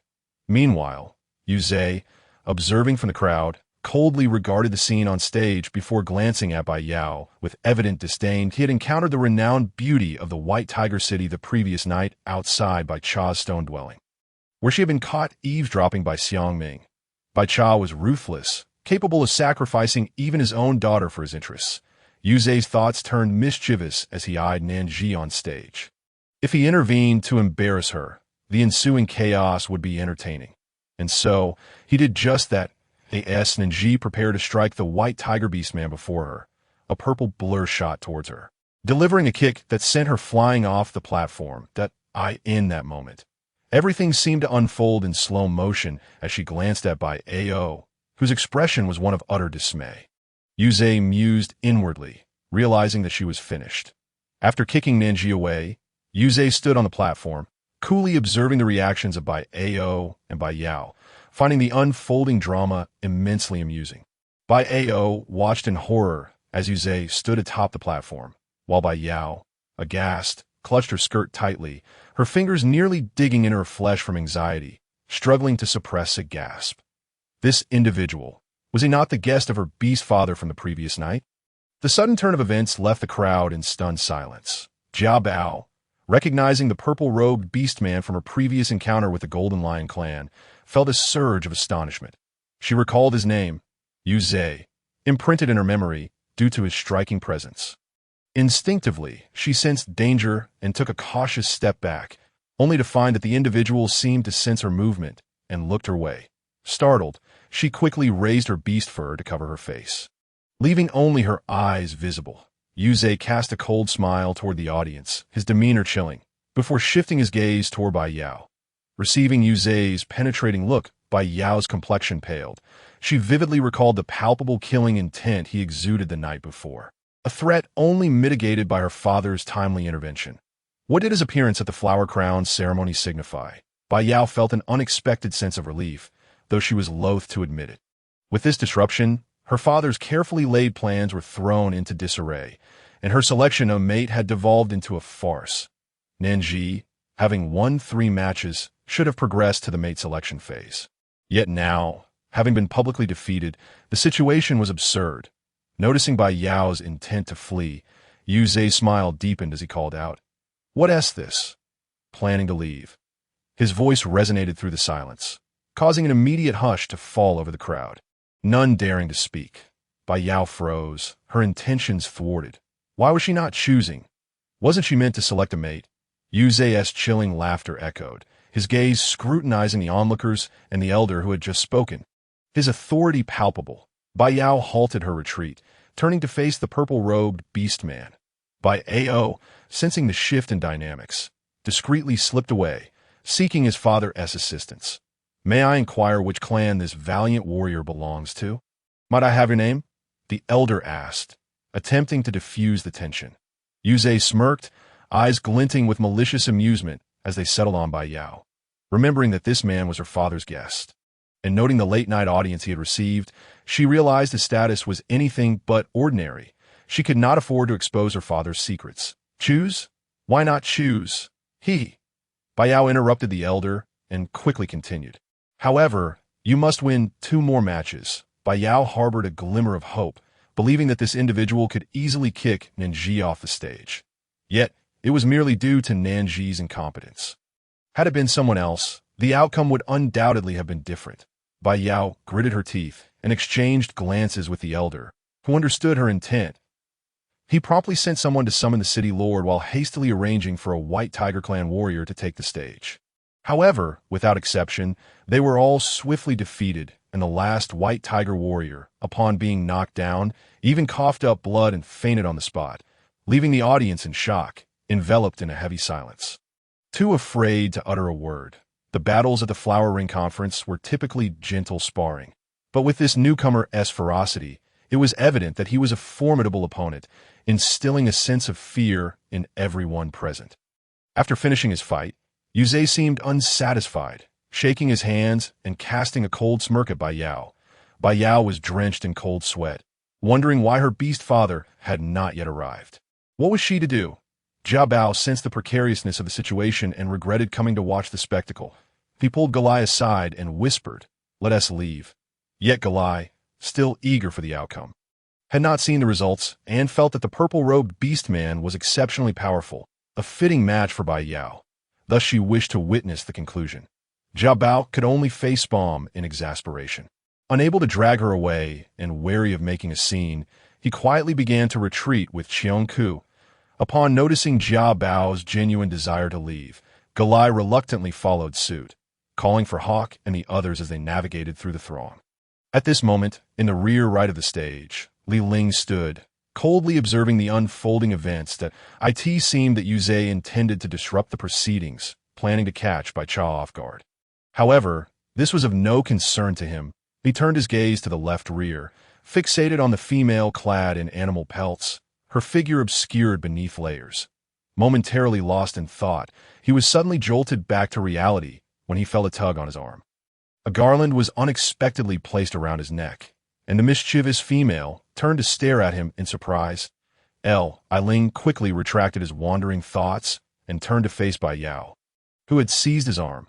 Realizing that all eyes were now on him, he was perplexed, his expression filled with disdain. Bai Yao, catching the inexplicable look on his face, felt a sudden wave of embarrassment and forced a smile. She then turned to Yuzhe on the stage and declared, "I choose him." This proclamation. The crowd fell into stunned silence, as if a bomb had detonated, with murmurs of speculation erupting all around. "There's no rule prohibiting me from choosing someone else. Females possess absolute choice, do they not?" Bai Yao said with a smile. Refusing to release Li Ling's arm, he wished to shake her off immediately. Finding her actions utterly bewildering and filled with irritation, yearning only to escape. Sensing his discomfort, Bai Yao leaned closer, whispering rapidly, "Please help me, could you? We won't become mates, I assure you. I will express my gratitude later." Hearing this, Li Ling frowned.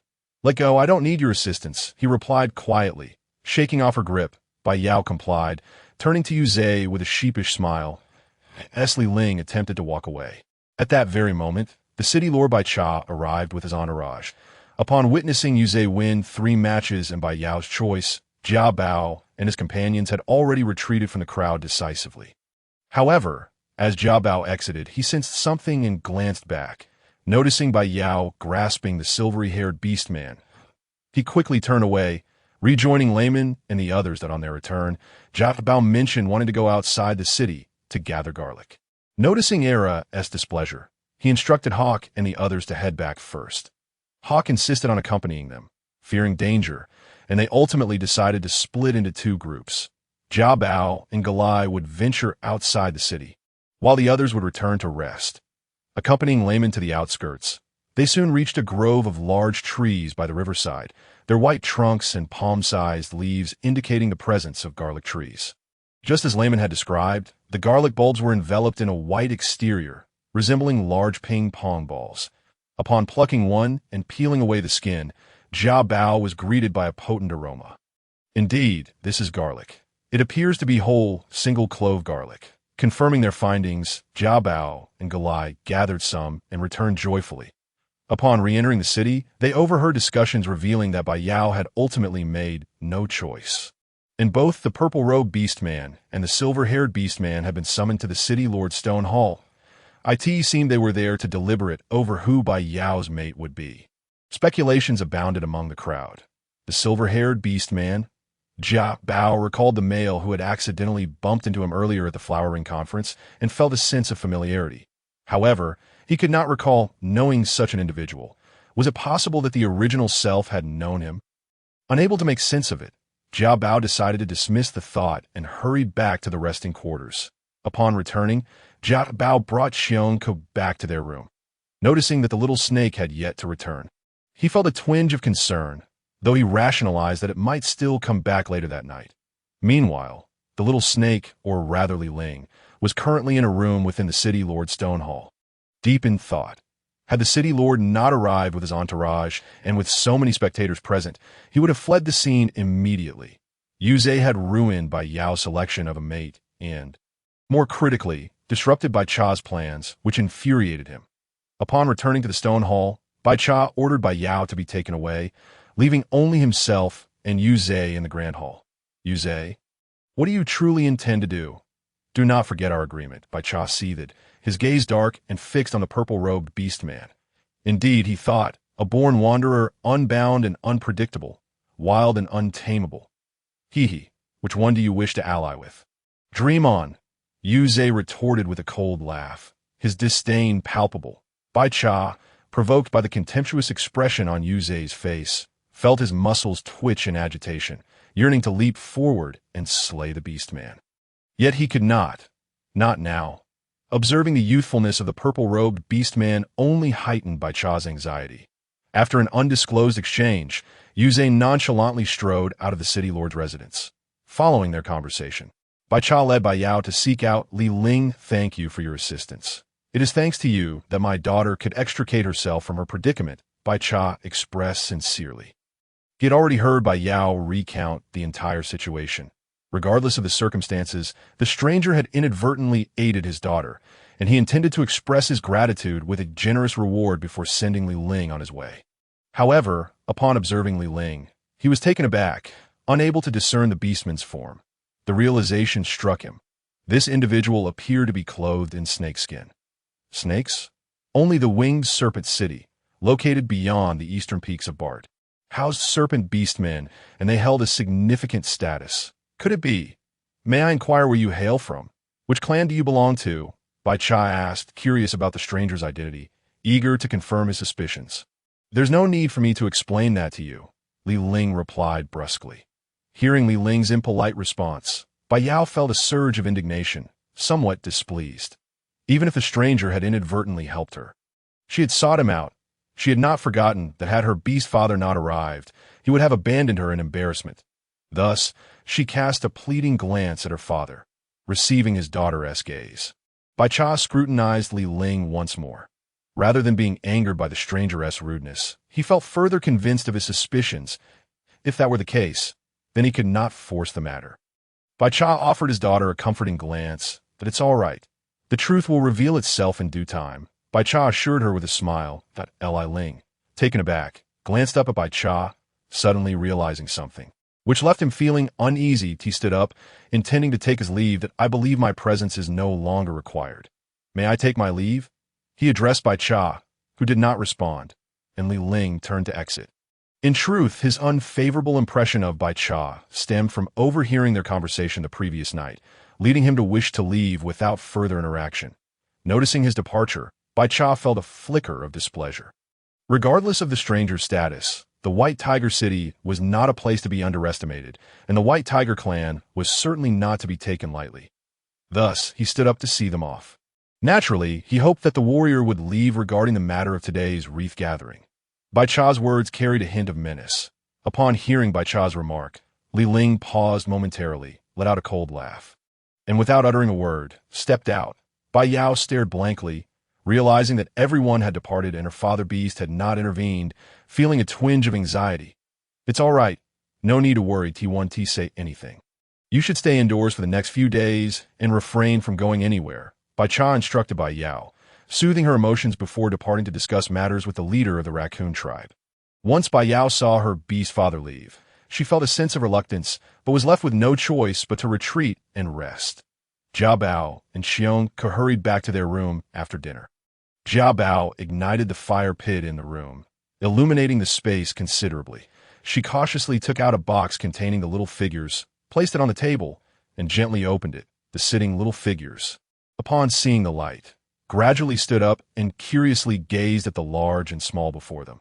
Having gone hungry for 5 or 6 days, they finally consumed the flour dew that Xiong had fed them today. Initially aware of their change of master, they felt a tinge of worry.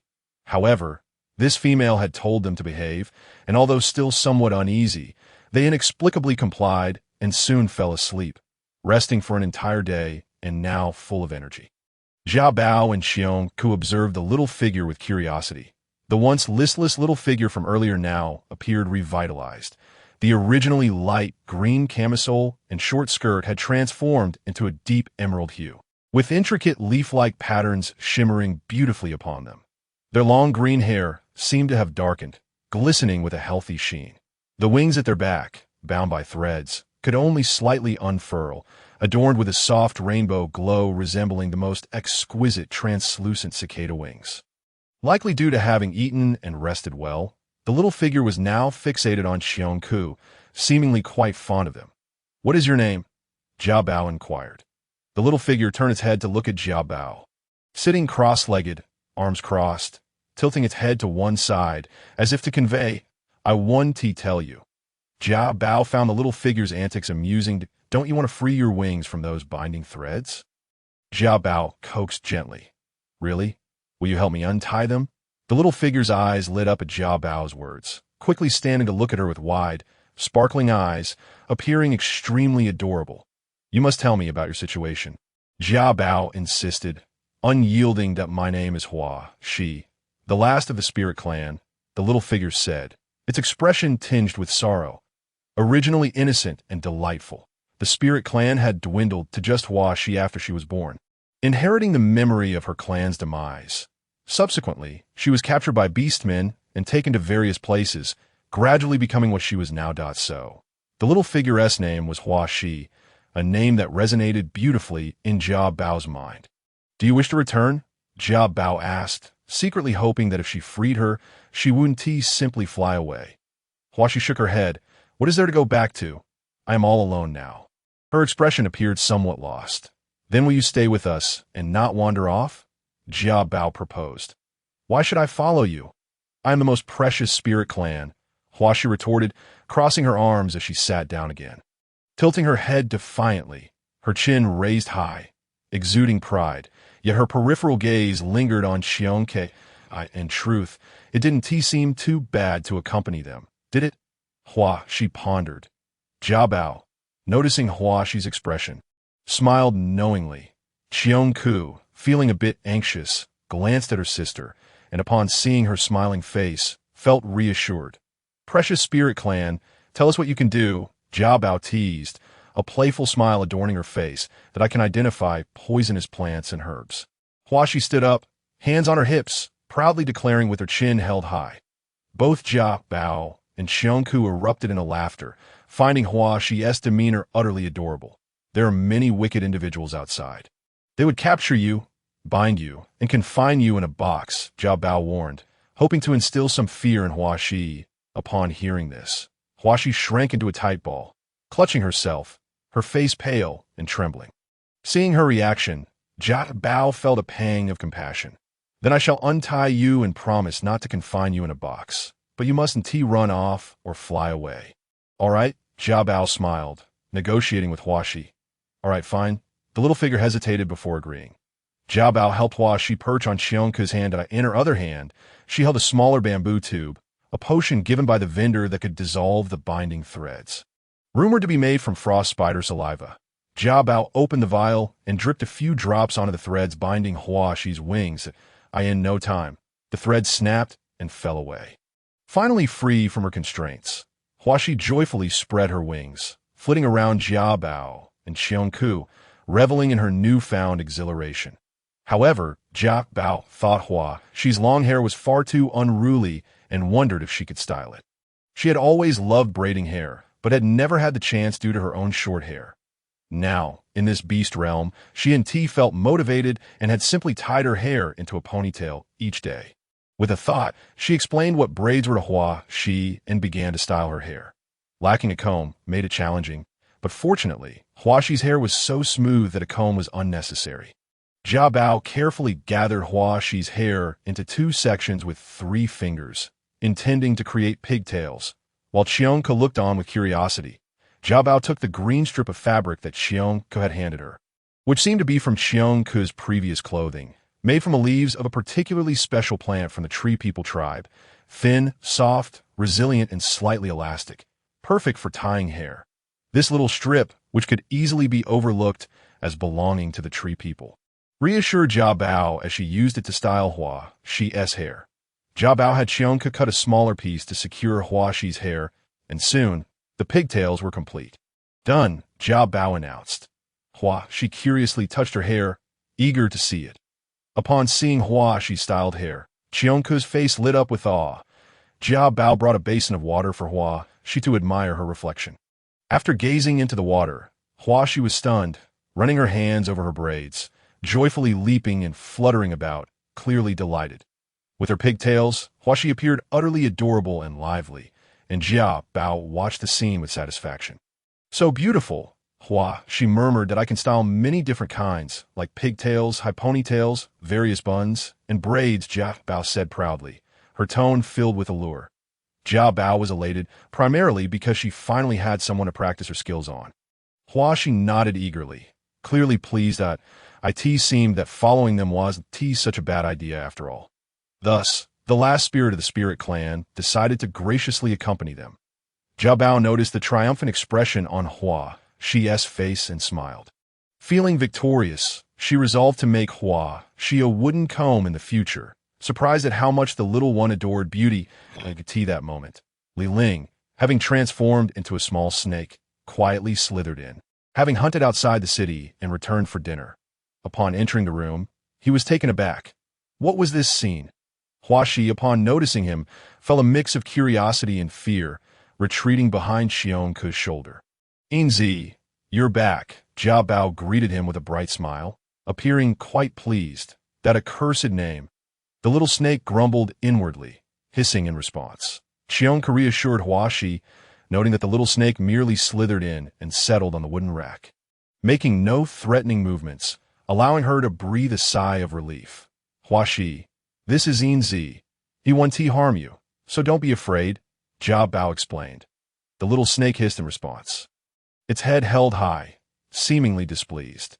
Jia Bao brushed aside her concerns and continued cheerfully, "Inzi, this is Huaxi, the last of the Spirit Clan from the Tianzhou continent." She briefly introduced them. "Spirit Clan? It seems I have heard of it." The little snake hissed in response, disinterested in Jia Bao, and slowly slithered down the wooden rack, making its way back to its cozy nest. Noticing the little snake's indifference, Jia Bao paid it no mind. However, she began to worry about what would happen if Huaxi consumed all the flower dew and ran out of food. Thus, she inquired about it, but Huaxi was equally perplexed. Jia Bao contemplated seeking the wisdom of Granny Tree, for she undoubtedly possessed the knowledge needed, and perhaps she could teach Jia Bao how to concoct a potion to mask her skin color. Yet, she was uncertain of Granny Tree's whereabouts. Glancing at Qiongke, Jia Bao mused that he might know. Upon asking, Qiongke promptly provided the information. However, he too was unaware of Granny Tree's residence. He possessed a special potion given by her. If Granny Tree had also sprinkled this powder on herself, armed with the potion, they could surely follow the scent to find her. Overjoyed by this revelation, Jia Bao accepted the potion from Qiongke. As night fell, Jia Bao resolved to stealthily venture out to search. Qiongke wished to accompany her, but due to Huaxi's presence, Jia Bao instructed him to stay behind to assist with her care, promising to return after checking on Granny Tree. The little snake in its nest overheard, poking its silver head out to observe, quickly slithering out to climb onto Jia Bao's foot, indicating its desire to join. Seeing the little snake's eagerness, Jia Bao thought it fortuitous, as she could inquire about the little snake's condition with Granny Tree. The snake transformed into the form of a 1-meter-long creature, slender as Jia Bao's finger, and nestled into the bamboo basket behind her. With everything arranged, Jia Bao stepped next door to inform Jia Lai, asking her to help watch over Qiongke along with Mulu before heading out. Tonight, due to the torch festival by the river, the streets were bustling with numerous passers-by. Huiku had taken Lexi and Ella to join the festivities, while Jia Bao and Jia Lai, due to Jia Bao's insistence, opted to remain indoors. Wrapping herself in animal skins from head to toe, Jia Bao concealed her appearance thoroughly. Fortunately, with the temperature dropping at night, many orcs wandering outside donned similar attire, making her appearance less conspicuous. As Jia Bao exited the resting place, she tightened her grip on the potion, striving to discern her surroundings in the darkness. Before leaving, she had already inhaled the potion's scent, and to expedite finding Granny Tree, she had allowed the little snake to do the same. Jiao Bao resolutely refused to admit that her poor sense of direction contributed to her predicament. Following the scent, Jiao Bao and the little snake navigated toward the area near the city gate, where numerous orcs resided, having traveled from nearby tribes to partake in the trade fair. Various races mingled together, a true melting pot. Jiao Bao walked swiftly until, upon turning into a narrow alley, the scent became increasingly potent. It seemed Granny Tree and the others resided in this vicinity.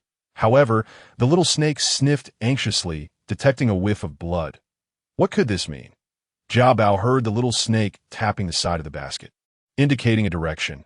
After carefully sniffing, she confirmed it was indeed to the right, prompting her to hastily move along the corner toward that street.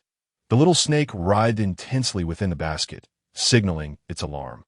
It felt a sense of urgency, almost wishing to transform into its humanoid form to block Jiao Bao's path.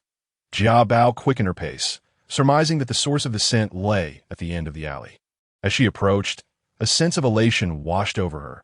Yet as she drew closer, she sensed something amiss and caught a whiff of blood. Hearing the little snake's commotion, she halted, fearing discovery, and ducked into a corner to assess the little snake's condition. Crouched there, her vantage point allowed her to observe the entrance of the final house in the alley. A large stone concealed her figure well. Suddenly, an orc emerged from the wooden house where Granny Tree resided.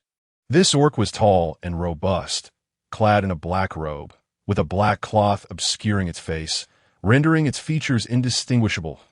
As this alley was distant from the central area, no torches illuminated the path, making the figure appear as a shadow, blending seamlessly with the night.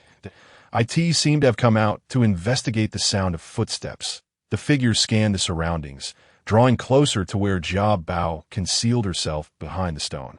In a fit of panic, Jiao Bao tightly covered her mouth, suppressing any sound. Just then, the door of a nearby house swung open, and two females emerged, followed by a male who insisted on joining them. The trio laughed and conversed about the torch festival by the river, urging one another to hurry along, and soon they disappeared into the distance. The shadowy orc, observing the three, swiftly merged back into the darkness. Once they had gone far enough, the shadowy figure stepped out, turning its back toward the small wooden house. Approaching the door, it suddenly unfurled two wings from behind, flapping them briefly before soaring onto the roof. Ascending into the sky, Jiao Bao gasped in astonishment. Indeed, this was a flying orc. It appeared to be among those responsible for the slaughter of the tree people. Jiao Bao remained silent, fearing the orc's formidable presence, which exuded an aura of lethal intent. The little snake, witnessing this scene, was filled with trepidation. Those black wings indicated it was an aberrant orc. Jiao Bao crouched for a while longer, her legs growing numb. Before rising to confirm that the threat had passed, she swiftly entered Granny Tree's small dwelling. Upon entering, Jiao Bao was struck dumb. The stench of blood was overwhelming. In the absence of torchlight, she could barely make out two figures collapsed on the ground of the courtyard. The intense metallic scent assaulted her nostrils, rendering her too frightened to advance. Granny Tree? Jiao Bao called out tentatively, hoping the situation was not as dire as she feared. Jiao Bao cough. The closest figure struggled to sit up upon hearing her voice. Responding weakly, Jiao Bao's heart sank. It was indeed Granny Tree's voice. The other figure, Qiao Mu, lay motionless beside her, seemingly in grave peril as well. In an instant, tears streamed down Jiao Bao's face, her hands trembling uncontrollably.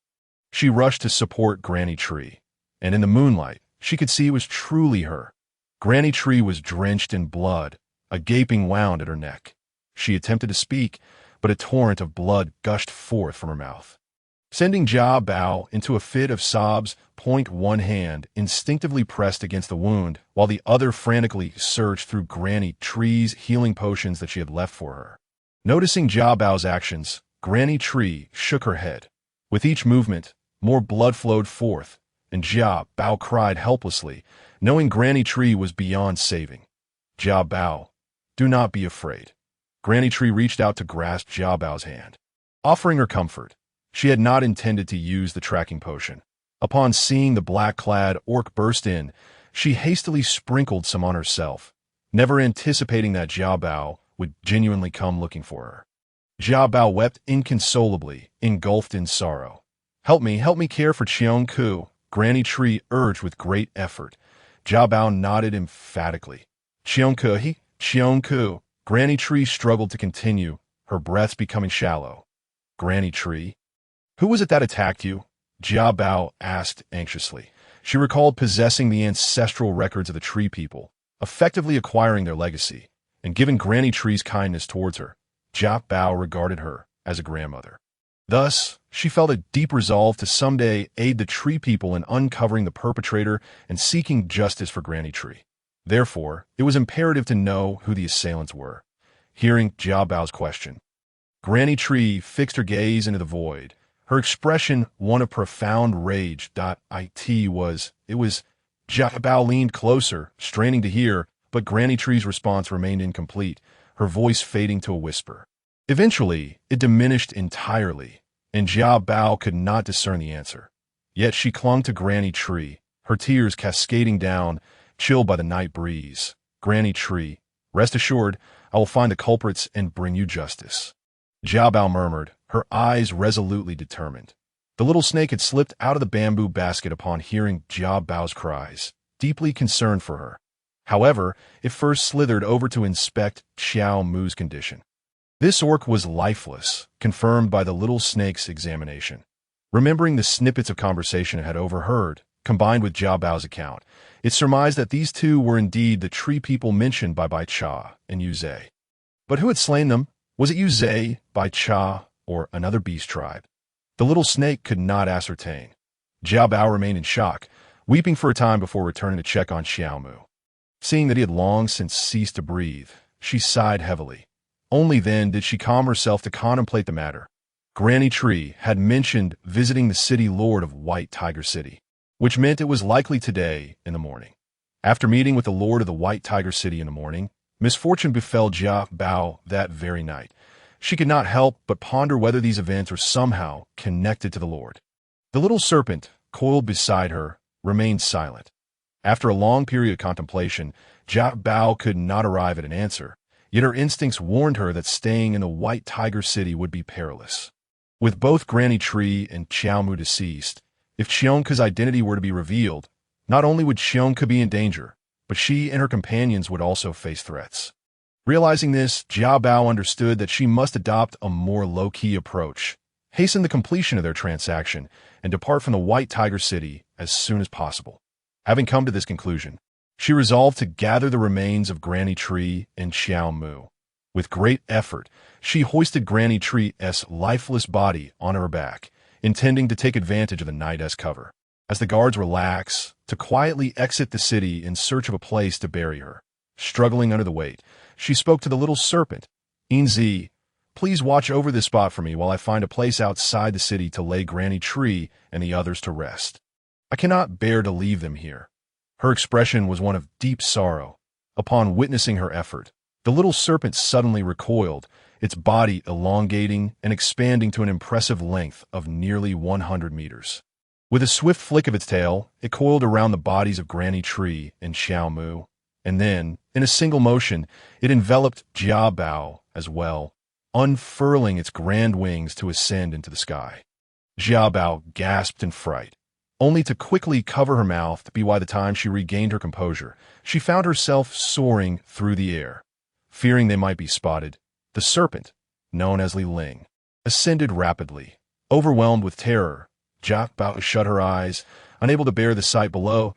In mere moments, they had crossed the Dongsun River and landed on a mountain peak. Li Ling gently set Jia Bao down and placed the remains of Granny Tree and Xiao Mu aside. Once on solid ground, Jia Bao felt her heart racing, taking a moment to steady herself and observe her surroundings. The mountain was elevated, offering a view of the Dongsun River, surrounded by towering trees, presenting a picturesque environment that seemed quite suitable.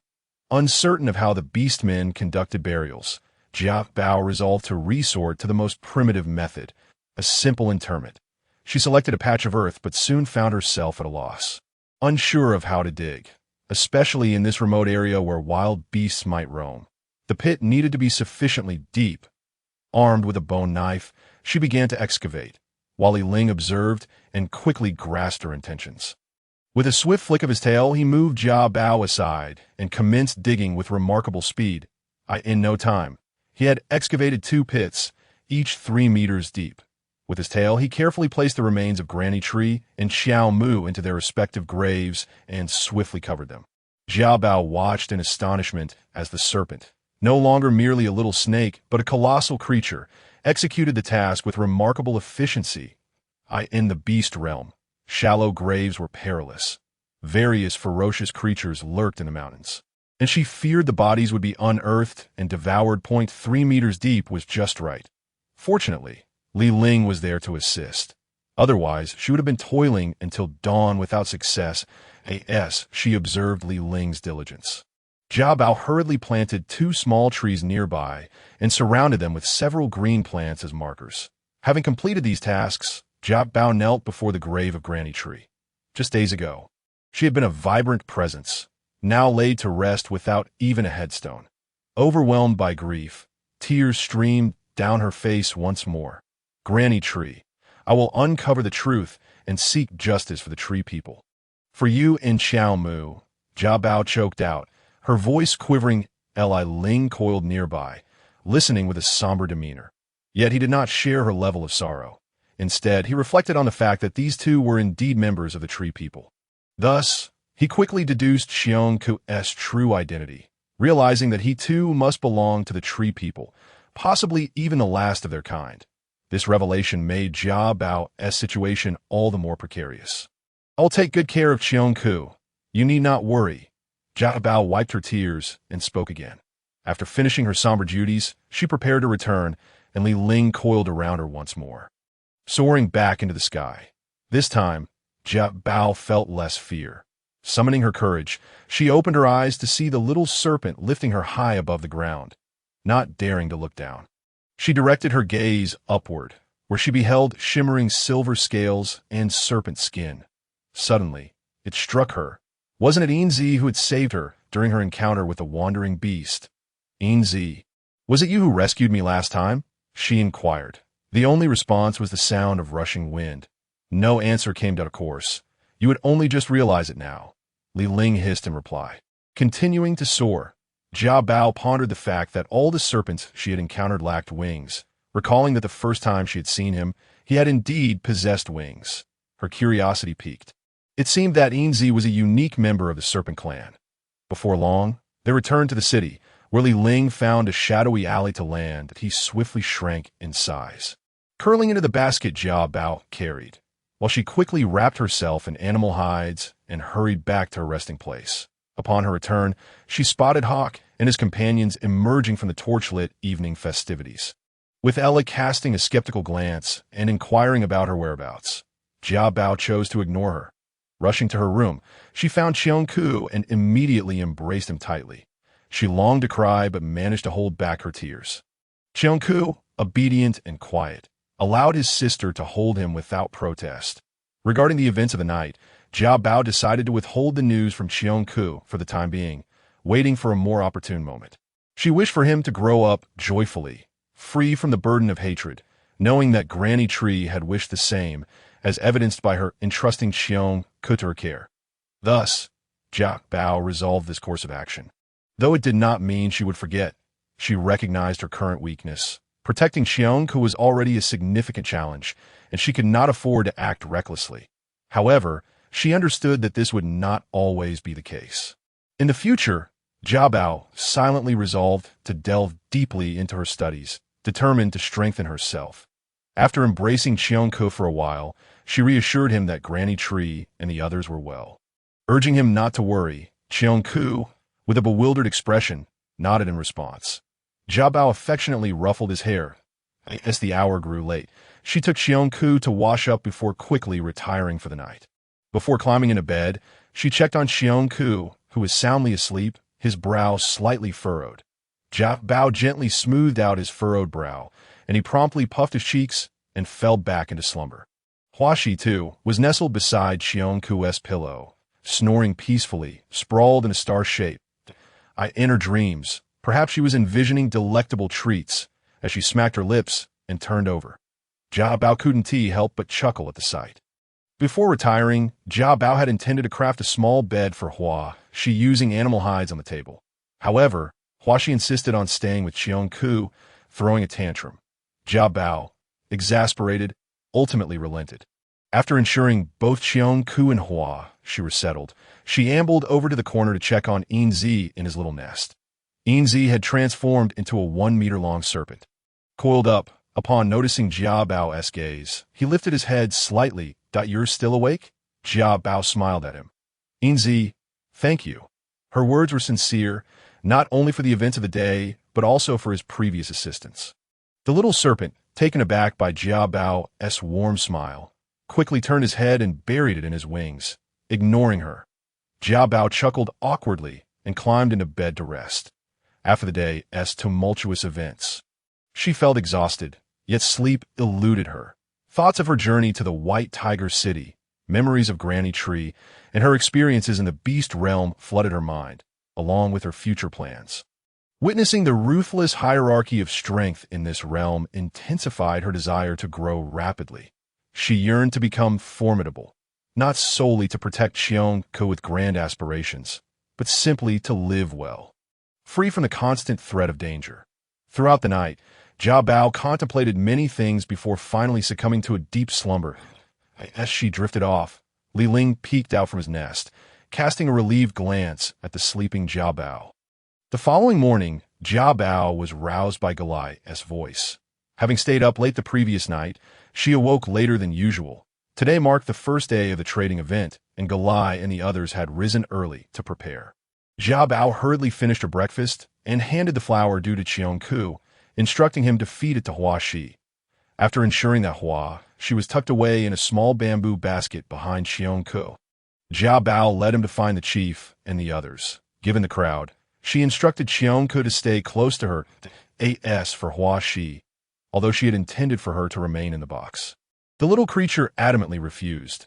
Eventually, she produced a piece of fabric, green, breathable, and soft, and draped it over herself, flying into Qiong Ku's bamboo basket, which finally settled the matter. Jia Bao noted the fabric's peculiar nature.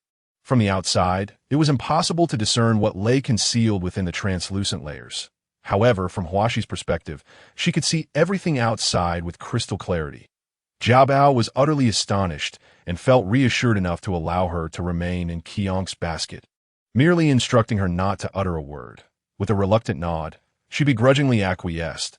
The little snake, feeling uneasy, slithered into Jia Bao's bamboo basket to accompany her. By the time Jia Bao reached the front hall, the chief had already finished breakfast and was busy counting the supplies for the upcoming trading event, while the warriors were preparing for departure.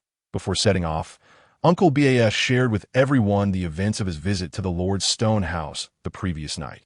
Last night, the Lord of Baisha City had extended invitations to the leaders or chieftains of the various tribes within the Eastern Alliance. Traditionally, trading days were held at the highest peak of the Yasuri Mountains on the Soma Plain, with positions assigned according to arrival time. However, this time, the venue had shifted to Baihu City, adopting a market stall format, necessitating a discussion on the arrangement of stall positions. After deliberation, it was ultimately decided that the positions would be determined by a lottery. The chief of the Golden Lion tribe would lead everyone to their assigned spot shortly. There was another matter that caused Uncle Boss's expression to grow grave as he spoke. During the meeting at the Lord's Stone House, several leaders of smaller tribes had voiced their concerns. With the coldest winter approaching, larger tribes were relatively well off, but the smaller ones were facing dire circumstances and feared they would not survive the season. Moreover, with the chilling temperatures, it was likely that fierce beasts would emerge in search of food, making the tribes vulnerable to attacks. Thus, they hoped Baihu City could extend a helping hand. The Baisha tribe expressed their willingness to assist, but emphasized that this was not merely the concern of one tribe, but rather a matter for all tribes within the Eastern Alliance. Hence, they proposed to discuss it collectively, seeking better solutions to address the issue. Ultimately, it was agreed that on the 5th day of the trading event, each tribe must present an idea for winter survival. The best proposal would be selected by the leaders of the tribes, and the chosen idea would be rewarded. Failure to present a viable idea would result in a penalty, requiring the tribe to donate half of their trading gains to Baihu City to support the smaller tribes through the winter. Upon hearing Uncle Boss's words, the crowd was taken aback, and, as the realization set in, anger began to simmer. If they could not come up with a proposal, they would have to relinquish half of their trading gains. The notion of winter survival. It sounded simple, but the reality was far from easy. Initially, everyone had been brimming with confidence about the trading event, but this news dampened their spirits. Should we perhaps hold back some supplies and not trade them? Someone suggested. Uncle Bas had considered this approach at first, but he felt it was not the most prudent course of action and was reluctant to pursue it. Jiabao believed this plan was, without a doubt, an attempt by Baihu City to pass the buck, leaving the burden on the tribes attending. She was curious whether this idea originated from the Lord of Baihu City, as for the rewards. She was eager to find out. Upon inquiry, she learned that this proposal had been put forth by the leader of the Firefox tribe, with rewards comprising 3 basic advancement potions and 1 intermediate advancement potion. Jiabao understood that the Firefox tribe was determined to secure this reward, and it was possible that they were also behind the proposal for assistance. It was said that the Firefox tribe ranked 3rd among the tribes of the Beast World. Following the Lizard tribe, a century ago, the Firefox tribe had been a minuscule group of fewer than 30 individuals. But the emergence of a formidable female who could craft various supplies had led to its rapid expansion into a large tribe of over 200 members, catapulting it to its current standing. Uncle Bas also wished to secure this reward for his tribe, but formulating a winter survival idea that could genuinely aid a tribe through the harsh season proved to be a challenging task. Although they possessed cotton clothing and quilts, Uncle Bas was acutely aware that these would likely be insufficient. Thus, he placed his hopes on Jiabao. Receiving Uncle Boss's gaze, Jiabao smiled.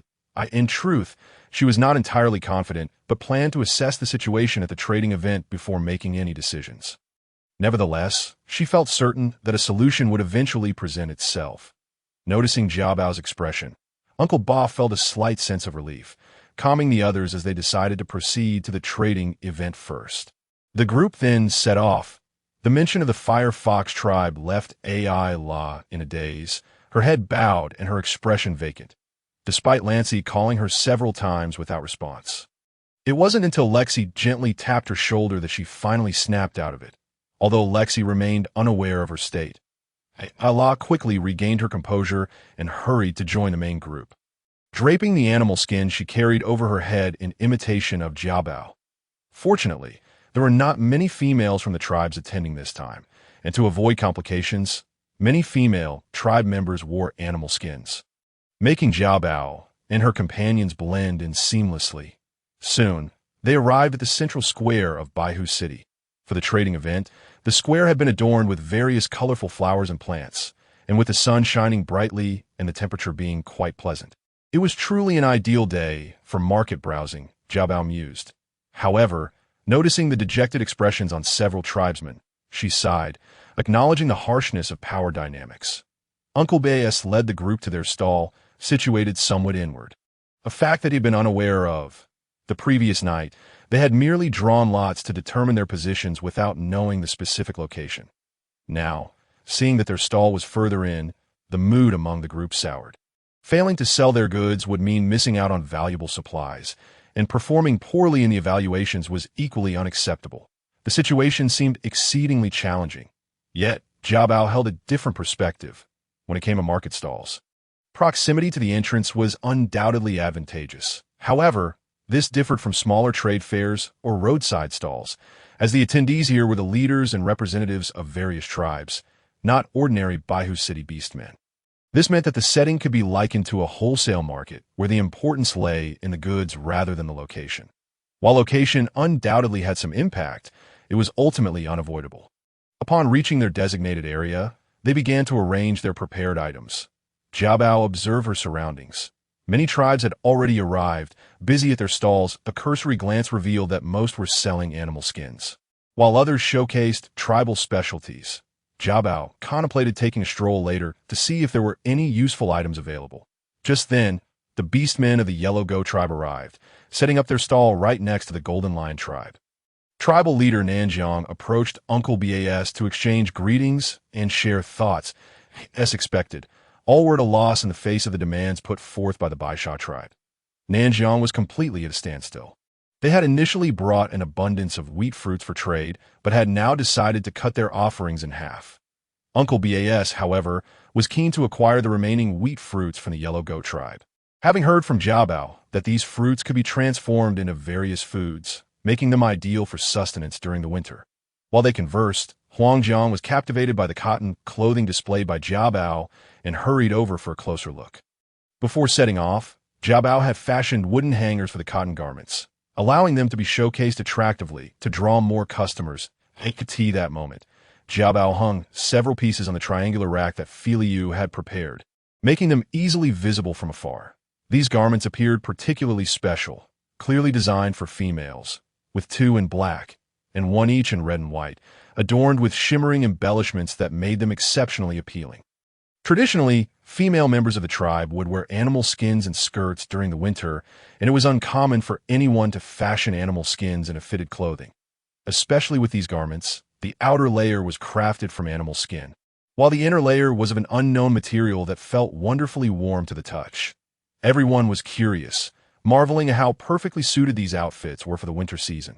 Most tribes attending the trading event consisted of males, with few females present, and those who were there were typically the wives of tribal leaders or chieftains. At that moment, several females approached to inquire about the exchange conditions. Jiabao exchanged a knowing glance with Uncle Bess. These garments are suitable for winter wear, and we call them cotton clothing. They are crafted from animal skins and cotton fluff, providing exceptional warmth due to their double-layer design. Moreover, they have been beautifully embellished, showcasing exquisite craftsmanship. One must ask, who wouldn't desire a garment that is both attractive and warm? Jiabao interjected, taking on the role of a salesperson with an enthusiasm that made even her chuckle at herself. The onlooking females grew increasingly enthusiastic, bombarding her with questions about the price. However, these cotton garments were handmade, and due to their intricate design, only a limited number had been produced, rendering them quite precious. Jiabao resolved that, as the craftsmanship was not overly complex, the clever beastmen could quickly replicate them. Thus, for this batch of cotton clothing, Jiabao plans to sell it at a high price. Once Jiabao feels that the anticipation has been sufficiently built, she proceeds to propose her exchange terms. One piece of cotton clothing is priced at 20 animal hides, equivalent to 2,000 bone coins, a sum that is exorbitantly high. Upon hearing this demand, many females quickly reconsider their intentions. Seeing that everyone is about to give up, Uncle Base grows somewhat anxious, but Jiabao reassures him to wait a little longer. Prior to their arrival, Jiabao had briefly discussed the exchange prices of these goods with Uncle Base, who remains uncertain whether the cotton clothing can indeed find buyers. However, Jiabao is confident. She is waiting for those who can genuinely afford it. This steep price has deterred many potential female buyers, allowing Jiabao to begin promoting brown sugar. Brown sugar is indeed a valuable commodity. Although Jiabao does not personally believe in its efficacy during menstruation, it can be made into candies or brewed into syrup. Most importantly, brown sugar provides ample energy, aiding in combating the cold.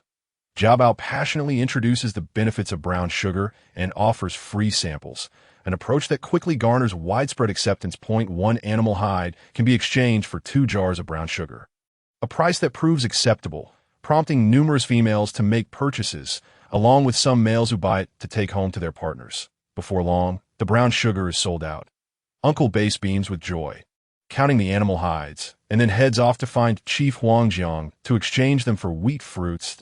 In contrast, corn flour is not quite as popular. Primarily, this stems from the fact that people are unfamiliar with it. Even after learning it is food, they remain uncertain about how to prepare and consume it. Consequently, after a brief inspection, they abandon the idea. Fortunately, pickled vegetables remain relatively well received, as it is said this dish can be stored for an entire cold season. Many tribes are tempted by this, as during the cold season, males can entirely subsist on roasted or raw meat. However, females cannot do so.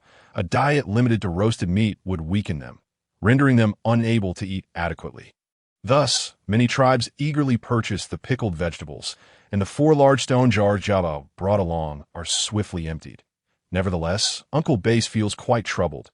Originally, he had brought 4 main items: cotton clothing, corn flour, pickled vegetables, and brown sugar.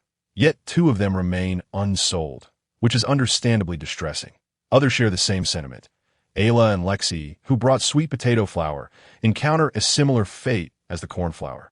This is partly due to Ayla observing Jiabao's process in making corn flour and deciding to try her hand at sweet potato flour, resulting in a limited quantity that is now struggling to sell, leaving her equally troubled. How to exchange this red cotton clothing? A group approaches to inquire about its price, and upon seeing them, Ayla is startled and quickly hides behind Lexi. Jiabao glances at Ayla in confusion, but says nothing.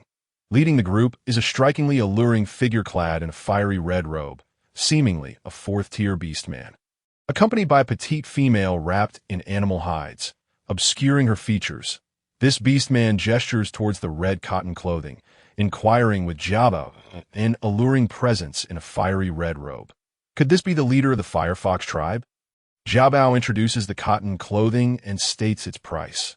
Noticing the other party's interest in exchanging, Jiabao removes the red cotton clothing and offers it to the female beside the beastman to try on. As the female sheds her animal hides and dons the red cotton clothing, Jiabao observes her sweet features and relatively fair skin, which in comparison to the females of the beast world, appears healthily tanned. With soft and charming features, Jiabao finds herself momentarily entranced. Casting a sidelong glance at Ayla, she notices the 2, despite their differing appearances, one sweet and the other clear, share an inexplicable resemblance, raising her suspicions.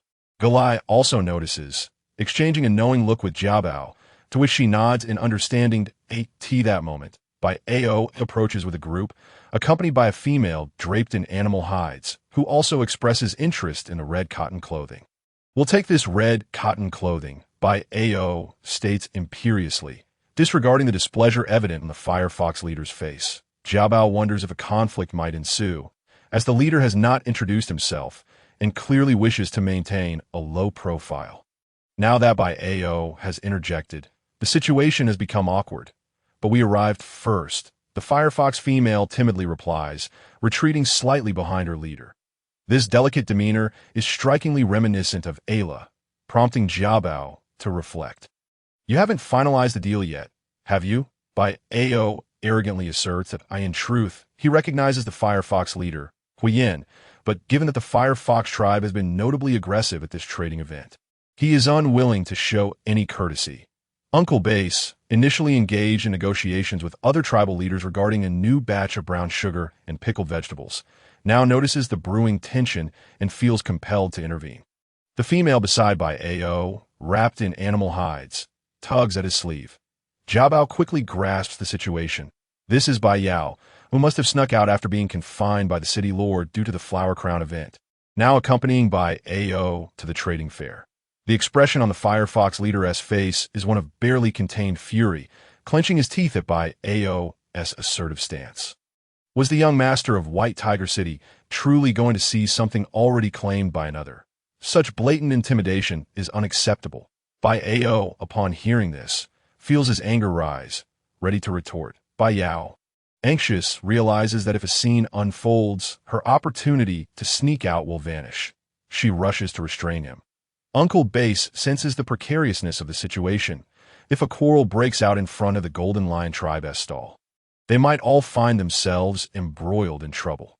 Cursing under his breath, he still feels compelled to step in. "If both of you are interested in the red cotton clothing, you may place a reservation." Jiabao proposes. "What do you mean, reservation?" Both parties are taken aback. Jiabao thinks that since they cannot come to an agreement, why not offer a private customization? The Golden Lion tribe could accept a certain quantity of animal hides and process the clothing according to their specifications. Given the rarity of red animal hides, they are open to material-based customization. Jiabao's plan is astute. After this cold season, all tribes will likely produce cotton clothing, so it's an opportune moment to innovate. You may provide the corresponding materials, and we can create clothing tailored to your needs.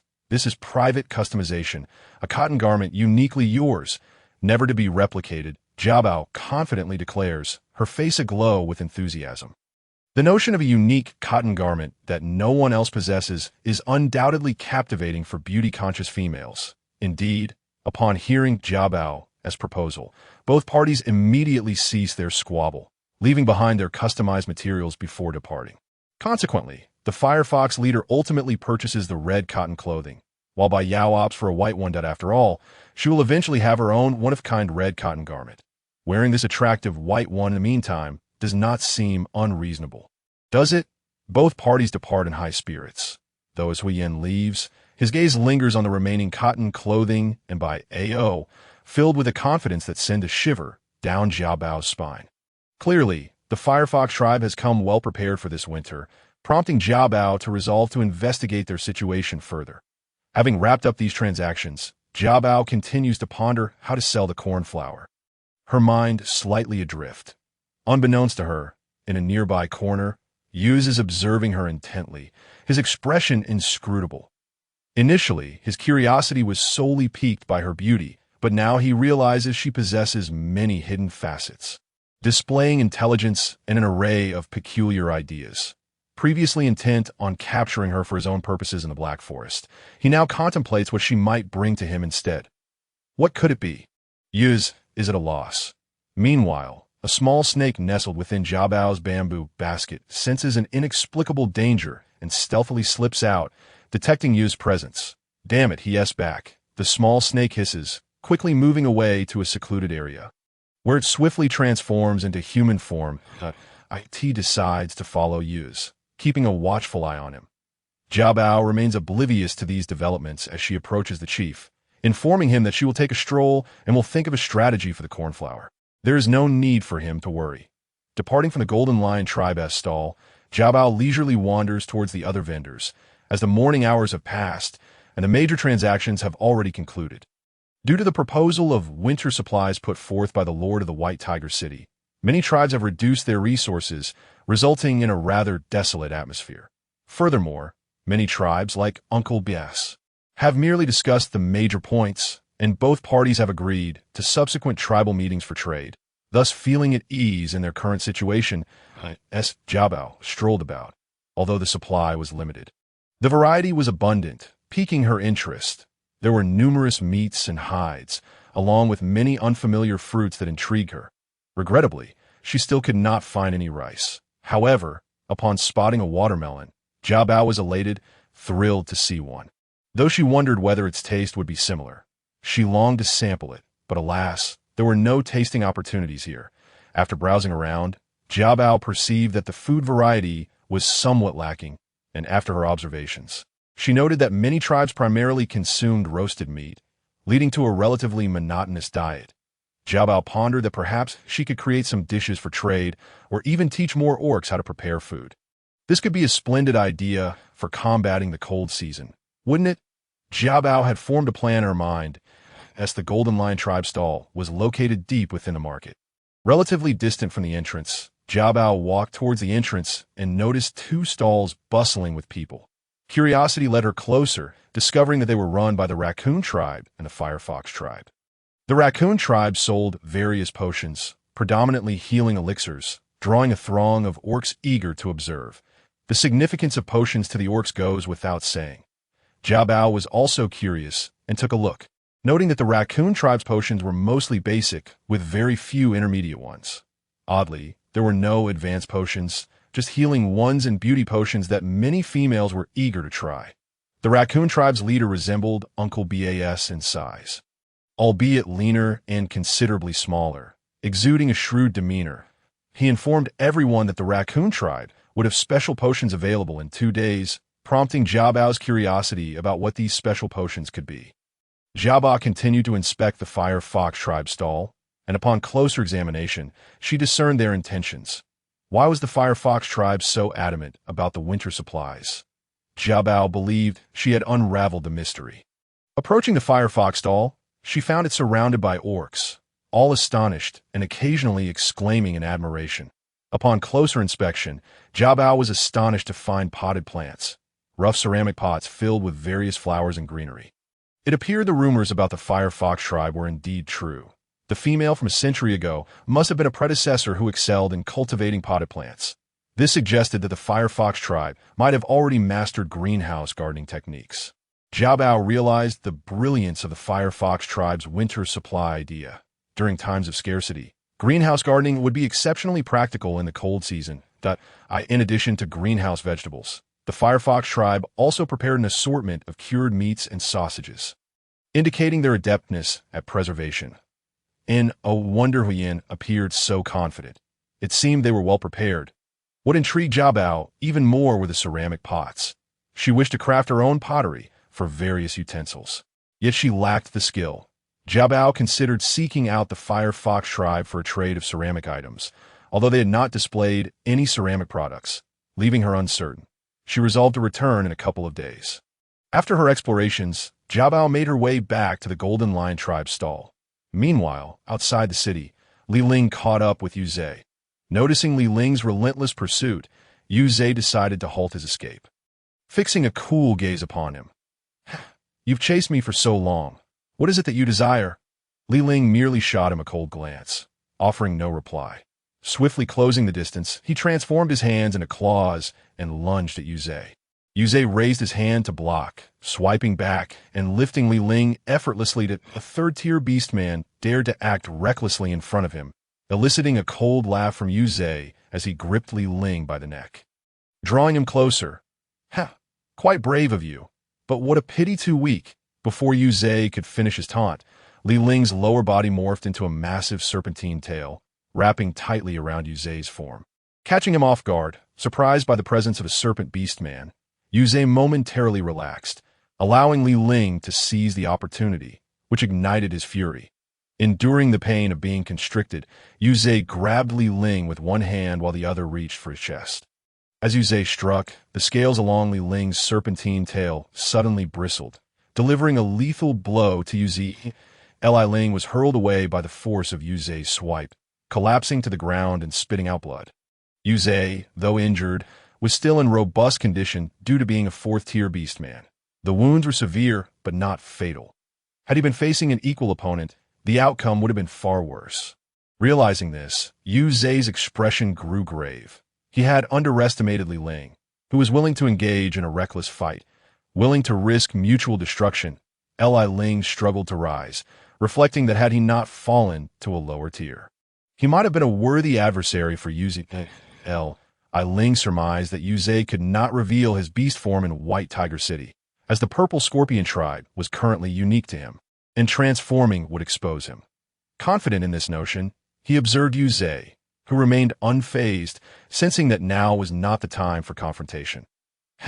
Amusing, Yu Zhe remarked as he rose. Fixating on Li Ling, it was rumored that the leader of the Wandering Beast tribe was a Purple Scorpion beastman. Having reached the peak of the fourth tier, a force that even the White Tiger City Bai Chao would not dare to underestimate. Many fourth-tier warriors from various tribes were no match for him. Li Ling chuckled coldly, showing no fear. Yu Zhe understood that his opponent was gravely injured, and that few could strike him effectively. It appeared that Li Ling was no ordinary Serpent tribe member.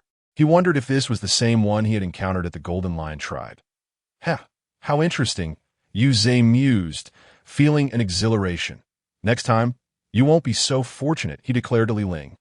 His eyes alight with fervor, Li Ling maintained a frigid gaze upon Yu Zhe, slowly rising to his feet. I could see that moment. Yu Zhe seemed to hear a sound, concentrating to discern it, confirming it to be a signal from White Tiger City. Thus, he disregarded Li Ling and turned to dart towards the city center. Seeing Yu Zhe depart, Li Ling, unable to maintain his balance, collapsed to the ground.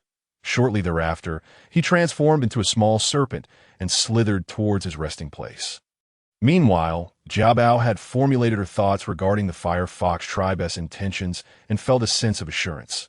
However, upon returning to the stall, she found Uncle Bas wearing a troubled expression, prompting her to stifle a laugh. Well then, Uncle Bas is still fretting over the cornmeal. Uncle, it's noon, Jiao Bao remarked, her expression filled with playful mirth. That I know it's noon, but the cornmeal trade has yet to succeed, so I have no appetite. Uncle Bas replied, yes, that's so. How about you just watch us eat? Jiao Bao teased. Galai, overhearing Jiao Bao, joining the jest, yes, Uncle Bas, you always eat the most. If you don't eat, we can have quite a bit more. How delightful. You all, Uncle Bess feigned anger, puffing out his cheeks. Jiabao and Galai erupted into laughter. Should we return for lunch, and then come back? Galai inquired. No. We shall eat here, Jiabao replied, her face aglow with mystery. Upon hearing this, Lexi appeared puzzled, while Isla seemed to understand, casting a disdainful glance around. Eat here? Are you joking? This is a trading fair. Isla glared at Jiabao. Ignoring her, Jiabao turned to Uncle Bis and whispered excitedly, causing him to beam with joy, quickly arranging for Huaku and Mu Lu to prepare. Meals require seasoning, and Jiabao had brought plenty. Thus, she decided to retrieve some from their quarters, leading Xiongku to follow Huaku and the others back. Upon entering the resting area, Jiabao and her companions immediately detected a faint metallic scent of blood. What happened? Jiabao felt a surge of anxiety. Following the scent, she arrived at the small nest, where she discovered the little serpent sleeping. This time, the little serpent was not coiled but lying on its back, revealing 3 deep wounds on its abdomen, with skin and flesh turned outward. Although the bleeding had ceased, the sight was quite horrifying. Jiabao was alarmed. The little serpent had been in her basket. When had it ventured out? When exactly the injury was sustained, Jiabao had no clue. She hurriedly instructed Xiong'e to close the door, as there was still some time left to hunt for the meat needed for lunch. Jiabao swiftly retrieved the potion that Granny Tree had left for her. The advanced healing potions were already depleted, leaving only the intermediate ones. Jiabao intended to apply the intermediate healing potion on the little snake. Just then, from within Xiong'e's basket, Huashi lifted her veil and tumbled out. She flew directly to Jiabao's hand, snatched the intermediate healing potion from her grasp, and swiftly ascended to the beams of the wooden house. Refusing to come down, Jiabao was taken aback, staring helplessly at Huashi perched on the beam, feeling exasperated. Why was Huashi causing chaos at such a critical moment? Xiong'e had similar thoughts. She watched Huashi with growing impatience. Huashi, stop fooling around and return the potion to your sister, Xiong'e called out, urging her to give it back. However, upon hearing Xiong'e's plea, Huashi not only refused to descend, but also hid the potion behind her back, which made Jiabao anxious. Huashi, please don't play around. That potion is meant to save someone, Jiabao pleaded. This isn't good, Huashi mumbled, sniffing the potion and wrinkling her delicate brow. Jiabao, concerned, feared that Huashi might accidentally drop the potion, given its considerable size relative to her tiny figure. But what did she mean by not good? Not good, Jiabao asked hesitantly. Not good at IT can be better, Huashi retorted, raising her chin with a disdainful expression. What does better mean? Jiabao was puzzled. She knew that advanced healing potions were superior, but they were currently unavailable. You know where to find something better? Jiabao inquired tentatively. Of course I do. With me here Huashi began eagerly but then abruptly halted, sealing her lips with a gesture, while holding her head high, radiating an air of pride that seemed to say, beg me, and I might tell you. Jiabao couldn't help but laugh in irritation. Oh, precious Huashi, please tell your sister, Jiabao said playfully. Huashi nodded contentedly, signaling Jiabao to wait a moment before uncapping the potion, lifting it to her lips, and pouring it all in her mouth. Jiabao and Xiong'e were left in stunned silence. Jiabao's heart aching. Oh my, that was an intermediate healing potion, now consumed by Huashi. Did she really just eat it? Will Huashi be all right? Jiabao began to worry, on the verge of tears. After finishing, Huashi shook the empty potion bottle, squinting at it to check for any remnants. When she realized it was entirely consumed, she let out a satisfied burp and fluttered down unsteadily to land on Xiong'e's shoulder. Xiong'e, equally disheartened, pondered what to do now that the life-saving potion was gone. Huashi, perched on Xiong'e's shoulder, gestured for her to place her down near the little snake's nest. She flew over to the snake's wound, spat out a green potion, and applied it with her hands. Jiabao observed Huashi's actions in awe, not daring to interrupt, and soon realized something remarkable was happening. The wound that had received Huashi's potion began to tremble and heal rapidly. In the blink of an eye, it was restored. Jiabao and Xiong'e rushed over to examine the area. There was no trace of a wound left, and the effect was astonishingly superior to that of an advanced healing potion, leaving Jiabao utterly astounded. After completing this, Huashi gracefully flew back to Xiong'e's shoulder, looking at Jiabao with an expression that suggested, "You need not thank me," exuding pride. Jiabao was speechless. It seemed that the Spirit Clan possessed the ability to purify potions and elevate their quality. A delightful surprise indeed. Once Jiabao confirmed that the little snake was merely asleep and healing itself, she felt relieved. Her eyes sparkled as she gazed at Huashi, who, upon noticing, became slightly frightened and flew down from Xiong'a's shoulder towards the bamboo basket. Jiabao stepped in front of Huashi. "Huashi, can the basic healing potion be enhanced as well?" Jiabao inquired that if the basic healing potion could also be improved, it would be a windfall. Jiabao thought gleefully, seeing Jiabao blocking her path. Huashi turned to Xiong'a for assistance. Xiong'a approached, cradling Huashi in her hands, and winked at Jiabao, signaling her to be patient. After all, Huashi had only just arrived and needed time to adjust, sitting in Xiong'a's hands. Huashi glared back at Jiabao, feeling as if she were being manipulated by her sister. Humph, she decided not to divulge anything, even under duress. Receiving Huashi's glance, Jiabao smiled contentedly and could tea that moment. Huaku and the others returned from their hunt, bringing back a hefty grunt beast. Jiabao directed Filiu to divide the meat into 2 portions, one for dinner and the other to be deboned and turned into meat paste. They gathered the meat paste, a stone pot, firewood, and seasonings, and once again returned to the trading site. Jiabao instructed Filiu and the others to set up a large pot over the fire.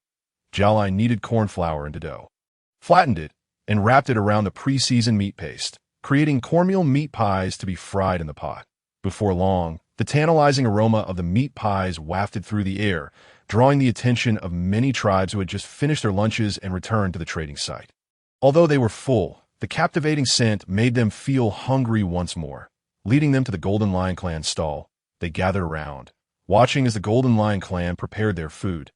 Jialai skillfully flipped the meat pies, and soon golden cornmeal pies the size of a palm were ready. Uncle B.S., looking famished, eagerly grabbed a meat pie with chopsticks, switching it between his hands due to the heat, hastily tearing it apart. The delightful aroma of meat mingled with the sweet scent of corn filled the air, tantalizing the onlookers, who couldn't help but swallow hard. Uncle B.S. devoured the meat pie with great satisfaction, and the surrounding beastmen were all eager to try it. Jiabao picked up a corn pie and sliced it into small pieces with a bone knife, distributing it to the gathered crowd. Everyone who tasted the meat pie was full of praise. The unique preparation method and the delicious flavor were irresistible to all. Inquisitive glances were exchanged as they asked what it was and how it was made. Their curiosity piqued. Jiabao chuckled, teasingly withholding the details and asking them to be patient. As the corn pies were devoured, the crowd remained unsatisfied. Jiabao noticed that the water in the stone pot had boiled, so she added the pre-prepared meatballs, followed by potato and corn flour, creating a large pot of spicy meatball soup, enhanced with various seasonings, including the chili garlic paste she had prepared in advance. Releasing a delightful fragrance, the onlookers watched in amazement, intrigued by this new culinary creation. Jiabao skewered the meatballs on bamboo sticks and offered them to those around her. After tasting, they all marveled at the flavor of the meatball soup. Expressing their desire to purchase corn and potato flour, in no time, the corn and potato flour were sold out, and Uncle Biz hurried off, beaming as he negotiated business, clearly reaping significant rewards. Ella watched this unfold, marveling at Jiabao's ingenious methods, yet feeling resentful. The unique ways of preparing these dishes could easily be learned by other tribes simply by observing, and in her mind, such public demonstrations were foolish. As the afternoon wore on and they completed their tasks, everyone returned, still with sweet potato flour left to exchange. Since Ella opposed the public demonstration of methods, she was only aware that it could be made into thin noodles for cooking. A fact she had learned from Huaku. Jiabao, however, paid no heed to Ella's thoughts. She had already discussed her ideas with Uncle Bas in advance, having witnessed the strength of the White Tiger City and considering the need for warmth. Jiabao felt that merely remaining low-key was futile. Only by strengthening their tribe could they gain a voice. Generously sharing their culinary techniques not only allowed them to sell their goods, but also showcased to other tribes that the Golden Lion Clan had transformed from its previous state, thus enhancing their image. It was wrong to diminish their presence simply because they were distant Being overly low profile would only diminish their voice, wouldn't it? As night descended, the first day of the trading fair came to a close. The Golden Lion clan returned to their resting quarters, where, after partaking in dinner, they gathered to deliberate on methods of warding off the cold. In truth, the requirements for cold protection mentioned by the Lord of White Tiger City, as introduced by Uncle Bayes, seemed more akin to a plan for enduring the winter than mere cold weather solutions, as long as it could assist the beast folk in surviving the frigid season. Provisions across all aspects of life could suffice. Throughout their return journey and during dinner, Jiabao pondered deeply, having already surmised what the Firefox clan's idea might be as for the other tribes. According to Uncle Boss's intelligence, none had yet proposed any particularly noteworthy ideas. Uncle Bas convened the members of the Golden Lion clan to brainstorm, emphasizing the urgency of formulating a plan tonight. As action was required by tomorrow, time was of the essence with less than 5 days remaining. Galai suggested sweaters, scarves, and gloves. Jiabao had considered this as well, but they had not brought the sweaters and scarves made during their previous visit, and crafting them anew would take too long. This proposal was swiftly dismissed. Lexi brought up the notion of quilts. Uncle Ba had indeed been contemplating quilts, as they had brought only 2 from their last visit due to the limited cotton available, making them quite precious. Ella, sitting silently nearby, had taken the opportunity to visit the Firefox clan's booth amidst the crowd.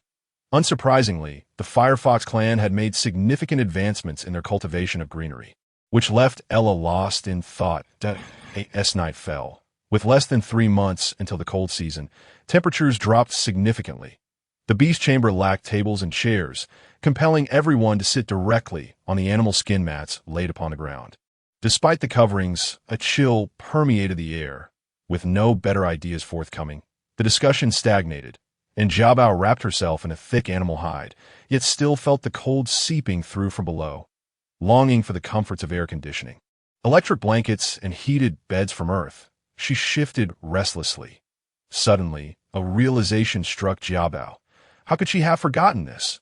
She contemplated its feasibility, recognizing that many materials were unavailable in the beast world, necessitating some modifications. Unsure of her confidence, she decided to keep her thoughts to herself and test them the following day. As the deliberation drew to an impasse, they ultimately resorted to a vote, selecting quilts as their chosen method of cold protection. Uncle Bas instructed everyone to return, leaving Jiabao and Hawk behind. He inquired about Jiabao's thoughts, having observed her various ideas throughout their journey. He felt inexplicably that she would find a solution that I am uncertain at present. But I must try, Jiabao replied. In truth, she believed quilts were the best option available and had a reasonable chance of success. Yet she still wished to experiment with her own idea. Hearing Jiabao's resolve, Uncle Bas smiled with satisfaction, and Hawk's eyes sparkled with hope as he looked at Jiabao. I will have Hawk assist you tomorrow. If you need anything, just instruct him, Uncle Bas said cheerfully.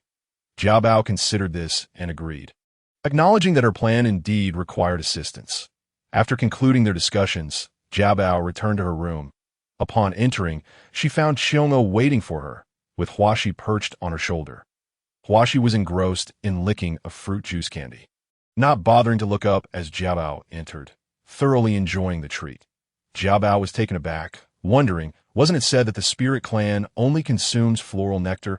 Can they also eat candy? She glanced at Xiong'o, who responded with an affirming smile, leading Jiabao to understand. She first checked on the little snake, reassured to see it still sleeping peacefully, appearing to be out of danger. She then retrieved the red sugar cake she had made from cornmeal, having grown tired of the corn and meat pastries and wanting to try something new. Unlike the corn and meat pastries, these contained red sugar. Jiabao placed one of the corn cakes on the edge of the fire pit to heat. Before long, the cake turned a delightful golden brown, releasing a sweet aroma that caught Huashi's attention, who immediately paused to curiously peer over. Jiabao picked up a cooked corn cake and broke it open, revealing the red sugar inside had transformed into a flowing syrup. As she did so, it seemed ready to spill out, sweet and fragrant, causing Huashi's eyes to widen in wonder. What is this? It's so delicious. I want to eat, Huashi exclaimed urgently, fluttering over to Jiabao's arm with eager eyes, salivating at the sight of the red sugar cake. Jiabao tore off a small piece of the half she had broken and offered it to Huaxi, cautioning her to be careful as it was hot. Huaxi quickly accepted, carefully tasting a bite, her mouth smeared with the red syrup, resembling a little glutton. She blew on it, eagerly devouring it in a few bites. Still unsatisfied, gazing longingly at the remaining red sugar cake in Jiabao's hand. Do you want more? Jiabao asked, smiling at Huaxi. Huaxi nodded vigorously, her eyes glued to the corn cake. Then let us have a chat. Jiabao replied with a smile, tearing off another piece to give to Huaxi. Huaxi embraced the corn cake, munching away, while Jiabao marveled at how such a tiny creature could consume such a large portion. After devouring a hefty piece, Huaxi lay back in her bamboo basket, content and humming softly to Huaxi's saliva can enhance the quality of potions, correct? Jiabao inquired. Upon hearing this, Huaxi regarded her warily, but after glancing at Xiong'a, she hesitantly nodded. Yes, that's so.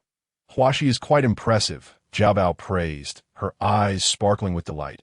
Upon hearing Jiabao as compliment, Huaxi sprang upright from a resting position, waving her hand dismissively. Saliva is nothing special. If I eat it and then expel it, stop. All right, I understand, Jiabao interjected, feeling somewhat embarrassed. It seemed that the efficacy of consuming and then regurgitating was rather mediocre. This thought crossed her mind. Jiabao shivered slightly. Perhaps it was best to avoid that route and simply rely on her saliva. It appeared the spirit clan was brimming with energy, akin to the elven tribe, possessing a connection to nature that granted them the ability to enhance potion quality. Yet, this ability, Jiabao cheerfully retrieved several bottles of basic advancement potions she had traded for earlier in the afternoon from the raccoon tribe and placed them before Huaxi. Could you assist me in enhancing these potions, dear sister? Huaxi hesitated, reluctant to let others know of her abilities, for the ancestral memories warned that exposing oneself would make them a target for the tribes. This was a primary reason for the downfall of the spirit clan, and Huaxi felt fearful. However, earlier, Xiong'a had reassured her not to be afraid, affirming that she could absolutely trust her sister, who would never betray her. High-quality potions can save many lives, right? Jiabao said softly, her tone warm. Hearing this, Huaxi cast aside her hesitation, taking a potion and pouring it into her mouth. Don't swallow it. Jiabao quickly intervened as Huaxi attempted to gulp down the potion. Really? If I swallow it, it will work better, Huaxi protested, leaning closer to Jiabao with curiosity to know. I'm certain you don't need to. Jiabao replied awkwardly, insisting it was truly unnecessary. Realizing that Jiabao only required her to take a few sips and then expel it into the vial, Huaxi appeared somewhat disappointed. Jiabao thought to herself, regarding the matter of healing the little snake, that it was crucial to keep it a secret. Otherwise, she instructed Xiong'a and Huaxi to maintain confidentiality, forbidding them from speaking of the healing process. Huaxi, however, was not in agreement, believing that once the little snake awoke, she would need to claim credit for the deed. Ultimately, Jiabao had to use firm persuasion, promising Huaxi 10 corn red sugar cakes before she relented. Jiabao sighed in exasperation. As the night deepened, the entire White Tiger City fell into slumber, yet the Lord's stone house remained brightly lit. Bai Sha sat on the animal skin mat to the right. Facing the raccoon tribe leader, Yojio, who was visibly agitated, seeking an explanation from Bai Sha.it, was agreed that the Flower Ring Festival would allow Nanji and Bai Yao to publicly unite. How can we resolve this current predicament? Yojio demanded. The intention behind utilizing the Flower Ring Festival was merely to prevent others from perceiving that the two largest tribes had formed an alliance. This approach was adopted solely to maintain the image of White Tiger City. Now, with Nanji having been embarrassed, how could Yojio swallow his indignation? Although 300 years prior, the raccoon tribe had risen with the assistance of White Tiger City. Obtaining various potion formulas through Bai Sha's aid, they had ascended to become the second strongest tribe in the Eastern Alliance. Indeed, over the years, the Tanuki clan has consistently supplied the White Tiger clan with advanced potions, which has enabled the warriors of White Tiger City to reach the ranks of 3 and 4, firmly establishing their position as the dominant force in the East. However, as the Tanuki clan has grown increasingly formidable, it is only natural that they would not be content to remain subordinate. Their recent agreement to further ally with the two clans is merely a strategic move to enhance their own power. Given the current circumstances, the Tanuki clan is unlikely to relent easily. Upon hearing Yojo's words, Baisha felt a headache coming on. Although Yojo is merely a fourth-tier orc, the longevity potion he possesses has allowed him to match Baisha in lifespan. Having known each other for 300 years, Baisha is well aware of Yojo's character, eliciting a disdainful snort from him. I have already confined Bai Yao to her quarters, awaiting the conclusion of this trade meeting. We shall discuss matters further after the cold season. That I assure you I will fulfill my promise, Baisha replied. Baisha contemplated that once the cold season arrives, when each clan is in their own territory, he could fabricate an excuse to claim that the two were merely a couple who had formed a bond independently, thereby silencing any gossip that Baisha's thoughts were shrewd. Yet Yojo remained relentless, particularly concerning his youngest son, Nanji, whom he favored. After suffering embarrassment, Yojo was determined not to let the matter rest. However, Nanji had also faced humiliation. Would he simply let it go? Although Yojo was not present at the scene that day, he had inquired enough to uncover the identity of the man in the purple robe. While others may not have known, he was well aware of the individual's identity. Yet, how could he possibly be in White Tiger City? Yojo's mind raced with possibilities, while Baisha mistakenly believed that Yojo was waiting for him to propose some form of compensation that in truth. Yojo was reminded of the theft of the potion used to mask scents within the tribe, pondering whether the individual involved was connected to that incident. The items collected for winter's warmth. I shall offer you 1/5, Baisha calculated, furrowing his brow. He was aware that this proposal originated from the Firefox clan, undoubtedly leaving room for their own advantage. Yet what did it matter? A mere Firefox clan could hardly stir up any significant trouble at 1/3. Yojo interjected, raising 3 fingers at a flicker of anger ignited in Baisha's eyes. 1/3 was indeed excessive, especially since he intended to distribute some to the smaller clans. Granting the Tanuki clan 1/3 would be a considerable loss, and Baisha was reluctant to agree that I will ensure the next batch of specialized potions is delivered on time. And this time we should have an ample supply. Yojo dangled the bait, confident in the improvements made to the specialized potions due to a new formula. Seeing Yojo's claim, Baisha's eyes sparkled with delight. With the specialized potions in hand, distributing resources would not be a burden at all. Baisha's ambition was evident in his gaze, which shimmered with avarice. Yojo noticed this and scoffed internally. Before long, the two reached a consensus. Deliberating on how to evaluate the winter warmth initiative, Bai Yao, hiding behind Stone House, felt a pang of sadness upon overhearing her father and Uncle Yojo's conversation. It seemed her father still wished for her to bond with Nanji. Once he made a decision, he would not waver. What was she to do? With such thoughts, Bai Yao slowly retreated, running far away. Earlier, she had heard mention of specialized potions. She knew about healing and advancement potions. But what could specialized potions be used for? Bai Yao was filled with curiosity. Meanwhile, Baisha and Yojo engaged in jovial conversation. As Yojo exited Baisha's stone house, he strode with a lively gait, accompanied by his warrior guards back to his quarters. Upon entering, he sensed something was amiss. Someone there? Come out. Yojo bellowed. The warriors swiftly unsheathed their claws, on high alert. Suddenly, the fire pit in the room flared to life, casting a shadow as a figure darted out from behind the door. Yojo stepped back, momentarily taken aback by the unexpected visitor. "Itsu. Indeed, it is I. Surprised?" The newcomer responded with a smile. Yojo offered a cold laugh. Arriving alone in the dead of night, without guard, suggested ulterior motives. "Shall we converse?" The figure retreated a step and entered the room, with Yojo following closely behind. The flash of red fabric signaled the guard's retreat as they closed the door and stationed themselves at a distance. The following day, Jiabao awoke contemplating the necessity of acquiring more potions, as Huashi's concoctions proved exceedingly effective. The potions processed by Huashi, upon inspection and scent evaluation, were indeed far more pleasant than before, indicating a significant enhancement in quality. While they may not have progressed from basic to advanced, they were certainly of a middle-tier standard.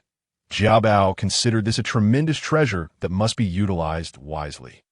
However, with his supply of animal skins dwindling, he pondered what he could offer in exchange for the potions. Frustration led Jiabao to tug at his hair, prompting him to check on the little snake, which had just awakened. "You're awake?" Huashi darted over, even quicker than Jiabao, concerned for the little snake's well-being, having not crafted potions in some time and unsure of any potential side effects. The little snake lifted its head, casting a cold glance at Huashi. "Wonderful. It seems the effects are promising," Huashi mused. Jiabao felt reassured upon observing the little snake's recovery. Huashi leaped with joy, clapping her hands. "I told you, if it consumes it, the effects will be even better," she exclaimed. Upon hearing this, Jiabao quickly covered Huashi's mouth, fearing she might utter something inappropriate. He turned to her, shaking his head. Realizing her oversight, Huashi promptly freed herself from Jiabao's grasp, darting to the bamboo basket to pull the scarf over herself. Remaining still, the little snake regarded this scene with an expression of confusion. Jiabao quickly inquired whether the little snake was hungry, hoping to divert its attention. The little snake nodded, but then settled back into its nest. Jiabao set about preparing roasted meat for the little snake, with Huashi insisting on accompanying him, clamoring for corn and brown sugar cakes. Jiabao consented, but when he returned shortly after, he had only 5 corn and brown sugar cakes. Huashi protested, but Jiabao, seeing the little snake contentedly asleep after its meal, took her aside, recalling the near mishap. Thus, he deducted 5 cakes as a lesson learned. Huashi, feeling guilty, reluctantly acquiesced. Jiabao tidied up his belongings before departing. As he prepared to head to the trade meeting, he contemplated the need to acquire more potions, ideally those capable of masking skin color, thus eliminating the necessity of draping himself in a large animal skin. Unfortunately, the items he brought were now regarded as tribal possessions, and to exchange for personal potions, he would need to offer something extra. Jiabao found himself in a quandary, as he had little of value left. Uncle Bas and the others had already set off for the trade meeting. While Galai approached Jiabao to inquire about lunch plans, hoping to prepare in advance, suddenly, Jiabao remembered something and exclaimed, "How could I have forgotten?" He sought out Huaku, requesting assistance in slicing some Hohu beast meat into exceedingly thin strips. That morning, Filiu and Shubai had returned from hunting with the spoils of a bleeding beast and a mooing beast. Jiabao enlisted Filiu's help to slice the mooing beast's meat thinly and separate the large bones. Jiabao also cleaned some tripe and other innards, placing them neatly in the bamboo basket, and asked Haku to pound some meatballs as well. Once everything was ready, Jiabao returned to his room and prepared several small animal skin pouches, each filled with dried chili powder, garlic paste, minced ginger, and fine salt. Observing the neatly packed dozen or so spice bags, a smile crept across Jiabao's face. Having completed these tasks, Jiabao, along with Huaku, made their way to the trade meeting venue. Upon arrival, Jiabao set up a large pot to boil water and began simmering a rich bone broth. The warriors of the Golden Lion clan had grown accustomed to Jiabao's methods, while Galai hurried over to lend a hand. Today, Uncle Bas brought along the bamboo baskets, wooden bowls, and spoons they had crafted previously, displaying them at their stall. Many individuals had approached the day before to inquire about the bamboo baskets they used, intrigued by their lightweight and ample capacity, finding them exceedingly practical. Thus, Uncle Bas had brought all the bamboo baskets to the market today. The baskets varied in size, with smaller ones for females and larger ones for the orcs. Displayed at the stall, they appeared quite impressive. The wooden bowls and spoons were limited in quantity, yet still drew considerable interest from the orc tribes, as the lightweight wooden bowls were far more convenient than their stone counterparts. However, the orcs from the Firefox clan cast dismissive glances, as Jiabao surmised they likely already possessed ceramic bowls. While the wooden bowls may not be favored, many small tribes still utilize stone bowls, thus ensuring the enduring popularity of wooden vessels. Bamboo baskets, wooden bowls, and wooden spoons sell remarkably well, vanishing from the stalls before noon, much to Uncle Boss's delight. As noon approached, Jiabao began to set up her stone pot, arranging her assortment of seasonings just as she had done the day before. Having witnessed the delectable dishes prepared by the Golden Lion tribe at the trading fair, the moment Jiabao set up 2 large pots, a crowd quickly gathered around her. Many recognized Jiabao as the talented young female chef from the previous day, their eager gazes fixed upon her. With the crowd's attention focused on Jiabao, Numerous males inquired about her from Uncle Bas and his companions. Meanwhile, Jiabao, fully absorbed in her task, ignited the fire beneath the large stone pot, tossing in a generous slab of fatty meat from the hum-hum beast to saute until fragrant. She then added her carefully crafted seasoning mix, followed by a pour of rich bone broth, covering the pot and waiting for the soup to reach a boil. In no time, an enticing aroma wafted through the trading fair, drawing in many orcs. Yesterday, numerous attendees had sampled Jiabao's meatball spicy soup, but today's concoction was even more flavorful, as she had added a generous amount of chili powder to her seasoning mix, the robust scent of chili, mingled with the rich aroma of beef fat, wafted far and wide, far surpassing the allure of the meatball spicy soup. Observing the anticipation in the crowd's eyes, Jiabao couldn't help but smile. This was an irresistible hot pot. After all, there was no stomach that hot pot could not conquer. As the soup reached a boil, Jiabao began to add various meatballs and slices of meat, though the slices couldn't be as thin as the delicate rolls of fatty beef.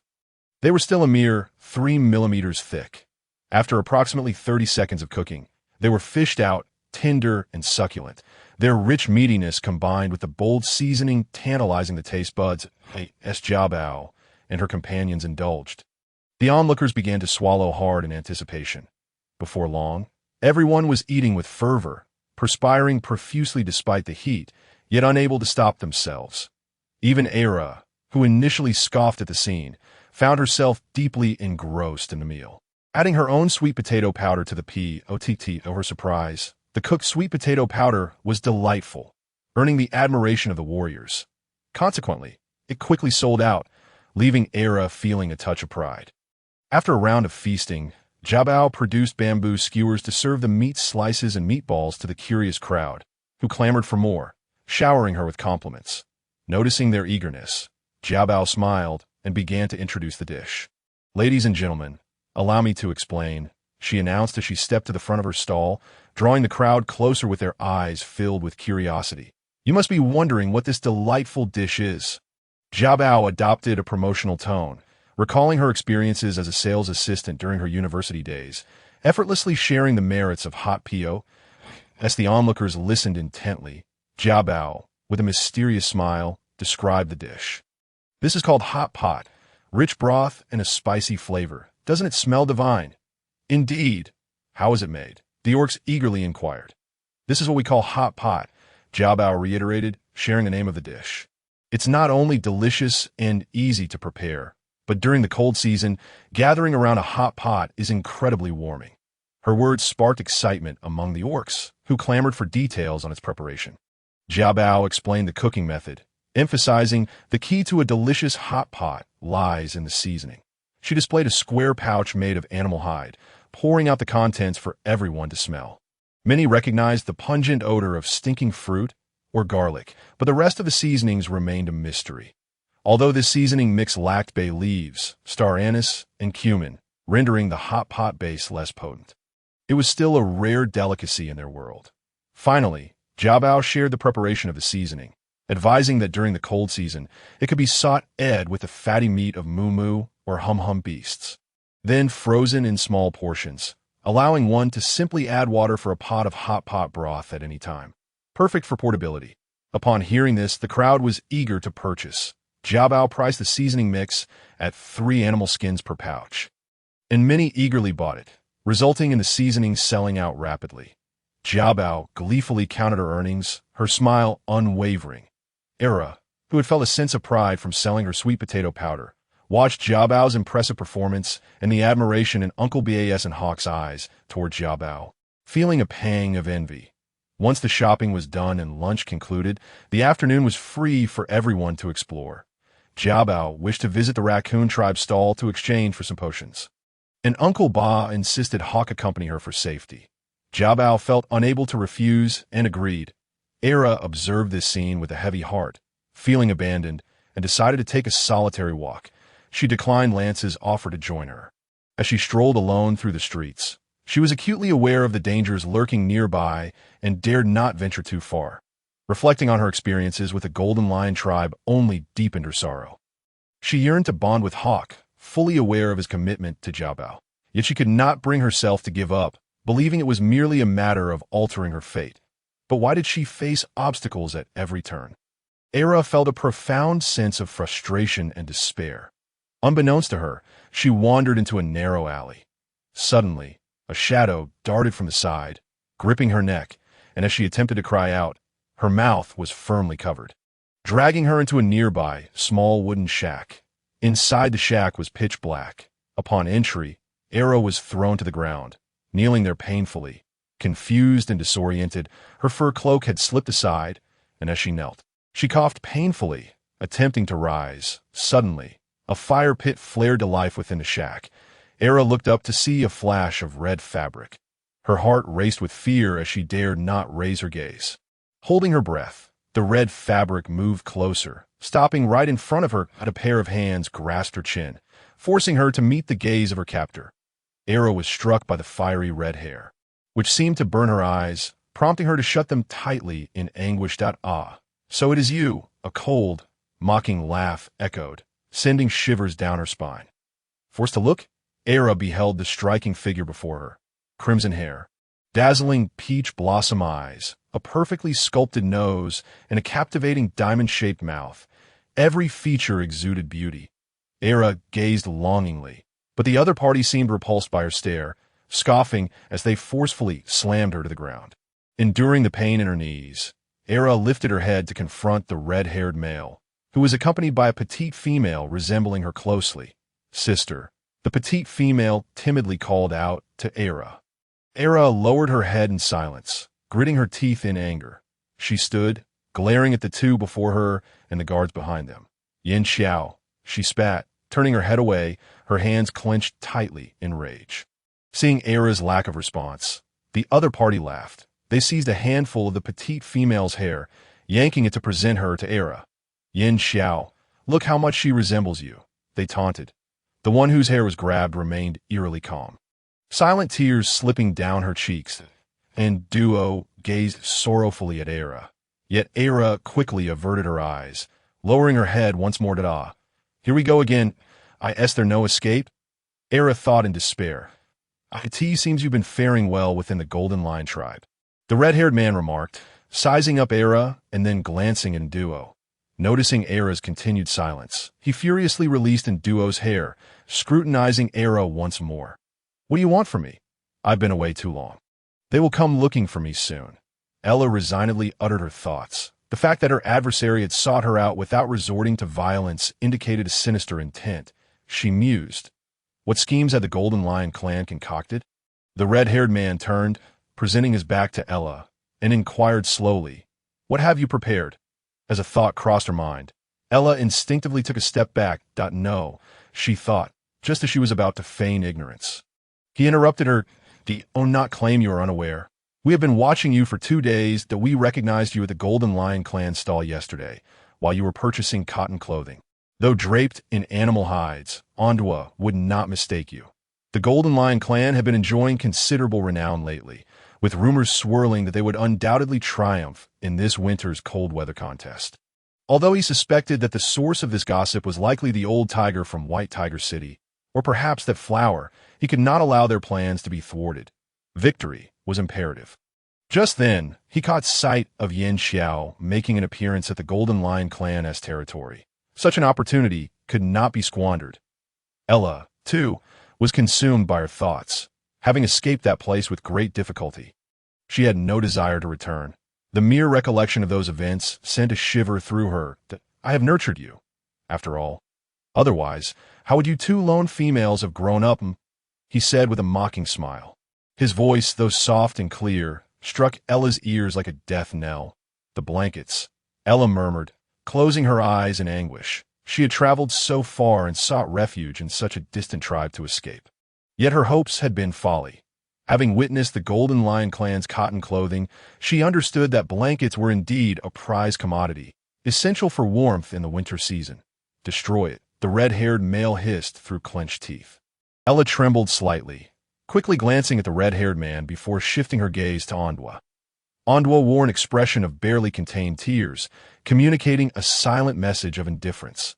The red-haired man turned back. gripping Ondua's face, his fingers morphing into claws that left bloody scratches upon her skin. Ondua winced in pain, yet remained silent. Ella felt the urge to step forward, but her feet betrayed her. "I want to see the destroyed blankets by then. Otherwise," the red-haired man tightened his grip on Ondua's face, wiping away the blood with a gentleness akin to handling a priceless treasure. Ella gritted her teeth. Her fingers clenched tightly, and with great difficulty, she nodded. The man chuckled with satisfaction. He wrapped his arm around Ondua's waist and laughed heartily as they exited, with the warrior guards closely following. Ondua cast a glance back at Ella, her expression inscrutable that hadn't they agreed to spare her.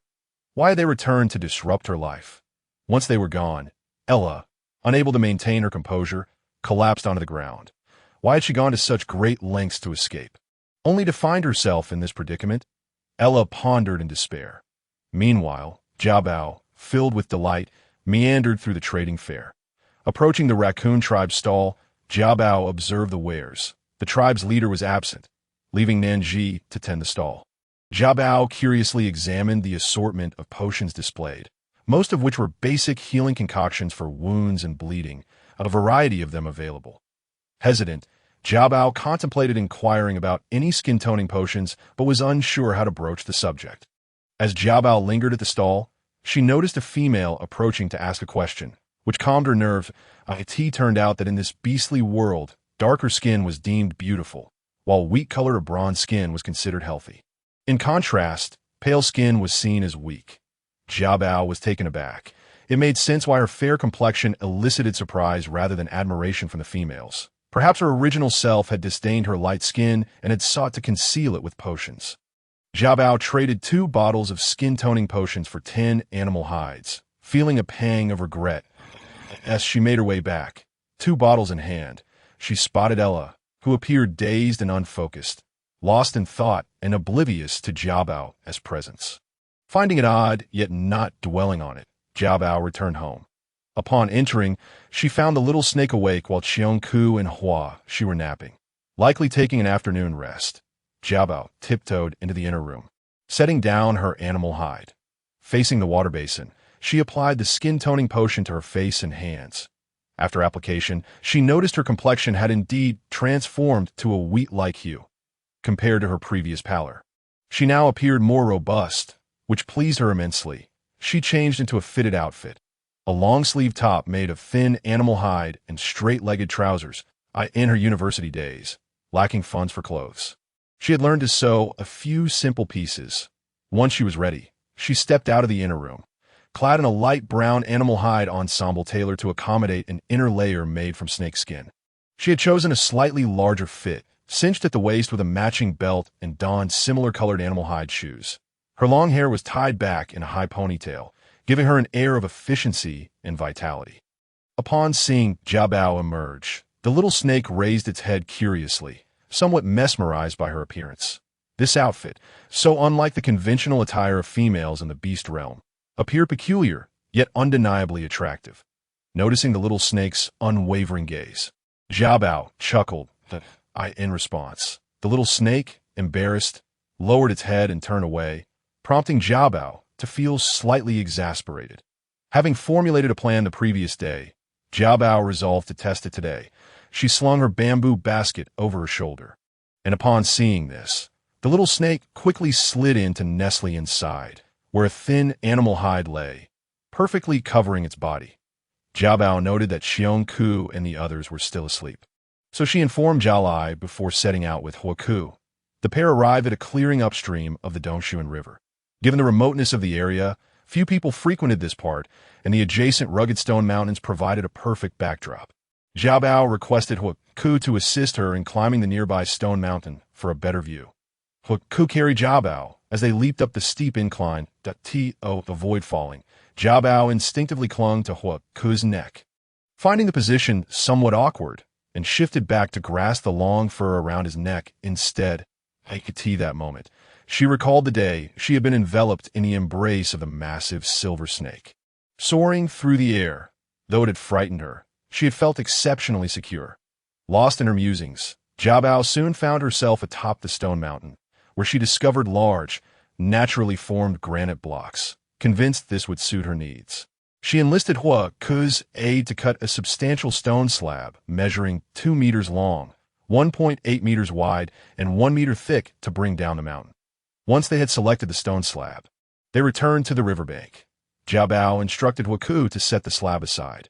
She then chose a spot by the river, filled a wooden basin with water brought by Hua Ku, and gathered some moist riverbank mud to prepare her mixture. As Jiao Bao busied herself crafting the mud, Hua Ku watched with curiosity but refrained from interrupting.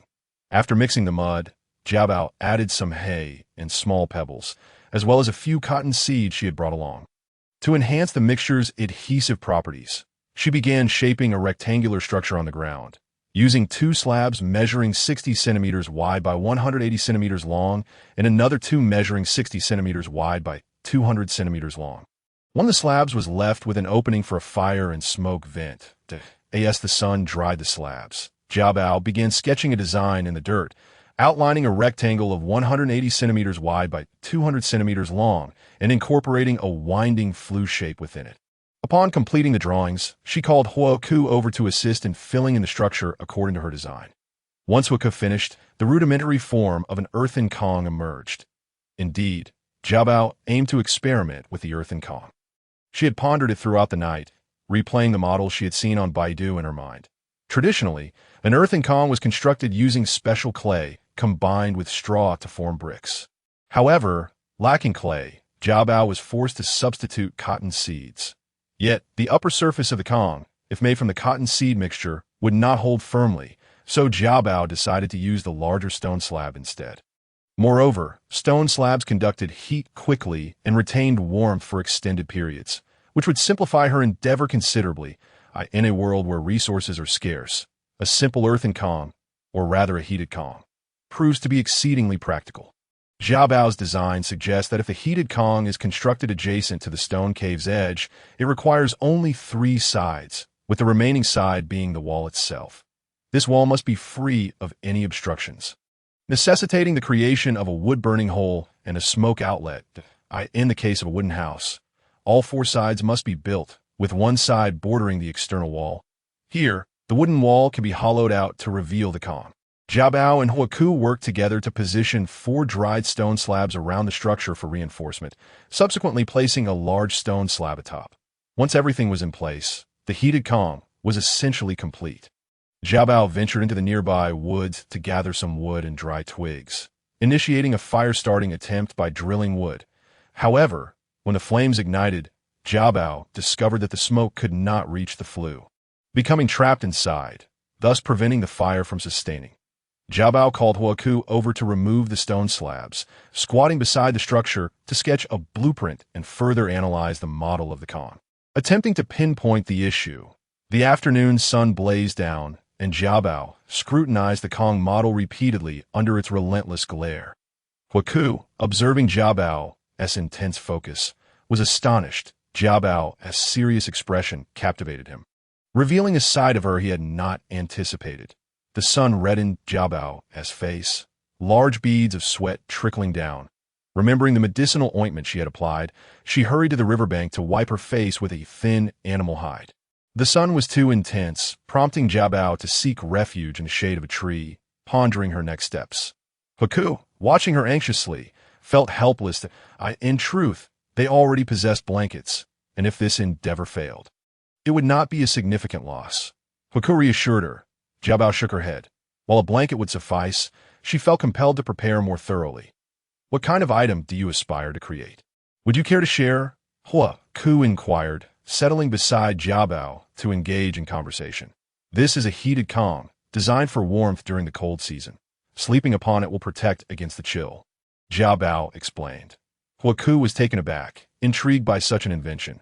Jiao Bao picked up a twig and began sketching the Kang's design in the dirt, still unable to comprehend where the problem lay. What if we incorporate a curved flue inside? A curve? Yes, let us experiment with a serpentine shape. Jiao Bao's eyes sparkled with inspiration as she rushed back to the Kong model, straining to lift the stone slab for another look. Prompting Hua Ku to assist her, she dismantled the previous flue, redrawing the design from a curved to a serpentine shape, and together with Hua Ku, They replaced the stones and reignited the fire. This time, as the flames roared to life, white smoke billowed forth from the outlet, indicating successful ventilation. Jiabao seated herself upon the stone slab to gauge its warmth. The heat transferred rapidly, though unevenly, yet it was functional. She beckoned Huaku to join her in experiencing the warmth. Huaku, feeling the stone surface, smiled with delight, marveling at its comforting heat. If only this item could be utilized in the cold season, it would surely stave off the bitter chill, he mused. Observing Huaku's expression, Jiabao realized her success. Elated, she felt an urge to leap in joy. What a triumph this was! Huaku was equally exhilarated, his excitement palpable as he grasped Jiabao's hand. After an arduous afternoon, Jiabao had finally completed the heated Kong, and Huaku shared in her joy. Upon feeling Huaku's grip on her wrist, Jiabao ceased her exuberance, retracting her hand. Huaku, sensing her withdrawal, felt a twinge of awkwardness and shyly withdrew his hand. Since attending the trading fair, Jiabao had continuously reshaped her understanding of herself. Huaku struggled to recall the Jiabao of old. The current Jiabao was neither arrogant nor domineering, handling matters with a gentle smile, displaying wisdom and charm that captivated him. Even his father had broached the subject of a union with Jiabao on several occasions. Huaku contemplated his father's proposal. Once resistant to the idea of being with Jiabao, he now found himself eagerly anticipating such a partnership that would elevate the Golden Lion clan. Thus, after the cold season, it would be time to make a decision.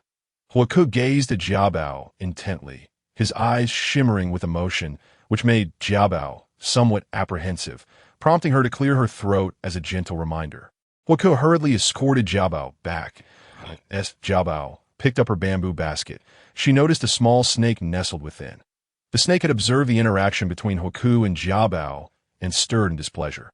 Fearing discovery, Jiabao hastily covered the snake with animal hide before swiftly following Huaku. Huaku first returned Jiabao home before retrieving the stone slabs. However, to transport the heated Kong to the Lord's stone abode, they would need to consider disassembling it for easy transport, and Jiabao continued to ponder the best approach. Upon returning to their resting place, Ella had just come back from outside, observing Huaku and Jiabao laughing and chatting together. She stood in the corner, deeply affected by the scene. In recent days, Jiabao had garnered much attention at the trading fair, with the leader praising her highly, and she had heard whispers of Uncle Bayes wishing for Huaku and Jiabao to unite swiftly. Ella felt a surge of restlessness. Why was it that she could never attain what she desired? Ella was consumed by frustration. Jiabao, unaware of this tension, hurried back to her room. That evening, Jiabao busied herself sewing a long-sleeved outfit for Qiongke. Preparing for the impending cold season, the small snake peeked out of its den, observing Jiabao by the fire, radiating warmth. Reflecting on Huaku's gaze earlier that day, the snake fell into contemplation. As night deepened, the resting area was enveloped in slumber. The goods brought by the Golden Lion clan and those exchanged were stored in Uncle Boss's quarters, where he had cleared space in a small room adjacent to his own, neatly stacking 2 blankets wrapped in thin animal hide. Under the cover of night, a shadow stealthily approached the small room. It was Ella. She crouched in the corner, observing the area where the blankets were placed, yet hesitated to act, knowing that Uncle Bayes was a third-tier beast man with keen hearing. Any intrusion would surely lead to her discovery. Ella retreated quietly, slipping away into the night. However, this scene was witnessed by Lexi, who had risen to relieve herself. Seeing Ella's furtive behavior struck her as peculiar, but since Ella had not committed any overt act, Lexi remained silent and hastily returned to her own room. The following day, after breakfast, Jiabao ventured out again, fixated on the model of the heated Kong and believing that multiple trials were necessary to ensure its flawless functionality. Meanwhile, Ella, evading the crowd, hurriedly left. She reached a street corner, ensuring no one was watching, and darted to the door of a small wooden house, knocking gently. The door creaked open, revealing a narrow crack. Ella cautiously surveyed her surroundings.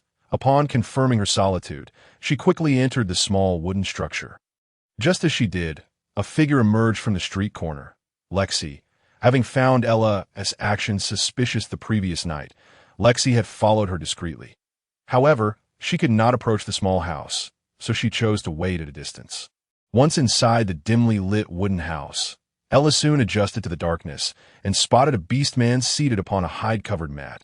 With Ondwa beside her, "I require a potion to induce slumber in a beast-man," Ella stated, disregarding Ondwa's sympathetic expression. Resolute in her decision, Ella was never one to procrastinate. "Very well," the beast-man replied, tossing Ella 2 vials. Trembling, she accepted them, verifying their contents before turning to leave. The red-haired beast-man smirked coldly, recognizing that Yin Xiao had remained unchanged, decisive and unfeeling as Ella prepared to depart. Ondwa glanced at the red-haired beast-man, confirming that there was no intention to stop her, and hurriedly followed Ella to the door. "Sister," Ondwa called out. Ella paused her steps. "Return to your life. Do not concern yourself with me." Ella spoke, her voice icy and devoid of emotion. Behind her, Ondwa felt silent tears streaming down her cheeks upon hearing Ella's words. Indeed, her sister owed her nothing anymore. They had agreed to remain even. Ella resolutely walked away, once more to as soon as Ella emerged. Lexi hurriedly concealed herself, peering out cautiously. Was it her? That female? She remembered her well. Lexi was taken aback, and upon seeing Ella's departure, she stealthily followed. Ella wandered aimlessly through the streets, and after acquiring the potion, she suddenly found herself in a quandary. If she proceeded with this course of action, it would signify the disruption of her tranquil life among the Golden Lion clan, plunging her back into a life of flight which she wished to avoid. Yet if she refrained, her adversaries would undoubtedly pursue her, Ondwa included. Despite her reluctance to involve herself with Ondwa, she found it hard to harden her heart. Ella walked in a daze, with Lexi trailing closely behind. As they neared the resting place, they encountered Lance returning from a hunt. Noticing Ella's solitary return and her unsettling demeanor, he approached with concern, prompting her to accompany him back to their dwelling. Witnessing this, Lexi hurried back to her own room, though her mind remained clouded with uncertainty. Ella's behavior was too peculiar, not to mention that female from earlier. Who was she? Lexi pondered for a long time, yet could not unravel the mystery, resolving to keep a watchful eye in the following days. She observed that Ella exhibited no unusual behavior, allowing the matter to fade from her thoughts. Time passed swiftly, and during this period, Jiabao was consistently occupied, diligently working on the model for the heated Kong, ensuring its construction was both straightforward and practical. However, the White Tiger City had begun to implement stringent checks on the orcs entering and exiting, citing the loss of a special potion belonging to the Raccoon clan as the reason for the heightened scrutiny. Jiabao speculated whether this could be related to Bai Cha's investigation into the Tree People clan, making her increasingly cautious about allowing Chionka to venture outside. Li Ling slipped out of the city daily, a fact Jiabao was aware of yet chose to overlook. She understood that the little serpent harbored numerous secrets, but he remained reticent when questioned, and she decided against prying further. In truth, Li Ling had yet to recover fully from his previous injury inflicted by Yuz, resulting in an unstable orc form that he was struggling to maintain. Thus, he sought secluded places to solidify his orc shape. Although he had never been particularly fond of transforming, witnessing Jiabao's daily concern for him made him feel that maintaining his orc form was essential. After several days, Jiabao finally completed the heated Kong. Through numerous trials, she established the most efficient construction method, even managing to replace the 3 stone slabs that serve as the base with stone material. However, this necessitated precise control over the heat applied. Otherwise, uneven heating could significantly diminish comfort levels and even lead to burns. Unfortunately, without clay, this heated Kong would not achieve the same quality as those on Earth. Nevertheless, it was now functional and would suffice to fend off the cold during the winter season. Given the size of the stone slabs, Jiabao opted not to have Hawk move them back, intending to keep them as a backup option for evaluation. More importantly, upon returning to the tribe, she aimed to promote the heated Kong before the onset of winter, ensuring every household could construct one. With the availability of wheat fruit, the winter would no longer be a concern. The day before the evaluation, Jiabao unusually retired early to rest. In the middle of the night, she was jolted awake by shouts of fire. Fire! Quickly, she sprang from her bed and donned her clothes. Just as she finished putting on her outer garment, Cheonka rushed over, startlingly throwing himself into Jiabao's embrace. Clearly frightened, Cheonka refrained from crying. Jiabao tenderly stroked his head, reassuring him not to be afraid. She glanced outside. The fire was a considerable distance away, and it wouldn't reach them immediately, so she decided to investigate. Confirming that Cheonka was unharmed brought her relief. She hurried to check on Huashi and the little serpent. Huashi, unfazed, was sound asleep on her pillow. Jiabao quickly sent Cheonka to wake her, fearing the fire might grow too intense. Upon checking for the little serpent, she discovered he was absent from his nest, likely having ventured out again. Rushing outside, she saw that Uncle Boss's adjacent small house was engulfed in flames. This was dire. That small house contained all the supplies for this occasion, and Uncle Baes would be devastated, Jiabao thought. As she attempted to approach, she was halted by Galai. The warriors were battling the fire, but due to the wooden structure, the flames raged fiercely, and Uncle Baes was visibly distressed. By the time the flames were extinguished, half of the small house had been consumed, leaving Uncle Baes in deep sorrow. Thankfully, the items had been exchanged more swiftly than usual. The pelts had already been given to the Yellow Goat clan, with an agreement to collect the promised wheat fruit from them 2 months hence, before the winter. Thus, the house contained only some trinkets Uncle Bas had bought for Aunt Yuli and 2 blankets prepared for the evaluation the next day. When the flames were finally quelled, Jiabao and the others rushed over to find Uncle Bas with a grim expression, his face etched with worry. Upon seeing Jiabao, he urgently sought her counsel. It turned out that the 2 blankets meant for the evaluation had been destroyed in the fire. With the selection imminent, the loss of the blankets posed a significant problem. Uncle Boss's expression was fraught with anxiety. The timing could not be worse, as the blankets were essential for the evaluation, leading one to ponder whether someone wished to sabotage the Golden Lion clan's participation. Jiabao arrived at the same conclusion, as did Uncle Bis. Once he regained his composure, Uncle Ba contemplated gravely as a 3rd-tier orc. His hearing was exceptionally acute. It was improbable that he could have slept so soundly. Therefore, this fire incident must have been suspicious. Lexi, sharing a room with Ella, was also awakened by the fire alarm and hurried with Ella to the hall. Upon learning that blankets had burned, Lexi instinctively glanced at Ella, only to find her expression calm, though worry flickered across her face, a perfectly timed concern. After their previous encounter by the lake, Lexi and Ella's relationship had not returned to its former state, though it had not deteriorated entirely either. Perhaps due to recent events, Lexi's instinct to gauge Ella's demeanor was triggered. However, Ella had remained with her throughout the night, never having left, so it could not have been her doing. Yet, Lexi sensed secrets within Ella, leaving her uncertain about any connection to the fire as dawn approached. Regardless of the circumstances, the evaluation took precedence.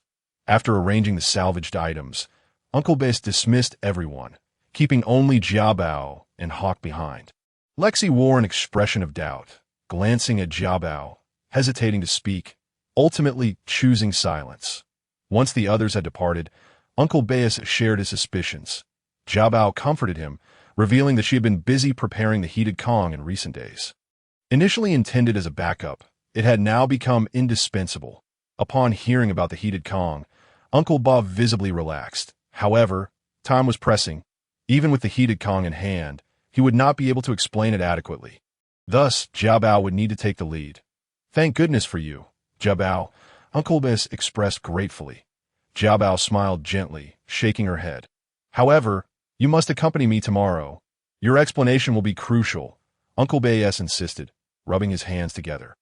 Jiabao agreed, understanding that Uncle Bes and Hawk had matters to discuss. Unable to assist in uncovering the culprit, Jiabao returned to her rest. After Jiabao departed, Hawk wore a serious expression. Who could be responsible for this? Uncle Bas shared his confusion, glancing at Hawk. The two analyzed the situation and arrived at a shared conclusion. The individual who could discreetly drug them and set the fire must be one of their own. Who could it be, and why would they take such actions? Realizing this, Uncle Bes slammed his hand in frustration. Hawk resolved to uncover the identity of this traitor.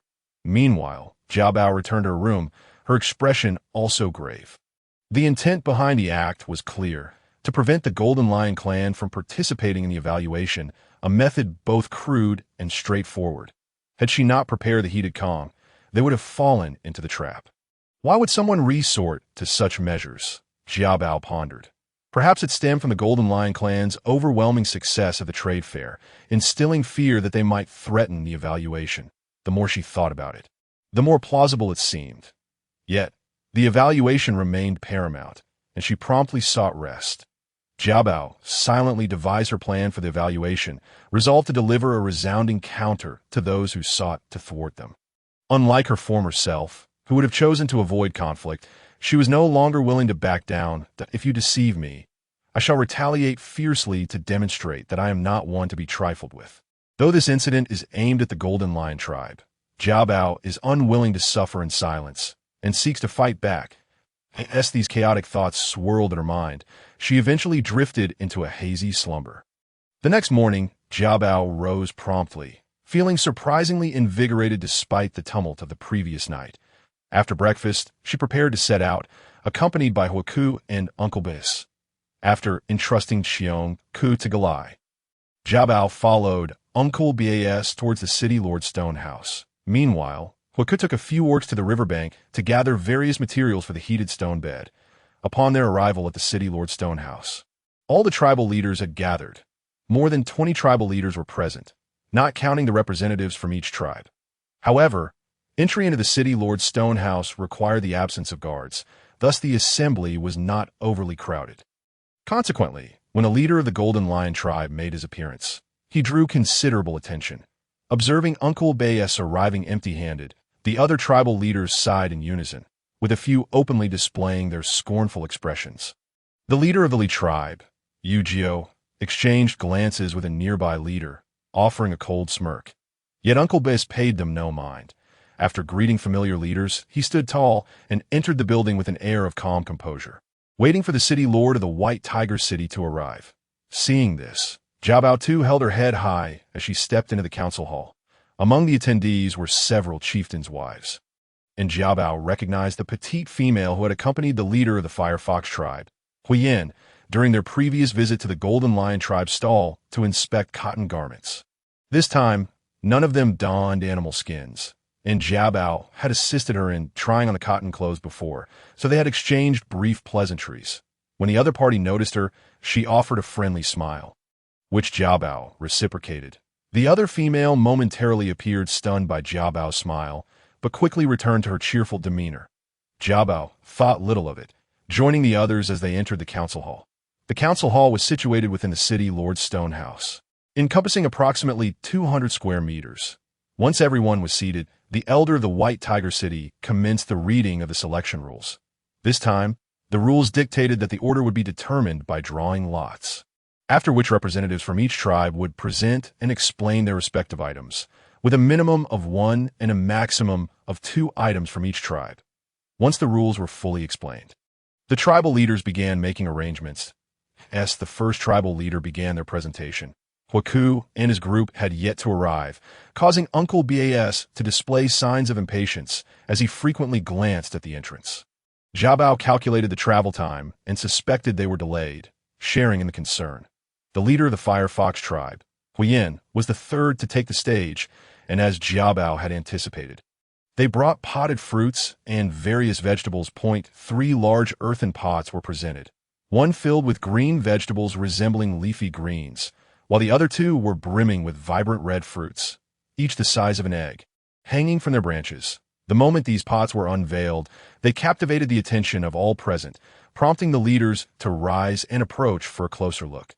Huiyan introduced the potted fruits and vegetables as being cultivated using a special method by the Fire Fox tribe, suitable for indoor planting. This innovation would allow them to enjoy not only roasted meat during the cold season, but also vegetables and fruits, preventing the weakness that often accompanied a diet lacking in nutrition. Upon hearing Huiyan's explanation, many tribal leaders expressed their enthusiasm, nodding in approval. Observing this, Huiyan's smile widened, exuding confidence in their success. While fruits were not scarce in the beastly world, successful cultivation was rare. Aside from sweet fruits from the long-eared rabbit tribe, which Xiao Bao had sampled at the trading fair, there were few viable options. The introduction of potted cultivation technology by the Fire Fox tribe was undeniably compelling. It appeared that unless something more remarkable was presented, the Firefox tribe would emerge as the clear victor in this election. Witnessing this, Uncle Bas felt an unmistakable sense of urgency. Jiao Bao stood up to speak with Uncle Bas before exiting the council hall to see what was amiss. Just then, she spotted Hua Ku hurrying toward her.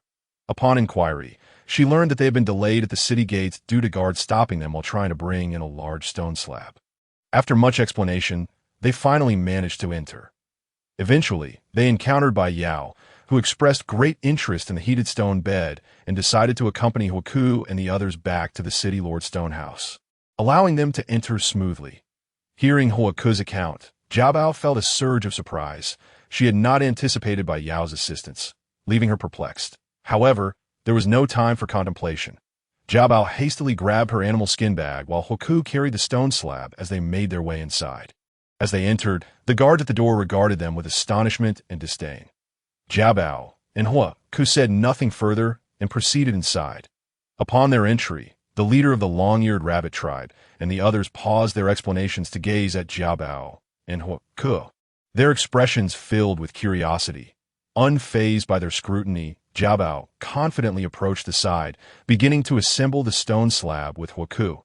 After a considerable effort, they successfully constructed the heated stone bed, just as it was the Golden Lion tribe's turn to present. Jiao Bao stood up, clapped her hands, and wiped her palms clean.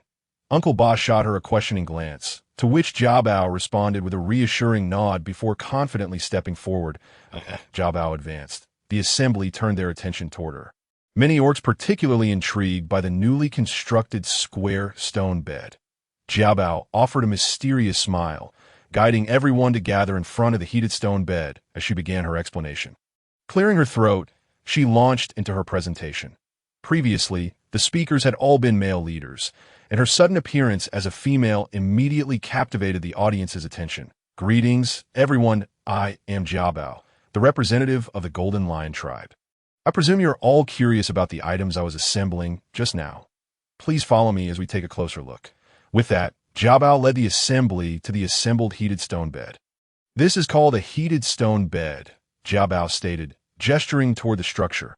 She had already partnered with Hua Ku to assemble the four corners of the bed, but the large stone slabs atop were yet to be placed. With just a few stone slabs, we can create a means to ward off the harsh cold, as Jiao Bao elaborated. The surrounding leaders shook their heads, murmuring disbelief at the feasibility of her claim. Simply place some ignited firewood into this cavity, and smoke will travel through here and exit from this vent, Jiao Bao continued, pointing toward the internal chimney of the heated stone bed. With Jiao Bao's guidance, Hua Ku placed the stone slabs atop and used the fire-starting technique Jiao Bao had taught him days prior to ignite a fire, adding a few pieces of dry wood into the mix. Moments later, smoke began to waft from the exit. The dry wood ensured a strong flame initially, rapidly heating the structure.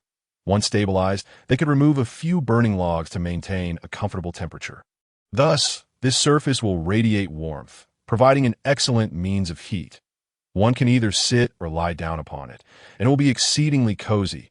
Jiao Bao gently touched the heated surface, confirming its warmth, and gestured for the tribal leaders to come and feel it for themselves. She even invited Nanjiang, the leader of the Yellow Goat tribe, to sit and experience it. Nanjiang's eyes widened in astonishment as he realized the heated stone bed was indeed warm. If one were to sleep on this, how delightful it would be, he mused, prompting him to urge other leaders to join him in testing it out. All present exhibited expressions of shock and delight as they experienced the warmth of the bed. Yu Jiao and Hua Yan also joined in, feeling the surface, with Hua Yan's expression reflecting a complex mix of emotions as he begrudgingly acknowledged the brilliance of the heated stone bed. Seeing the leaders try it out and witnessing their astonished and delighted reactions bolstered Jiao Bao's confidence. It is said that this winter will be colder than any before. Simply sitting by the fire pit will hardly suffice to ward off the chill, as I believe you are all well aware. Jiao Bao continued, as her words settled. Many tribal leaders nodded gravely, contemplating the implications if one could sit upon the heated stone bed and then cover themselves with thick animal skins. Wouldn't the situation be vastly improved? Many leaders had indeed considered this point, recalling the numerous females and young ones who had perished from the cold during previous winters. If the female and the beast cubs were to remain on such a heated con, would they not be spared from freezing to death? While sustenance during the cold season is undeniably significant, how vital it is to possess an item that can withstand the chill and regulate temperature is something I believe requires no further elaboration. Concluded Jiabao with a smile. The leaders nodded in agreement, marveling at the ingenuity of this item. Upon witnessing their reactions, Huyen felt an immediate sense of crisis, staring intently at Jiabao, almost wishing to bore a hole through him with his gaze. The petite female in red beside him noticed this, biting her lip and shaking slightly, as if in fear. Jiabao, oblivious to these subtleties, graciously invited the leaders to come forward and observe, eagerly explaining the construction methods. Thoroughly engrossed in his task, it was only when Baisha approached that the gathering returned to their seats. Jiabao settled down contentedly to watch. In a small room adjacent to the hall, Yu sat on a fur mat, absorbing every word Jiabao had spoken. Initially, as the leader of a wandering beast, Yu lacked the qualifications to participate in the trading event and the evaluations. However, he was deeply intrigued by the concept of cold resistance. Thus, after a word with Baisha, he decided to remain in the secluded room and listen in secretly to his astonishment. This little female exceeded his expectations. Yu mused, recalling how, since witnessing her prepare food on the trading day, he had come to believe that this heated Kong was also her creation. This little female consistently conjured remarkable ideas. His initial interest had merely been piqued by Xiangming's mention of a fair-skinned female from the Golden Lion tribe. Now, he found himself contemplating how it would be if he captured her and brought her back to the Black Forest. Yu delightedly entertained these thoughts, unbeknownst to Jiabao, who merely felt a slight chill and shivered. The orcs indeed had many ingenious concepts. For example, the Yellow Goat tribe's innovation was surprisingly a pair of fur boots. Upon seeing the exquisitely crafted boots lined with thick fleece, Jiabao mused that they must provide great warmth. Resolving to make a pair for herself upon returning home, each leader took their turn to present their ideas. The evaluation commenced at a total of 31 leaders were present, and the White Tiger Tribe's guards distributed a stalk of wheat fruit to each leader. In turn, they approached the stage to present their wheat fruit to the leader whose idea they deemed the best. Boss's stalk of wheat fruit accumulated. Huyen of the Fire Fox tribe noticed his own increasing count, and the two were surprisingly neck and neck. Huyen cast a worried glance towards Ba. When the Raccoon tribe's Yojo approached, Huyen subtly signaled with his eyes. Yojo smiled amiably at him, yet turned to walk towards Bis. Huyen seethed with frustration, gritting his teeth. In the end, after tallying the results, Uncle Bayes emerged victorious with 12 stalks of wheat fruit, just one more than Huyen. Jiabao and Huaku both sighed in relief. Recognizing his defeat, Huyen's face darkened like a pot bottom, and he approached with a forced smile that did not reach his eyes to offer his congratulations. Uncle Bess, beaming with delight, completely ignored Huyen's sour demeanor. When Baisha took the stage to present the award, it was a basic advancement potion. Holding the potion, Uncle Ba smiled at the crowd, inviting everyone to the Golden Lion Tribe South resting place to learn the heated Kong technique. Promising thorough instruction to ensure they mastered the method, he also generously provided the methods for making scarves and quilts. The other leaders, initially disheartened by their losses, rose to applaud upon hearing Ba's words. The previously low-key Golden Lion tribe and its leader base had now garnered everyone's respect and attention. Suddenly, memories flooded back of the Golden Lion tribe as the dominant force on the Beast World continent a century ago, rivaling the White Tiger tribe in strength, prompting many to approach Bas for conversation. Huyen glared at Bas and Yojo in anger at this scene. Yojo returned the gaze with a smug smile. Ever since returning from Baisha that day, Huyen had awaited Yojo at his dwelling, intent on discussing an alliance with the Raccoon tribe. You think you can ally with us against the White Tiger City? Dream on. Once you succeed, will you spare our Raccoon tribe? Yojo thought to himself, grinning maliciously. Huyen, noticing this, pulled the petite female beside him and swept away. The small female shivered slightly, and Jiabao happened to catch this moment, casting a curious glance. Thus concluded the evaluation for cold resistance. After the evaluation, Uncle Bas led Jiabao and Huaku back to the resting place. where the members of the Golden Lion tribe awaited anxiously. Upon hearing the news of their victory, joy erupted among them. Uncle Bs proposed a celebratory dinner that evening, and everyone enthusiastically agreed. Jiabao and Galai, along with 3 other females, hurried to prepare. I in the corner. Ayla stood in a daze upon hearing the Golden Lion tribe's victory. They won? The implication of this realization prompted a bitter smile from her as she recalled the ultimate purpose of the tasks assigned to her. Quickly, she followed Jiabao and the others to assist. Emu Lu and Fei Lu had returned with a bountiful catch of fish that day. Jiabao and Galai planned to prepare a large pot of fish balls and another pot of roasted fish. However, this time it would not be the typical roasted fish on sticks from the beast world, but rather a stone pot fish akin to those from Earth. Jiabao took charge of cooking while Galai assisted, and Lexi and Ayla washed the vegetables nearby. Other warrior orcs helped tend the fire, while another group prepared the meat for roasting. Jiabao first cleaned the fish, removing the innards. Galai learned quickly, soon handling the task herself. Jiabao cautioned her not to puncture the gallbladder, lest the fish become ineatable. Following Jiabao's instructions, Galai carefully prepared the fish. With many hands at work, Jiabao also retrieved the rice cakes Mu Lu had made a few days prior. The long cylindrical rice cakes had formed a lump, which Jiabao sliced into strips, boiling them with the fish balls in a pot of bubbling hot broth, adding her homemade spices to create a spicy fish ball and rice cake soup. Jiabao then placed the marinated fish on a flat stone slab to fry and began heating the large pot. She added the fatty meat of the humming beast to render oil, followed by various seasonings to saute, and finally added the roasted fish along with the prepared vegetables and celery. As night fell and the air turned chilly, Jiabao adjusted the flames of both pots, and everyone gathered around for a lively meal. Jiabao felt immense joy. This victory was a testament to her efforts, filling her with a profound sense of accomplishment and satisfaction. Ayla, however, lacked an appetite. No matter how delicious the meal, she could not bring herself to eat. Yet, to avoid appearing out of place, she forced down a large bowl of fish ball and rice cake soup. Lancy remained by her side, inquiring after her well-being with concern compared to her previous indifference. Ayla's demeanor toward Lancy had softened significantly as Jiabao sat there. Several warriors approached her to inquire about the heated Kong, showing great interest in replicating it for their mates. Jiabao patiently explained each detail to them. Observing Jiabao's ever-present smile, Uncle Bs felt a surge of satisfaction. Ayla noted the warmth in Huaku's gaze directed at Jiabao, stirring discomfort within her. After dinner, Uncle Bs announced he had matters to discuss, instructing everyone to gather in the hall, including Cheongku.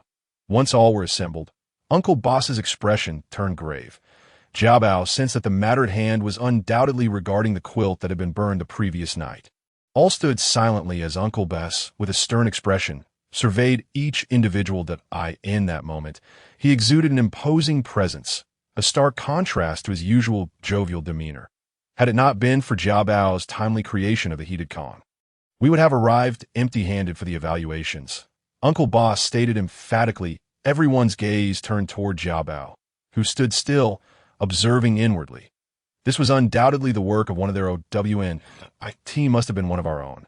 Uncle Bayes insisted. Upon hearing this, expressions among the crowd varied. Lexi discreetly glanced at Ayla, noticing her bowed head, seemingly unaffected. Members of the tribe, your prosperity is intertwined with the tribe's growth. Such behavior is truly disappointing. I hope this individual will step forward. Uncle Bayes continued. Taking a few steps forward, that a slight unease rippled through the crowd, yet no one stepped up. Drew raised his eyes to meet Uncle Boss's. Clenching his teeth, he was well aware of the tribe's rules. If one were to admit their wrongdoing and accept punishment willingly, the repercussions would be significantly less severe. Otherwise, sweat trickled down Drew's forehead as he cast a swift glance at Lance, who was staring at the ground beside him. Uncle Bass, observing this scene, squinted his eyes and continued to pace, awaiting the inevitable. Time passed slowly in the silent hall. Jonker, feeling anxious, tugged at Jiabao's hand, who comforted him by gently patting his head. Unable to withstand the tension any longer, Drew lifted his gaze to Uncle Bass before hastily lowering it again. With a sigh, Uncle Bass signaled for everyone to leave. As they exited, Galai and Jia Bao walked together, followed closely by Mu Lu. Jia Bao, who do you think it could be? Galai asked, slapping his chest as he spoke. Jia Bao, equally perplexed, shook his head. Meanwhile, Lexi and Ayla, lagging a few steps behind, walked with their heads bowed. Upon hearing Galai's words, Lexi bit her lip and quickly glanced at Ayla beside her. Yet, no answers emerged. The night had deepened, and everyone had returned to rest. Inside the hall, Drew knelt before Uncle Base, the coolness of the autumn evening contrasting with the sweat that drenched his back. He bowed his head, remaining silent. "Speak up. What is the situation?" Uncle Base inquired, his expression serious as he sat upon the animal hide mat. However, Drew hesitated, still unwilling to articulate his thoughts. "How could you do such a thing?" Hawk exclaimed, his voice rising in urgency, like T-Hawk's words. Drew abruptly lifted his head to meet the gazes of Hawk and Uncle Base. Furrowing his brow in confusion that T was not him, Uncle Base calmly interjected, "Oh." Hawk responded, puzzled. Drew was astonished by Uncle Base's awareness. The revelation shook him to his core. The following morning during breakfast, the matter was the topic of discussion. One of the orc warriors claimed to have seen Drew and Lance emerge from Uncle Base's dwelling quite late. It seemed evident that they were involved, as neither had shown up for breakfast. At this point, everyone turned their attention to Ayla and Lexi. Typically, Lance and Drew would surround the two, and their absence prompted speculation about whether the girls might know something. Lexi, feeling awkward, repeatedly asserted her ignorance, her frustration culminating in a shattered bowl as she stormed out, with Ayla hastily following. The atmosphere grew tense as everyone exchanged uncomfortable glances. Shortly after, the chief and Hawk arrived. Breakfast was consumed in haste, and Uncle Base announced that preparations for the return journey would commence. The 10-day trading period was nearing its conclusion, with the affairs of White Tiger City settled. It was time to head back to the tribe. As for the unsettling incident, the chief indicated that a resolution had been reached, and all matters would be addressed upon their return to the tribe. Jia Bao understood that Uncle Base still sought to uncover who had incited Lance and Drew to commit arson. Thus, the situation was to be contained for the moment, awaiting the right opportunity. As the return journey loomed, Jia Bao and Galai agreed to make one last visit to the trading post to procure some fruits and vegetables. Jia Bao had recalled seeing pumpkins at one of the tribal stalls. Eager for the pumpkin rice porridge, he was determined to check again. After breakfast, everyone busied themselves with their respective tasks. Lexi and Ayla dashed outside, typically accompanied by Lance and Drew, but this time, everyone overlooked their absence. Assuming the two would return shortly. Little did they know, as night fell and torches illuminated the central plaza, Lexi and Ayla had still not returned, prompting concern amongst the group. Uncle Base, wearing a grave expression, instructed Hawk and Fei Lu to lead 2 teams of orc warriors in a thorough search of both the city and its outskirts. Meanwhile, Jia Bao and Ayla remained behind to prepare dinner. But with everyone preoccupied, no one had the appetite to eat. On the eastern side of White Tiger City, adjacent to the city walls, lay a concealed wooden cabin. Upon awakening, Lexi found herself trapped within the dark confines of the cabin. Rough vines bound her hands and feet, tightly enough that escape was impossible. She realized she had been imprisoned for an entire day without food, leaving her feeling dizzy and weak. Ayla was also confined in the opposite corner. But both were gagged with animal hides, rendering them unable to communicate.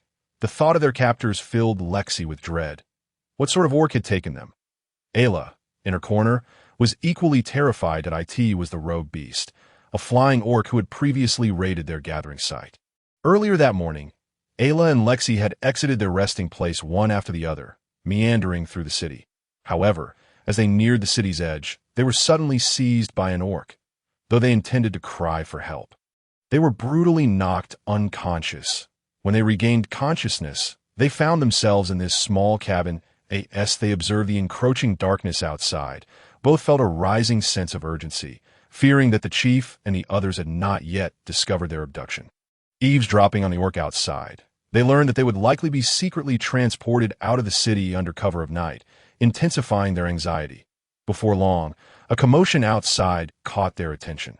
Xiangming, "Brave warrior, you have returned," a respectful voice inquired.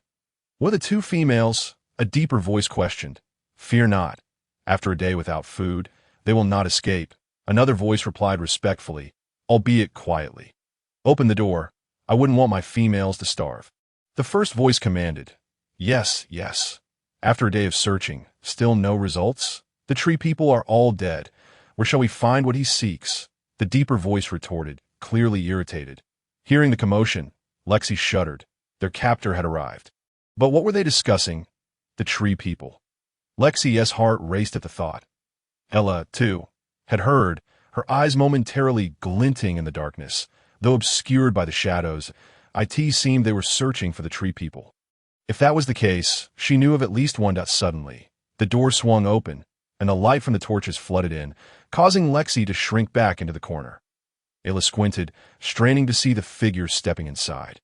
The newcomer wore a gray beast robe, a long scar marring his otherwise handsome features, rendering his countenance fierce and terrifying. Ayla caught the scent of roasted meat wafting through the air. Clearly, Xiang Ming had brought a sizable portion wrapped in large leaves.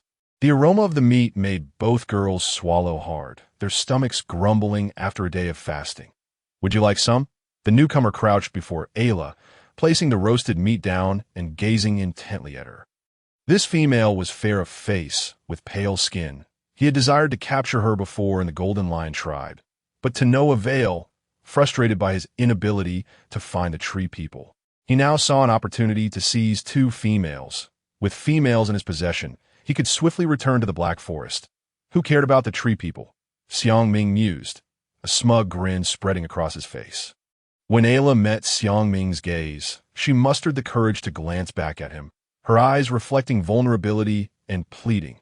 She nodded slightly. Her response pleased him, and Xiang Ming chuckled, removing the hide gag from her mouth and offering her a piece of the roasted meat. Ayla took a few bites from his hand, relaxing as he maintained a smile.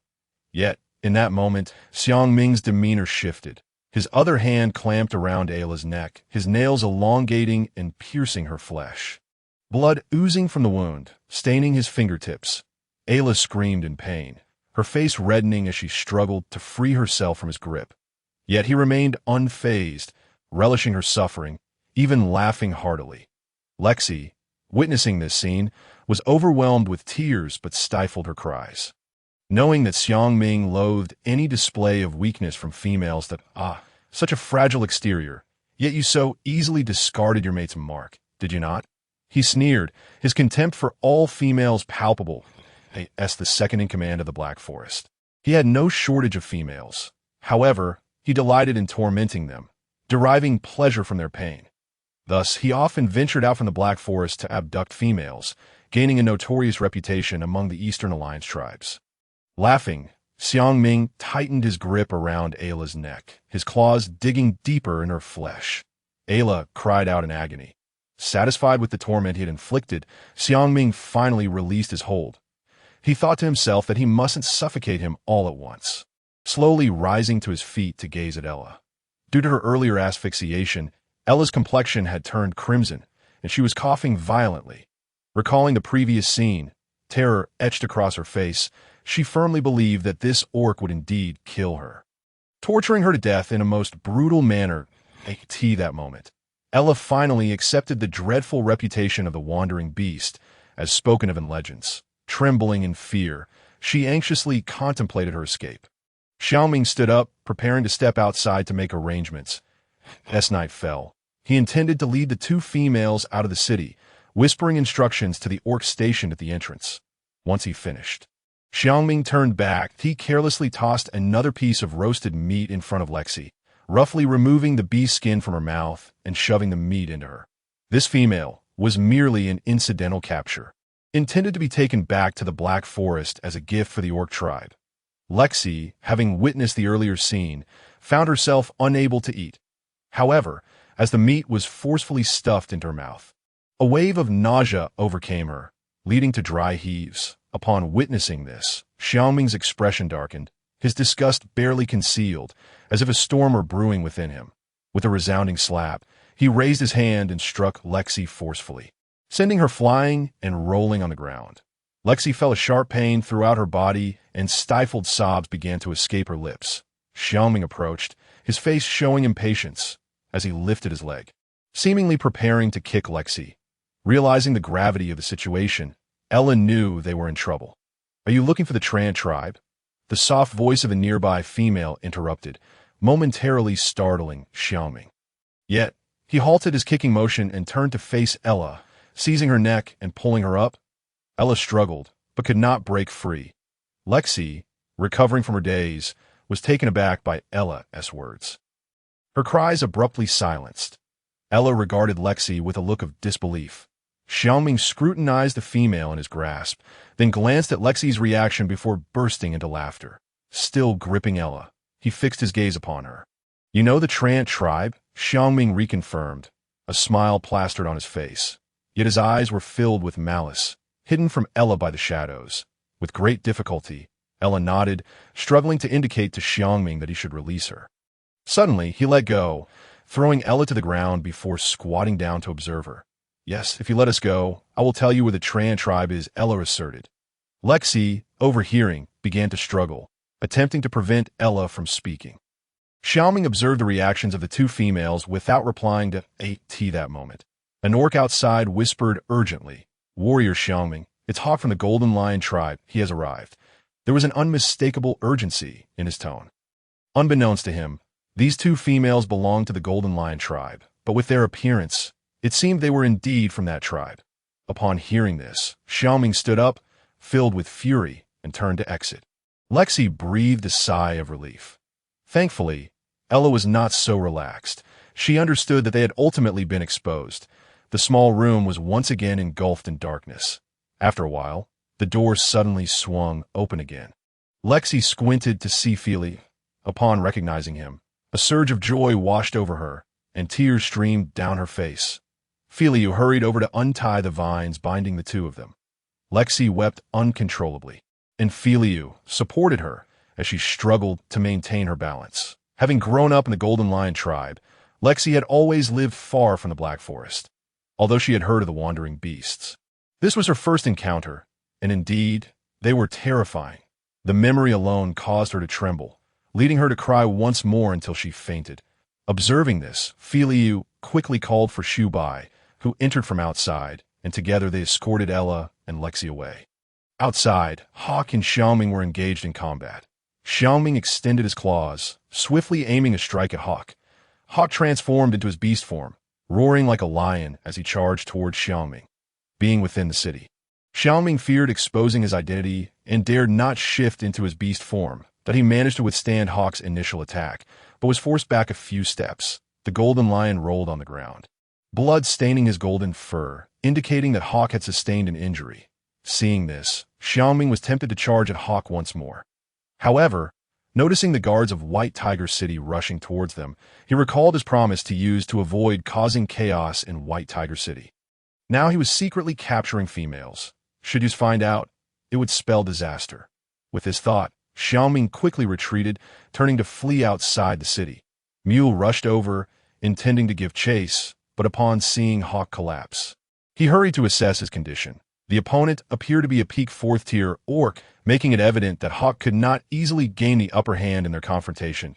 As Feely and Shu Bai arrived with Ella and Lexi, Mule understood it was not the time to pursue and quickly led Hawk and the others back. Soon, the group returned to their resting place. As the mastermind behind the scheming during the evaluation had yet to be identified, and uncertain if further traps lay in wait, Uncle Bas did not allow anyone to raise an alarm about Ella and Lexi's disappearance. Now, seeing the group return safely, he felt a sense of relief, though his concern grew for Hawk's injury. Noticing that Lexi was still unconscious and Ella appeared unwell, Uncle Bas refrained from questioning them, swiftly arranging for their treatment and rest. Upon hearing that Lexi and Ella had returned, Xiaobao and Jialai also breathed a sigh of relief. Together, they reheated the prepared wheat fruit porridge and called the warriors to eat. Ella was fine.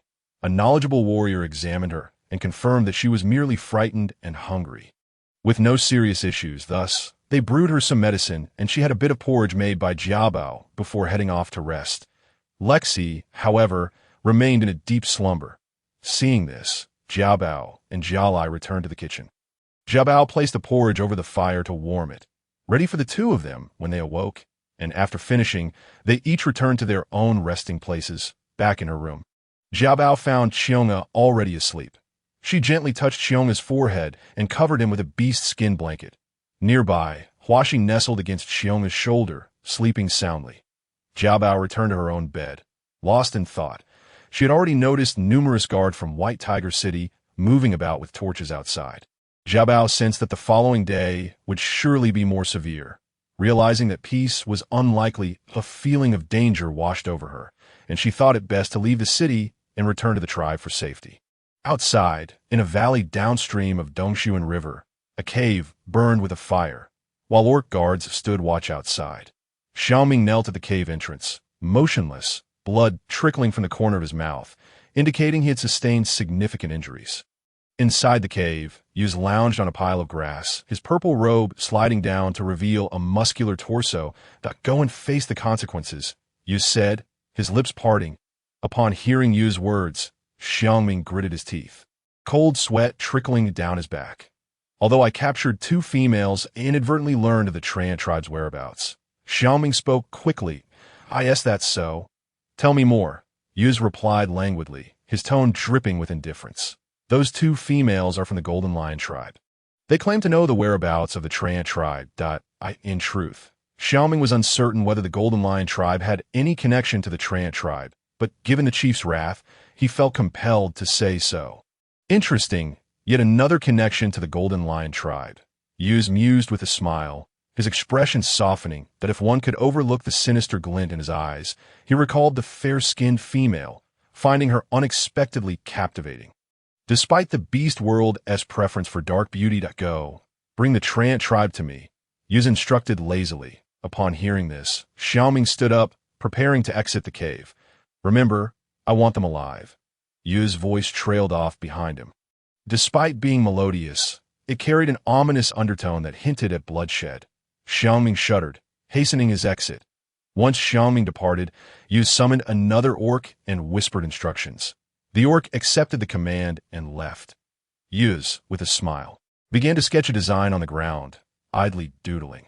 The pale tips of his fingers glowed like jade under the firelight. Little female, do you have any connection to the Tran tribe? Yuz harbored profound unease towards Xiaoming. His dissatisfaction with the collaboration alongside Baicha was palpable, fueling a sense of indignation within him. This discontent ultimately culminated in the recent incident of raiding the females. It seemed imperative to make another visit to the Golden Lion tribe. He pondered. It was already the dead of night when a silvery figure descended from the heavens, his silvery hair shrouding his visage. In the stillness of the night, as the torches extinguished, the orc's silvery locks shimmered under the moonlight, casting a brilliant glow. Liling landed gracefully on the ground, hesitating momentarily. Although he had the ability to assume human form, he still felt a sense of awkwardness. Thus, he instinctively transformed into a 1-meter-long serpent and slithered inside. At the break of dawn, Lexi and Ayla awakened, prompting Xiaobao and Galai to hurry over to check on them.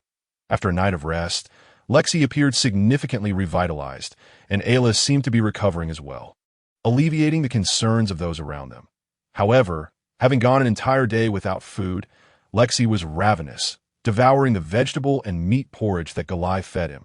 Though his wounds had been tended to, they still bore a terrifying appearance. His spirit had improved considerably, yet his complexion remained pale and his body weak. Realizing that the porridge had been warmed by Xiaobao in advance, Lexi was about to express his gratitude when he caught sight of Qiong'a behind Xiaobao, rendering him momentarily speechless as memories of Ayla's conversation with a wandering orc resurfaced. The Treefolk tribe. Lexi's gaze towards Xiaobao was filled with remorse, and he hesitated to voice his thoughts. Xiaobao, believing Lexi to be shaken by the events of the previous night and concerned for having encountered a wandering beast, felt sympathy and did not dwell further on it. Ella, noticing Lexi's expression, also began to reflect. However, she had only mentioned the Treefolk tribe without divulging specifics, clinging to the hope that it would not lead to trouble. Uncle Bas inquired about the situation from Lexi and Ayla, his demeanor growing serious upon learning of their encounter with the wandering beast that had raided the females, in front of everyone. Neither Ayla nor Lexi broached the topic of the Treefolk tribe. Once the others had exited and Lexi prepared to rest after taking his medicine, he called out to Jiabao and Uncle Bis. After some contemplation, he resolved to share the situation with both of them, completely disregarding Ayla's warning glances. He understood that this was no trivial matter. Despite his courage, he could not bear the weight of such a predicament alone. Jiabao, filled with confusion, wondered why Lexi had retained him. Lexi, conflicted, hesitated to speak. Ayla attempted to leave, but was halted by Lexi's sharp voice. "You shall not leave," Lexi declared, his tone piercing. Ayla was taken aback by his words, her expression faltering further, her face paling even more due to her previously injured neck now wrapped in animal hide, rendering her pitifully vulnerable. Lexi recounted the details of the situation to Uncle Bas and Jiabao, his face etched with guilt. Uncle Bas's expression grew graver, while Jiabao was filled with ire. Before Uncle Bas could erupt, Ayla knelt before Jiabao. Witnessing Ayla's actions, Jiabao's emotions became complex. From Lexi's description, it was clear that Ayla had divulged the matter of the Treefolk tribe solely to protect Lexi from harm, and she had refrained from providing specific details, making it difficult to chastise her. Seeing Ayla kneeling before Jiabao, Lexi, who had been somewhat disappointed with Ayla due to recent events, found herself torn. Though she felt Ayla's actions were misguided, she recognized that Ayla had acted out of necessity, perhaps even for her sake. Lexi was momentarily at a loss for whether to blame or forgive her, her feelings a tangled mix that "I'm sorry. Jiabao, it's all my fault." Lexi finally spoke.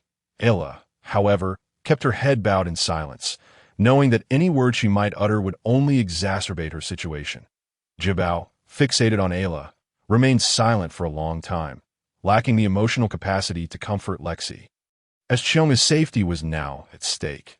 Jiabao was not naive enough to believe that Ayla's omission of details would prevent the adversaries from seeking them out. It was only a matter of time. "Please rise," Jiabao finally managed to say after an extended silence. "I'm sorry. I truly had no choice. You understand, don't you?" Ayla looked up at Jiabao, her expression pitiable and frail, her injuries rendering her even more deserving of sympathy. Yet, Jiabao still felt a sense of repulsion. While the rationale was understandable, what are the ethics? Jiabao could not accept it, deeming Ayla selfish. Though Lexi believed Ayla acted for her benefit, Jiabao held a different perspective. "You did not act for Lexi. You sought revenge against me or for some other reason, and you know it in your heart." Jiabao could not help but retort. Jiabao found it impossible to overlook Ayla's actions. However, this was not the time for such disputes. They needed to devise a plan. Ayla, taken aback by Jiabao's words, looked up in shock, her gaze shifting to Uncle Bis, who regarded her with a deep intensity, sending her into a panic. "I did not, Jiabao. Are you implying that you wish for me and Lexi to not return safely?" Ayla exclaimed, her face a canvas of shock, her eyes glistening with tears as she gazed at Jiabao and Uncle Bis, her expression one of unjust grievance. Jiabao was at a loss for words, recognizing that Ayla was attempting to manipulate her emotions. Yet this was not the moment to engage in such tactics. Jiabao turned her attention to Uncle Bas. Uncle Bas had also considered the implications. The Golden Lion tribe had now been exposed. Although Ayla had not explicitly revealed details, it was only a matter of time before the adversaries would come knocking. Ayla's actions had indeed crossed a line. Had Lexi not spoken up, Ayla would not have voluntarily disclosed this information. With this thought, Uncle Bas's gaze towards Lexi deepened considerably. "Ayla, your actions were undeniably misguided. We will discuss this further upon our return to the tribe," Uncle Bis stated solemnly. Upon hearing Uncle Bas's words, Ayla trembled slightly, realizing that punishment awaited her upon their return. "Why should I be punished?" she thought, unwilling to accept such a fate. "Very well, Chief," Ayla replied obediently, lowering her head and stepping aside. "Uncle Bis, what should we do now?" Jiabao inquired, her face a mask of regret, acutely aware that Chionga, who referred to her as sister, would inevitably be sought after, risking the tribe's safety. Uncle Ba gestured for Jiabao to accompany him outside. They needed to gather everyone and discuss the situation promptly, making necessary arrangements. Jiabao urged Lexi to rest and not dwell on the matter. Lexi nodded in agreement, her face reflecting her remorse, as for Ayla. Both Jiabao and Uncle Bess chose to disregard her entirely. Watching Jiao Bao and Uncle Bess exit, Ayla clenched her fists tightly, her nails digging in her palms until they turned white. With her head bowed, her eyes were filled with intense resentment. The moment Jiao Bao and the others left, Ayla instantly donned a tearful expression. Turning to speak with Lexi, she could not afford to lose Lexi's trust. Especially with a powerful shaman backing her, she would need the shaman's intercession upon their return. When Uncle Bess summoned everyone, he refrained from elaborating on other matters, simply stating that a raid had occurred the previous night. And with the situation in White Tiger City resolved, they needed to return to the tribe swiftly. The news brought back by Feliu that morning was far from optimistic. Indeed, White Tiger City had intensified its defenses.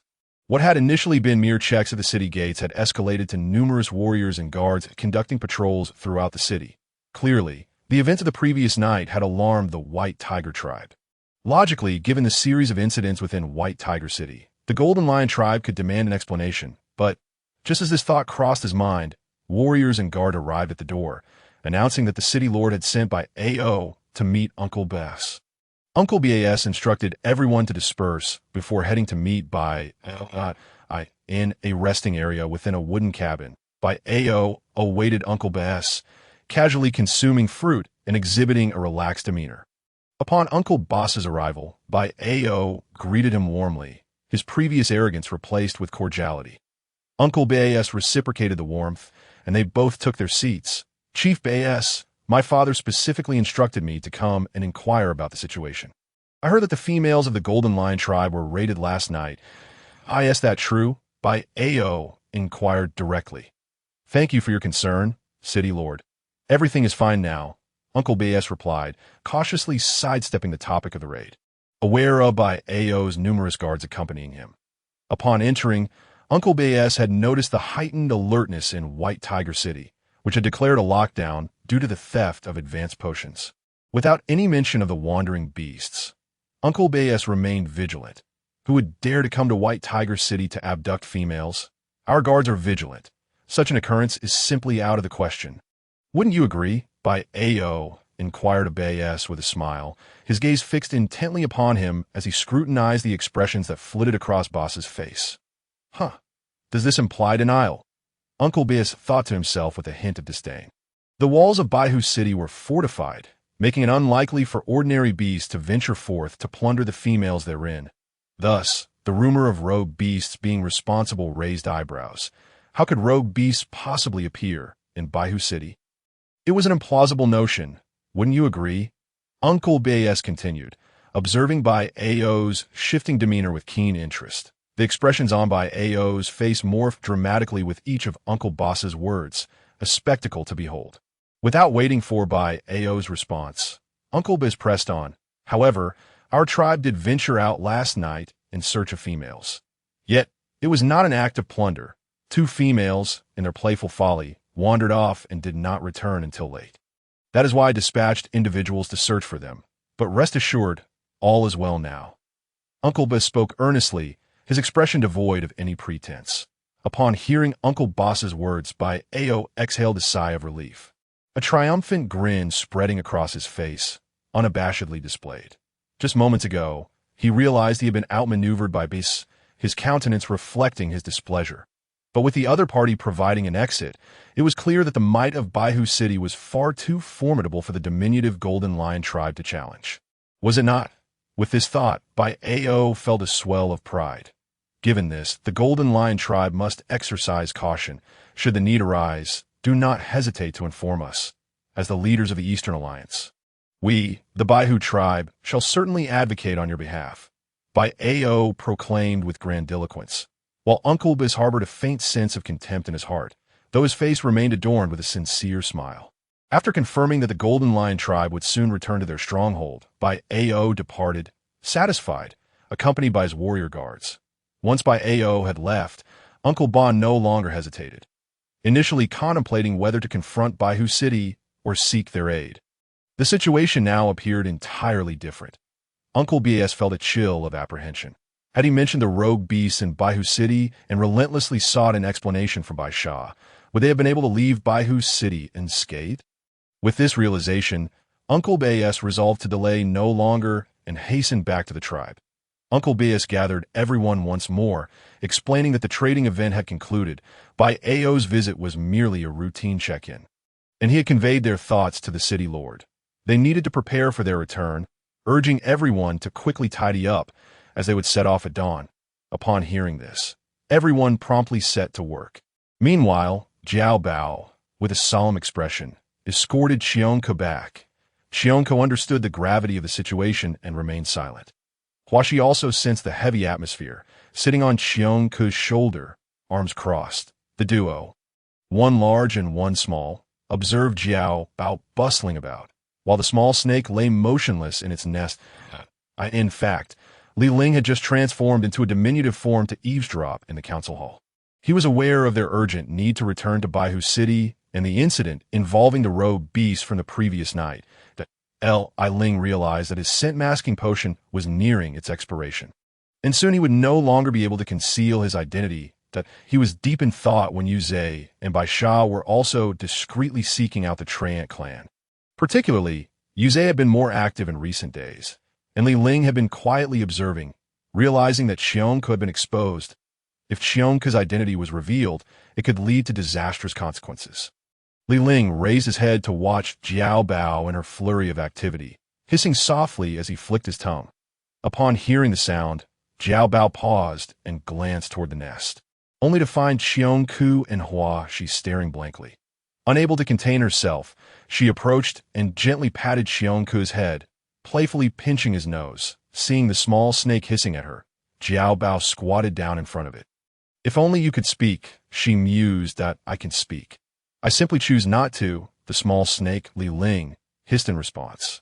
Having spent so long alone as a beast man, he had grown accustomed to moving in his animal form and was not comfortable transforming into a human. He rarely communicated with others, let alone with females. Jiao Bao reached out to stroke the small snake's head. The snake flinched slightly, but then raised its head to meet her gaze. Jiao Bao burst into laughter, finding humor in the small snake's apparent annoyance. What an oddity! As Jiao Bao laughed, Xiongke and Huaxi gathered closer to watch. With Jiao Bao's laughter ringing out, they too joined in laughing. A melodious male voice suddenly interrupted. Jiao Bao froze. Was that the small snake's voice? He could talk? No, if he could speak, it indicated he was a beast man. "Yin-Zi, you can talk now." Jiao Bao assumed this was a newly matured beast man who had just learned to speak. Unfamiliar with the ways of the beast world, she recalled hearing from Jialai that some beastmen spoke late, sometimes not uttering a word until they transformed into their beast form in adulthood. She presumed Yin-Zi was in a similar situation. Upon hearing Jiao Bao's words, Li Ling awkwardly turned his head, curling into a circle and using his wings to cover his head, as if to indicate he did not wish to say much more.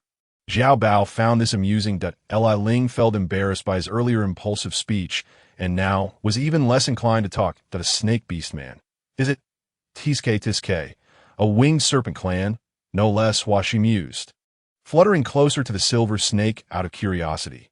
Suddenly, Li Ling swiftly lashed out his tail towards Huaxi. Startled, Huaxi gasped and quickly darted behind Jiao Bao, trembling in fright. The silver snake's tail halted before Jiao Bao, retracting rapidly. Jiao Bao. Huaxi patted her chest, visibly shaken. Once she confirmed the danger had passed, she re-emerged, brimming with bravado. "You can't transform into your beast form?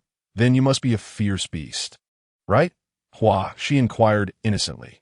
Seeing the silver snake's tail poised to strike again, Jiao Bao swiftly covered Huaxi's mouth. Huaxi struggled, wondering why her sister was silencing her. After covering Huaxi's mouth, Jiao Bao quickly handed her over to Xiongke, signaling him to keep a watchful eye on her and prevent Yin-Zi from harming her. Subsequently, regardless of how Jiao Bao and Xiongke pressed the small snake, Li Ling remained tight-lipped. Resigned, Jiao Bao decided to let it go, reasoning that surely he would share the truth with her in due course, and thus refrain from pursuing further inquiries. After tidying up, Jiao Bao and her companions turned in for the night. The next morning, after breakfast, the group took stock of their belongings and prepared for their return journey. Having met Bai Ao the previous day, they were relieved not to have to bid farewell to the city lord again. The Golden Lion tribe conducted another inventory check before the main body of the group set out. This time, they encountered Lanz and Delu, who appeared unscathed, likely having been restrained by their leader. Lanz's concern was evident upon seeing the injured Ayla, yet she did not acknowledge him, being carried by another beastman as the main group departed. Lexi, still recovering from her injuries, had fallen asleep and was being carried by Yuan Li, who flew at a brisk pace. The group pressed on without pause for rest, even through midday, only taking brief breaks before promptly setting off again. After a full day of rapid travel, they finally found a large stone cave to rest in amidst the dense jungle by evening. After a day of running, everyone was somewhat fatigued. Uncle Baes decided they would spend the night in the cave and set out again in the morning. Jiao Bao and Jialai prepared dinner together. Having purchased a large pumpkin a few days prior, they also had some wheat fruits, and Jiao Bao decided to make pumpkin cakes and glutinous rice cakes for their journey. During their hurried travels, they would only need to roast the cakes over a fire briefly at noon, making it quite convenient to avoid drawing attention. Jiao Bao and her companions cooked with great caution, lighting only a small fire in the cave. With the help of Jialai and Malu, dinner was soon ready, consisting of stir-fried pumpkin, pumpkin porridge, and some pumpkin cakes and rice cakes. The group hastily consumed their meal before quickly settling down for the night. Uncle Bas assigned Hawk and Filiu to guard the night with 5 warriors, planning to switch them out with Mulu and another group of warriors in the latter half of the night. Having arranged matters with the others, he promptly retired to rest in the dead of night. As everyone slept soundly, Li Ling suddenly opened his eyes, sensing an unusual presence. Silently, he slipped out of the bamboo basket, shrinking as he flew out of the cave to conceal himself in the branches of a tree, observing intently to it was Xiangming. Xiangming stealthily approached the cave, having endured considerable effort to leave the city due to Bai Cha's wrath over the plundering of female beasts. However, Bai Cha remained oblivious to the fact that Yu Zhe and his companions had already acquired news of the Treeman clan. Thus, Xiangming embarked on his journey under the cover of night. For as a flying beastman, following the scent of the Golden Lion clan's beastmen posed no challenge for him. At this moment, Xiangming had finally arrived. He concealed himself behind a large boulder, his gray figure blending seamlessly into the night, unnoticed by Huaku and the others. Having also applied a scent-masking potion, he remained undetected. Yet Li Ling, perched on a tree, discerned this detail, furrowing his brow before swiftly returning to the cave. Upon his return, Li Ling flew directly to Jiao Bao's side, gently nudging her hand. Startled, Jiao Bao gasped and quickly awakened, her gaze bewildered as she looked at the small snake beside her. Noticing that Jiala and Lexi were also stirring, she hurriedly grasped the little snake and placed it back in the bamboo basket. Sitting up, Jiao Bao observed the fire still flickering. The small snake must have awakened her for a reason. Could it be that the straying beast had pursued them? With this thought, she quickly stood and stealthily moved toward the cave's entrance. Huaku was seated at the entrance, and by the light of the moon, he spotted Jiao Bao emerging. Unable to sleep? Huaku inquired with concern. Jiao Bao shook her head, gazing outside into the inky darkness. The night cast a shroud over the surroundings, revealing only the immediate vicinity of the cave, obscuring the distant woods cloaked in shadows, causing her some unease. Observing Jiao Bao's actions, Huaku sensed something amiss. He stood alongside Fei Lu and approached the entrance, on high alert. Jiao Bao took up her cotton fruit gun, crouching beside the entrance, peering out. Suddenly, the sound of flapping wings echoed, and Jiao Bao felt a beast soaring toward her. She instinctively recoiled, rolling back into the cave. Lying flat on the ground, she glanced outside, her heart racing as she recognized the straying beastman. Indeed, they had been pursued. Without hesitation, Jiao Bao raised her cotton fruit gun, seeking refuge beside her. The opponent, missing its strike, retreated into the darkness. Huaku and Fei Lu sprang into action, unleashing a resonant battle cry before swiftly transforming into their beast forms, launching themselves into the shadows. Hearing the commotion, other warrior beastmen followed suit, leaping into the fray. Inside the cave, Mu Lu and the others rushed out to stand guard. Jiao Bao glanced toward the distant woods, still enveloped in darkness. However, Huaku and Fei Lu, as beastmen, had a far clearer view of the night than Jiao Bao, pursuing the gray figure in the murk. The disturbance roused other sleeping individuals. Uncle Bas awoke and dashed to the entrance. Witnessing Huaku and Fei Lu darting out, his expression tinged with concern.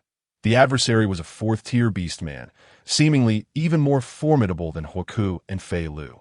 The outcome of the battle was uncertain, but in the darkened woods, the sounds of lion roars and bird cries erupted, hinting at a fierce struggle. Uncle Ba directed the other warriors to guard the cave entrance, urging Jia Bao and Jiala to retreat inside. Jiala, gripped by fear, clutched Jia Bao's hand, both filled with trepidation. Nearby, Ayla and Lexi appeared pale, trembling with fear. Jia Bao listened intently to the sounds of battle, gripping her cotton fruit gun. Before long, the cry of an eagle pierced the air outside, followed by a cacophony of lion roars and wolf howls. Evidently, the straying beast had returned, prompting the other warriors to surge forward. The sounds of combat intensified, accompanied by horrifying roars and howls, compelling Jia Bao to stand. It seemed the warriors were sustaining injuries, unable to withstand the straying beast's might. Jia Bao moved toward the cave's mouth, with Jiala trailing closely behind. Upon reaching the entrance, a glance at the battlefield left her horrified. A colossal golden lion clashed with a massive eagle beast, while several injured lions and silver wolves lay on the ground. The eagle beast, being a flying beastman, held a significant advantage. The golden lion bore wounds, crimson blood dripping from its body, to her astonishment. This straying beast was incredibly strong, a pinnacle fourth-tier beastman, far beyond the capabilities of the Golden Lion clan's warriors. Even Uncle Bas had joined the fray, but it seemed he was faring poorly, deepening Jia Bao's concern. She gestured for Jiala to hide nearby, stealthily approaching the cave's entrance. As she observed, the eagle beast soared through the air, its talons poised to strike Uncle Bas, prompting Jia Bao to raise her cotton fruit gun, aiming for the eagle's eyes, preparing to take a decisive shot. Yet, due to the distance, her first shot missed. The eagle beast, having detected Jia Bao, abandoned its assault on Uncle Bas and flew toward her with alarming speed, its wings generating a fierce wind that nearly knocked her off balance, causing her to roll backward. Suddenly, a hand grasped her shoulder, a firm grip preventing her from being swept away. It was Li Ling, his human form, silver hair cascading and clad in a flowing silver robe. Jia Bao turned to see his chiseled jawline. Recognizing him as the individual from the Flower Crown Society, momentarily stunned, she recalled that this was Li Ling offered no time for her to react, swiftly pulling Jia Bao behind him as he charged toward the oncoming eagle beast. The bystanders watched in astonishment as Li Ling transformed into a serpent, lunging at the eagle beast. His massive serpentine form created a whirlwind, unsettling those present. Uncle Bas dashed to Jia Bao and the others, landing and immediately shifting back into his human form, collapsing forward. Uncle Bas, Jia Bao, and Jiala cried out, rushing over to support him, only to discover a grievous wound on his thigh, a deep gash inflicted by the eagle beast's claws. Jia Bao's heart sank with worry as she hurried to help Uncle Bas back into the cave to rest. Lexi, seeing Uncle Bas injured, shed tears, her complexion paling further. The four hastily bandaged Uncle Bas's wound. Outside the cave, the sounds of battle persisted. Jia Bao entrusted Uncle Bas to Jiala, her unease prompting her to return to the entrance. There, she witnessed a golden lion and a silver wolf standing their ground. While an eagle and a serpent clashed above, it appeared that Huaku and Fei Lu had been lured away by the cunning eagle beast, only to return for a surprise attack. However, given that the opponent was an eagle beastman, Huaku and Fei Lu found themselves at a disadvantage, merely observing the fierce struggle between the silver serpent and the eagle in the sky. As Jia Bao arrived, she saw the eagle beast and the silver serpent entangled in a fierce confrontation, the silver serpent tightly coiling around the massive eagle, constricting its form. The giant eagle, with the silver serpent clinging to it, soared through the air, its talons digging into the serpent's flesh, while its beak relentlessly pecked at the serpent's body, creating gory wounds that were terrifying to behold. Yet, the silver serpent did not relent. Tightening its coils despite the agony, Jia Bao's heart raced. At this rate, the silver serpent would not withstand many more of the giant eagle's assaults. Desperate, she leaped and waved at the silver serpent. Inzi, come down, she called out, jumping in an attempt to catch its attention. The silver serpent noticed her, flapping its wings and attempting to pull the eagle beast downward. However, the eagle beast seemed to foresee the serpent's intentions, vigorously flapping its wings to ascend. Witnessing this, Jia Bao lifted her cotton fruit gun once more, aiming for the eagle's eyes. As the silver serpent drew the eagle closer to the ground, Jia Bao executed a swift leap. Firing her cotton fruit gun, that a resounding cry echoed through the air as the eagle beast plummeted downward. Fei Lu and Hua Ku rushed forward, lunging at the faltering eagle beast.